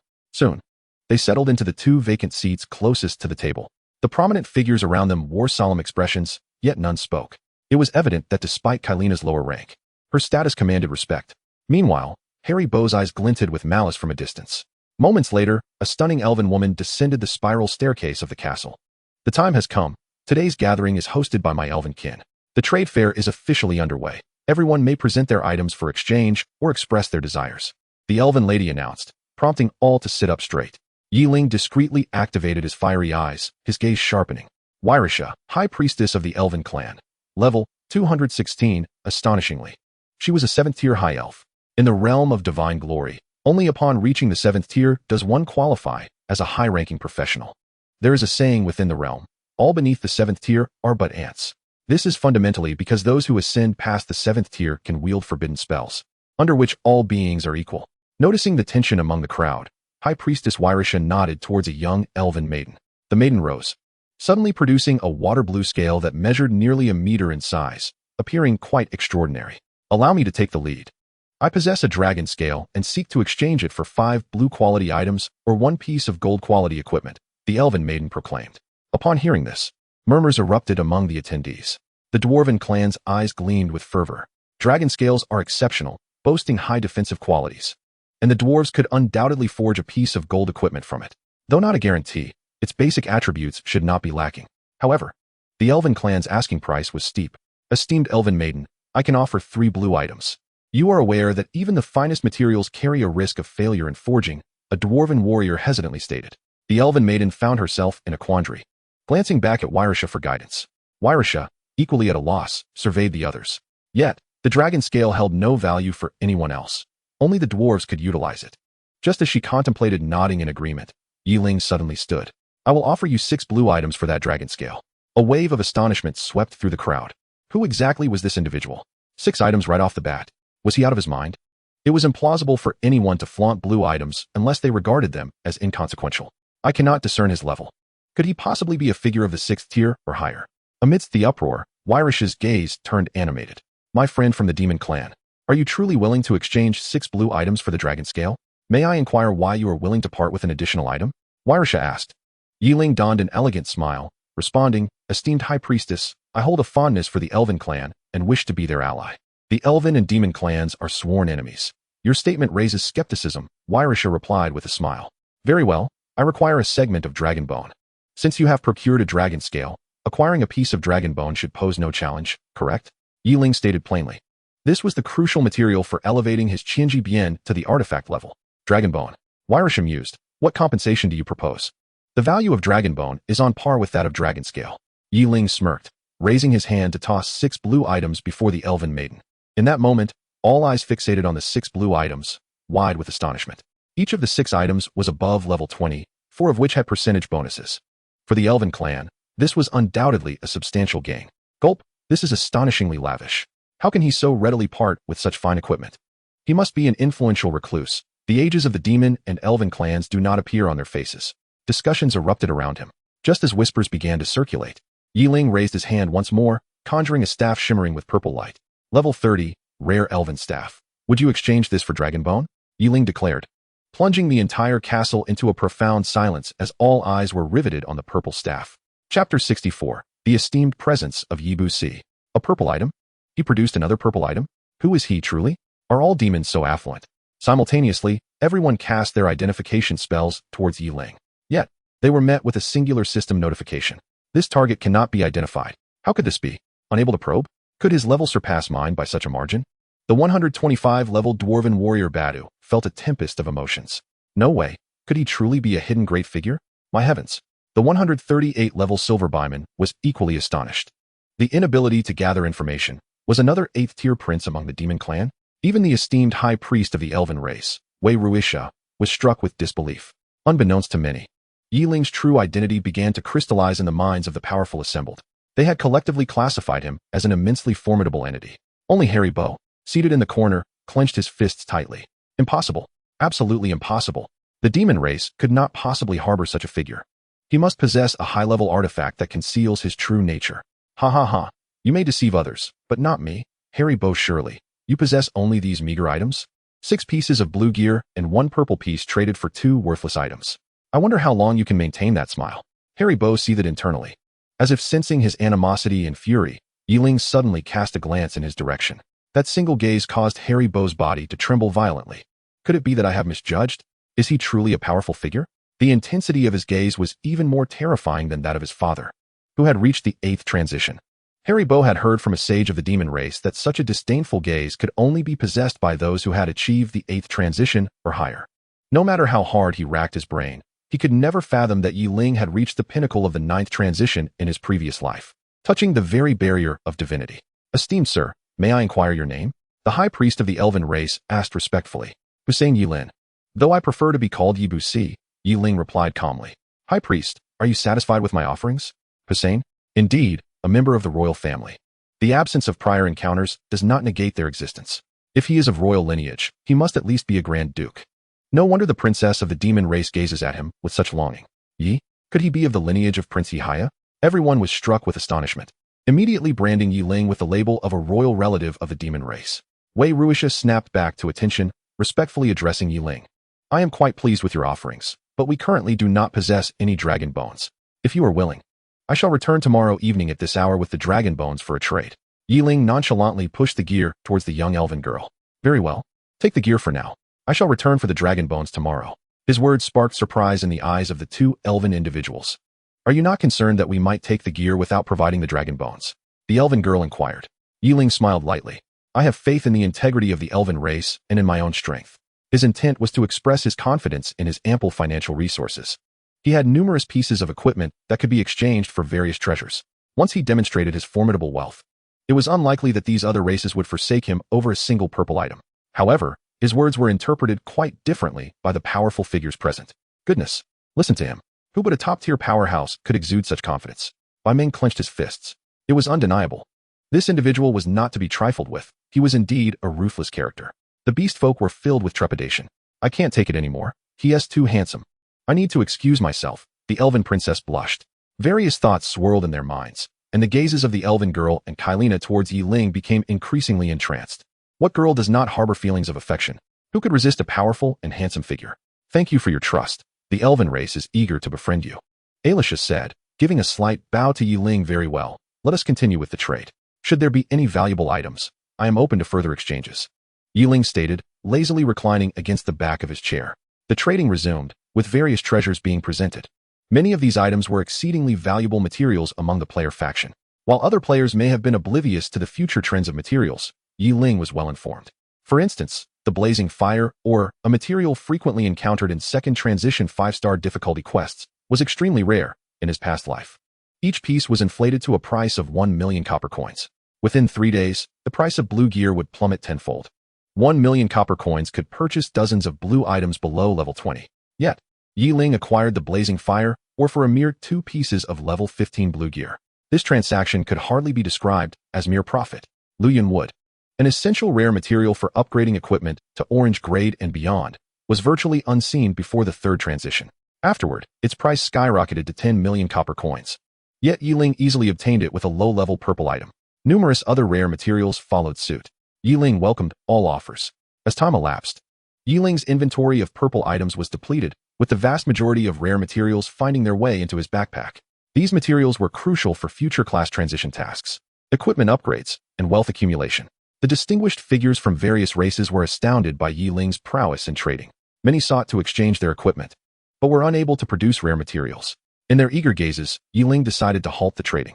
The remaining gold and orange items would only be offered if something particularly enticing caught his attention. Yi Ling refrained from providing bids, causing anxiety among those powerful figures who had yet to exchange equipment with him. Yi Bu-Si, Grand Duke, why have you ceased trading? An elderly dwarf inquired. He likely has no more equipment left to offer. One cannot trade without goods in hand, Harry Bo muttered sarcastically. Yet, No sooner had he spoken than a dozen hostile glares fell upon him. Haribo promptly sealed his lips. Even though his father was a prince, he had 37 sons. If he angered these formidable figures, he might find himself eliminated, and his father would scarcely recall him the following year. At that moment, Ling produced a curved dagger, casually tossing it onto the round table. The curved blade gleamed with a dazzling brilliance, unmistakably a remarkable artifact. While the item was indeed present, one might ponder if anything could truly equate to a weapon of perfect quality. Ling remarked languidly. In an instant, all gazes converged upon the curved blade resting on the table. An insatiable greed ignited in the eyes of every observer. Huiwe curved blade, gold. Quality, perfect. Level, 35. Physical damage, 2000. Critical hit rate, 3. Normal attacks inflict an additional 1500 damage to the target, equivalent to 30 of the user's physical damage. After 5 consecutive normal attacks, a crescent blade of energy is released, dealing 2000 magical damage to the target. Upon witnessing the attributes of this equipment, everyone rose simultaneously. They had never encountered such formidable gear. This golden weapon surpassed even that of the Beeman King. Astonishingly, it boasted 2% attributes. If I could possess this weapon, I might have a chance to become the Grand Chieftain. At that moment, each individual's breath quickened with anticipation. May I inquire, Duke Ibusi, aside from the materials, what else would you wish to exchange? The High Priestess of the Elves inquired cautiously. Others turned their attention to Ling as well. I also have an affinity for jade artifacts, particularly exquisite carvings of animals, Ling replied with apparent calmness, though his heart raced. From the moment he entered the dungeon, he had been acutely aware that the ultimate objective of this venture was the Zodiac Jade Pendant. Upon hearing this, expressions of resignation crossed the faces of all present. After a brief moment, a stout warrior of the dwarf clan spoke with excitement. Duke Ibusi, our chieftain, also has a penchant for collecting jade. He happens to possess a jade pendant engraved with a mouse. Might you be interested? Chapter 65. The Mouse Jade Pendant. A new quest. Ling's heart skipped a beat, and he forced his expression to remain inscrutable. Regardless of whether they were from other races or beastmen, they belonged to the realm of divine glory. Their intellect was not to be underestimated. Should they detect any change in Ling's demeanor, it could complicate matters significantly. A mouse jade pendant? It could be acceptable, though I cannot ascertain its quality without seeing it first. When might you bring it for my inspection? If it does not meet expectations, perhaps you could offer some gold or silver coins in addition, and I shall part with this equipment, Ling responded casually. Upon hearing this, the dwarf warrior's face lit up with sheer joy. Very well, it is a deal. I shall return to the dwarf clan immediately and bring the jade pendant tomorrow evening. With that, the elder of the dwarves rose and departed. Expressions of envy adorned the faces of the others. Duke Ibusi, do you possess any other pieces of gold quality equipment besides this weapon? High Priestess Wei Ruxia inquired once more. Indeed, I do, but my inventory space is limited. I do not intend to trade further today. Allow me to contemplate what else I might need, and we shall trade tomorrow evening, Ling yawned. Feeling a wave of drowsiness wash over him, it was time for a respite. However, the High Priestess was evidently unwilling to let him off so easily. Wei Ruxia gracefully descended the spiral staircase and approached Ling. Her ample bosom pressed against his arm as her exquisitely delicate face drew near. Her gaze filled with seductive allure. Duke Ibusi, might I invite you to ascend the stairs for a discussion? A voice as delicate as gossamer whispered in Ling's ear. The moment the words reached him, his fatigue vanished. Treasures that shunned the light of day were undoubtedly extraordinary. He was about to acquiesce when someone interjected. A strong scent of lemon suddenly permeated the air. Hey, what are you up to, old woman? If you have something to discuss, do it here. Ling will not accompany you upstairs, Kai Lin Na interjected, positioning herself firmly between the High Priestess and Ling, creating a barrier. She puffed out her chest defiantly, yet the disparity between her and Wei Ruxia was evident. This left Ling feeling a touch awkward. Nevertheless, he rose and made his way upstairs. Do you truly believe you hold any sway over me? A triumphant smirk appeared on Wei Ruxia's face. Your Highness, sometimes a woman of greater age possesses advantages. Unripe fruit tends to be overly green, while the fully ripened is far sweeter, Wei Ruxia remarked softly, turning to ascend the stairs. Ling, I command you to return. Kai Lin Na exclaimed, hands on her hips, her tone petulant. Your commands hold no weight. Ling retorted with a cold chuckle as he continued up the stairs. Kai Lin Na stomped her foot in frustration, but there was little she could do. Meanwhile, a system notification appeared before Ling. Congratulations. You have successfully overcome Kai Lin Na, triggering the Super Divine passive, acquiring Demon Royal Family Token 1. On the second floor of the castle, Ling paused slightly before a wooden cabin. Would the High Priestess truly act recklessly? This was not due to any self-righteousness on Ling's part, nor because of unresolved vendettas. Rather, it was the sensitive nature of Wei Ruxia's identity that caused him concern. In his previous life, Ling had a friend among the elves, a prince named Awaken. Awaken harbored a secret known to few, and Ling was one of the select few privy to this knowledge. Awaken was not the biological son of the elven queen. Instead, he was the offspring of High Priestess Wei Wuxia. Due to certain peculiar circumstances within the elven community, Awaken had been adopted by the elven queen. Should anything transpire between him and Wei Wuxia, the implications would be profound. With a gentle push, Wei Wuxia opened the wooden door and, upon noticing Ling's pause, flashed him a charming smile. Duki Busi, do come inside. Are you truly afraid that I might devour you? How could I possibly fear you? Ling replied, stepping into the wooden cabin, whereupon the door was firmly shut behind him. Observing his demeanor, Wei Wuxia gradually withdrew the smile from her face. She transformed her previously carefree expression, producing a verdant cloth pouch which she extended towards Ling. Puzzled, Ling instinctively accepted the pouch. Dadi Qianquan bag, quality, semi-divine artifact, item analysis, a storage equipment crafted by the elven race, blessed by the goddess of nature, which increases storage capacity by 500 upon equipping. Ling's eyes narrowed slightly. The value of this item was self-evident. In his past life, upon reaching the divine level, storage bags merely provided an enhancement of 300 slots. This was a semi-divine artifact, directly offering 500 slots. With this Qianquan bag, he would no longer need to worry about inadequate backpack space. Semi-divine artifacts were rare, and tools of such caliber were virtually unheard of. The worth of a semi-divine artifact could not be compared to mere materials, nor could it be exchanged for a couple of pieces of golden equipment. What could the High Priestess possibly mean? Ling inquired. I wish to propose a transaction with Duke Yi. Should it succeed, this treasured item of my elven clan shall belong to the Duke, Wei Wuxia stated earnestly. Ling nodded, urging her to elaborate. My clan is facing some troubles. We have traitors among us. They have been tainted by the aura of the demon god, transforming into dark elves. These traitors not only betrayed the elven race, but also abducted our prince, Arcadia. I hope you can assist me in rescuing our prince. If you succeed, you will not only become a friend of the elven royal family, but also acquire this semi-divine artifact. No sooner had Wei Wuxia finished speaking than a system notification suddenly appeared before Ling. Congratulations. You have successfully triggered the hidden quest, the elven royal family's commission. Quest summary. Proceed to the demon territory, seek out the dark elves, slay 500 dark elves, and rescue the elven prince Arcadia to complete the quest. Quest rewards. Level 3, 10 gold, Dadi Qianquan bag, 1 resurrection token fragment, title of elven ambassador. Quest duration, 3 days. Quest failure penalty, level 3. Is this possible? Ling's eyes narrowed further.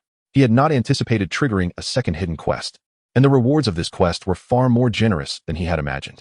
As for the penalty for failure, he dismissed it entirely. What a jest, after all. He was the child of destiny. Very well, I shall agree, but I would like to borrow this Qianquan bag for a time, Ling declared. Upon hearing this, a smile returned to Wei Wuxia's face. Clever lad, lending it to you is not out of the question. But you must understand that you will have to offer something in return, she said, her gaze now laden with an aggressive intent as it roamed over Ling. Chapter 67. The dungeon has yet to begin, and you address me as Lord? In the human beginner zone, figures appeared one after another in various locations. All players above level 5 were teleported back into the world of glory of the gods. Those who had not reached level 7 were disqualified from entering the game world. No matter where you are, without effort, you are destined to be eliminated. Resources in the world of glory are limited. The mechanism of elimination for those in the last place will persist until the second advancement. Only by successfully reaching the second advancement can one obtain the permanent right to enter the world of glory of the gods. Demacia, I, Luhan San, have returned. Charge. Today, I must break through to level 20. All new players, gather at the southern gate of the novice town. The main city has yet to be occupied. Ling may not necessarily complete the novice task. Brothers, we still have the chance to rush to level 30. Regardless of the zone, players, having rested overnight, were filled with renewed vigor. Many reached out to their in-game teammates immediately upon returning to reality, drafting today's leveling plan. Compared to yesterday, players' conditions were noticeably improved today. Everyone was rapidly adapting to the world of glory of the gods. In the 001 beginner zone, Huangtian. Today, I must reach level 30. I have gathered intelligence that Ling needs to solo the nightmare difficulty dungeon to succeed in the second advancement. Doctor, I have heard this news as well. Ling no longer deserves our attention. He is but a fleeting flower, destined to become a mere passerby after today. In the 250 beginner zone, hey you, do not despair. Although you lost a revival opportunity, your attributes have significantly increased due to your level drop. Baka Yuru Watanabe Kun. I do not wish to hear such cynical remarks again. My level has fallen to 7, and I nearly faced elimination. That cannot be said. Once someone becomes the city lord, these towns will merge into a new novice city. At that time, your attributes will multiply, and you will become the strongest in the server. In that moment, you can slay whomever you wish. Killing Ling would be akin to chopping vegetables and Huang Tian, like slicing melons. Under my leadership, the great Sakura Empire shall become the strongest nation in the world of glory of the gods. In the 10010 beginner zone. Have you heard? Qin Yifei is truly dead. Qin Hu, the head of the Jinling Qin family, sold his company last night. What? Is he seeking revenge on Ling? I have heard that Qin Hu seems to be connected with foreign mercenary forces. Indeed, Qin Yifei was Qin Hu's only son. Qin Hu built his fortune in the mercenary world and lost his vital essence during a battle. Qin Yifei was his life. Although Qin Hu was not among the first chosen for the game world, a mercenary comrade of his was selected. It is said that Qin Hu offered 300 million to buy Ling's life. Ling is in grave danger this time. Who dies is still uncertain. Under the bounty of the Sakura Nation's little devils, nearly 10,000 have failed to capture Ling, with 90 being slain instead. This time, it was different. Qin Hu's comrade was a high-ranking member of Wangzhe Rongyao. The number of experts within Wangzhe Rongyao remained unknown. Yet all seasoned players were well aware that they were a group of lunatics.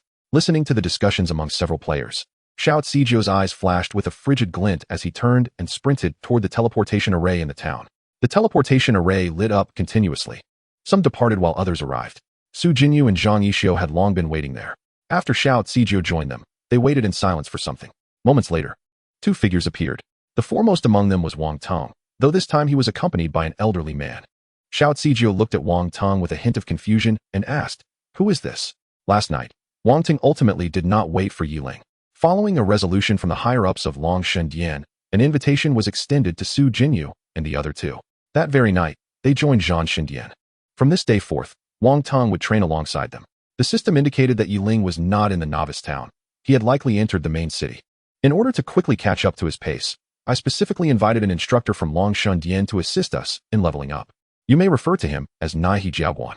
Do not be deceived by his age. His combat prowess is formidable. He ranks 8th on the level leaderboard, with the divine talent of Fire Goddess Praise, delivering exceptionally high fire damage. The elder nodded at the three and said, "I prefer it when others call me Naihe Yi. Let us go and purchase sufficient potions. This morning's goal is for everyone to reach level 30. Xiao Zizhou hesitated for a moment, glancing at the purple gear in his backpack, yet he remained silent, until contact with Ling was established. None of them were qualified to touch those items. The group swiftly made their way outside the city, aiming for the area inhabited by level 30 monsters closest to the main city, the territory of the demon race. In the Kalyuan forest, before an ancient castle, a being with a pair of wings leisurely watched several demon maidens perform on a pole. His name was Kalyuan Met, the son of Count Kalyuan of the Kalyuan forest. This secluded forest was desolate, where even birds would not deign to rest, allowing the young noble Met to live an unabashedly decadent life. Despite having 50 private soldiers, they had no opportunity to be of use. Suddenly, a gust of wind descended from the sky. Kalyuan Met abruptly looked up, witnessing a figure with 4 wings plummeting from above. What the hell? 4 wings? Royalty. In an instant, 50 guards surged into the air to protect their master. But due to their bulk, they collided with one another. In the blink of an eye, 32 of the 50 dark sparrows fell from the sky. Ling observed the comical scene before him, a wave of exasperation washing over him. He had flown for a full half-hour into the demon realm, yet without any leads. Locating the defected dark elves was akin to searching for a needle in a haystack. After finally encountering a demon, he was introduced to the young noble of Kalyuan Forest. It was said that Kalyuan Met was well informed. He could discern the scent of the Demon King's flatulence the moment it wafted through the air. However, at that moment, Ling seriously doubted whether this young man could provide him with any useful information. Lord Met has seen the Great One. May I inquire about your purpose here? Met asked, bowing with a hand on his chest. I am in search of the Dark Elves who have defected from the Elven race. Do you have any information regarding them? Ling inquired. Met's eyes darted around, and he replied, although I am merely a peripheral member of the Black Magic Guard, I do possess some information. However, to mobilize the Black Magic Guard, you must prove your identity. As soon as he finished speaking, a royal insignia of the demon race appeared in Ling's hand. Upon seeing the insignia, Met's expression changed drastically. Wow, Met, am about to strike it rich. He is indeed a member of the royal family, he thought, immediately adopting a flattering demeanor and soaring into the air. My lord, Kalyuan Met is at your service. The Dark Elves are located 300 miles away in the Storm Wolf Denver. They have borrowed the den to detain an elven hostage. The Storm Wolf Den? Ling frowned slightly, realizing that this was indeed the dungeon he was to challenge for his second-class advancement. Yes, the Storm Wolf Denver. The magic wolves residing there happen to fall under my jurisdiction. Once human players challenge the dungeon, my wolf cubs will automatically teleport into the dungeon to serve as foes. Ahem, do not mind me, my lord. I am in charge of managing this class advancement dungeon. I will adjust the combat strength based on the dungeon's difficulty and serve as the ultimate challenge. Caluan Met spoke. Yet he was suddenly struck by the peculiar expression on the Great One's face. Ling raised a hand to touch his nose, pondering. If the dungeon hasn't commenced, why does he refer to me as my lord? Does this mean that with a mere word from me, there will be no player capable of clearing the dungeon? Chapter 69. I'm here to collect you all. With a swift motion, Ling's dagger danced in his hand, piercing through the neck of the female dark elf with precision, silencing her scream abruptly. However, within the cave, a cacophony of footsteps soon echoed. Outside the cave, Caluan Met, accompanied by his trusted guards, had just reached the cave's entrance. Initially, he intended to observe the might of this royal demon member up close. Yet, upon reaching the cave's mouth, he was met with the sound of numerous footsteps and shouts. Caluan Met's pupils constricted suddenly, his expression shifting instantaneously. Not good. The royal lord has been discovered. My lord, we must retreat quickly, or it may be too late. The guards urged Met to flee. Yet a fierce glint flashed in Met's eyes. To cling to a powerful figure, one must display their worth at a critical moment. With that thought, instead of retreating, he charged boldly into the cave. However, the next second, he froze in place. Before him stood a tall figure wielding an unusual weapon. That weapon resembled a feather duster. Yet at that moment, the thousands of feathers began to unfurl, transforming into a multitude of gun barrels. As the barrel of the chicken feather gun spun rapidly, a dragon of fire roared forth from its muzzle. Boom, boom, boom. The Dark Knight elf at the forefront was instantly torn apart by the fire dragon. A cloud of crimson mist erupting within the straight confines of the cave. In less than 2 minutes, the cave was strewn with scattered remnants of flesh. A system notification suddenly appeared before Ling's eyes, reminding him that he had exhausted 100,000 rounds of ammunition. He almost forgot that he needed to reload. He had assumed the bullets were unlimited. He confirmed the reloading process, and the system responded that 10,000 copper coins would be deducted and that it would take approximately 10 minutes to complete the reloading. The Gatling gun in Ling's hand transformed instantly into a staff. He surveyed the system notification bar, reveling in the exhilarating sensation. Congratulations. You have successfully slain 43 Dark Knight elves, earning 526 experience points. Triggering the Super Divine passive ability, extracting 7 stamina, 6 strength, 8 intelligence, 9 agility, for skill points, 2 talent evolution points, and 500 experience points. With the talent level, Charming Eyes. Observing the substantial increase in his experience pool, Ling continued onward. Meanwhile, at the cave entrance, Caluan Mete's eyes widened in shock as a pool of yellow liquid appeared on the ground. What the hell? Mete opened his mouth several times, yet could not articulate a complete sentence. Although the guards beside him did not lose control of their bladders, their legs trembled incessantly. Who can understand this? Who has ever witnessed such a scene? The imagined scenario of a royal family being pursued did not materialize. Instead, what lay before them was the gruesome slaughter of Dark Knight elves. This experience elicited a mixture of 4 parts fear and 6 parts thrill. Young master, shall we proceed? A guard asked, his voice trembling. Of course, Mete was about to respond, but the guard abruptly lifted him and charged into the cave. In that moment, Mete mentally cursed the guard's ancestors. He wanted to express his reluctance to proceed, but this fellow clearly had no intention of allowing him to finish his thought. As Ling advanced further, he encountered no further figures. Following the earlier massacre, the cave fell into an eerie silence. Yet, Ling could still sense dozens of eyes peering at him from the darkness. The Dark Knight elves, possessing keen intellect, had all concealed themselves upon sensing the terror of the Gatling gun. The straight passage of the Storm Wolf cave suddenly twisted, narrowing significantly. After walking several dozen steps, the cave gradually broadened again. Oddly, Ling noted the absence of any wolves. He muttered to himself and pressed on, expecting the anticipated foul stench, only to be greeted instead by the delicious aroma of roasted meat wafting through the air. How peculiar. Ling sniffed the air, slowing his pace to observe the intricate terrain. Suddenly, a bone shot out from a hidden crevice, accompanied by faint sounds of chewing. To his dismay, it dawned on him that while his companions outside were fighting valiantly, others were secretly indulging in feasting. As Ling cautiously approached, a shadow darted out from the side, a sharp spear aimed at his vital points. Without granting his assailant the opportunity, Ling raised his hand and cast a fireball. Boom! A Dark Knight elf was instantly blasted away. However, the explosion of his fireball seemed to serve as a signal to the other elves. The chewing sound ceased abruptly. and a barrage of arrows and magical attacks erupted from the nooks and crannies. Ling evaded while continuously wielding his staff. Small fireballs emerged, each capable of inflicting considerable damage. In the blink of an eye, silence once again enveloped the surroundings. Ling reaped another wave of rewards. As he passed by those hidden crevices, he discovered remnants of unfinished roasted meat. He was bemused. These Dark Knight elves had quite the appetite. He refrained from touching the food, but the two companions trailing behind him began to partake in it. Delicious. Ling had long noticed their antics, but chose to ignore them. After a while, he finally reached the core area of the Stormwolf Cave. It resembled a football field, with another passageway across seemingly leading to a novice dungeon. In the center of this field, a massive bonfire blazed, around which a non-corrupted elf donned an apron, roasting a magical wolf. 400 Dark Knight elves surrounded him, most indulging in wolf meat while a few drooled in anticipation of the food glowing in the firelight. Even Ling's arrival failed to capture the Dark Knight elf's attention. He was momentarily speechless, as the elf responsible for the roasting was none other than the elven prince, Al-Qadiyya. Who would have thought that the kidnapped prince was here playing the role of a cook? Nevertheless, this was inconsequential to Ling. He merely needed to eliminate these Dark Knight elves and escort this coward back, thus achieving a significant accomplishment. He would then return to the human realm to undertake dungeons and ascend to the position of City Lord. Clearing his throat, Ling recited a dramatic declaration. I am the Grand Duke of the demon race, capable of subduing all evil. With a single shot, I can vanquish foes from afar. Both humans and magical beasts shall fall before me. Yet, the Dark Knight elves merely glanced at him before resuming their feast, as if nothing mattered more than their meal. Ling felt a wave of frustration wash over him. Just then, a system notification popped up before his eyes, announcing that the reloading of 100,000 rounds of ammunition was complete, and the Gatling gun was ready for continued use.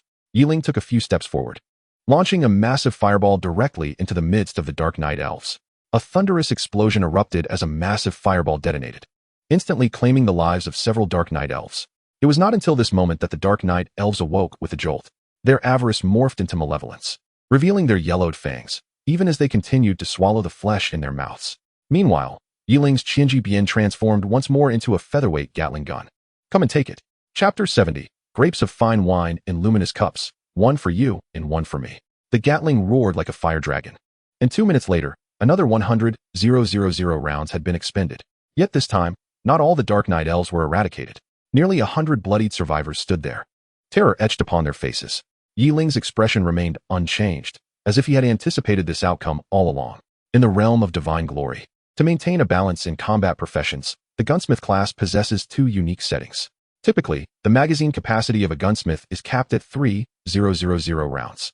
The higher the quality of the weapon, the greater the magazine capacity, with 3,000 being the upper limit. Only equipment of legendary quality or above, known as sacred equipment, can surpass this capacity. However, to preserve the balance of firearms, if a single weapon kills more than 100 enemies in a short period, its power is diminished by 50. Another 100 kills would further reduce its effectiveness by another 50. This is a primary reason why, despite their extraordinary burst damage, gunsmiths possess combat power comparable to that of mages. After Ling used the Gatling to eliminate 300 Dark Knight elves, its power had waned to the point where it would require over 1,000 hits to dispatch a single target. With a mere thought, Ling swiftly switched the Gatling back to his magic staff. As the fireball was unleashed, he quickly transitioned to a longbow. A furious roar erupted from the surviving Dark Knight elves, who began their counterattack. Ling executed the Wind God Step, becoming a fleeting shadow as he evaded their assaults, while his longbow continuously released arrows. Minutes later, with the fall of the last Dark Knight elf, only Al-Qadiyya remained, persistently roasting meat by the fire. Congratulations. You have successfully killed 402 Dark Knight elves, earning 964 experience points. Congratulations, you have successfully triggered the Super God passive, acquiring Stamina 78, Strength 86, Intelligence 82, Agility 99, Skill Points 35, Talent Evolution Points 11, Experience 25, 100, Perfect Dark Knight Blade, Gold, Perfect Dark Knight Boots, Gold, Intermediate Skill Book, Meteor Shower. In that moment, Ling's experience pool was once again filled to the brim. Gazing at the dazzling system notifications, he felt an immense sense of satisfaction. Opportunities for intensive group farming were rare. Seizing such chances was paramount. Ling refrained from hastily engaging the elf prince in conversation, instead opting to open his inventory. His gaze fixated on the recently acquired skill book. Meteor Shower, Category, Area Attack Skill Book, Quality, Intermediate, Learning Requirement, Level 45, Learning Profession, Fire Mage, skill analysis, releases an extraordinary meteor shower, executing 99 meteor strikes within a 100 square meter range, each meteor inflicting 5,000 spell damage, plus an additional 10 magic damage. Consumption, 200 mana points. Cooldown, 240 seconds. Learning requirements not yet met. Skill points can be used for skill upgrades post-learning. Once he reached level 45, this skill would significantly enhance his monster farming efficiency. Ling closed his inventory, suddenly narrowing his eyes. Something felt amiss. He reopened the system notification bar and quickly located a particular message. Congratulations, Hidden Quest Elf Clan's Commission Kill Task completed. For 199, 500. Why was there one Dark Knight Elf missing? Ling surveyed his surroundings, quickly confirming that aside from the Elf Prince, there was no one else present. He approached the Elf Prince, only to find him still engrossed in roasting meat. Something was definitely wrong. Alcadia? Ling called softly, but received no response. He raised his hand and struck the Elf Prince. Bang! The Elf Prince instantly morphed into a Dark Knight Elf. A flicker of confusion crossed the creature's eyes. But upon seeing Ling, its expression twisted into a snarl. Claws rapidly extended from its hands as it lunged toward Ling. Ling's expression darkened, and he transformed his Qinji into a long blade, aiming directly for the creature's neck. With a swift motion, blood splattered as the Dark Knight Elf fell to the side. Congratulations, Hidden Quest Elf Clan's Commission Kill Task completed. 500, 500. Please locate the Elf Prince and return him to the Elf Clan. Ling meticulously searched the cave, confirming that the Elf Prince was nowhere to be found, leaving him utterly perplexed. Where was the Elf Prince? Alcadia had clearly executed a clever escape. Who knew where he had fled? At that moment, sounds echoed from the passage behind him. Kalen and Meat had finally reached the cave's entrance. Upon witnessing the scene of carnage, Ling's status in their eyes soared dramatically. Good heavens, they're all dead? Is this the power of royalty? Meat exclaimed, his eyes wide with disbelief. Master, please speak with decorum. You are nobility. If you possessed even a modicum of skill, you wouldn't be so utterly inept. A loyal retainer reminded him. Kalen replied, enough with the nonsense. Quickly search the battlefield for any valuable loot. Gather the spoils for our master. The retainer scoffed. Why should it be me? Bang. I'll do it. I see you're getting a bit cocky. If not you, then who else? Grapes of exquisite wine fill the luminous cup, one for the steeds and one for myself. The lyrics flow effortlessly. Kaluan Mate left a remark and swiftly darted to Ling's side. The esteemed one is truly remarkable. Kaluan Mate intended to pay a compliment. Yet when his mouth opened, he found himself at a loss for words. Alas, how unfortunate it is that I lack cultural refinement. Resorting to mere exclamations to navigate the world, I have yet to locate the Elven Prince. Where could he possibly be hiding? Ling disregarded Mate's fervent gaze and posed a sudden question. As his words fell, he exchanged a glance with Mate. They both turned to face a passage opposite them. Could it be that he entered the human realm's second transition dungeon through the auxiliary passage? Kaluan Mate voiced Ling's speculation. Can I find him if I enter? Ling inquired. Kaluan Mate shook his head. My lord. This passage is quite lengthy. If one were to walk, it would take at least 2 to 3 hours. Moreover, even upon reaching the end, entry is not guaranteed unless he too is a guardian of the dungeon. Should someone challenge the dungeon, I could utilize the teleportation array to assist you in checking his presence within. However, at present, it seems no human players are capable of challenging the dungeon. Ling massaged his temples, contemplating. It appears I must first return to complete my job transition task. Once I enter the dungeon, I should be able to find Erkadia. No, he might not have entered the dungeon, but could be lingering somewhere along this passage. To ensure absolute certainty, it would be prudent for me to traverse this passage. Kaluan Mate, I have a task for you, Ling stated. Kaluan Mate beamed with joy. My lord, please proceed. Increase the difficulty of the dungeon for me. Do you see this feather duster? Unless a human bearing a feather duster appears, none shall pass the dungeon. A devilish smile graced Ling's face. Chapter 2, Noon Update. Chapter 71. Has this dungeon been released? We cannot possibly defeat it. An hour later, the sun approached its zenith. After a half-day's effort, the first echelon of the glory of the gods had gradually reached level 30. In the novice area 10010, a surge of teleportation activity ensued once more. As Wang Tung and his companions arrived before the city god temple in the ancient city of Listening Spring, 7 or 8 players had already gathered there. Has Ling still not made an appearance? Wang Tung furrowed his brow, glancing at Su Jinyu. Su Jinyu gently shook her head. No? He is nowhere to be found, and private messages indicate he is not in the current map. Brother Wang, could something have happened to Yixin? Xiao Ci Jiu inquired with concern. Wang Tung shook his head. That is unlikely. The icon has not turned gray, indicating he remains in the game. Perhaps delayed by some matter. What shall we do now? These loathsome individuals have come to the novice area 10010 to undertake the second transition task. solely to seize Yi Shun's lordship. Zhang Yixio's face was filled with anger. Wang Teng gazed at the group ahead, his expression darkening. These individuals had indeed come with intent and were quite formidable. Xiao Xiaijio, Brother Wang, do you know them? The one in the black cloak is named Huang Tian. You have likely heard his name. He is associated with the glory of the undead, and to this day, we have yet to ascertain the specifics of his talent. All we know is that it relates to the undead and is quite powerful, Wang Teng remarked. Everyone narrowed their eyes simultaneously. Although it was their first encounter with the notorious figures, the names of the glory of the undead and Huang Tian resonated profoundly with them. Did you see the one with short yellow hair? His name is Lin Rue, a Chinese national of eagle descent. He is also quite strong, possessing the awakened god-level talent of a forbidden spell mage. A man capable of casting forbidden spells at level 1, though his talent has limitations. He nonetheless ascended to level 30 a full 40 minutes faster than Huang Tian. As Wang Teng's words echoed, Su Jinyu and the others turned their gazes toward the slender figure. The ability to use forbidden spells at level 1 struck them like a bombshell.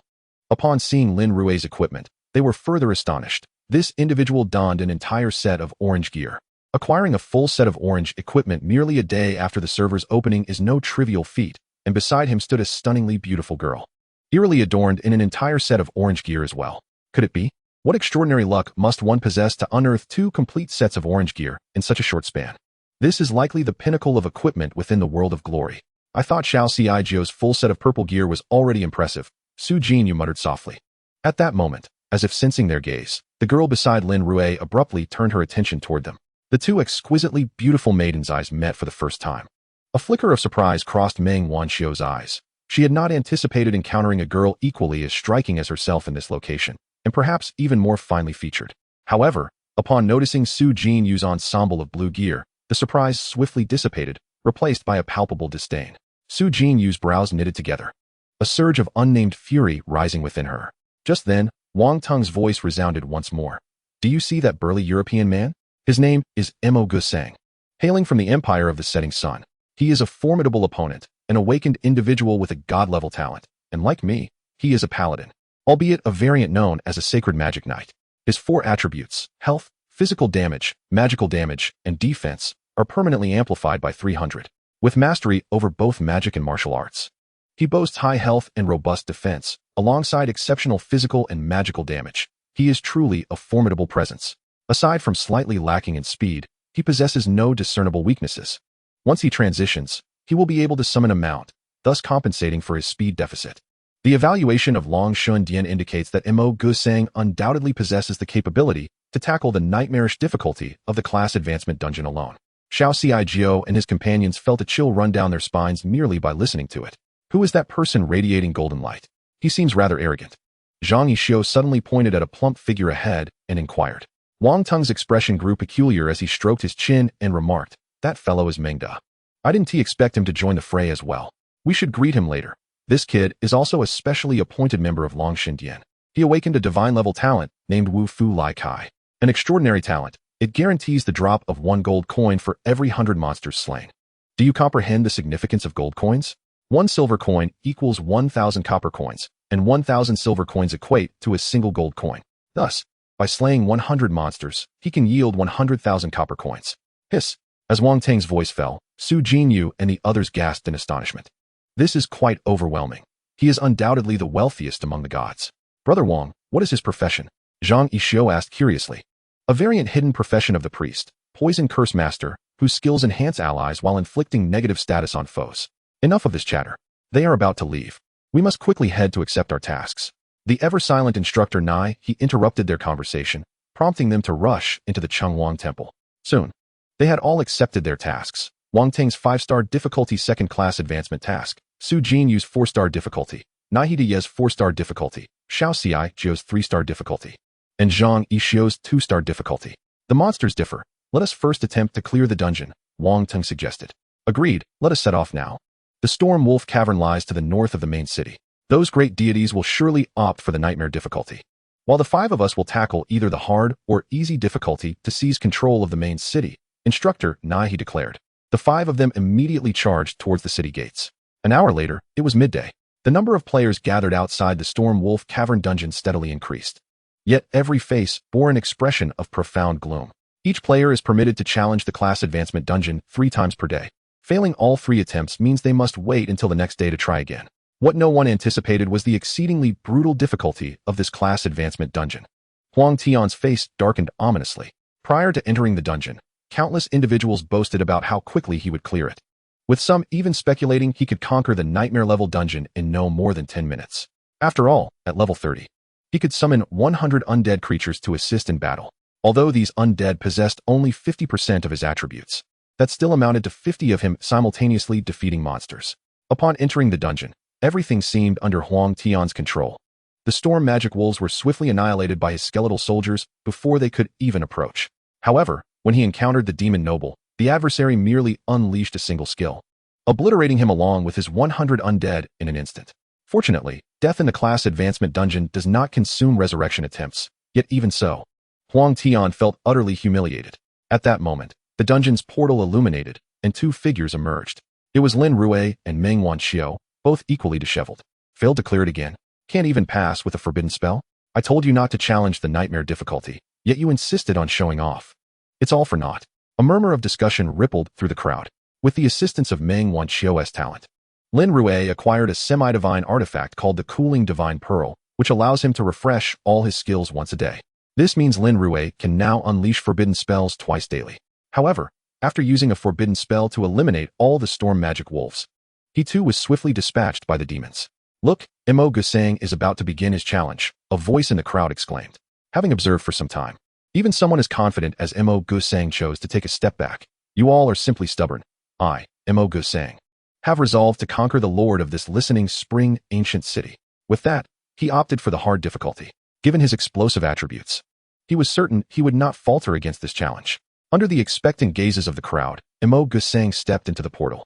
20 minutes later, the portal flickered again, and Mo Gusang emerged with a mournful expression. This is outrageous. It's utterly unfair. This is not a dungeon meant for humans to conquer. Witnessing him fail even the hard difficulty, Huang Tian and the others felt somewhat relieved. Huang Tian's chin lifted slightly, as if his confidence had been restored. This is definitely possible. Should anyone manage to defeat this, I shall call them grandfather from now on. Chapter 72. Cackling. Let me fly. Within the passage leading to the demon territory of the Storm Wolf Cavern dungeon, Ling was flying at a slow pace. How strange. Could this fellow truly have entered the dungeon? Ling murmured, accelerating slightly. After navigating the final turn, a light portal finally appeared ahead. At that moment, a figure was crouched before the portal.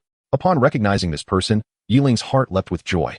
This was none other than Arcadia, the prince of the elven race. Arcadia, Ling called out softly, his speed surging once more. However, the instant his voice rang out, Arcadia, akin to a cat whose tail had been stepped on, instantly went into a frenzy. Upon seeing Ling, who was rapidly approaching with 4 wings sprouting from his back, his expression changed dramatically, and he collided headfirst into the portal behind him. Buzz! A ripple formed, and Arcadia's figure abruptly vanished within the light of the portal. What the heck? Ling was left utterly stunned, suddenly realizing that the current elven prince did not recognize him at all. Alas, I have indeed found myself ensconced within the instance. I wonder if I can gain entry from this point. Ling stood before the luminous portal, raising his hand to touch it. Instantly, a system notification materialized before his eyes. Insufficient permissions, unable to access the instance through this channel. It seems I must return to Tsingquan Gucheng and utilize the player entrance. Ling murmured, producing a photograph in his hand. A faint smile graced his lips as his figure vanished in an instant. Cheng Huangyao, are you two here to accept the job transfer quest? The head priest of Cheng Huang sat in a grand armchair, casting a glance at the 2 players beside him. The 2 players appeared anxious, hastily nodding. They had witnessed, upon their arrival, the head priest effortlessly sending a player who had offended him flying with a mere slap. Indeed, my lord. We are at level 30 and wish to undertake the job transfer quest, one of the plump players said with a foolish grin. Would you prefer a challenging quest or a simpler one? The head priest of Cheng Huang inquired suddenly. The player responded with flattery, of course, a simpler one. You seem to lack funds. Provide me with 10,000. The head priest's voice abruptly ceased. Behind the 2 players, a figure began to solidify gradually. Sensing the change in the head priest's expression, the 2 players turned slowly to look back. Upon seeing the ethereal figure, they were taken aback. The newcomer held a photograph depicting the head priest of Cheng Huang embracing 2 snow-white objects. As the figure solidified, the photograph spontaneously ignited, turning to ashes in the blink of an eye. However, what transpired next was even more bewildering. The head priest of Cheng Huang, upon seeing the newcomer, leapt from his chair and rushed toward him. My lord, you have returned. I have missed you dearly. Allow me to massage your shoulders. Would you like a drink to refresh yourself? The head priest exclaimed while patting the newcomer's back, his face a mask of obsequiousness. The two players exchanged bewildered glances, their expressions contorting in disbelief. Why does it feel as though he is fawning over this individual? Who is this person, and why is he so formidable? At that moment, they suddenly noticed the immense crimson name above Ling's head. Ling? This name echoed in their minds simultaneously. Very well, continue with your duties.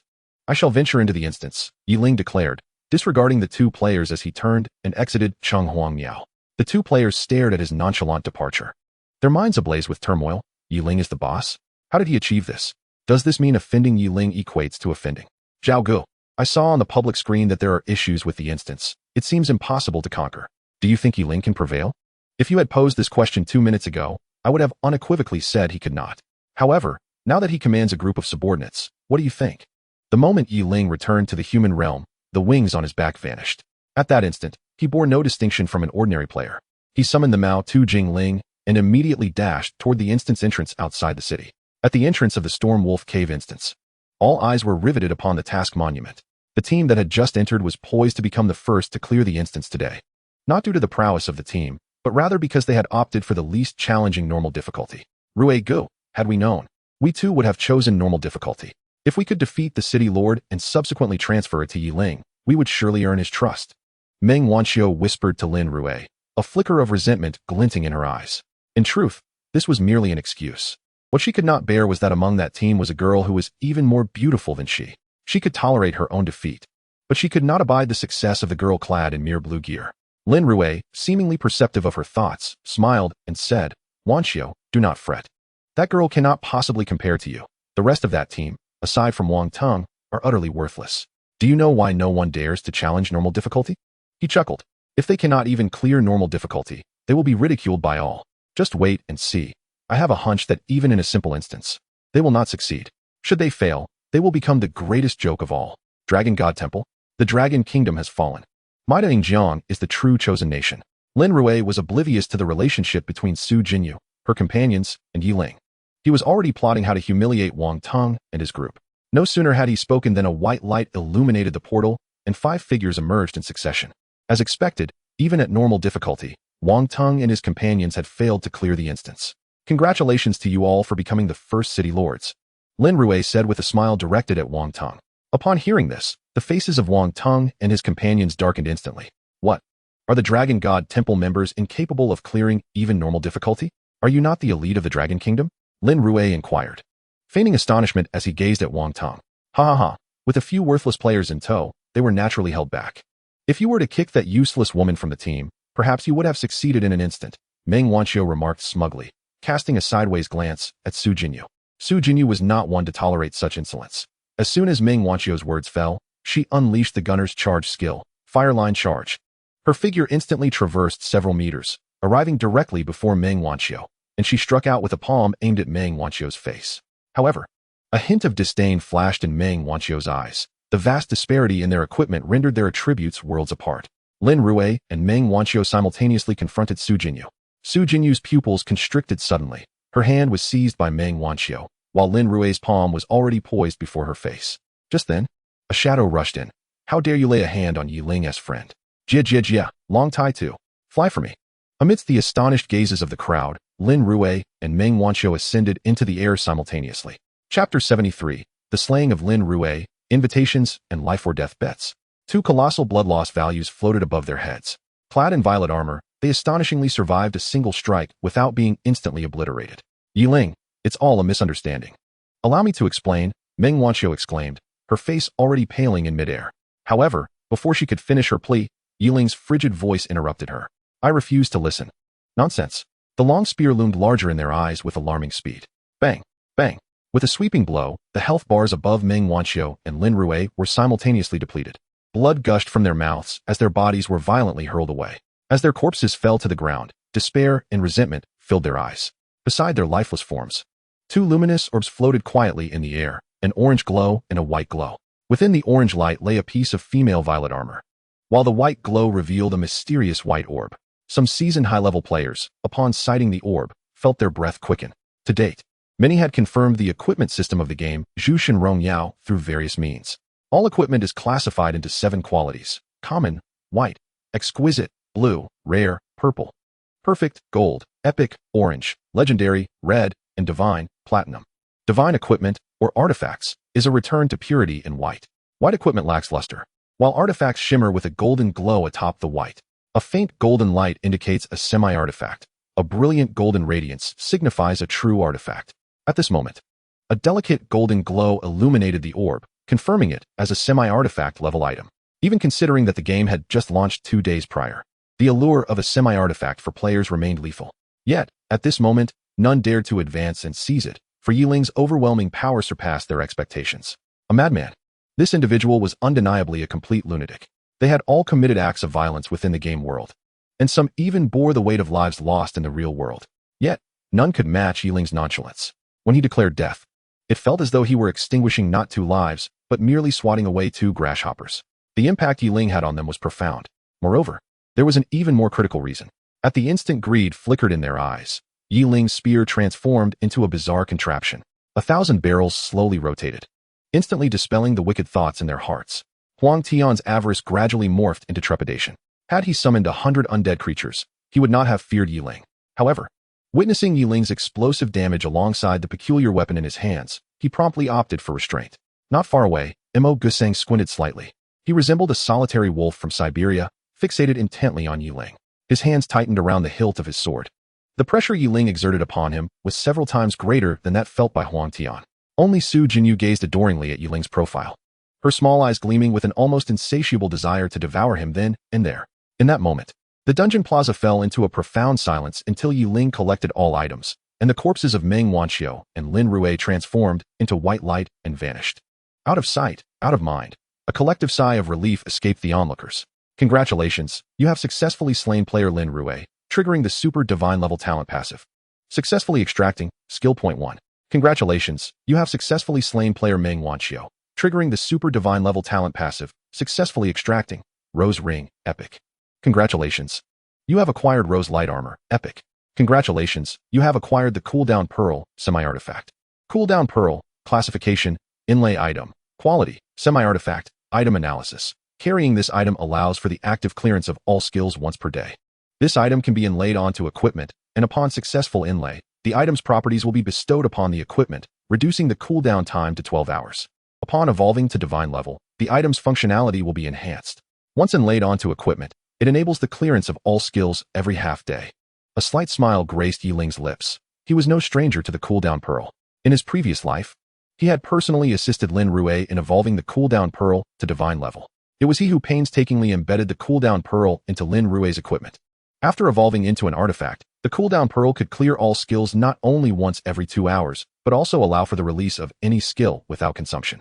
This was one of the reasons Lin Rui later became an embodiment of catastrophic spells. And in this life, from this moment forth, this treasure would bear the surname Yi. Lin Rui, I have claimed your first life. We shall engage in this game slowly. Everything you owe me from the last life, I will reclaim piece by piece.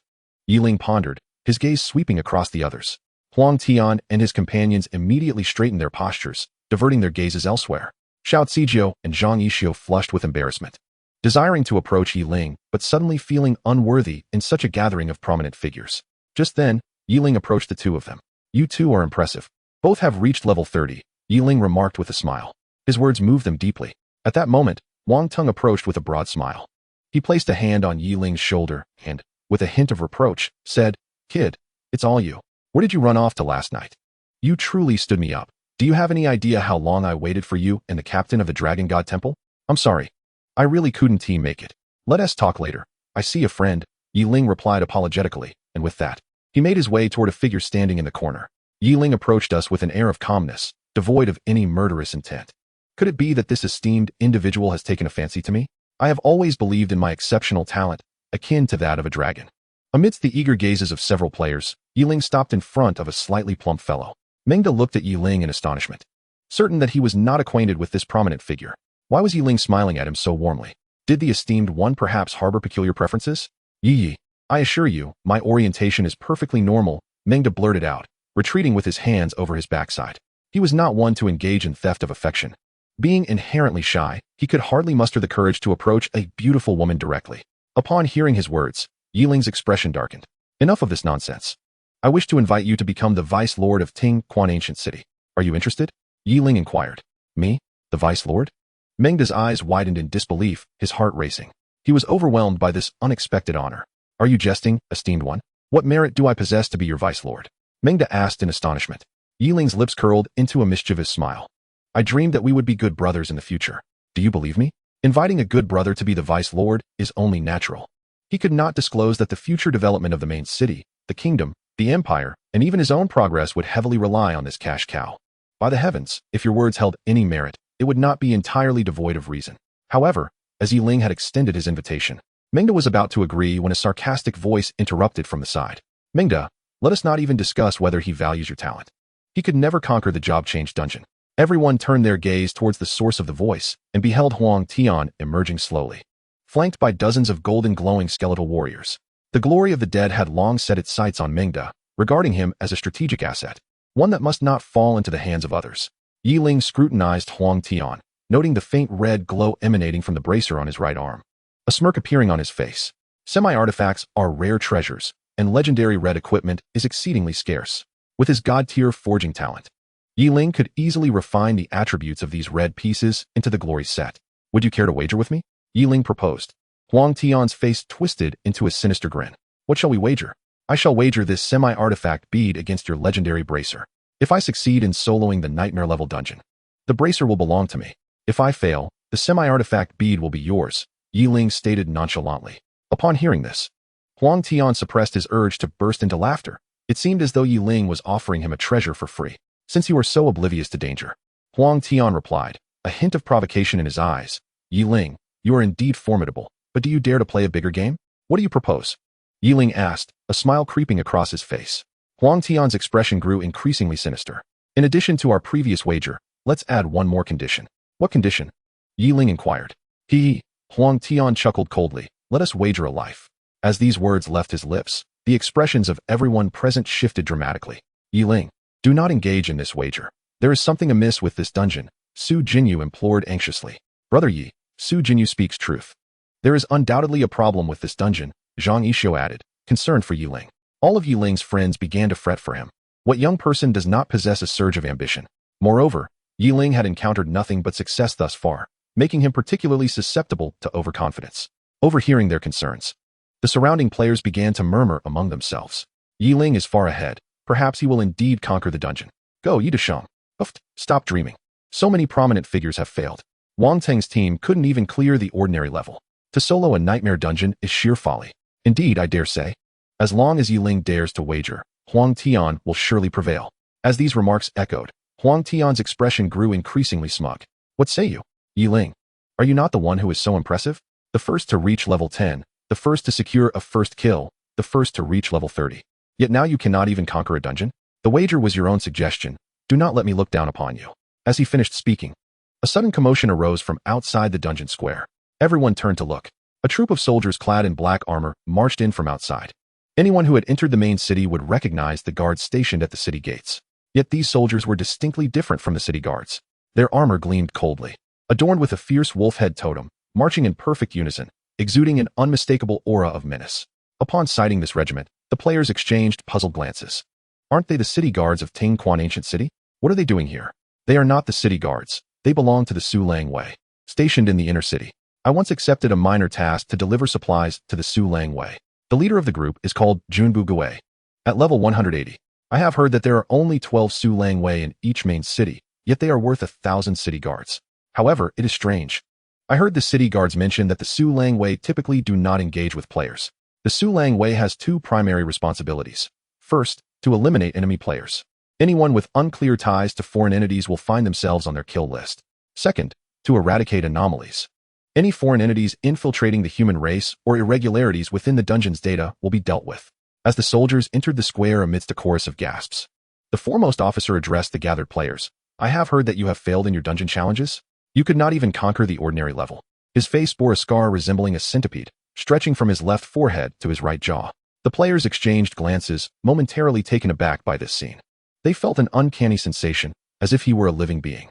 Seeing no one respond, the commander spoke again. If the dungeon is indeed malfunctioning, my ex-Ling, I will temporarily take charge to ascertain the situation. Should it be confirmed that there is an issue, I shall personally eliminate the dungeon. 3 days hence, a new guardian will be appointed, and you may challenge the dungeon then. Upon hearing his words, all players exhibited peculiar expressions. Most were not from the 10010 novice zone, and could simply return to their original zones. However, for Ling, the host, the situation was dire. 3 days? Wouldn't that be far too late? The players cast sympathetic glances toward Ling. Yet at that moment, he stepped forward. There is no issue with the dungeon. I have yet to challenge it. It is merely that they are too weak. I can easily take on the nightmare level alone, Ling stated calmly. While others were oblivious to the details of the XLingWI, he was well aware. After becoming the city lord, the XLingWI did not fall under his jurisdiction. Gaining control over them would necessitate considerable time and the completion of numerous tasks. Moreover, should his demon god bloodline be discovered by the XLingWI, it would spell monumental trouble. In light of this, why not seize the opportunity? The little devil inside Ling began to stir. Upon his declaration, the expressions of Huing Tn and others darkened. Ling, since you say so, do you agree to the wager? Huing Tn asked coldly. What wager? JNBgu inquired icily. These level 30 players, no matter how strong, were hardly worth his time. Soon, some gossipers revealed the wager between Ling and Huing Tn, the commander of the XLingWI. JNBgu feigned indifference, impatiently remarking, You dare boast about challenging a nightmare-level dungeon? If you wish to court death, do so quickly. If not, we shall close the dungeon. Do you think I am boasting, Commander? Ling turned to JNBgu. Would you care to join this wager? JNBgu was immediately incensed. You possess considerable audacity. What do you propose to wager, and what are you willing to bet? I wager my life. On top of my original wager with Huing Tn, I will add 5 lives. Should I fail, I shall commit suicide 6 times before the commander. If I succeed, I shall become the Lord of Ting Chu Ngching, and at that time, Commander, you and your XLingW, I shall unconditionally obey my commands. I ask you, do you dare? Ling's cold smile bore no trace of fear. Ha ha. That is the greatest joke I have ever heard. Since you hold your resurrection attempts in such disregard, I shall indulge you. I, JNBgu, accept your wager. And I wish to see if you can slit your throat without blinking. As JNBgu's words fell, the wager was officially established. I wonder if the commander's words hold any weight? Should you renege later, I shall have no recourse against you. Ling spoke again. JNBgu narrowed his eyes, a hint of coldness emanating from him. Do you fear I, JNBgu, will go back on my word? Ling smiled lightly. I am wagering my life. A little concern is not unwarranted. I do not require your eternal loyalty. 3 years will suffice. Very well. I shall allow you to proceed to your death. I, JNBgu, swear by the glory of the gods, should I lose, I will cede the position of XLingWI commander to Ling and follow him for 3 years. JNBgu declared. As his words concluded, a system notification popped up before Ling. JNBgu has sworn an oath to you. The oath is recorded by the glory of the gods system and takes effect immediately. Excellent. Truly worthy of the XLingWI. How refreshing. Ling suppressed his elation and praised. Yet this time, the expressions of all present toward Ling turned peculiar. Even Wing Ting and others wore baffled faces. Did it matter if an oath was sworn? What was crucial was that he was unlikely to succeed. Was it not? This wager placed Ling at a tremendous disadvantage, risking 6 lives. Had one not understood Ling's character, they would surely deem him mad. He was a complete lunatic. Meanwhile, Huing Tian's face had already twisted into a sinister grin. He signaled to a nearby player, who promptly began broadcasting the details of the wager across the entire server. In an instant, all players on the ZHSH and Glorious server became aware of Ling's wager. Numerous players, eager to witness Ling's potential downfall, began to make their way toward the dungeon square. Chapter 75. Am I, the commander of the XLingWI, destined to fail? At that moment, Lin Ru and Ming and Chi had once again departed from the novice town. Brother Ru, what is the situation with this Ling? Why do I feel as if he deliberately killed the 2 of us? Could he have discovered our plan? Ming and Chi asked with a pale face. She had already perished at Ling's hands 3 times. 3 resurrection opportunities were no small matter for anyone. Lin Ru shook his head. He cannot possibly know. It must be mere coincidence. How poorly did you execute your intelligence work? You did not even realize those few were Ling's friends? Once we arrive, you must directly use your charm on him. I will remember this grudge. Once he has outlived his utility, I shall ensure he suffers a fate worse than death. Lin Ru's face was filled with hatred. His recent death had caused his cooldown orb to explode. This treasure was far too vital for him and must not be lost. Understood, Brother Ru. Just you wait. From this day forth, Ling shall become my dog. Ming and Chi. She cackled, hastening toward the dungeon square. At this moment, Ling had approached the task monument. Before the eyes of all, he chose the nightmare difficulty level. Amidst the gloating gazes of the onlookers, he stepped into the dungeon's portal. How long do you think Ling can last? I wager a maximum of 5 minutes. You truly overestimate him. A solo venture into a nightmare dungeon. 3 minutes would be commendable. What if he actually manages to clear it? If he does, I shall slice my throat before your very eyes. Several players remarked, entirely oblivious to the grim expression that had settled upon Wang Tung's face. That is your assertion, and I shall hold you accountable. Junbu Gue approached the task monument, where a few simple statistics were displayed. Challenger, challenge difficulty, challenge result, challenge record. Suddenly, Junbu Gue raised a hand to press upon the monument. An additional challenge progress bar appeared on the monument. Each of Ling's kills and advancements would be synchronously displayed on the task monument. At this moment, all eyes converged upon the monument. Whether he would emerge a hero or a fool would soon be revealed. Within the Stormwolf Cave Dungeon.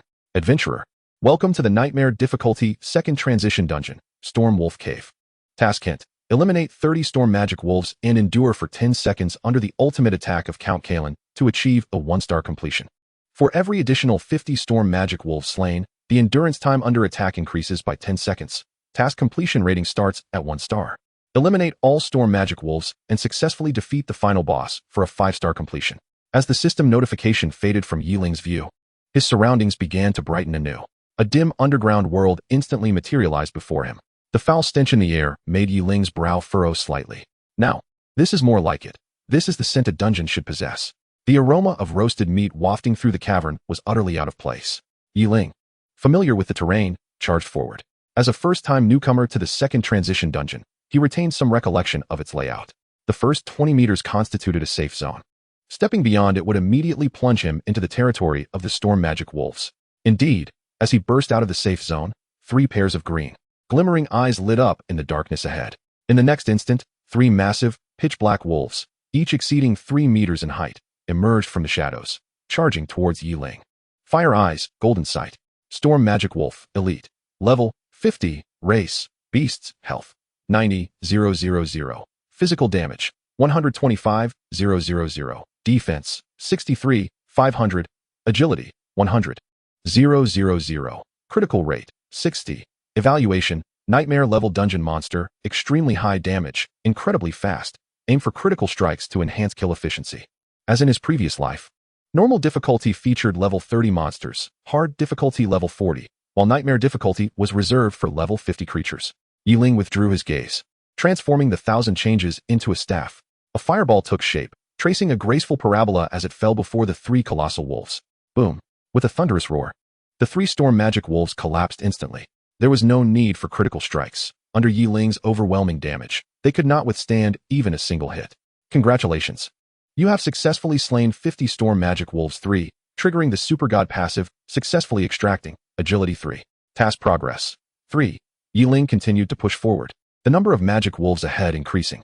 Yet, under the might of his fireballs, these beasts had no chance to retaliate.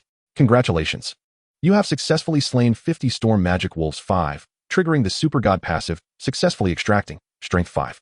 Task progress. 8. Congratulations! Congratulations! You have successfully slain 50 Storm Magic Wolves 10, triggering the Super God passive, successfully extracting. Skill points 3, Intelligence 5, Agility 2. Task progress. 38. Congratulations. You have reached the 1-star completion standard for the first phase. Proceed to the depths of the cave to challenge for the job transition. Ling paid no heed to the system notifications, continuing his relentless advance. Although the monsters were not densely packed, with each kill, Ling's attributes steadily increased. Meanwhile, outside the dungeon, the crowd experienced a fresh wave of commotion. The task monument clearly displayed Ling's kill count. Wow, Ling truly has the guts to make such a bet. He has some skill, as his kill count rises almost every few seconds, marveled an onlooker. Huang Tian maintained a calm demeanor, though a flicker of intrigue stirred within him. He had ventured into nightmare difficulty himself and understood that each of the smaller monsters inside was an elite, while their health was not exceedingly outrageous. It would take 10 of his undead minions to hit a single target. Ling's kill speed was scarcely inferior to that of his undead army. This situation could only imply 2 possibilities. Either Ling commanded an army of undead, or his attributes were extraordinarily high, coupled with group damage skills. Naturally, Huang Tian leaned towards the latter. However, basic group damage skills had numerical limitations. and the subsequent waves of wolves emerging were not something a basic group damage skill could handle. You needn't flatter him, this speed is merely on par with mine. As more monsters appear, his speed will only diminish, Huang Tian remarked lazily, stretching. Upon hearing his words, the joy on Su Jinyu's face began to fade, her delicate white hands tightening around her laser gun. Meanwhile, Junbu Gue remained indifferent, not placing any significance on Yi Ling's accomplishments. Killing a few small cats. What is there to be proud of? Slaying over 20 storm magic wolves in 3 seconds might barely qualify one as a master. Just then, the kill count on the task monument suddenly surged. Challenger, Yi Ling, kill count, 78. The task monument updates every 3 seconds, and this time, it increased by a staggering 40. Did it not imply that Yi Ling had slain 40 storm magic wolves within a mere 3 seconds? Junbu Gue's eyes narrowed momentarily. This young lad possesses quite the remarkable prowess. I, the illustrious commander of the Su Lang Wei, cannot afford to suffer a setback here. Chapter 76. Who understands the family? This human is truly formidable. Within the Storm Wolf Den, Yi Ling once again vanquished a wave of magic wolves. If memory serves me correctly, only one final wave remains. This group consists of 100 storm magic wolves, accompanied by a wise wolf king. The challengers will not provoke them unless attacked. Thus, the pack will not initiate an assault on the players. They may traverse the tunnels directly to the respawn point. Naturally, Yi Ling would never allow such opportunities to slip by. These rewards are simply within his grasp. With a sly smile, he advanced forward. As he was nearing the area where the wolves congregated, a voice suddenly resonated from nearby. Hey, kid, the pack ahead is beyond your capabilities. If you are willing to escort me out of this dungeon, I shall reward you with a wondrous fruit and assist you in completing your quest. Yi Ling furrowed his brow slightly and turned towards the source of the voice, spotting a squirrel perched on a protruding rock, casually crossing its legs.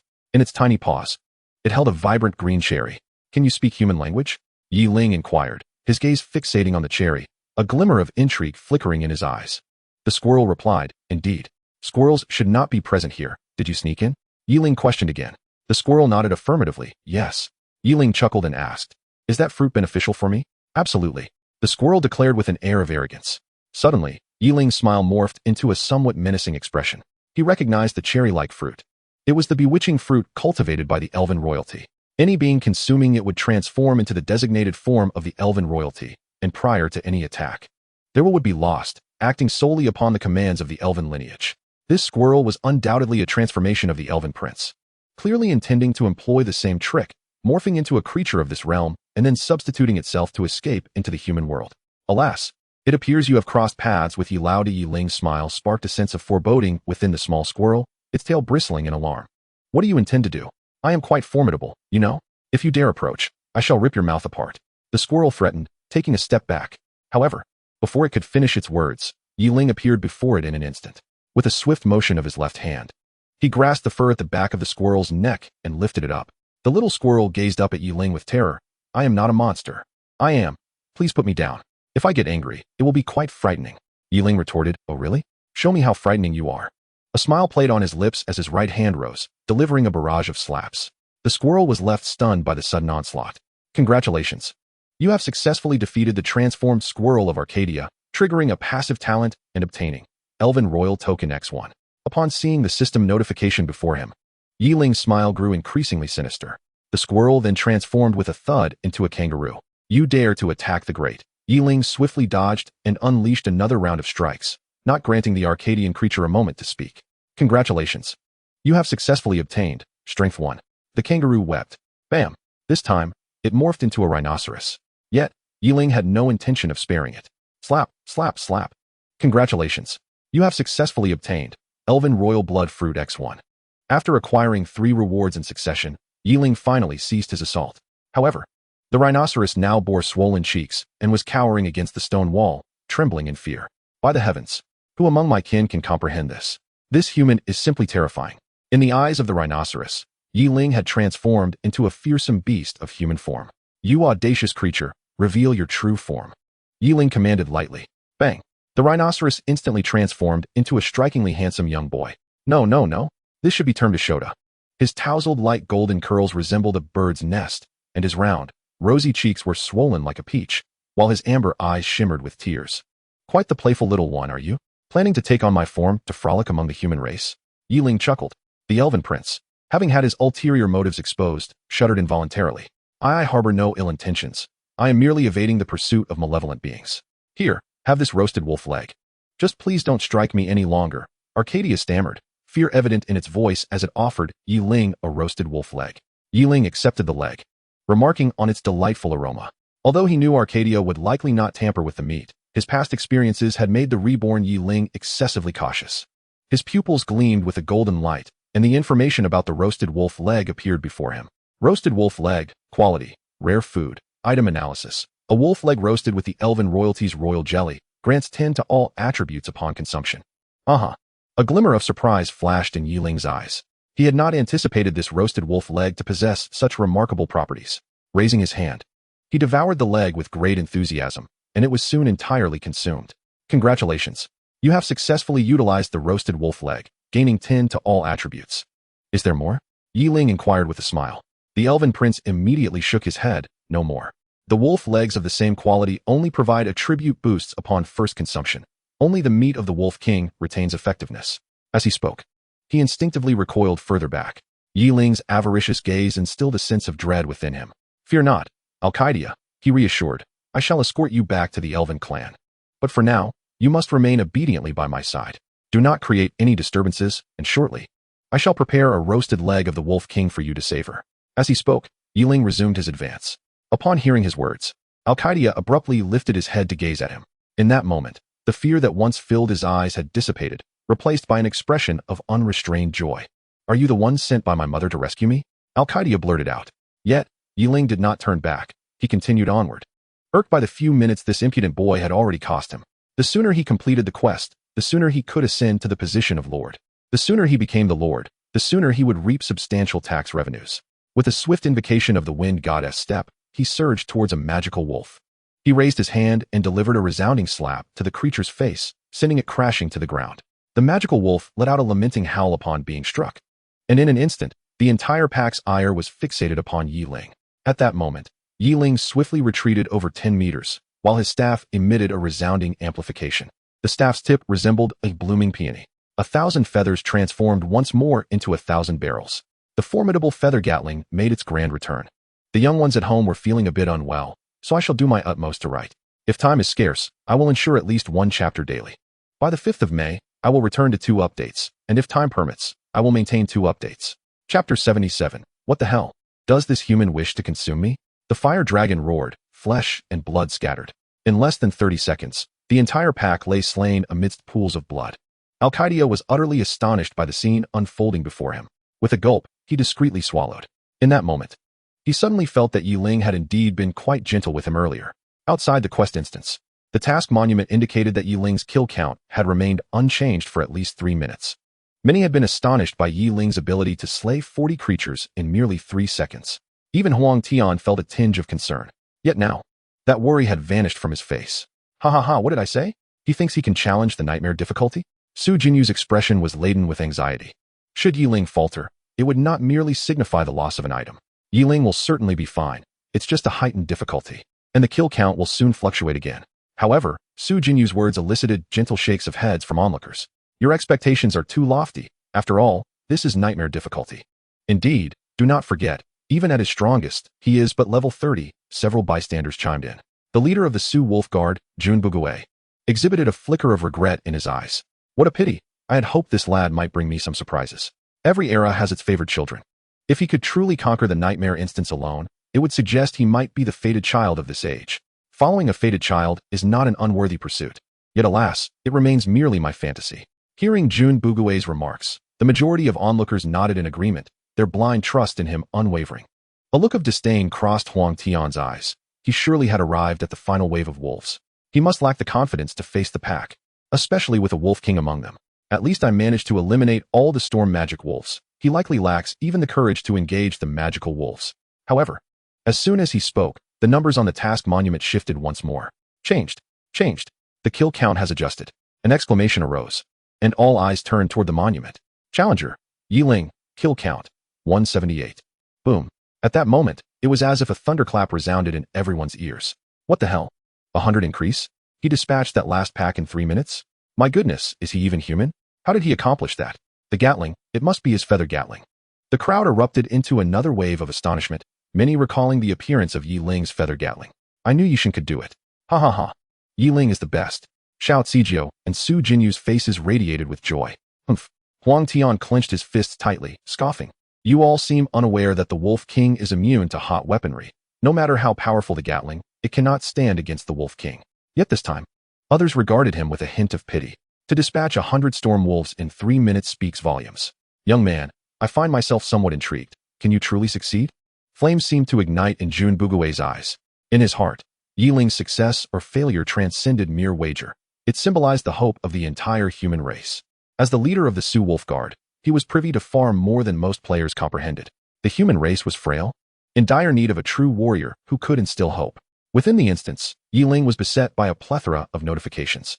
Congratulations on successfully slaying 50 storm magic wolves, triggering the super divine passive, successfully extracting stamina 22, strength 21, intelligence 19, agility 18, skill points 10, talent evolution points 6. Intermediate skill, pickpocketing, intermediate skill, lightning storm. Task progress, 179. Pickpocketing, category, thief, class skill book, quality, intermediate, learning level, level 40. Skill analysis. The skill allows the user to perceive items within a target storage space and attempt to steal them, with a 25 success rate. Pickpocketing. This skill is indeed intriguing. Although it is merely intermediate, I have the potential to upgrade it. Yi Ling felt a sense of delight within, when suddenly a furious roar echoed from ahead. He slowly retracted the Qianji Bian Gatling in his hand and gazed into the depths of the cave. There, a massive wolf exceeding 5 meters in length was approaching. Upon its head gleamed the 4 golden characters of Baifeng Langwang. The Wolf King was enveloped by tendrils of black mist, with its dark fur marred by streaks of crimson blood. Its cold, piercing gaze exhibited no hint of fear. This expression stirred a sense of curiosity within Yi Ling. Even before a direct confrontation, it seemed this Wolf King had already entered a frenzied state. What perplexed him further was that a Baifeng Langwang was not the ultimate form, yet its gaze possessed a lively and confident aura, suggesting that this Wolf King was no ordinary creature, but one endowed with its own intelligence. Yi Ling activated his fiery eye once more, revealing the attributes of the Wolf King before him. Baifeng Langwang Wirasai leader. Status, frenzied, attributes doubled. Level, 60, race, beast, health. 1, 220, 000. Physical damage, 338. 600, defense, 53, 500, agility, 53, 000. Critical hit rate, 80. Evaluation, nightmare level dungeon, extremely high health, terrifying attack power, weakened defense, and speed. Immune to ranged weapon attacks, physical attack reduced by 50, magical attack reduced by 50. Tip: setting up swamp traps and employing kite tactics may be a wise choice. A slight smirk curled at the corners of Yi Ling's mouth. No wonder you exhibit such bravery, for you are immune to ranged weaponry. However, this health and damage are indeed grotesque. Such attributes are only possessed by the most elite beings, making it impossible for even moderately skilled players to defeat this creature. No wonder it holds the second position in the Nightmare Dungeon hierarchy. Yet, I wonder if the meat of this wolf is delectable and how many attribute points it could potentially yield? Seemingly sensing Yi Ling's gaze, the Wolf King advanced, astonishingly beginning to speak in human tongue. Previously, a few powerful beings had dared to provoke my authority as Baifeng Langwang Wirasai. However, they merely engaged in typical dungeon encounters, and the deaths of my kin at their hands were justifiable. Yet, I can smell the scent of my Baifeng magic wolf kin's flesh upon you. You have devoured my offspring, along with that accursed elven prince. Such an act is utterly unforgivable. I shall not slay you immediately. Instead, I will tear the flesh from your bodies piece by piece and consume it. As Baifeng Langwang Wirasai spoke, thick drool began to drip from its gaping maw. It had discerned that the player's reliance lay in the oddly shaped Gatling. Regrettably, the gunner posed no threat before Wirasai. Now, driven by an insatiable hunger, it was eager to sample the taste of this human. Hearing its words, the elven prince behind felt the hair on his neck stand on end. Only Yi Ling's gaze grew ever more fervent, revealing a striking resemblance to the Wolf King's own expression. Yi Ling swallowed hard. How fortuitous, our thoughts converge. Sensing his gaze, the body of Baifeng Langwang trembled suddenly, a flicker of astonishment crossing its eyes, soon replaced by an unprecedented rage. How dare this human desire to consume me? Chapter 78. Slay the Wolf King, claim the Viscount. Time to settle the score. How dare you, a mere gunner, dare to bare your fangs before the great Wolf King Wirasai? This is a reversal of the natural order. You will regret this, I assure you. The Wolf King lowered its body, its neck first standing on end like steel needles, its amber eyes narrowing into slits. Its front claws dug into the earth, crushing stones. As a thunderous growl rumbled from its throat, everything indicated it was ready to attack. Yet at that moment, The Gatling in Yi Ling's hand abruptly transformed into a featherweight combat knife. His figure became a fleeting shadow as he charged toward the Wolf King. The pupils of Baifeng Langwang contracted sharply, filled with confusion. A warrior's charge? Boom. Just as this thought formed, it fell into a state of paralysis, its health bar plummeting by 1/12. Rage.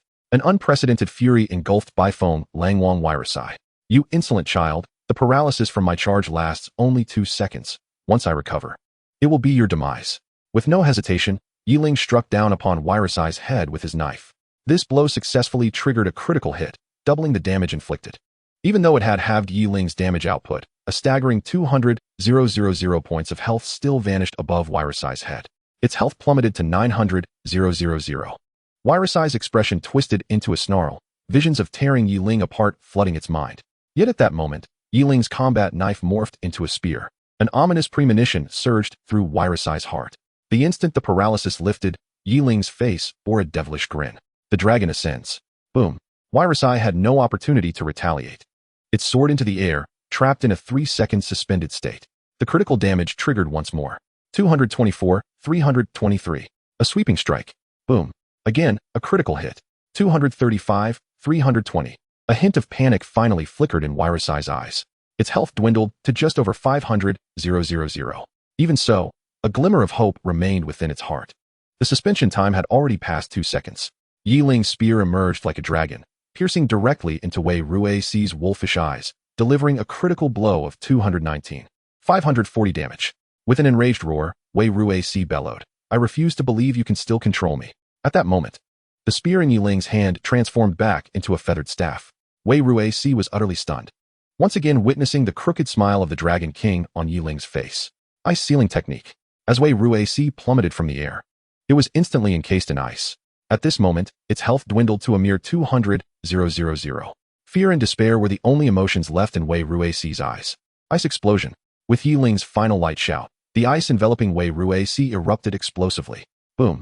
The critical hit reappeared, and Wei Ruixi's health was instantly depleted. Congratulations.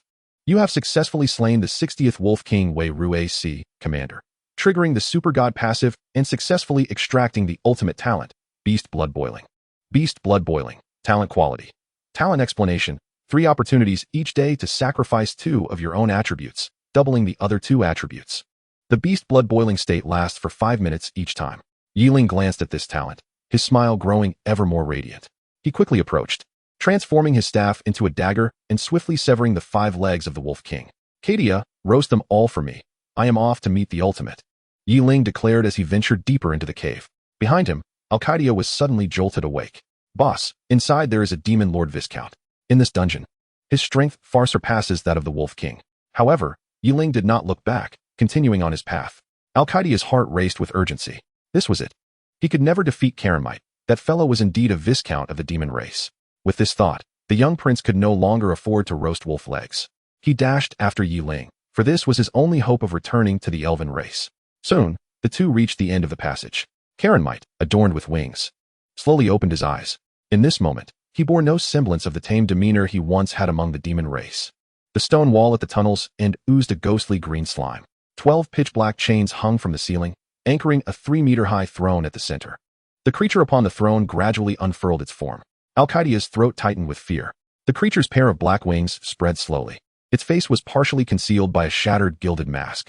The left side of its cheek revealed a stark white skull, while its right eye was a dark red demon crystal, continuously oozing black mist.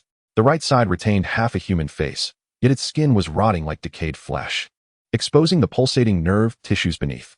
Had Yi Ling not known in advance that Karenmite was the ultimate, he would never have connected this grotesque monster with the handsome young noble of the demon race. Human. The demon Viscount Karenmite spoke, his throat emitting a sound akin to grinding gears. Though you are formidable, before me, Karenmite, you are but a triviality. He raised his hand with a casual flick.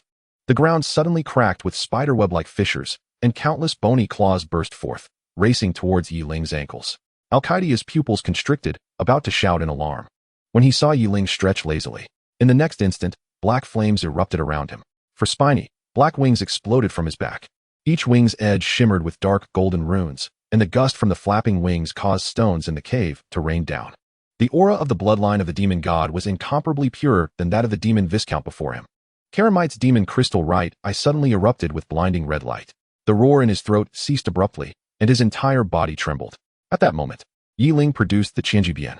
Observing its form, Karamite's hunched back straightened in disbelief as he asked, "Is it you, my lord? Have you infiltrated the human race?" Infiltrated the human race? Ling was momentarily taken aback by this inquiry. The thought was indeed novel. Do not ask what you should not. This is the #1 secret of the Demon Emperor. Do you wish to die? Ling's gaze suddenly turned frigid. Karamite shivered and fell to his knees with a thud. His mind flooded with tales he had read, realizing that knowing too much could lead to a miserable end. Please spare me, my lord. I know nothing. Forgive me, and I promise not to speak recklessly. Karamite's face turned ashen with fear. Yet Ling's expression grew ever colder. Karamite steeled himself. I, Karamite, swear by the glory of the gods to serve Lord Yebus from this day forth, should I harbor any treachery. May heaven and earth conspire against me. As his voice fell, a system notification immediately appeared before Ling. The demon Viscount Karamite swears by the glory of the gods to serve you as master. The oath has taken effect. Upon seeing this notification, the grimace on Ling's face vanished. Very well, rise. Take the young prince of the elves back. I shall seek you out this evening. It is time for me to collect my debts. Chapter 79, Server-wide announcement. Thanks to you Luoqing Yunyan Yu for the explosive update and celebration. Hearing this, Karamite let out a long sigh of relief. At your command, I will arrange for my master to complete the task. Master, should the difficulty of the subsequent tasks remain unchanged? Karamite inquired. Restore the task difficulty. The Su Wolf Guard has already set its sights on you. Even if I capture Jun Bugue, there will be a second and third Jun Bugue appearing. Ling replied, then turned his gaze towards the elven prince. Al-Qaeda, you will return with him. Remember to roast the wolf legs for me, especially that wolf tail. I have great use for it. Be obedient, and I will send you back to the elven race tonight. In no time, the two vanished from the dungeon. Before Ling's eyes appeared the system notification indicating task completion. Congratulations. You have successfully cleared the nightmare difficulty of the Storm Wolf Cave class transfer dungeon with a 5-star rating. Congratulations, your experience bar has been unsealed. Experience from the experience pool is automatically integrated into your experience bar, and your level has reached 35. Congratulations, you have completed the 5-star second transfer quest. Transitioning the Hexagonal Warrior class to the Hexagonal Battle Warrior class, increasing the overall attribute boost from 200 to 300. You are rewarded with 2 million experience points and 2 legendary treasure chests, and congratulations, your level has reached 36. Congratulations, you are the first player in the entire server to complete the second transfer quest. You are awarded an additional 2 million experience points and an intermediate ranger skill book, Dragon Capture, and congratulations, your level has risen to 37. Congratulations. You are the first second transfer player in the server. Please rename the main city, and upon successful naming, you will automatically become the city lord. Ling pondered for a moment and softly declared, Ling Tiansheng. Congratulations, your naming is successful. The ancient city of Tingquan is officially renamed Ling Tiansheng. And from now on, you shall become the level 1 city lord of Ling Tiansheng. Congratulations, your country's luck value is 10, which will take effect after the second expansion pack is released. Following the server announcement, you will automatically gain the rights to collect taxes from Ling Tiansheng and to mobilize the city defense army. Congratulations. You have obtained the title of City Lord of Ling Tiansheng with 100 points in 4-dimensional attributes, 10 glory points, and a 10 increase in all attributes. For every level the city defense of Ling Tiansheng increases, the title's boost will enhance by 10. Constructing the city will grant you the city's upgrade degree. After the third transfer, the main city competition will commence, allowing significant gains in the city's upgrade degree through conquest.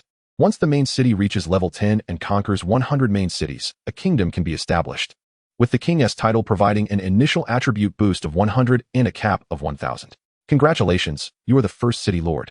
Granted the right to modify the rules of divine glory, you may propose modification requests, and if approved, the game rules will be altered.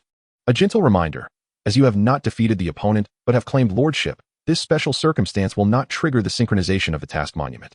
After 1 minute, a server-wide announcement will commence, and you will now exit the dungeon. Has the expansion pack already been mentioned? Ling, momentarily overwhelmed with joy, felt a flicker of worry. The second expansion pack would activate once the number of level 30 players exceeded 10,000. At that time, the real world and the game world would undergo a second fusion. In reality, nations could sell territory and a portion of their populace, allowing designated players to gain substantial attribute enhancements. The launch of that expansion pack would impact reality as significantly as humanity's first foray into divine glory. Ling refocused his thoughts and immediately glanced at the intermediate skill book in his inventory. This skill, More exhilarating than the soaring levels of experience, brought him immense surprise. Dragon Capture. Category: Intermediate Skill Book for the Ranger class. Quality: Legendary. Learning requirements: Level 35. Learning class: Ranger. Skill analysis: Upon activation, there is a certain probability of locking onto the target. If successful, you will leap into the air and slam the opponent's face into the ground, causing a 2-second stun and dealing 100 true physical damage. When activating this skill, if the target's agility is lower than yours, the lock-on success rate is 100. Cost: 200 mana points. Cooldown time: 300 seconds. Learning conditions met. Would you like to learn? Learning. Learning successful. A smile spread across Ling's face. In the decade-long history of glory from his past life, the Dragon Capture had only appeared 3 times. Regrettably, he had never acquired a single copy. The 100 true damage of Dragon Capture had once become a nightmare for all warriors. For a time, every warrior was required to possess a set of high agility gear. Yet in this life, he had obtained one due to being the first to undergo a second transfer. Before Ling could revel in his fortune, the scene before him suddenly shifted, and he found himself back in the dungeon square. His appearance immediately incited a stir. He is out. Ling is out. Was it indeed unfeasible? I told you so. The task monument's progress remains unchanged, which indicates that Ling did not complete the task. Kill him? Does he really think he can? Prepare to die, kid. Let us see how arrogant you can be afterward. This is simply a grand joke. Observing the task monument, which still indicated an incomplete kill count, Huang Tian and his companions erupted in laughter. Ling, bring forth your wager. If you still consider yourself a man, extend your neck, so I may sever your head. Huang Tian sneered as he brandished a pitch-black dagger, advancing toward Ling's direction. Zhang Yixiu, Su Jinyu, Xiao Xiaijio, and Wang Teng's eyes were filled with despondence. Wait a moment, perhaps the task monument is delayed. Indeed, our Yi God has yet to speak. Why the rush? The group instinctively positioned themselves in front of Ling. While they too believed Ling had failed the task, they still wished to advocate for him, hoping for a glimmer of hope. Hearing their words, the onlookers exchanged glances, seemingly contemplating the possibility of a delay with the task monument. Such occurrences had indeed happened in reality while gaming. Whether Divine Glory would experience such an issue remained uncertain. Sigh, Junbu Gue let out a soft sigh, his eyes filled with disappointment. The task monument does not delay. Losing a bet is not disgraceful. One must accept the outcome. Junbu Gue declared as he drew his long knife. He was known for his fairness, unable to tolerate even the slightest injustice. Upon hearing his words, the doubts of the other onlookers were instantly dispelled. If the leader of the Zulongs said so, do you still wish to evade responsibility? Exactly. Do not embarrass yourself. Ling, you tell us, did you not clear the dungeon? Ling, do not allow us to lose respect for you. If you are defeated, admit your loss and present the artifact. If death is inevitable, then so be it. Should you dare to gamble, you must accept the consequences. Listening to their taunts, Ling found himself momentarily speechless. However, the reactions of Su Jinyu and the others warmed his heart. Sometimes, friends may not be the most useful, but they are certainly the ones who step forward when you are in trouble. Having even one such friend is indeed a fortune. He gradually parted the way. Smiling as he addressed them, I have completed the challenge. I am the victor of this wager. Upon hearing these words, the entire dungeon square fell into a profound silence. Yet, this stillness lasted less than 3 seconds before erupting into laughter. Ha ha ha, Ling, have you gone mad with your desire to win? You dare utter such shameless words? To be the first city lord, there should at least be a system announcement, right? Do you think you can just claim victory by saying so? Huang Tian brandished his dagger, aiming it at Ling. However, at that moment, a series of system announcements suddenly appeared before all players in the server. Chapter 80. Respect him as one respects a ghost. Fear him as one fears a god. Congratulations to player Ling from the Novice Area 10010 for becoming the first player to advance to the second tier, receiving generous system rewards. Congratulations to player Ling from the Novice Area 10010 for becoming the first city lord in the entire server, gaining 100 points in all attributes. Congratulations to all original players from the Novice Area 10,010 for receiving rewards, 30 points in all attributes. Congratulations to all original players from the Novice Area 10,010 for receiving rewards, Level 1. Players who join Ling Tian City within 3 days will receive a reward. Experience gain speed increased by 200 for 7 days. Congratulations to Ling Tian City for permanently increasing the drop rate in its 50 novice towns by 30. Congratulations to Ling Tian City for permanently boosting the mineral resources in its 50 novice towns by 30. Congratulations to the nation of Yiling, Longhua, for a permanent increase of 20 in player experience gain speed. Gazing at the system notifications before him, the dungeon square fell into a brief silence once more. It took a full 3 seconds for everyone to snap back to reality. Ling had actually completed the challenge? My goodness. How could he defeat something that so many could not? Was it not on the nightmare level of difficulty? Did this not mean he had won the wager? Not only would Huang Tian's legendary equipment belong to him, but even the Su Lang Wei would become his personal guards? The gazes of the players directed at Yi Ling transformed into pure admiration in that moment. At that instant, Yi Ling seemed like a deity in their eyes. Just then, a large knife appeared in Yi Ling's hand. He advanced step by step towards Huang Tian, his voice cold yet familiar. Present the wager, if you consider yourself a man. Extend your neck, so I may sever your head. In that moment, Huang Tian's expression froze instantly. Did he not say something similar when he first emerged? Impossible. This cannot be happening. How did you accomplish this? That was merely a, how could you have possibly killed him? Huang Tian began to retreat, fear evident in his eyes. He was the pride of Wang Zhongyao. He did not wish to perish here. Huang Tian, present the wager. Do not bring disgrace to Wang Zhongyao. Indeed, what sort of farce is this Wang Zhongyao? What nonsense, Huang Tian? If you lack this much courage, do not come forth to gamble. Do not embarrass yourself. Quickly present your items, for there are always those who, unable to succeed themselves, believe others cannot either. Voices rang out from the crowd. Huang Tian's face flushed with anger. When had he ever been subjected to such ridicule? Simultaneously, doubt began to creep into his mind. Could it truly be that he was too weak? A flicker of resolve crossed Huang Tian's eyes as he removed the legendary bracers from his arms and tossed them to Yi Ling. I, Huang Tian, am not someone who cannot afford to play. I have given you the item, and I am willing to pay for my life. Name your price. You would do well not to refuse. The power of Wang Zhongyao is beyond your comprehension. It would be wise not to make matters irreparable. Leaving a line for future encounters is prudent. Otherwise, not only you, but also your friends, will fall into grave peril. Huang Tian spoke, his tone laced with a chilling undertone. As soon as he finished speaking, more than 30 grotesque undead creatures materialized around him. His words carried an unmistakable threat, awakening the surrounding players to the gravity of the situation. Wang Zhongyao was a terrifying organization, filled with absolute lunatics. Do you believe Yi Ling will capitulate? Certainly. He could take the money and acquire a superb piece of equipment. Who would genuinely wish to clash with Wang Zhongyao? Indeed, now that Huang Tian has invoked Wang Zhongyao, even if Yi Ling desires a confrontation, he must weigh his options. Discussions arose within the crowd, as they deemed that knowing when to retreat was the wisest choice. Yi Ling narrowed his eyes, a cold smile gracing his lips. I apologize, but there are 3 things I despise above all else. First, betrayal. Second, threats. And third, pretense in my presence. And you embody 2 of these. As he spoke, his gaze turned icy. Upon hearing this, Huang Tian's expression darkened. It appears you intend to follow this path to the bitter end. Huang Tian suddenly shouted. Whoever can hold him off for a minute, I will reward you with 10 million copper coins. As soon as the words left his mouth, the crowd stirred with excitement. Just a minute of delay? The holy magic knight Magusin of the Sun Never Sets Empire revealed a sinister grin. This money is mine. With that, he dashed forward to stand in front of Huang Tian. In his view, regardless of how strong Yi Ling was, it would be a cinch for him to withstand the onslaught for a minute with his 300 defense. As for what Yi Ling would do to Huang Tian after that minute, it was none of his concern. At that time, he could simply use a return scroll to leave and never return to Ling Tian City. Magusin activated his defensive skills, a golden light radiating from his body. At this moment, his health surged to 300,000, and his defense value instantaneously skyrocketed to 150,000. Just as I advised Mogasang, he was about to speak. Yi Ling suddenly leaped up, seizing the back of his head and forcefully slamming it down onto the ground. A thunderous crash echoed, and a massive spiderweb crack appeared on the bluestone floor. Mogasang's face was brutally embedded into the ground, blood streaming around him like serpents, reducing his health from 300,000 to a mere sliver. Even though the dragon capturing drop did not induce a stun effect, at this moment, Mogasang was utterly incapacitated. 1 minute?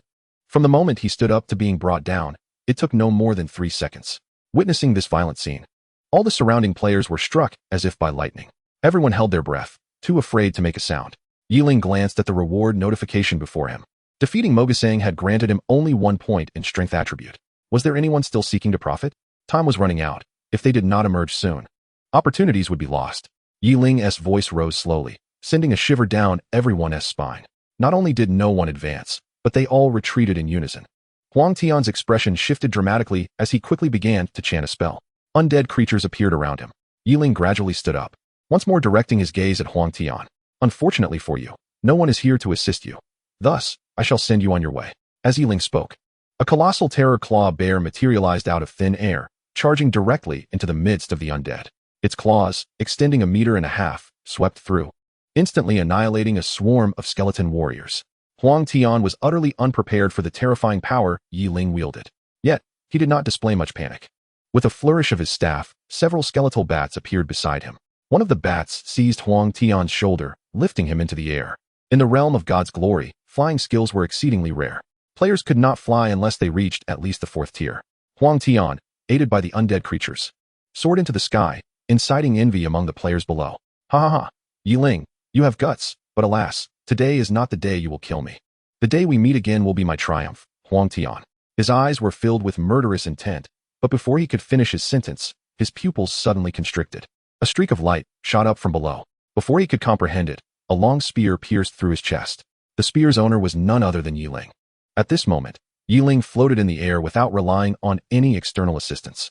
The floating technique, acquired from defeating Qin Fei, was being used for the first time to remarkable effect. Blood dripped from the air as Huang Tian's health bar was completely emptied. Terror and despair filled his eyes. His pride shattered like glass in the wind. Accept your losses, as it is only just. Practice more if you are weak. Do not rely on illusions. Yi Ling's voice resonated from the sky as he stood aloft, wielding the spear, lifting Huang Tian's lifeless body. The players below regarded him with a mixture of awe and reverence. In this moment, they revered him as one would a ghost, fearing him as one would a deity. Chapter 81, Confession? Do not disturb my resolve. Congratulations on successfully killing Huang Tian, triggering the Super God passive, extracting a resurrection scroll fragment. Upon seeing the notification before him, Yi Ling could not help but feel elated. The second tier 5-element quest had failed to yield a resurrection scroll fragment, yet unexpectedly, slaying Huang Tian had granted him one. This was undoubtedly a delightful surprise. Once he ventured to the Elven Forest to complete the hidden quest that evening, he could acquire another. At that point, he would possess 5 resurrection scroll fragments. If he obtained 5 more, Yi Ling would also become a player with resurrection capabilities. The thought filled him with immense joy. As Yi Ling's spirit soared, the entire realm of God's glory erupted in excitement. Radiant golden lights flickered throughout the 10010 novice area, as all players experienced an attribute boost and concurrently leveled up by 1. Cheers resonated throughout the entire 10010 novice town. The chat screens were flooded with messages of flowers and admiration. Wow wow wow. Yi God is incredible. Yi God is awesome. Wow I Samai. Just leveled from 29 to 30. Hurrah? Yi God hurrah. Yi Ling is truly the divine being of our dragon nation. His lead propels us all to ascend. Brothers, let us celebrate. Yi God is mighty. Yi God is mighty. Yi God is mighty. Meanwhile, players not in the 10010 novice area were enviously lamenting. Why didn't I join the Dragon Nation sooner? Woe is me, why am I not in the 10010 novice area? Mother, I wish to receive rewards too. Joining Lingtian City now grants a 7-day experience boost. If not now, when? Charge forth. Hurry to reach level 30, so I can go to Lingtian City. In no time, players from various novice areas who achieved level 30 began to surge toward Lingtian City, while those who had not yet reached that milestone rushed into the wild areas, determined to grind levels. The 7-day experience boost of 200 was enough to drive any player into a frenzy. Outside the Storm Wolf Den dungeon in the 10010 novice area, the expressions of the players who witnessed Yi Ling subduing Mogasang and angrily slaying Huang Tian were even more vivid. Yi God! With a shout from Shout Sijio, the task square erupted in fervor. Yi God! Yi God! Yi God! Calls of exultation ignited the emotions of all players. The law of the jungle is the fundamental principle of this world. To worship the strong is a trait inherent to every race. At this very moment, the gaze of the crowd towards Yi Ling was nothing short of fervent. As Yi Ling raised his hand to quell the clamor, the shouts gradually subsided. Once the square returned to a state of tranquility, Yi Ling turned his attention to Junbu Gue. Commander, our wager. The grotesque scar etched on Junbu Gue's face quivered slightly, and his piercing gaze, as inscrutable as an abyss, sent ripples of tension through the crowd. Would this commander dare to renege on the agreement? There seemed to be no recourse should he choose to do so. Whispers of doubt began to circulate. Yet, at that moment, a resounding voice jolted everyone. Lord City Master, for the next 3 years, my 11 brothers, and I shall heed your command. The members of the Su Lang Guard all clasped their fists in respect. In an instant, the square erupted into cheers once more. Meanwhile, outside the square, 2 figures hurriedly approached. Rue Gu, what trump card does Yi Ling possess? Has he truly succeeded? Initially brimming with resolve, Meng Wanqiu's heart raced with anxiety upon seeing the system announcement. Isn't this a good thing? The more powerful he becomes, the more advantageous it is for us. Lin Rue's expression was fervent. Rather than feeling daunted by Yi Ling's strength, his greed intensified. But can we truly fatten him up for slaughter? Meng Wanqiu mused. Lost in thought. Wanqiu, do you lack confidence in your charm? Lin Rui countered. As long as he is a man, he cannot escape your allure. Once you share a bed with him, your charm will only strengthen, and he will become our pawn. In the vast world of glory of the gods, perhaps we can find a poison that will compel him to drink willingly. At that point, everything he possesses will belong to me, and what is mine shall be yours. Together, we shall ascend to greatness. Just as Lin Rui's words hung in the air, a wave of cheers surged from the square. The city master is mighty. Ye God is formidable. The chants resonated, prompting Meng Wanqiu to take a deep breath and rush into the square. This time, she refrained from announcing her presence beforehand. While others continued to shout, she stealthily approached Yi Ling. Yi Ling, do you believe in love at first sight? I like you. Let us be together. Her sudden declaration captured the attention of the entire crowd. Eyes turned to Meng Wanqiu, who radiated a soft pink glow, having activated her supreme talent of charm at that very moment. Yi Ling, my talent is the divine level ability, divine beast protection. As long as we form a team, the drop rate for any monster we slay is guaranteed at 100. Defeating foes ensures a 100 drop of items of purple quality or higher. We are destined to be together. If you are willing, I shall remain by your side forever until death parts us. Will you be my partner? Let us witness every sunrise and sunset together, traversing both valleys and peaks. Will you? As Meng Wanqiu spoke, her eyes glistened with unshed tears, her mixture of deep affection and subtle vulnerability evoking a protective instinct in those who beheld her.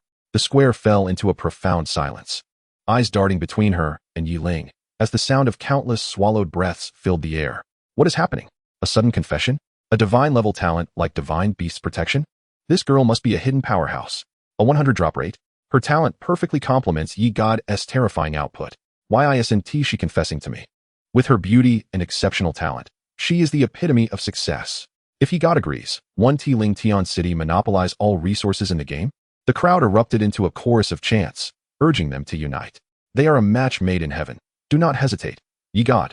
The divine beast belongs with the city master. This must be solidified. Gasps, envy, and matchmaking cries intertwined in a cacophony of excitement. Only Su Jinyu's eyes were clouded with sorrow. In that moment, her heart ached unbearably, as if she could already envision Yi Ling soaring alongside this woman.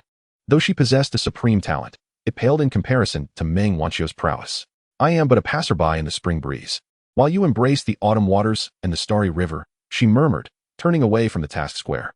Jiao and Xiao, aware of Su Jinyu's feelings for Yi Ling, quickly noticed her distress but found themselves at a loss for words. Yi Ling seemed entirely captivated by Meng Wanqiu, gradually descending from the air to approach her step by step. Together, together, the raucous cheers persisted. As Meng Wanqiu watched Yi Ling approach, a glint of triumph flashed in her eyes. No matter how strong you are still ensnared by me. From now on, I shall be the queen, she thought, throwing herself into Yi Ling's embrace. However, the moment she clasped him, her expression transformed in an instant. A gasp escaped her lips as she looked down to see a dagger protruding from her left chest. Blood flowed from Meng Wanqiu's mouth, her eyes wide with disbelief. Yi Ling's voice echoed softly as her world plunged into darkness. Demon, do not think to disrupt my resolve. Chapter 82. Rich Bounty, Legendary Treasure Map. Congratulations. You have successfully slain player Meng Wanqiu, triggering the Super God passive, and have successfully acquired the Meteor Butterfly Blade, epic. As always, so bountiful. I truly find it difficult to part with you, Yi Ling thought with a cold smirk. Were it not for the deep-seated enmity and the necessity of slaying Meng Wanqiu to obtain her Zodiac Jade Pendant, he would certainly have spared her life. 3 days of punishment for every 9 meals. She is undoubtedly a prime gear withdrawal machine.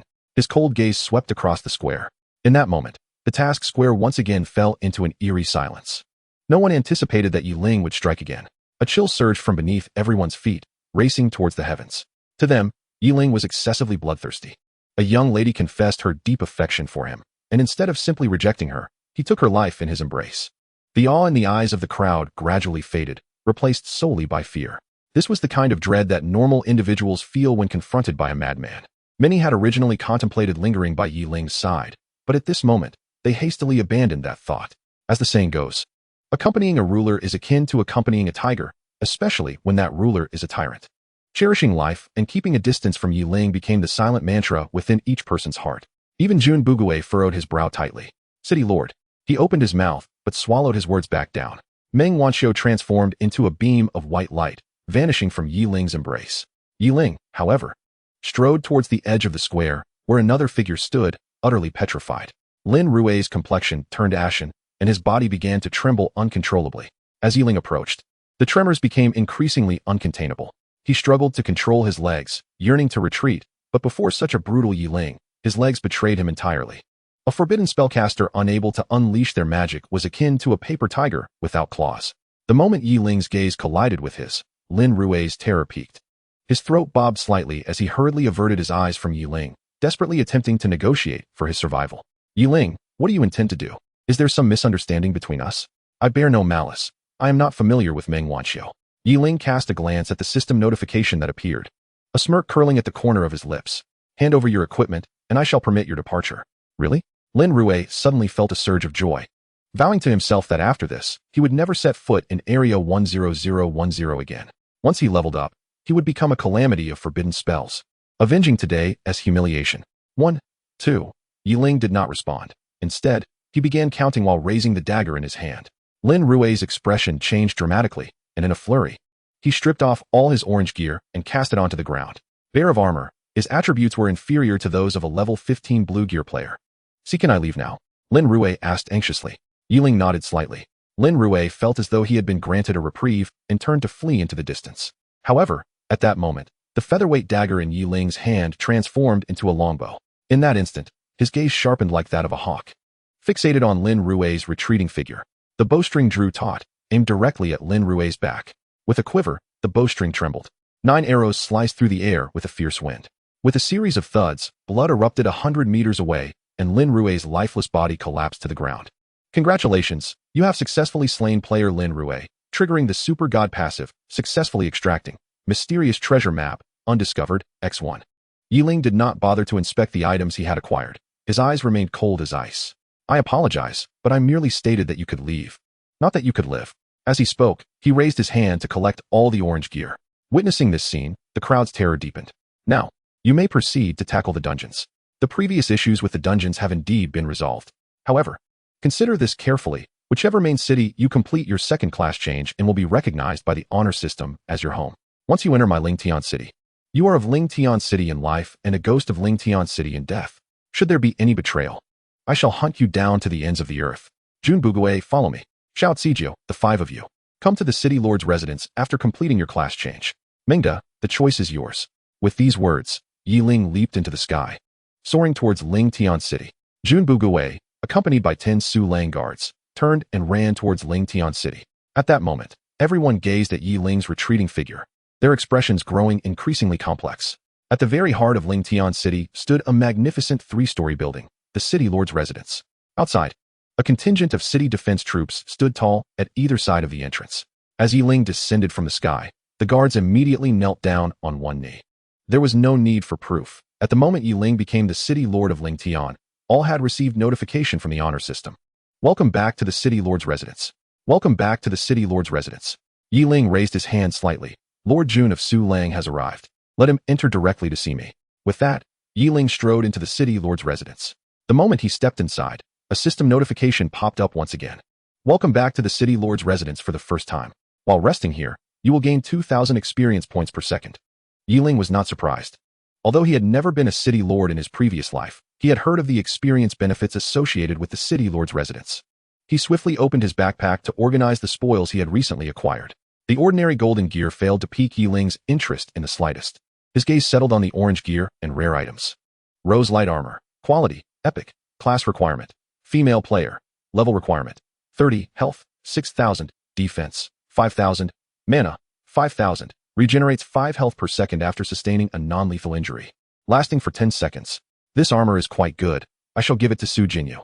Li X Ing HDDO. Quality, epic. Class requirement. Swordsman. Level requirement. 30, physical damage, 8,000, attack speed, 20, critical hit rate, 8. Each normal attack releases 5 butterfly blade rays, inflicting an additional damage of 30 based on the user's physical damage to the targeted enemy. Ing W and Key possessed an abundance of treasures, and this orange weapon was bestowed upon ZH Ing Y11. YL Ing, while speaking, glanced at the orange weapon set acquired from LN Ru. This set, aside from the weapon and armor, could be refined into the glory set. He refrained from inspecting the equipment further and directed his gaze towards 2 peculiar items nestled in the corner. Elf Royalties Waste Token. Category, Special Item. Item Analysis. A symbol of identity for the elf royalty, Possessing this token grants free access to all Elf Clan territories. This item might prove useful in the future, Ling remarked as he turned his attention to the final piece. Mysterious treasure map, unidentified. He employed his exceptional talent, identification mania, to assess this treasure map. As the identification technique was invoked, a brilliant red light suddenly emanated from the map. Congratulations. You have successfully identified Cain Min's treasure map, legendary level 1. This treasure map may be associated with the whereabouts of a Zodiac Jade Pendant. Would you like to open the treasure map to view the coordinates of the treasure location? Chapter 83 Cain Min Treasure, Epic Glory, set open. Cain Min is an immortal sect from the ancient mythology of the Cain Star, holding a significant position in the realms of chanting, assassination, and sports. When the abyss descended upon the Cain realm, causing widespread suffering, the sect's founder, XKN, led 1,000,000 disciples in a fierce battle against the abyssal demons to save humanity. To ensure the continuity of Cain Min's martial arts, the long-standing leader CIYNGHO fled with the sect's supreme techniques, treasures, and some cultivated Cain beasts, embarking on a lengthy escape. However, fate was unkind. During his flight, a spirit beast mutated and ambushed him, leaving him with no choice but to hide the treasures in various locations across the ZHSH Glory continent. The Cain Min treasure includes intermediate skills from the Cain Min martial arts, KNSH-NKO, KNSH-NKing, KNYing-B, a semi-artifact, KND-NFG, and the sect leader's insignia, YUJ Jade Pendant, among others. Please carry a shovel to the Golden Plains map, 123-6534, to search for clues to the treasure. Upon reading the system prompt, Ling's eyes widened in astonishment. Could it be that this little rascal has revealed his hand? Is it truly possible to play this way? In his previous life, prior to the 5th rebirth, Ru was invincible with his forbidden spell long-range attacks, but his melee combat had always been his greatest shortcoming. However, after the 4th rebirth, Ru's prowess in close combat surged dramatically. The primary reason was that he had acquired a legacy, which he claimed was the Cain Min inheritance. Although he had only mastered 2 melee skills, KNSH-NKO and KNSH-NKing, they instilled a nightmarish experience in all nearby assassins and warriors. KNSH-NKO is a powerful damage-dealing skill that locks onto a target and delivers 9 consecutive shoulder charges, each inflicting 50 points of true damage. Once locked on, the target cannot retaliate or flee until the 9 strikes are complete. Conversely, KNSH-NKing can be deemed a divine skill. Upon successful capture, it enables the user to treat the target's head as a basketball, dribbling it beneath their legs for 30 seconds. Once the skill concludes, the opponent will be left in a dazed state for 5 seconds, with forbidden spells at a distance and KNSH north in close quarters. These were among Ru's key advantages for rapid ascendance. Little did he know, the Cain Min inheritance he possessed stemmed from this treasure map, which I have inadvertently intercepted. The Golden Plains lie 300 kilometers south of Ngdien City, marking the southernmost edge of the main city map. Here, one may encounter 40-level golden minotaurs, 45-level golden knights, 50-level golden shadow leopards, 55-level golden mammoths, and 60-level golden goblins. The monsters populating the Golden Plains may be few in number, yet their attributes surpass those of other maps at the same level. However, the experience gained from defeating them also far exceeds that of their counterparts. In Ling's previous life, the Golden Plains had always been a favored gathering spot for high-level players. With my attributes, tackling level 40 to 60 monsters should pose no issue. Ling concealed the treasure map, suppressing his anticipation, and shifted his gaze to an equipment blueprint. Wind Shadow Divine Boots Forging Blueprint. Quality, Semi-Artifact. Usage level, 35. Class requirement, Assassin, Thief. Agility, 2000. Movement speed increase, 30. Item analysis, Speed. Item analysis. Equipping these boots allows running without terrain restrictions. One can run on walls, water, and even noodles with remarkable speed. Note, while in a state of high-speed movement, one can freely enter stealth mode, and upon successful concealment, speed will double. Materials required for forging the semi-artifact Wind Shadow Divine Boots. Li Yin Wood 1, obtained. Secret Silver 2, obtained. Jiao Dragon Skin 1, not obtained. Ice Silkworm Silk 2, obtained. Jiao ZL Hu L 1, not obtained. Only the Jiao Dragon Skin and Jiao ZL Hu L remain. The Elf clan should possess the Jiao Dragon Skin, while the Jiao ZL Hu L is a specialty of the Goblin clan. I wonder if the Golden Goblins of the Golden Plains might drop it? Ling mused as he redirected his attention to the remaining orange gear. Starry Law Helmet, Starry Set. Quality, Epic. Class requirement, Mage. Level requirement, 30 Health, 800. Magic Defense, 500. Physical Defense, 500. 5 of the damage received is automatically converted into defense value. Equipping more than 8 pieces of the Starry set activates its properties, enhancing total defense by 10 and total damage by 10. The entire set of orange gear comprises the Xingqian set, which is undoubtedly in the top tier of equipment even in the early stages. Ling activated the forging system and placed his glory helmet alongside the Xingqian mage helmet into the forge. The prompt appeared, will you consume 10,000 copper coins to refine the Xingqian mage helmet, epic, into the glory helmet, gold? It continued, upon refinement, the Xingqian mage helmet will be lost, and its attributes will be absorbed into the glory helmet, enhancing its quality. Another option stated, if the refinement fails, the glory helmet will remain unchanged, and the Xingqian mage helmet will be lost. Without a moment's hesitation, Ling decided to proceed, having previously refined half-artifact golden equipment. How could he back down from an epic piece? With his command, a radiant golden light illuminated the forge. Due to your divine level talent, the heart of the master craftsman, the success rate of refinement is 100. The refinement is successful, elevating the quality of the glory helmet to epic. The glory helmet, glory set, now bore the following attributes: quality, epic level, 30 stamina, 900 strength, 50 intelligence, 50 agility, 50 magic defense, 500 physical defense, 500 mana recovery speed, 5 cooldown reduction, 0.5. It also possessed the equipment skill, Glory Shield, which automatically releases a protective shield upon receiving damage. Absorbing 5 of the damage dealt and wearing 8 or more pieces enhances all attributes by 20. Although there was still a considerable gap compared to the half-artifact Liuguang Divine Armor, the epic quality significantly enhanced the equipment's value. Ling, motivated, refined all remaining Golden Glory set pieces into epic quality. Upon reviewing his status page, he had adorned himself with 2 half-artifact pieces and 7 epic glory set items. Ling's attributes soared once more. The moment he opened his attribute panel, a smile crept across his face.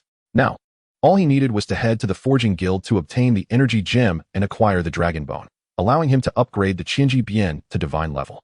At that point, his damage output would undoubtedly rise to new heights. The leaderboard system had yet to be fully activated.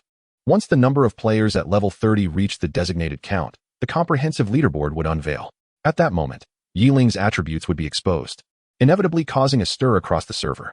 Suddenly, Ling's gaze fell upon a newly appeared city icon in the corner of the panel. He clicked on the icon, and the main city attribute page appeared before him.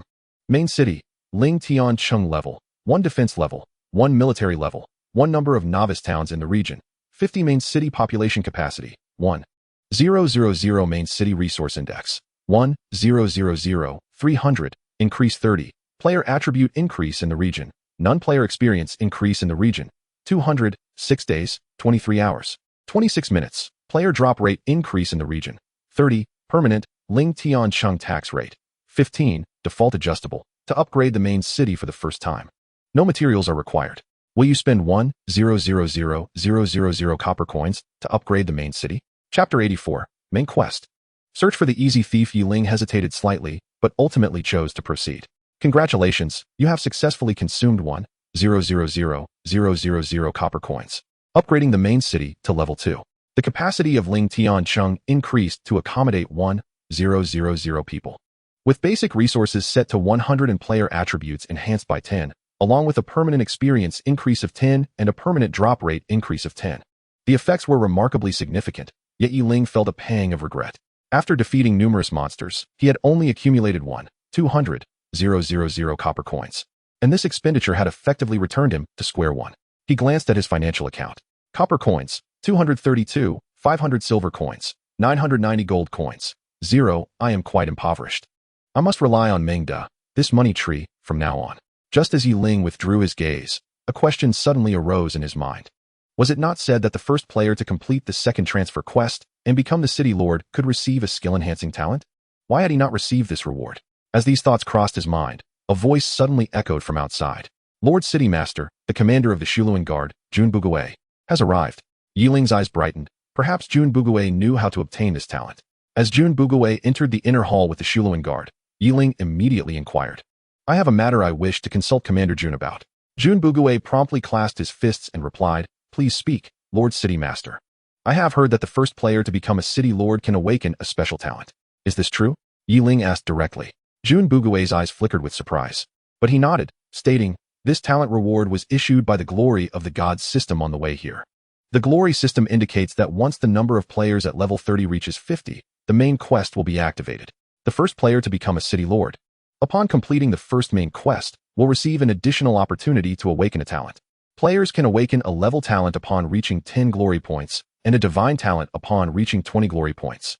The system announcement has yet to be released. I am curious how you came to know of this, my lord. Upon hearing this, Ling felt somewhat embarrassed as he rubbed his nose. How did he know? He had certainly heard it from others in his previous life. As for the 20 glory points, they were not particularly difficult for Ling to obtain.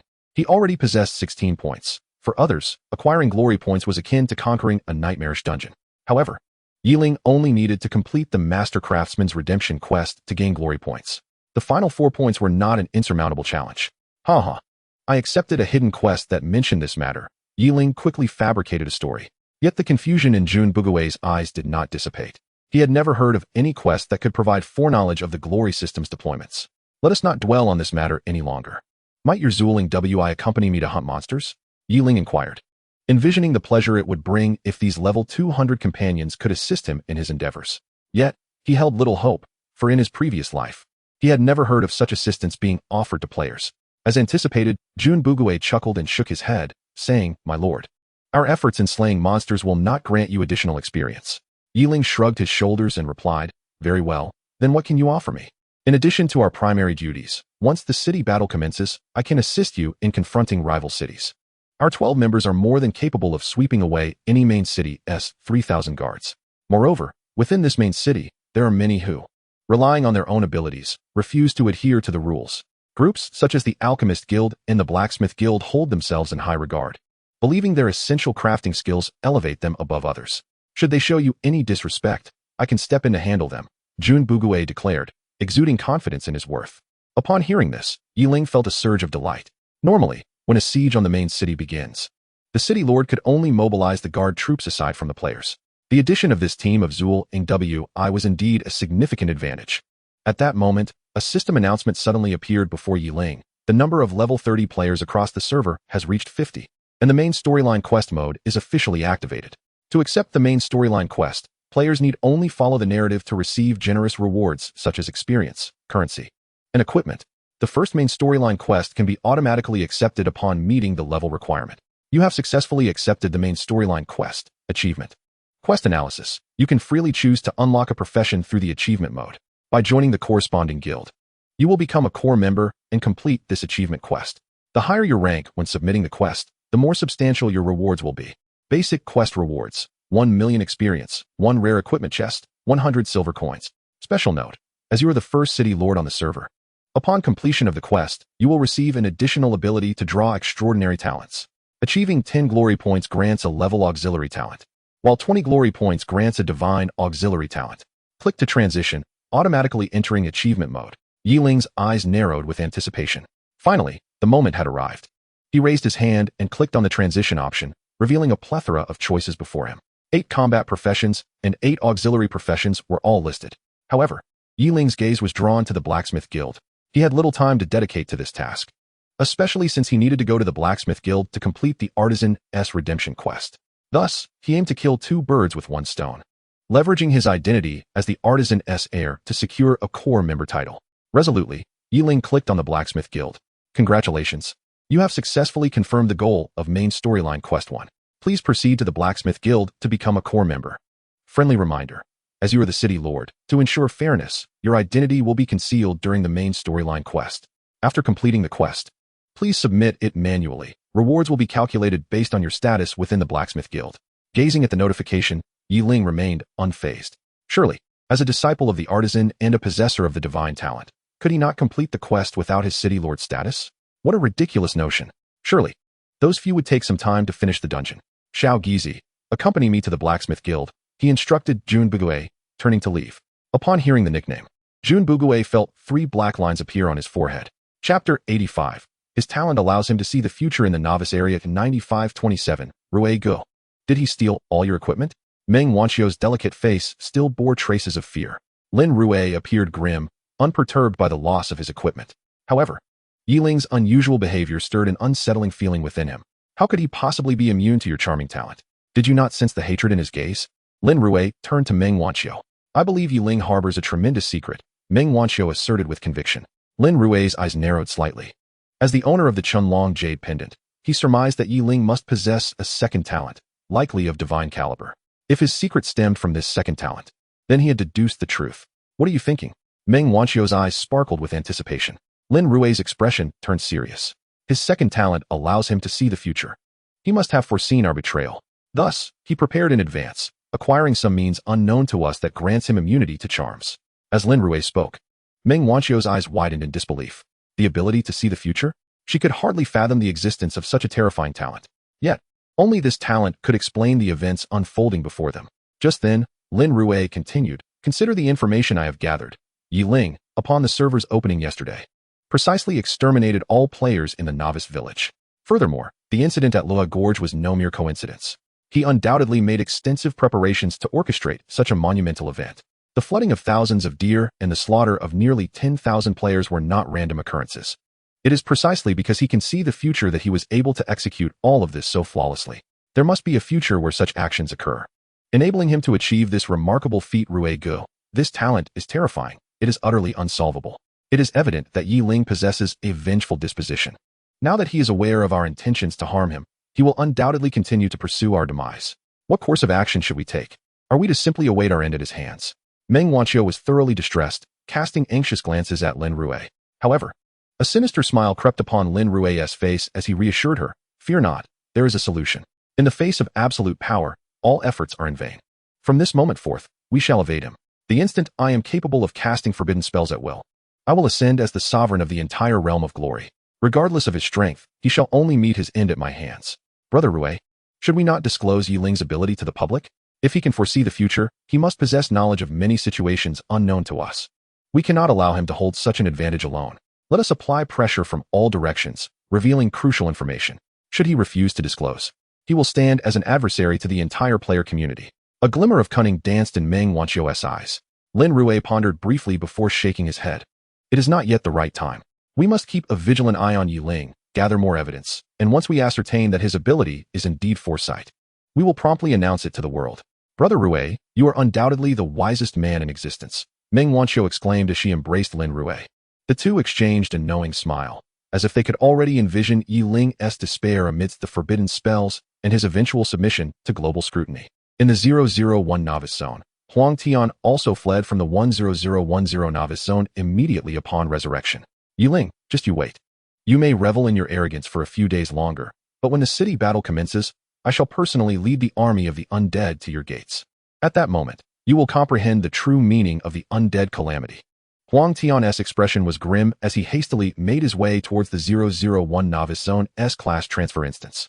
He was an unparalleled prodigy in the realm of the undead's glory, firmly convinced that he was the chosen one. The Blacksmith Guild, located at the northeastern corner of Lingtian City, had yet to see any occupational players complete their class transfer. Nevertheless, a considerable crowd had gathered before the guild's entrance, all clad in the attire of blacksmiths. Most were middle-aged men, though a few robust young men were present as well. They stood expectantly outside the door, as if awaiting the arrival of a remarkable individual. It seemed that an extraordinary event was set to unfold today, with expressions of both anticipation and tension etched upon their faces. Yi Ling turned to Junbu Gue, saying, please wait here for a moment. I shall go ascertain the situation. Lord City Master, the individuals at the Blacksmith Guild are rather high-handed. They are unaware of your identity and may inadvertently offend you.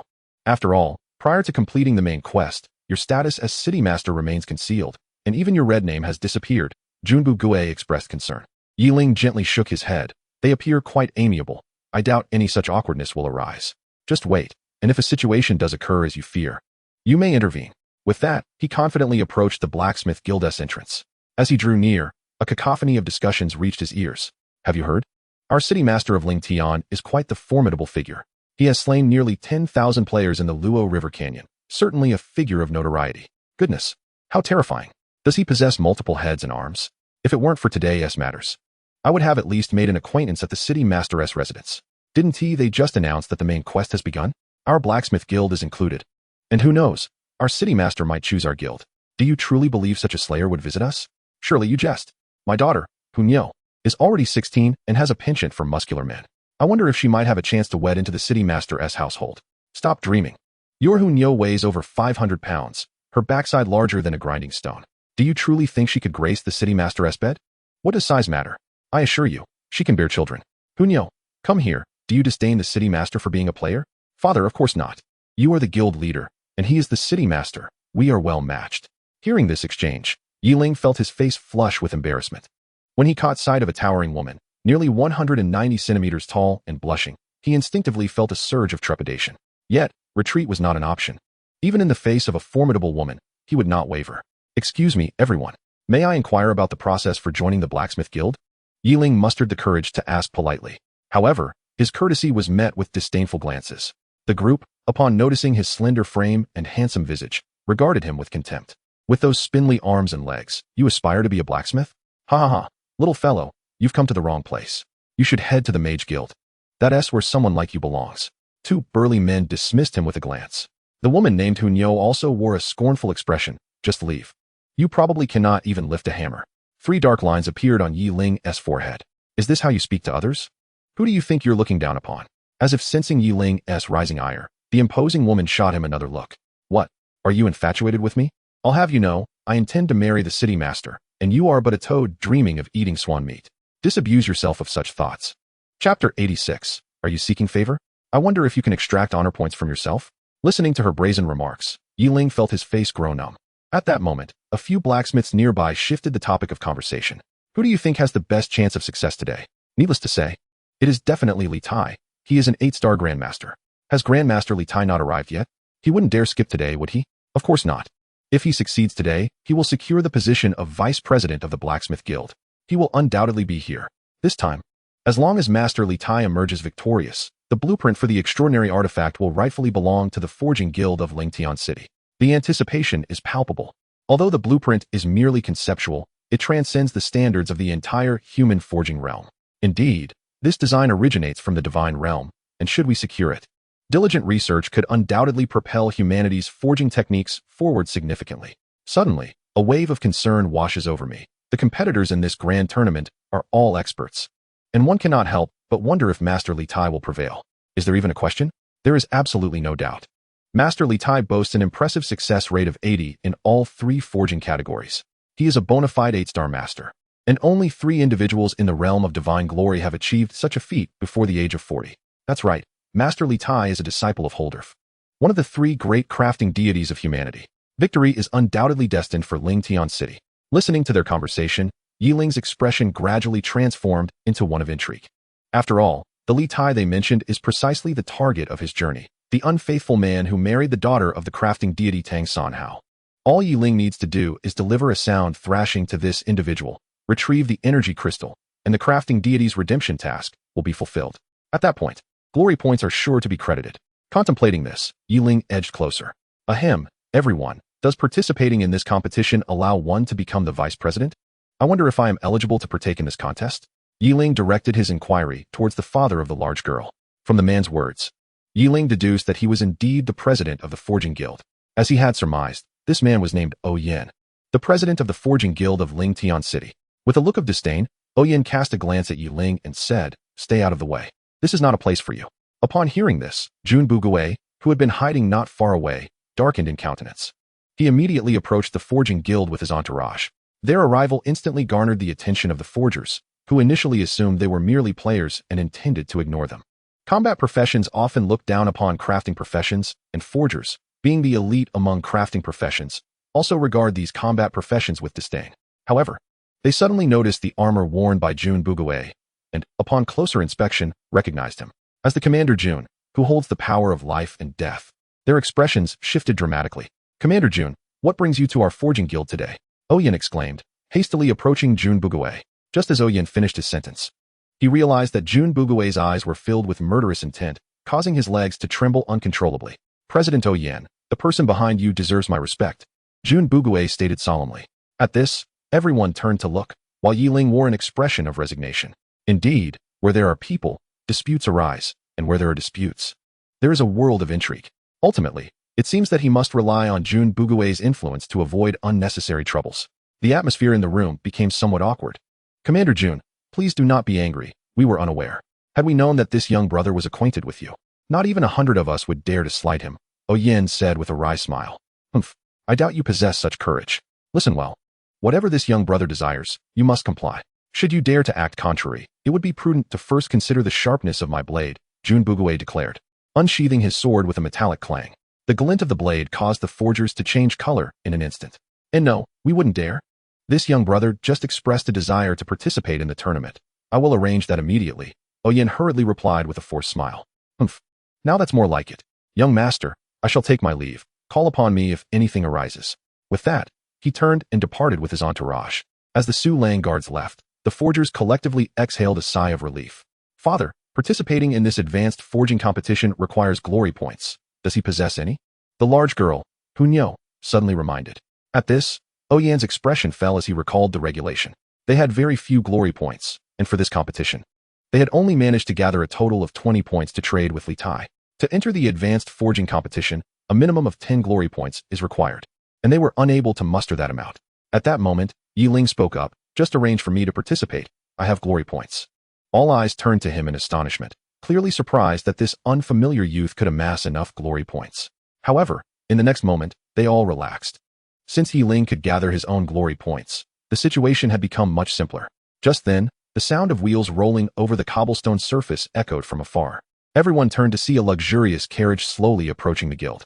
As the carriage halted, a man in his 40s gracefully descended. This was none other than Li Tai, clad in an ornate robe embroidered with golden threads. He wore a badge on his chest featuring a golden hammer surrounded by 8 shining stars, the emblem of an 8-star master forgers in the realm of divine glory. Li Tai was tall and imposing, with a stern countenance, his chin slightly raised, and his eyes narrowed, as if nothing in the world could capture his attention. Master Li Tai? The crowd immediately surrounded him, their faces adorned with sycophantic smiles. Master Li Tai, you still exude the same charisma today.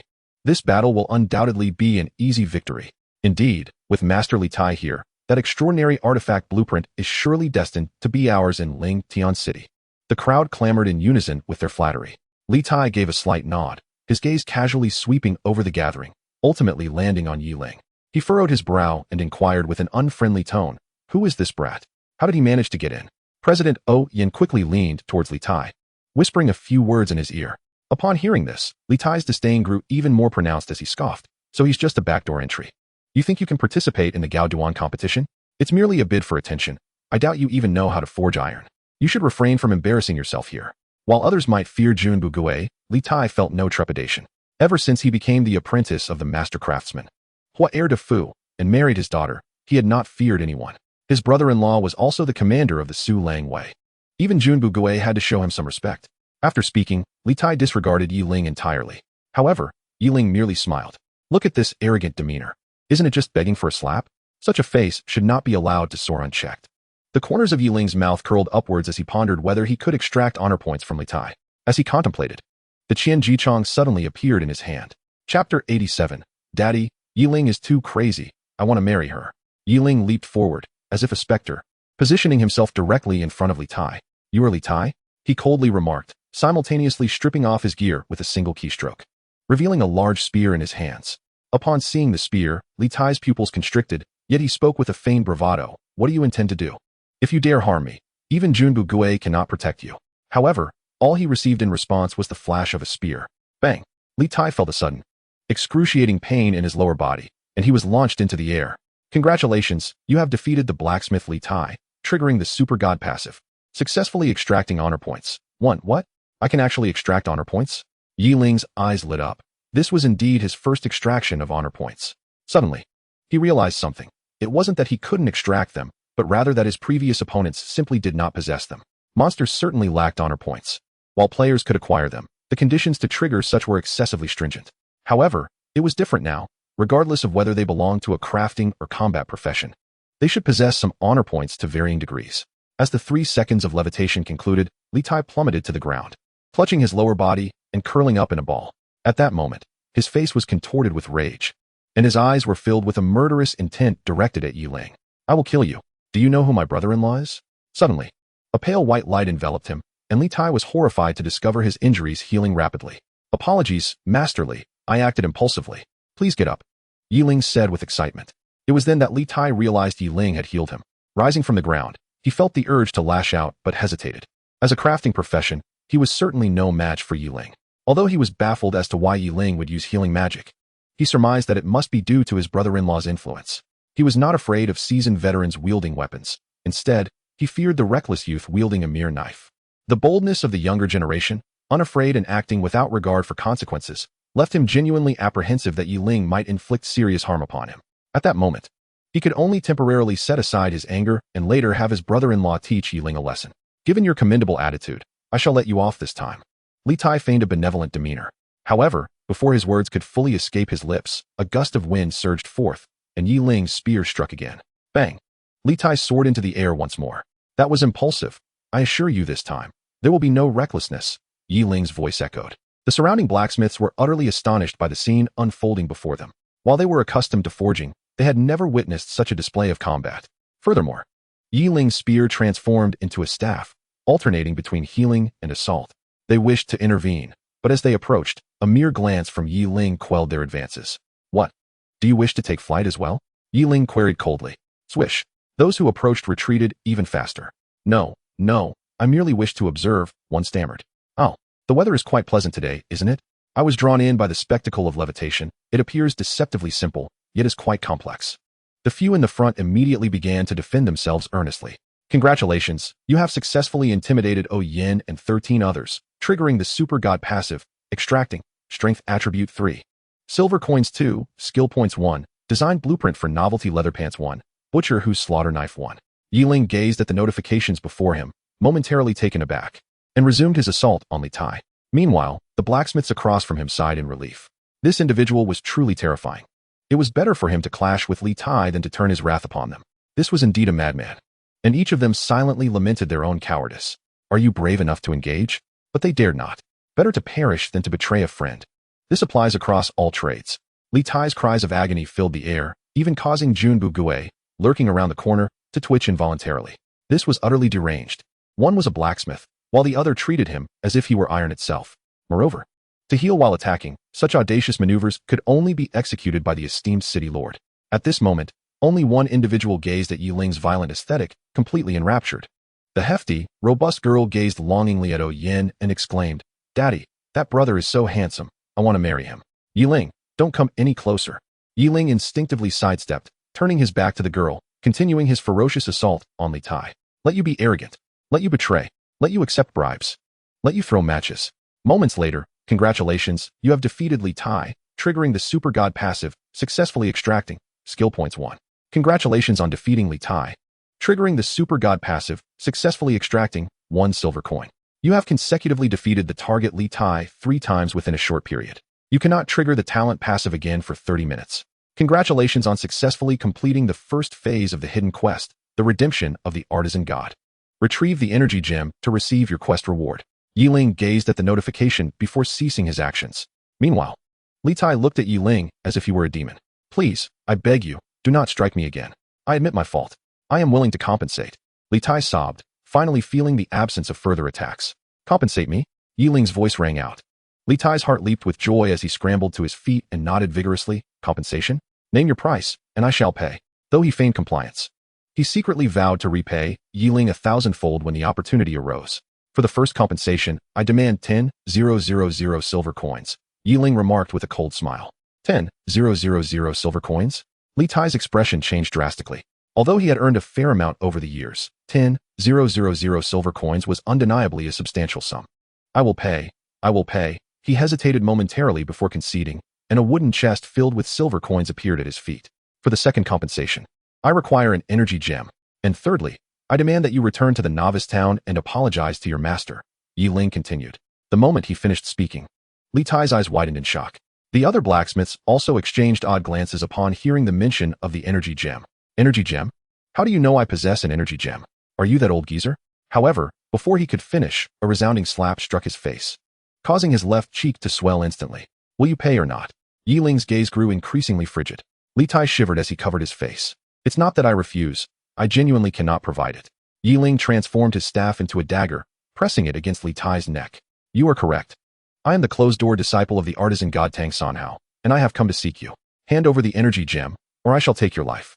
As he spoke, Ling applied pressure to the dagger, slicing the skin on Li Tai's neck. Young master, it is not that Li Tai refuses. He truly cannot provide one. For this competition, he wagered the energy gem to obtain the blueprint of that extraordinary artifact as a reward from the Blacksmith's Guild. Only the strongest blacksmith can win the competition and secure the energy gem and artifact blueprint. The president of the Ling City Blacksmith Guild, Awaken, said with a wry smile. Upon hearing this, Ling slowly retracted the dagger. Rest assured, Master Li's success rate in forging is exceptionally high. He will undoubtedly earn the reward, Awaken asserted confidently. Indeed, I will certainly retrieve it. After the competition, I will return to the novice town to find my master. Li Tai promised hastily. Yet, internally, he raged, just you wait. Once I win the championship, I will immediately present the energy gem to the new lord of the city, and then we shall see how arrogant you are.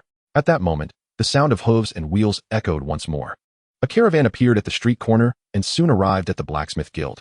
In that instant, everyone understood that the competition was about to commence. Ling's expression was tinged with anticipation. If he was not mistaken, defeating opponents could also trigger passives, right? If several hundred or even thousands of competitors entered, winning the championship would yield rewards far greater than those from the Luohe Gorge. However, judging by the size of the caravan, it seemed unlikely that Ling's wish would be fulfilled. The appearance of the caravan indicated two distinct groups. The first two carriages were significantly more luxurious than the subsequent ones. Yet, combined, they did not exceed 10 carriages, and even at full capacity, they could not accommodate more than 40 individuals. The carriages came to a gentle halt, and several servants lifted the door curtains, allowing two elderly figures to descend. Both wore identical orange brocade robes, adorned with a blacksmith emblem featuring a hammer and 9 stars. The artisan god Holder and the artisan god Tumun have arrived. Ever since artisan god Tang Sanhao went into seclusion, these two have become the towering figures in the blacksmithing realm. It is indeed a privilege to witness them today. Of course, the 9-star artisan boasts a success rate of 90. Such a presence is a guest of honor wherever they go, several elder blacksmiths remarked with admiration. Oyen personally approached to welcome the two into the guild. They merely nodded lightly, not even glancing at Ling and the others. Just then, shadows began to emerge from the remaining carriages, revealing a total of 21 individuals. All were dressed in splendid attire, sporting the emblem of the Grand Master of the Blacksmith Guild. Most were 6-star Grand Masters, and the leading young man wore an 8-star emblem, much like Li Tai. Why have so many come? Wasn't it said that there were only 2 participants from Heitai City? My heavens! MacArthur from Heitai City has also advanced to 8 stars? Panic ensued among the elder blacksmiths of the Ling City Blacksmith Guild. What should we do? If Li Tai loses, not only will the energy gem belong to them, but our guild will also owe them 50,000 silver coins. Oyen, stepping out of the guild, was equally astonished to see the large number of competitors. The elder leading the opposing group smiled triumphantly. President Oyen, everyone has arrived. Let us enter the guild and commence the competition. Let us not waste anyone's time, and I wish to secure your rewards and return promptly. S complexion darkened, and he spoke in a hushed tone. Hoff, do not revel in your triumph just yet. The outcome remains uncertain. The old master blacksmith disdainfully glanced over at Li Tai and Ling, scoffing. You believe that this Ling Tiancheng can emerge victorious? Relying on Li Tai? Or perhaps on this lad who seems incapable of even wielding a hammer? Ha ha ha, President Oyen, the rules do not stipulate a limit on the number of participants. I advise you to concede while you still can. Your guild has only 6 members of appropriate age, while we boast 21 grandmasters of 6 stars and above. Indeed, in individual competitions, your chances of victory are less than 50%, and in team events, you possess no hope whatsoever. Laughter erupted around them. Oyen's face flushed with anger, and at that moment, a large hand rested on his shoulder. Do not worry, I am here, Ling declared as he strode confidently into the guild. A jolt of realization struck Oyen. He recalled that Ling had just claimed to be a disciple of Tang Sanhao.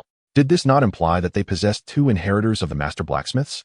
Perhaps Ling could indeed prove to be a dark horse. It seemed that others noticed the glimmer of hope in his eyes. Daddy, if that young man is truly skilled at blacksmithing, and if he becomes the champion, can you assist me in proposing marriage? Hunyo murmured, gazing at Ling's retreating figure. Perhaps he truly is a dark horse. I shall find a matchmaker, Oyen replied, his gaze brightening with anticipation. Huff, the president of the Heitai City, overheard their conversation and could not help but sneer. You place your hopes on a mere 20-year-old lad. You would be better off relying on your daughter, who resembles a tower. Ha! Amidst the laughter, Hoff led a group of young blacksmiths into the guild. A quarter of an hour later, within the grand hall of the Blacksmith Guild, all participants had taken their positions. Before each individual lay a massive workstation, meticulously arranged with identical quantities and qualities of materials. Many of these materials were exceedingly rare, requiring substantial wealth for procurement, yet here they were, stacked like cabbages. Very well.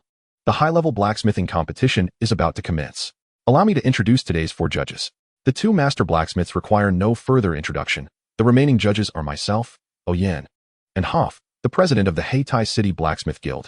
The competition will consist of 3 rounds. The first round will test your forging skills. I will provide a blueprint for a legendary grade equipment, and you will have 20 minutes to forge. Your progress will determine your scores. Should anyone successfully forge the item, it shall rightfully belong to you. The second round will focus on enhancement. As the name implies, each participant must enhance their own equipment using the materials we provide. The quality must not fall below epic grade. Within 20 minutes, the number of successful enhancements will represent your score for this round. The first 2 rounds will solely consider individual scores, with the top 10 advancing to the third round. As Awaken spoke, his expression grew increasingly somber. However, having reached this point, he steeled himself to continue. In the third round, the final 10 will compete in fusion, with the ultimate victor determined by the total number of successful fusions among the guild members. Hearing this, the expressions of all present grew peculiar. Ling Tiancheng had only 7 participants. Aside from Li Tai, an 8-star Grandmaster, only one of the remaining 5 blacksmiths was a 6-star Grandmaster, while the others were all 5-star masters. As for Ling, who lacked even a blacksmith badge, he was entirely overlooked by the 2 master blacksmiths. In contrast, their opponents boasted a formidable 21 Grandmasters.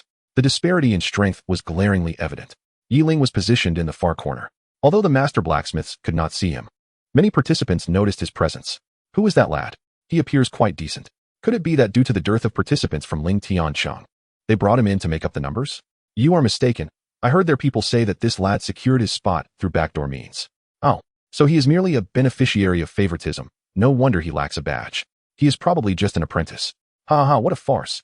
When the forging begins, and he produces nothing in 20 minutes, he shall surely become the subject of ridicule. As whispers circulated, identical blueprints were placed on each workstation. You have 1 minute to familiarize yourselves with the blueprint. This is a cherished treasure of President Hoff, Awaken coldly stated. White Tiger splitting the sky blade blueprint. Quality, legendary. Class requirement, Knight. Level, 30. Damage, 5,500. Critical rate, 15.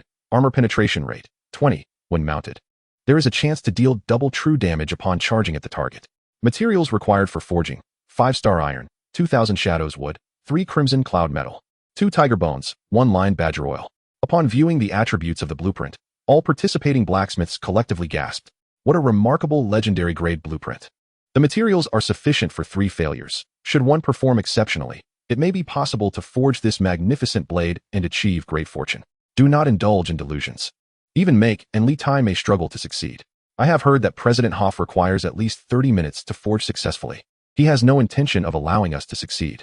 Amidst the astonished exclamations, Awaken suddenly bellowed, "Time is up. The first round begins." In that instant, both Li Tai and Make from Hatai City entered a state of complete immersion. Others began to prepare their materials fervently. At that moment, every blacksmith was acutely aware that time was of the essence. However, just as everyone was ready to commence forging, a voice unexpectedly rang out from the corner. "President, we are short on materials. With time still remaining, could you provide a few more?" All movements among the participants abruptly froze.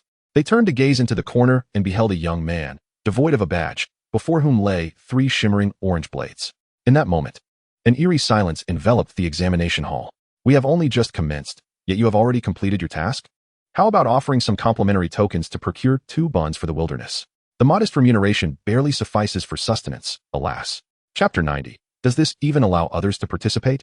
The second round of competition officially commences in 1 minute. The constraints of storage space have now been lifted. You may each retrieve your competition gear. There are no limits on the number of items, but we shall only account for the total star levels of enhancements. However, enhancements yielding a star level below 8 will be deemed invalid. Contestants lacking epic grade equipment shall be automatically disqualified. Do not squander our enhancement gems. As Awaken's voice resonated, it was evident that all participants were well prepared, with none opting to withdraw. Li Tai and MacArthur simultaneously cast their gazes towards Ling in the corner. "This time, the first place shall undoubtedly be mine," Li Tai mused. MacArthur's eyes ignited with fervent ambition. "Yi Busi, I graciously gifted you the first round. In the subsequent 2 rounds, I shall ensure you comprehend what it truly means to be a master blacksmith." With their eyes averted, they promptly began to gather their equipment. Ling, however, was astonished to discover that while he believed retrieving all 9 pieces of the glory set was already remarkable, the others had at least 10 pieces each. Although all were epic grade red items, the sheer abundance of them was striking. Li Tai, in addition to 10 red items, also produced 2 orange items. Yet, MacArthur's display was even more extravagant. Before him lay 10 red items and an impressive 5 orange items. Goodness, how could MacArthur possess 5 orange items? How could I ever afford such opulence? When will I also possess 5 orange items of my own? Do you think Ibusi prepared any? Surely he must have brought something? The examinees murmured softly, many turning to glance at Ling. Indeed, they discovered that Ling's table was adorned with 3 orange weapons. A sly glint appeared in MacArthur's eye as he called out to Ling. Ye the great genius, if you can enhance and take first place, I shall let you choose 3 pieces from my equipment after the match. Upon hearing this, the expressions of the surrounding contestants turned peculiar. 3 orange weapons, even when fully enhanced, would only amount to 48 stars. How could one possibly secure first place? Yet, as their smiles began to form, Ling's voice rang out. That was your claim. Be cautious, lest I make you sore.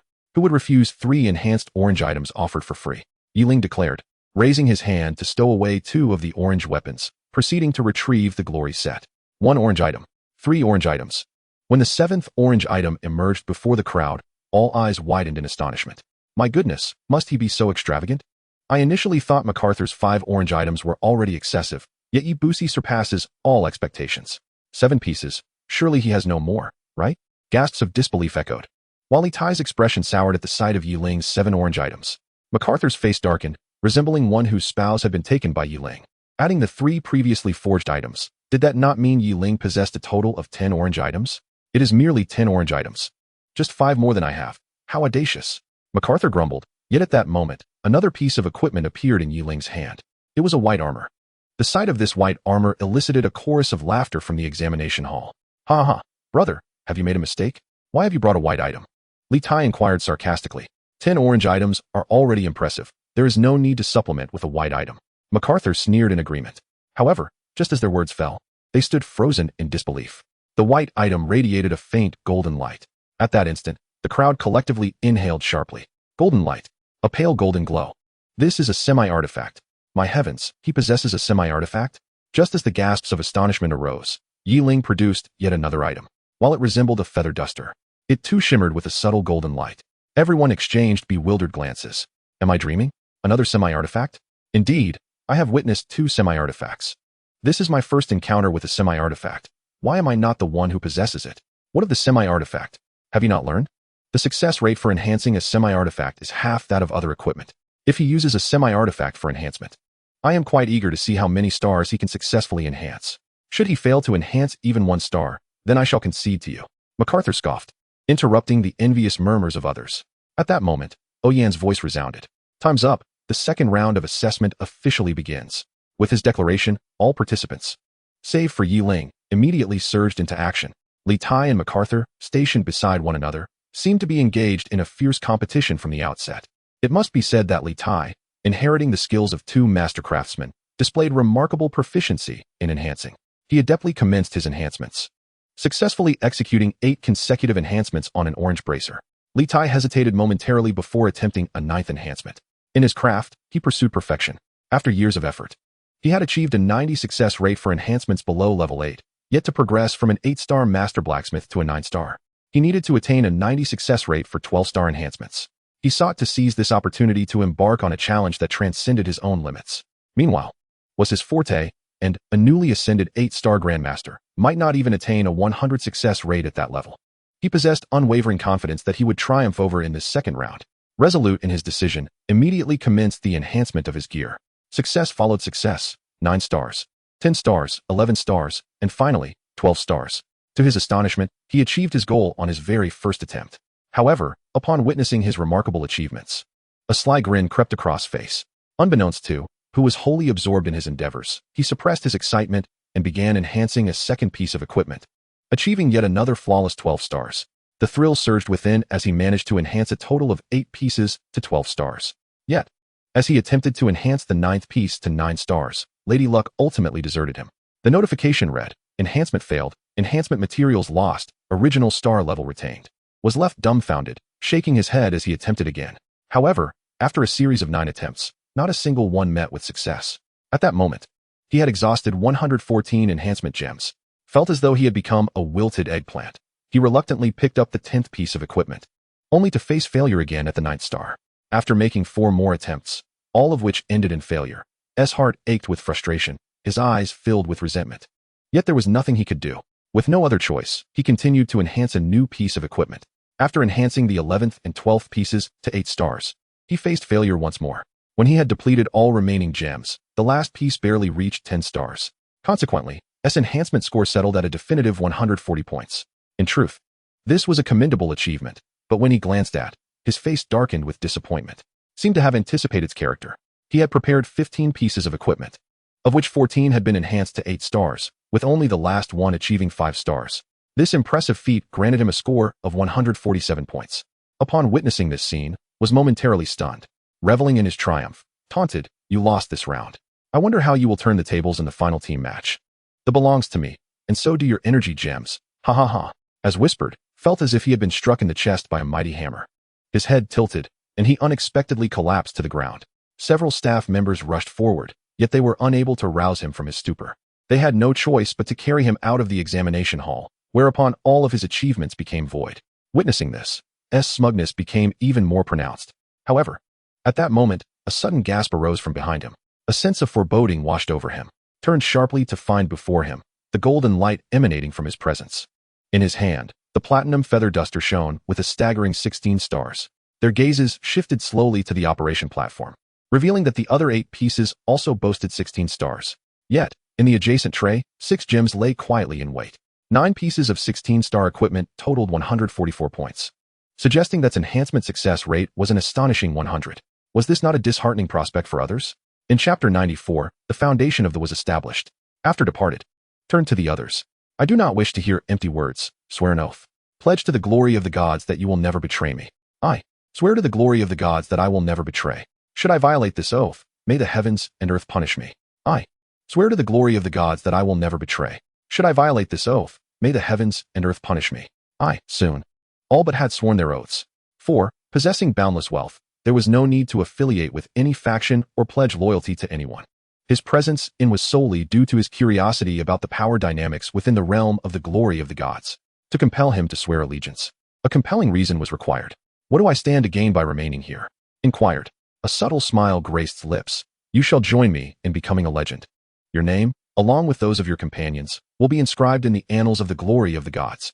My ambition is the divine realm, to dominate the myriad worlds."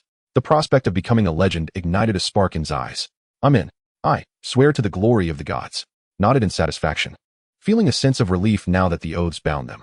"Choose your suitable equipment, 1 set each." As words fell, no one stepped forward. "What are you all dawdling for? Hurry up, there are matters that require your attention." Sighed in exasperation.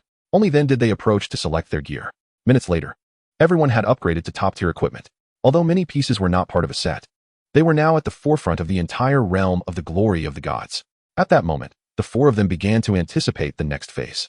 If their assumptions were correct, personnel arrangements would soon commence. There were only 3 positions for Vice City Lord, yet 4 of them vied for the role, meaning one would inevitably be left without. "You shall be the first Vice City Lord of, overseeing the city's finances and tax collection, and taking charge of its defensive construction. You will be the second Vice City Lord, tasked with assembling an intelligence team starting today. You will serve as the 3rd Vice City Lord, responsible for issuing bounties across the server to form an artillery brigade composed of gunners." Which directives? Only remained without a position. The others turned their gazes toward him. "It matters not. I simply wish to remain in the city. Should you find yourselves overwhelmed, do not hesitate to call upon me." A bittersweet expression graced Zhang Yixio's face, for he had anticipated this outcome. At that moment, Yi Ling's voice resonated once more. "Zhang Yixio, would you be interested in becoming the commander of the city guard?" A surge of joy filled Zhang Yixio's heart, and he exclaimed without hesitation, "I am willing." In that instant, smiles illuminated the faces of all present. "Very well, let us proceed accordingly. Everyone, disperse and attend to your duties, lest you fall behind in rank." "Zhang Yixio, go to the city guard to collect your command order," Yi Ling instructed, and the crowd promptly departed. He refrained from disclosing to Zhang Yixio that to assume command of the city guard, he must first complete a particular task. This task not only promised the command order, but also an additional reward. Depending on the task's completion level, he could receive a talent awakening stone.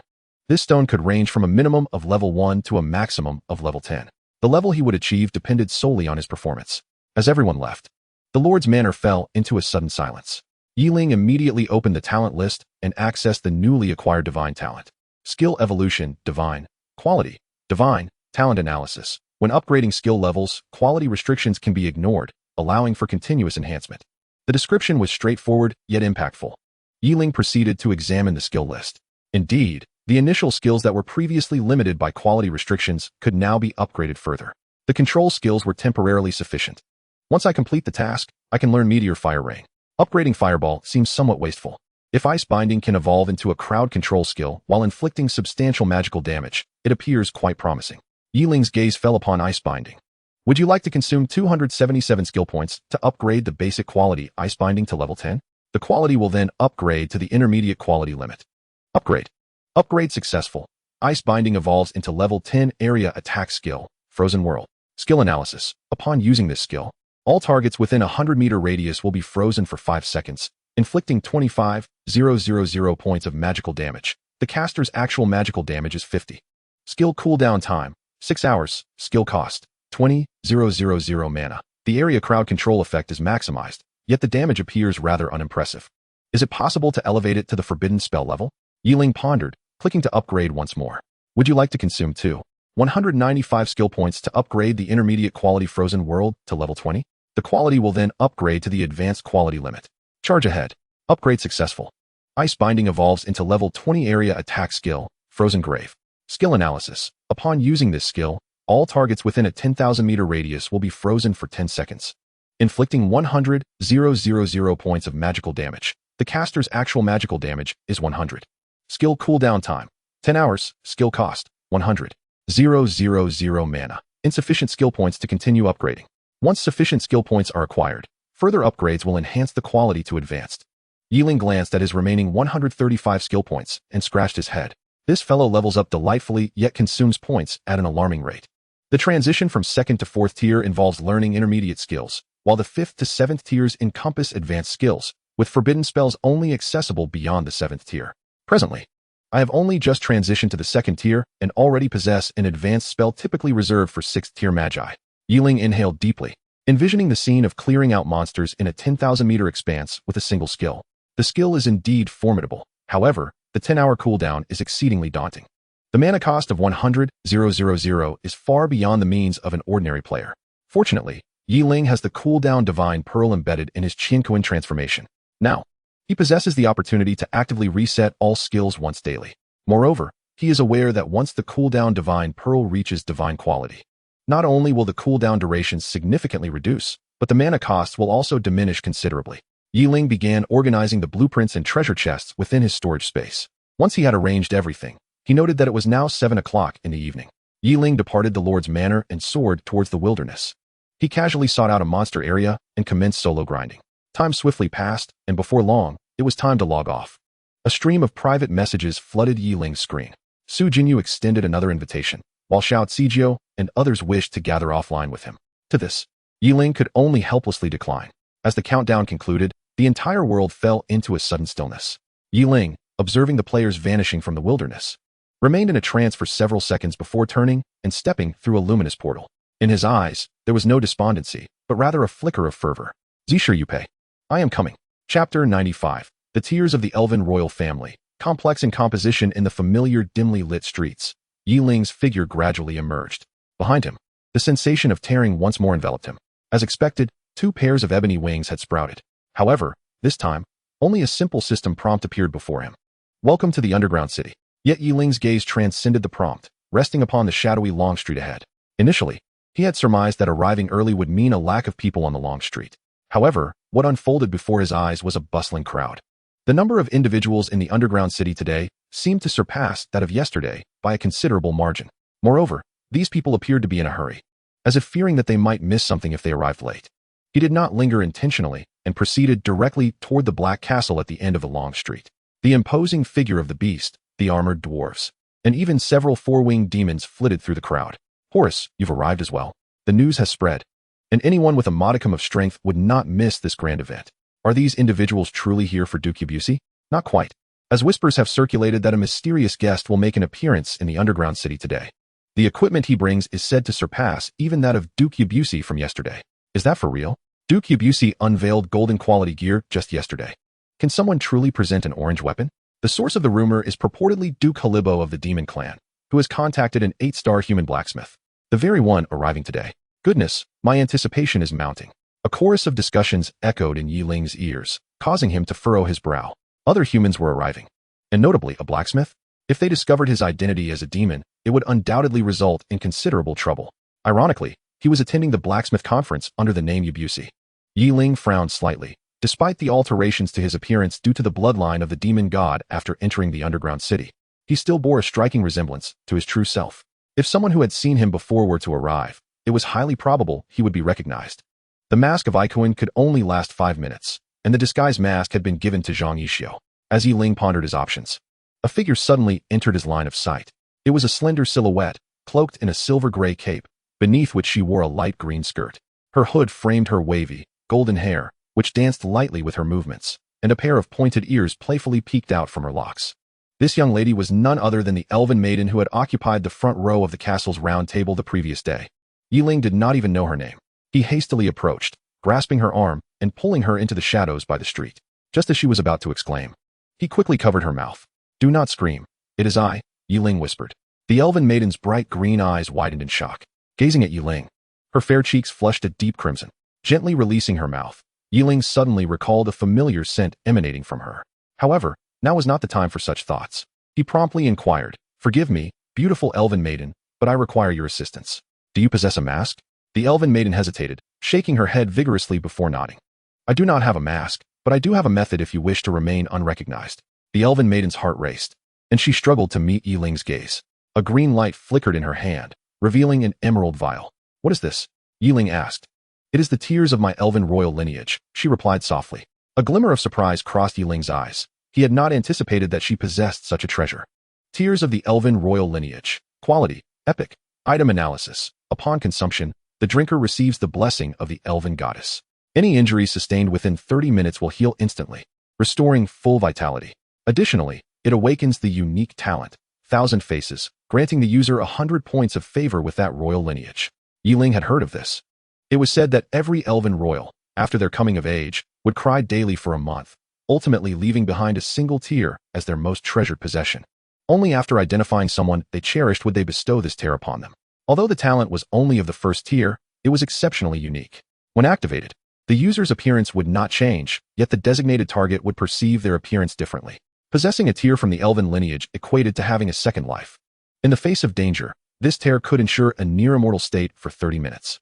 Rarely indecisive, Yi Ling found himself hesitating at this moment. The weight of this tear was something he felt ill-prepared to bear. He had no desire to become entangled in such emotional debts. "This is far too precious. Is there no alternative?" Yi Ling inquired. The maiden shook her head, stating, "Aside from this, the only thing that can alter an outsider's appearance is the elven royal blood fruit, of which there are only 2, both gifted by my mother to my brother Arcadia." Upon hearing her words, Yi Ling's expression shifted to one of intrigue. Did he not possess an elven royal blood fruit in his storage space? He had not checked its attributes while organizing his bag and had not realized it bore such potential. Yi Ling swiftly opened his storage space, looking toward the fruit he had discarded in the corner. Elven royal blood fruit. Quality: legendary. Item analysis: upon consumption, the user gains a portion of the elven royal bloodline, acquiring some abilities of the elven royalty. Just as Yi Ling examined the properties of the elven royal blood fruit, the elven maiden suddenly thrust the vial containing the tears into his hands. "Take it. It is not as precious as you think. It is merely a tear, and I can cry another month if necessary." Yi Ling was about to refuse when the elven maiden had already fled in haste. Watching her retreating figure, he touched his nose, pondering, "Am I truly so handsome? Why do women gravitate toward me so?" He decided to keep the vial for now, thinking he could always return it later. Muttering to himself, Yi Ling promptly consumed the elven royal blood fruit. "Congratulations, you have successfully used the elven royal blood fruit, gaining a portion of the elven royal bloodline. Congratulations, you have enhanced your hearing.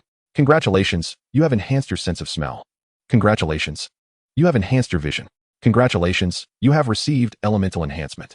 Congratulations, your skill cooldown time has been reduced by 50, and your magical damage has increased by 20. As the system prompt appeared before him, Yi Ling's appearance underwent a subtle transformation. His skin became as smooth and radiant as jade, and his ears morphed into the characteristic pointed shape of the elven race. What was already a handsome visage now possessed an additional enchanting allure. Unless one was particularly familiar with him, it would be challenging to associate his current form with his original self. The system detected your elven royal bloodline and is rematching your faction. It also recognized your human bloodline, detected your demonic bloodline, and confirmed your status as a player, while also noting that you are not a non-player. A friendly reminder: due to your complex lineage. The system is unable to make an accurate determination and will temporarily refrain from faction classification. During this dungeon expedition, you will not be bound by the rules of restraint. Am I not bound by the rules of restraint? Does that imply I may attack others while they cannot retaliate against me? Chapter 96. Do I have to work for the SH Jade Pendant? Upon entering the castle, Ling found the place bustling with activity. The large round table was already surrounded by a circle of individuals, with only the main seat and the one directly opposite it left vacant. The perimeter of the table was crowded with additional chairs, originally designed for 2 circles, but now accommodating an astonishing 7. These seats were filled with elites from various factions, demarcated by their respective groups. The moment Ling stepped into the castle, he felt a piercing gaze upon him. Following its direction, he spotted the fool Harry Bo from the demonic faction eyeing him with ill intent. Beside Harry Bo stood a towering figure shrouded in a hooded cloak. As the cloak was drawn back, it revealed a human visage. Although the person was disguised, Ling recognized him instantly. Ma Si? Ling's eyes narrowed slightly, realizing that Ma Si had conspired with the demons. Duke Si, I nearly failed to recognize you after just one day. No wonder I didn't expect you to possess elven blood. Harry Bo suddenly spoke. Ma Si turned his attention to Ling, astonished to discover that this duke bore the same name as Yibu Si. What? Yi Grandmaster knows our Duke Yibu Si? Harry Bo, akin to a fox scenting prey, inquired eagerly. He had long harbored suspicions regarding Ling's identity and had dispatched someone to investigate after the trading meeting concluded that morning. Unfortunately, Prince Hayu was far too flirtatious, unable to recall precisely how many bloodlines he had left within the demonic royal family. Yet, Harry Bo could not dispel his doubts about Ling, as the latter possessed too many mysterious treasures and equipment. At that moment, Ma Si spoke, further deepening Harry Bo's suspicions about Ling's identity. However, Ma Si's response left him thoroughly disappointed. I do not know him. In the face of Harry Bo's inquiry, Ma Si merely shook his head lightly, stating that he had not anticipated the existence of another with his name among the demons. Ling narrowed his eyes, a faint suspicion forming in his mind. The same name?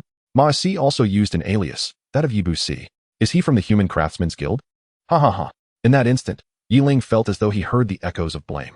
Harry Bo was visibly disappointed, yet the others had become increasingly animated. Duke Yibu Si, good evening. I am the wife of the Lionkin leader, XINFA. It is a pleasure to meet you. I wonder if you have any heavy metal weaponry? I do not require categorization. As long as it is large and robust, it shall suffice.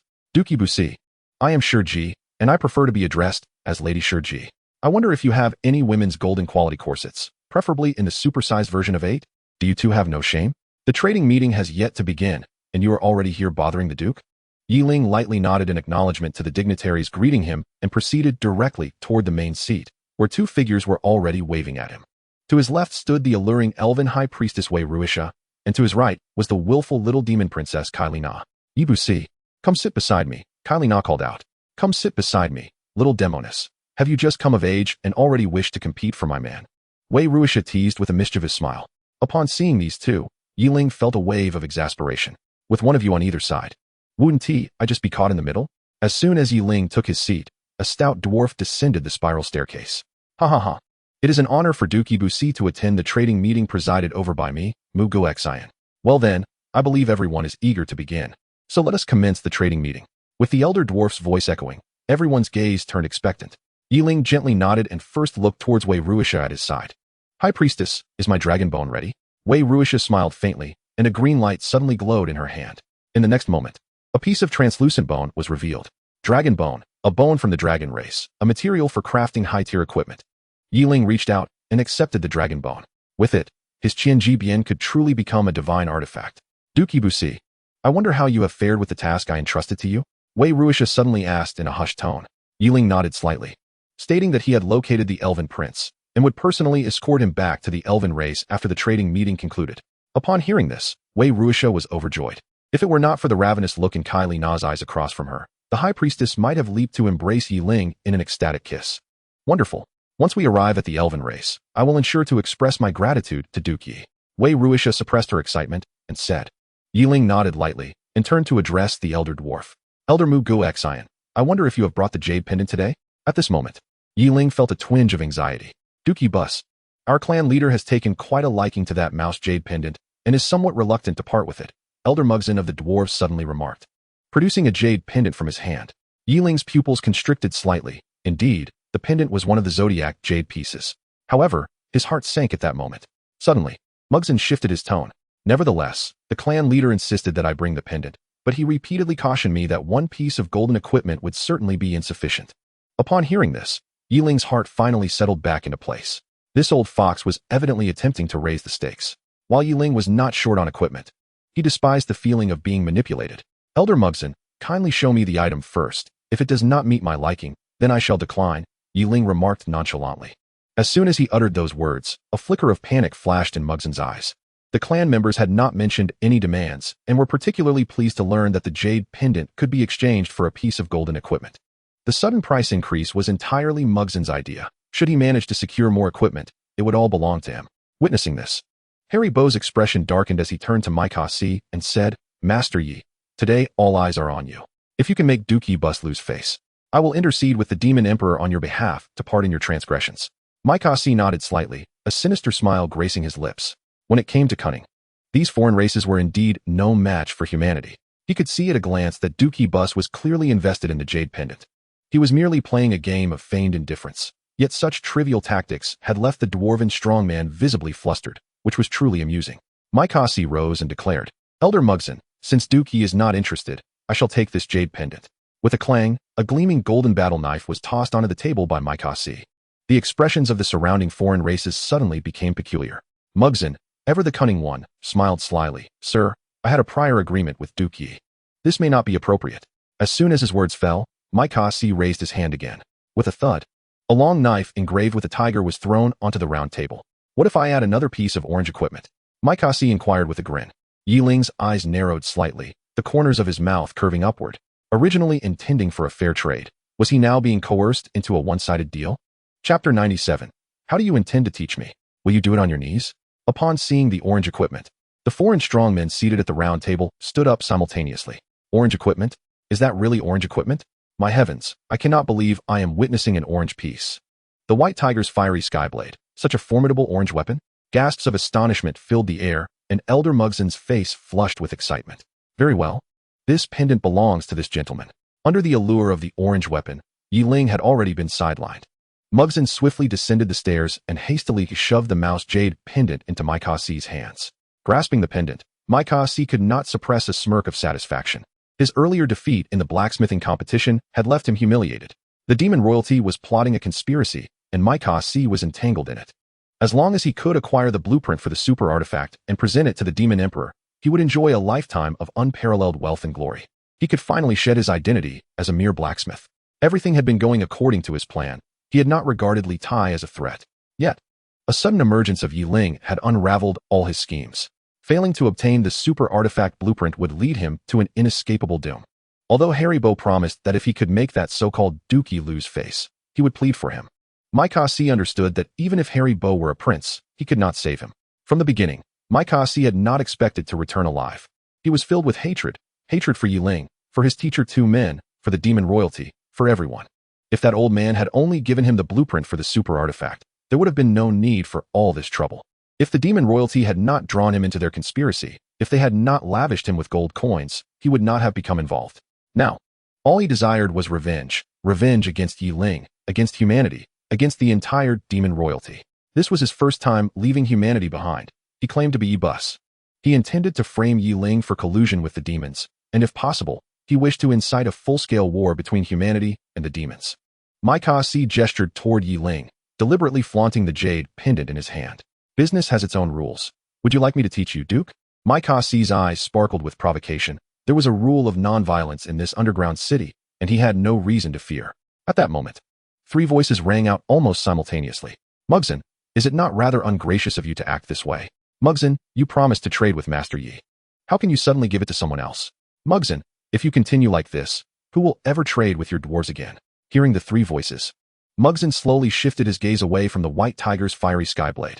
In that instant, he suddenly recalled Yiling's presence. He realized that he had indeed acted impulsively. He should have consulted Yiling. Perhaps Yiling could have offered even better equipment. Yet now that the deal was struck, it was far too late to retract. Moreover, this human blacksmith had presented an orange weapon. No matter how exceptional Yiling's items were, they could hardly surpass this orange weapon. How can you all say such things? We had an agreement. I have honored my part, Mugzin protested. However, it seemed that Dookie did not take a liking to my dwarven jade pendant. Since the transaction was incomplete, I was naturally free to trade it with any friend willing to offer a handsome price. Could it be that, Duke, you would present even more equipment in exchange for this pendant? Mugu Xin remarked with a smile. Could there be a twist in this deal? Do you think, Duke, you would offer more equipment? Certainly. I too believe that, Duke, you must have a fondness for that pendant. Many began to lower their voices in discussion. It is an inescapable truth that every race is drawn to the spectacle. Yet, at that moment, a voice suddenly pierced through the murmurs. I would rather you trade it to him. Everyone turned to see Yi Ling slowly rising. This elicited a flicker of surprise in the eyes of all present. Yi Ling revealed a purple curved blade in his hand, advancing step by step towards my AC. An ominous aura quietly emanated from him, causing the expressions of all to shift. My AC felt a tightening in his chest, yet his gaze fell upon the blade in Yi Ling's hand, which remained sheathed. He realized that attacks here were ineffective. Yi Ling's actions were merely a bid for attention, an attempt to salvage some dignity. With this thought, my AC regained his bravado. What is the matter? Is Duke Yi furious for failing to procure the pendant? Or do you wish for me to teach you the ways of commerce? Do you truly wish to impart such profitable knowledge upon me? Yi Ling replied calmly. Originally, I was merely jesting, but since you have drawn your blade, let us make a deal. If you can harm me, I shall teach you the art of business. If you cannot, then you shall kneel and bow your head before me. Upon hearing this, the atmosphere in the vicinity shifted dramatically, especially among the demon race. Every face grew cold. Even Holly Bo's expression turned dark as water. Regardless of his disdain for Yibu Si was of the demon royal lineage. The four wings sprouting from his back were no mere illusion. The aura of the demon god bloodline unique to the royal family was unmistakable. For a human to demand a demon of royal blood to kneel, was he seeking to incite war between the demon and human races? What do you intend to do? Are you courting death? Holly Bo's voice chilled the air. Ha ha ha. Duke Holly Bo, do not fret. He is not foolish enough to accept my challenge. Moreover, isn't this precisely what you wished for, to see him utterly humiliated? Am I not fulfilling your request? My AC laughed maniacally, his demeanor becoming increasingly unhinged. Preposterous. This is the underground city, where peace prevails. Dookie cannot harm you. I believe you have lost your mind. A pair of aged figures from the demon race emerged from the shadows, their voices cold and commanding. They were the two shadow guards of Princess Kylie Na. Just then, Yi Ling approached my AC, inquiring, did you not just say that if I were to harm you, you would teach me the ways of business? My AC's madness only intensified at these words. Indeed, let us see. Come, my dear Dookie. Suddenly, Yi Ling swung the purple curved blade with its sheath. All present witnessed a fleeting shadow in the air as the blade reached my AC's shoulder. In that instant, my AC's expression shifted drastically, his entire body tensing as every cell within him screamed to evade. Yet, he internally chanted, he cannot harm me. He cannot harm me. A sharp crack echoed, and my AC's shoulder instantly contorted. With a thunderous crash, his legs buckled, and he fell to his knees, his thighs crumbling. Blood mixed with entrails erupted from his mouth, his eyes wide with disbelief and despair. At that moment, a cold voice rang out near the round table. I've done it. How do you intend to teach me? Will you instruct me while kneeling? Chapter 98. Did I permit your departure? The icebound grave. In that instant, the entire castle fell into a deathly silence. Yibusi inclined slightly to gaze at my AC, his countenance abruptly returning to its original form. Simultaneously, a voice that only my AC could hear emerged from his lips. My AC, thank you for assisting me in acquiring the Zodiac Jade Pendant. After speaking, Yi Ling's appearance reverted to that of Yibusi. My AC's pupils constricted sharply. A muffled sound escaped his lips. He seemed to wish to say something. Yet only blood foam emerged as he opened his mouth. With a thud, my AC collapsed, devoid of breath. Nevertheless, his eyes remained wide open, as if to convey to all that he died with unfulfilled desires. It was only at this moment that a profound fear flickered in the eyes of the onlookers. Had the peace been shattered?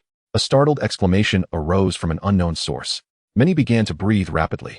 The underground city thrived on the coexistence of diverse races, wholly reliant on the rules of peace. Given the nature of these disparate beings, slaughter and plunder were their favorite pursuits. Without the rules of peace, the wealthiest would instantly become a moving treasure trove. All gazes converged upon Yi Ling. In that moment, only greed remained in their eyes. The peace had indeed been broken.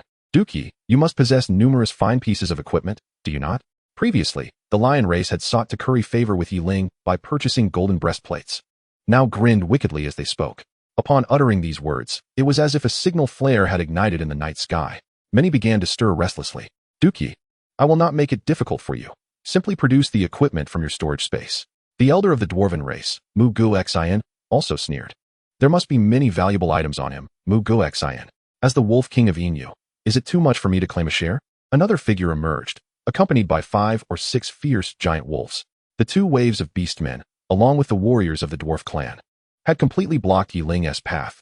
All of them were formidable beings, over level 200. These three groups represented the largest factions among the races attending the trade fair. Not only within the castle but outside as well, numerous individuals lingered.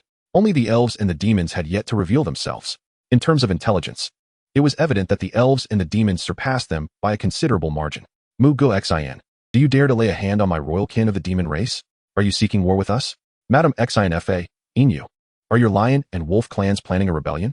Kai Lin Na stood tall, hands on her hips, and shouted defiantly, though her heart raced with anxiety. On the surface, the demon race exercised dominion over the beastmen. They ruled over all beasts. However, in recent years, the beastmen had begun to harbor rebellious sentiments against the demons. Both the demons and the beastmen possessed the bloodline of the demon god. Why should the demons always hold the reins? Why must the beastmen dwell in the wilderness, obeying the commands of the demons? While the demon race numbered only a few tens of thousands, the beastmen totaled in the millions. The demon emperor's scheme aimed to open a pathway for the beastmen to invade the human race, allowing them to deplete the beastmen's numbers and thus alleviate the threat to the demons. However, to forge that path, the demons needed to sacrifice items imbued with sacred energy. If the demon emperor could acquire the blueprints for a super artifact, the pathway would be established immediately. At that moment, the girl, who seemed to be a princess of the elves, looked anxiously at the high priest of the elves. The high priest nodded gently and stepped forward to stand before Yi. Ling Yibusi is a friend of our elven clan. Should the dwarves insist on attacking Duke Yi, it would be tantamount to declaring war on the elves, the high priest Wei Ruxia declared, immediately unleashing a terrifying aura. At that instant, the stage was set for a confrontation of epic proportions. A dark shadow suddenly lunged at the demon princess Kai Lin Na. Duke Yi, do you hide behind women? The Silver Moon Wolf King had no intention of backing down, coldly inquiring. Just then, Yi Ling emerged from between the two women, brandishing a curved blade. You are truly foolish. Have you not considered what if I possess nothing in my storage space today? Does that mean you will no longer trade with me? Yi Ling shook his head, his pace unrelenting. Upon hearing this, both the wolfmen and the lionmen wore expressions of astonishment. They had indeed not contemplated such a possibility. Duke Yibusi, your storage space cannot possibly lack good equipment. Cease your pretense, the elder of the dwarves sneered, his intellect evidently superior to that of the beastmen. Yet before he could finish, Yi Ling abruptly changed direction and charged at him. With his curved blade raised, a new crescent seemed to rise in the air. In an instant, the blade struck Mugu Xin's forehead with a suddenness that was shocking. Blood gushed forth like a fountain, staining Mugu Xin's face crimson. A critical hit value of 332,503 floated above Mugu Xin's head, causing his health to plummet by a tenth instantaneously. Yi Ling felt utterly speechless. The gap between him and these level 200 powerhouses was still too vast. Even with a 100% critical hit and triggering some true damage, he had only managed to inflict such minor injury. Yet, this 300,000 health loss ignited Mugu Xin's fury. In this moment, he cared not for Yi Ling's identity as a member of the demon royal family. Since you have struck first, I shall slay you and seize your possessions. He too produced a curved blade, swinging it towards Yi Ling. However, just as the blade descended, it failed to even graze Yi Ling's skin. Simultaneously, a notification appeared before Mugu Xin's eyes. In the dungeon, combat is prohibited. You cannot inflict damage on the target. This revelation sent a chill down Mugu Xin's spine. Just as he stood in disbelief, Yi Ling's blade struck again. The onslaught was relentless. Yi Ling's strikes targeted vital points with precision. In the blink of an eye, he had unleashed over a dozen blows. Without triggering true damage, he still managed to inflict tens of thousands of damage. Nevertheless, Mugu Xin's health had already diminished by more than half. What are you all waiting for? Attack him! Mugu Xin bellowed to the beastmen. The lionmen and wolfmen exchanged glances before lunging at Yi Ling. As their claws made contact with him, a system notification simultaneously appeared before them. In that moment, both their expressions shifted dramatically. Everyone realized a crucial fact. The prohibition of combat still applied to them, seemingly only ineffective against Yi Ling. A bone-chilling sensation surged from their feet, racing up to their minds. This kid must be cheating. Let us get out of here. In a flash, the beastmen surged towards the castle's exit. Mugu Xin, too, was filled with dread. A dwarf warrior rushed forward to block a strike for him, and he, along with the dwarves, bolted towards the castle's exit. At that moment, both dwarves and beastmen pushed their speed to the limit, desperate to escape the dungeon. I hit you with immunity while you hit me with lethal strikes. This is utterly unfair. In the blink of an eye, hundreds of figures had fled far away. However, just then, a staff appeared in Yi Ling's hand. Did I allow you to leave? Icebound snowfall. Snow began to fall heavily above the dungeon. In that instant, the entire dungeon was suddenly encased in ice. In Yi Ling's hand, a featherlight Gatling gun word with increasing velocity, accompanied by the sigh of death itself.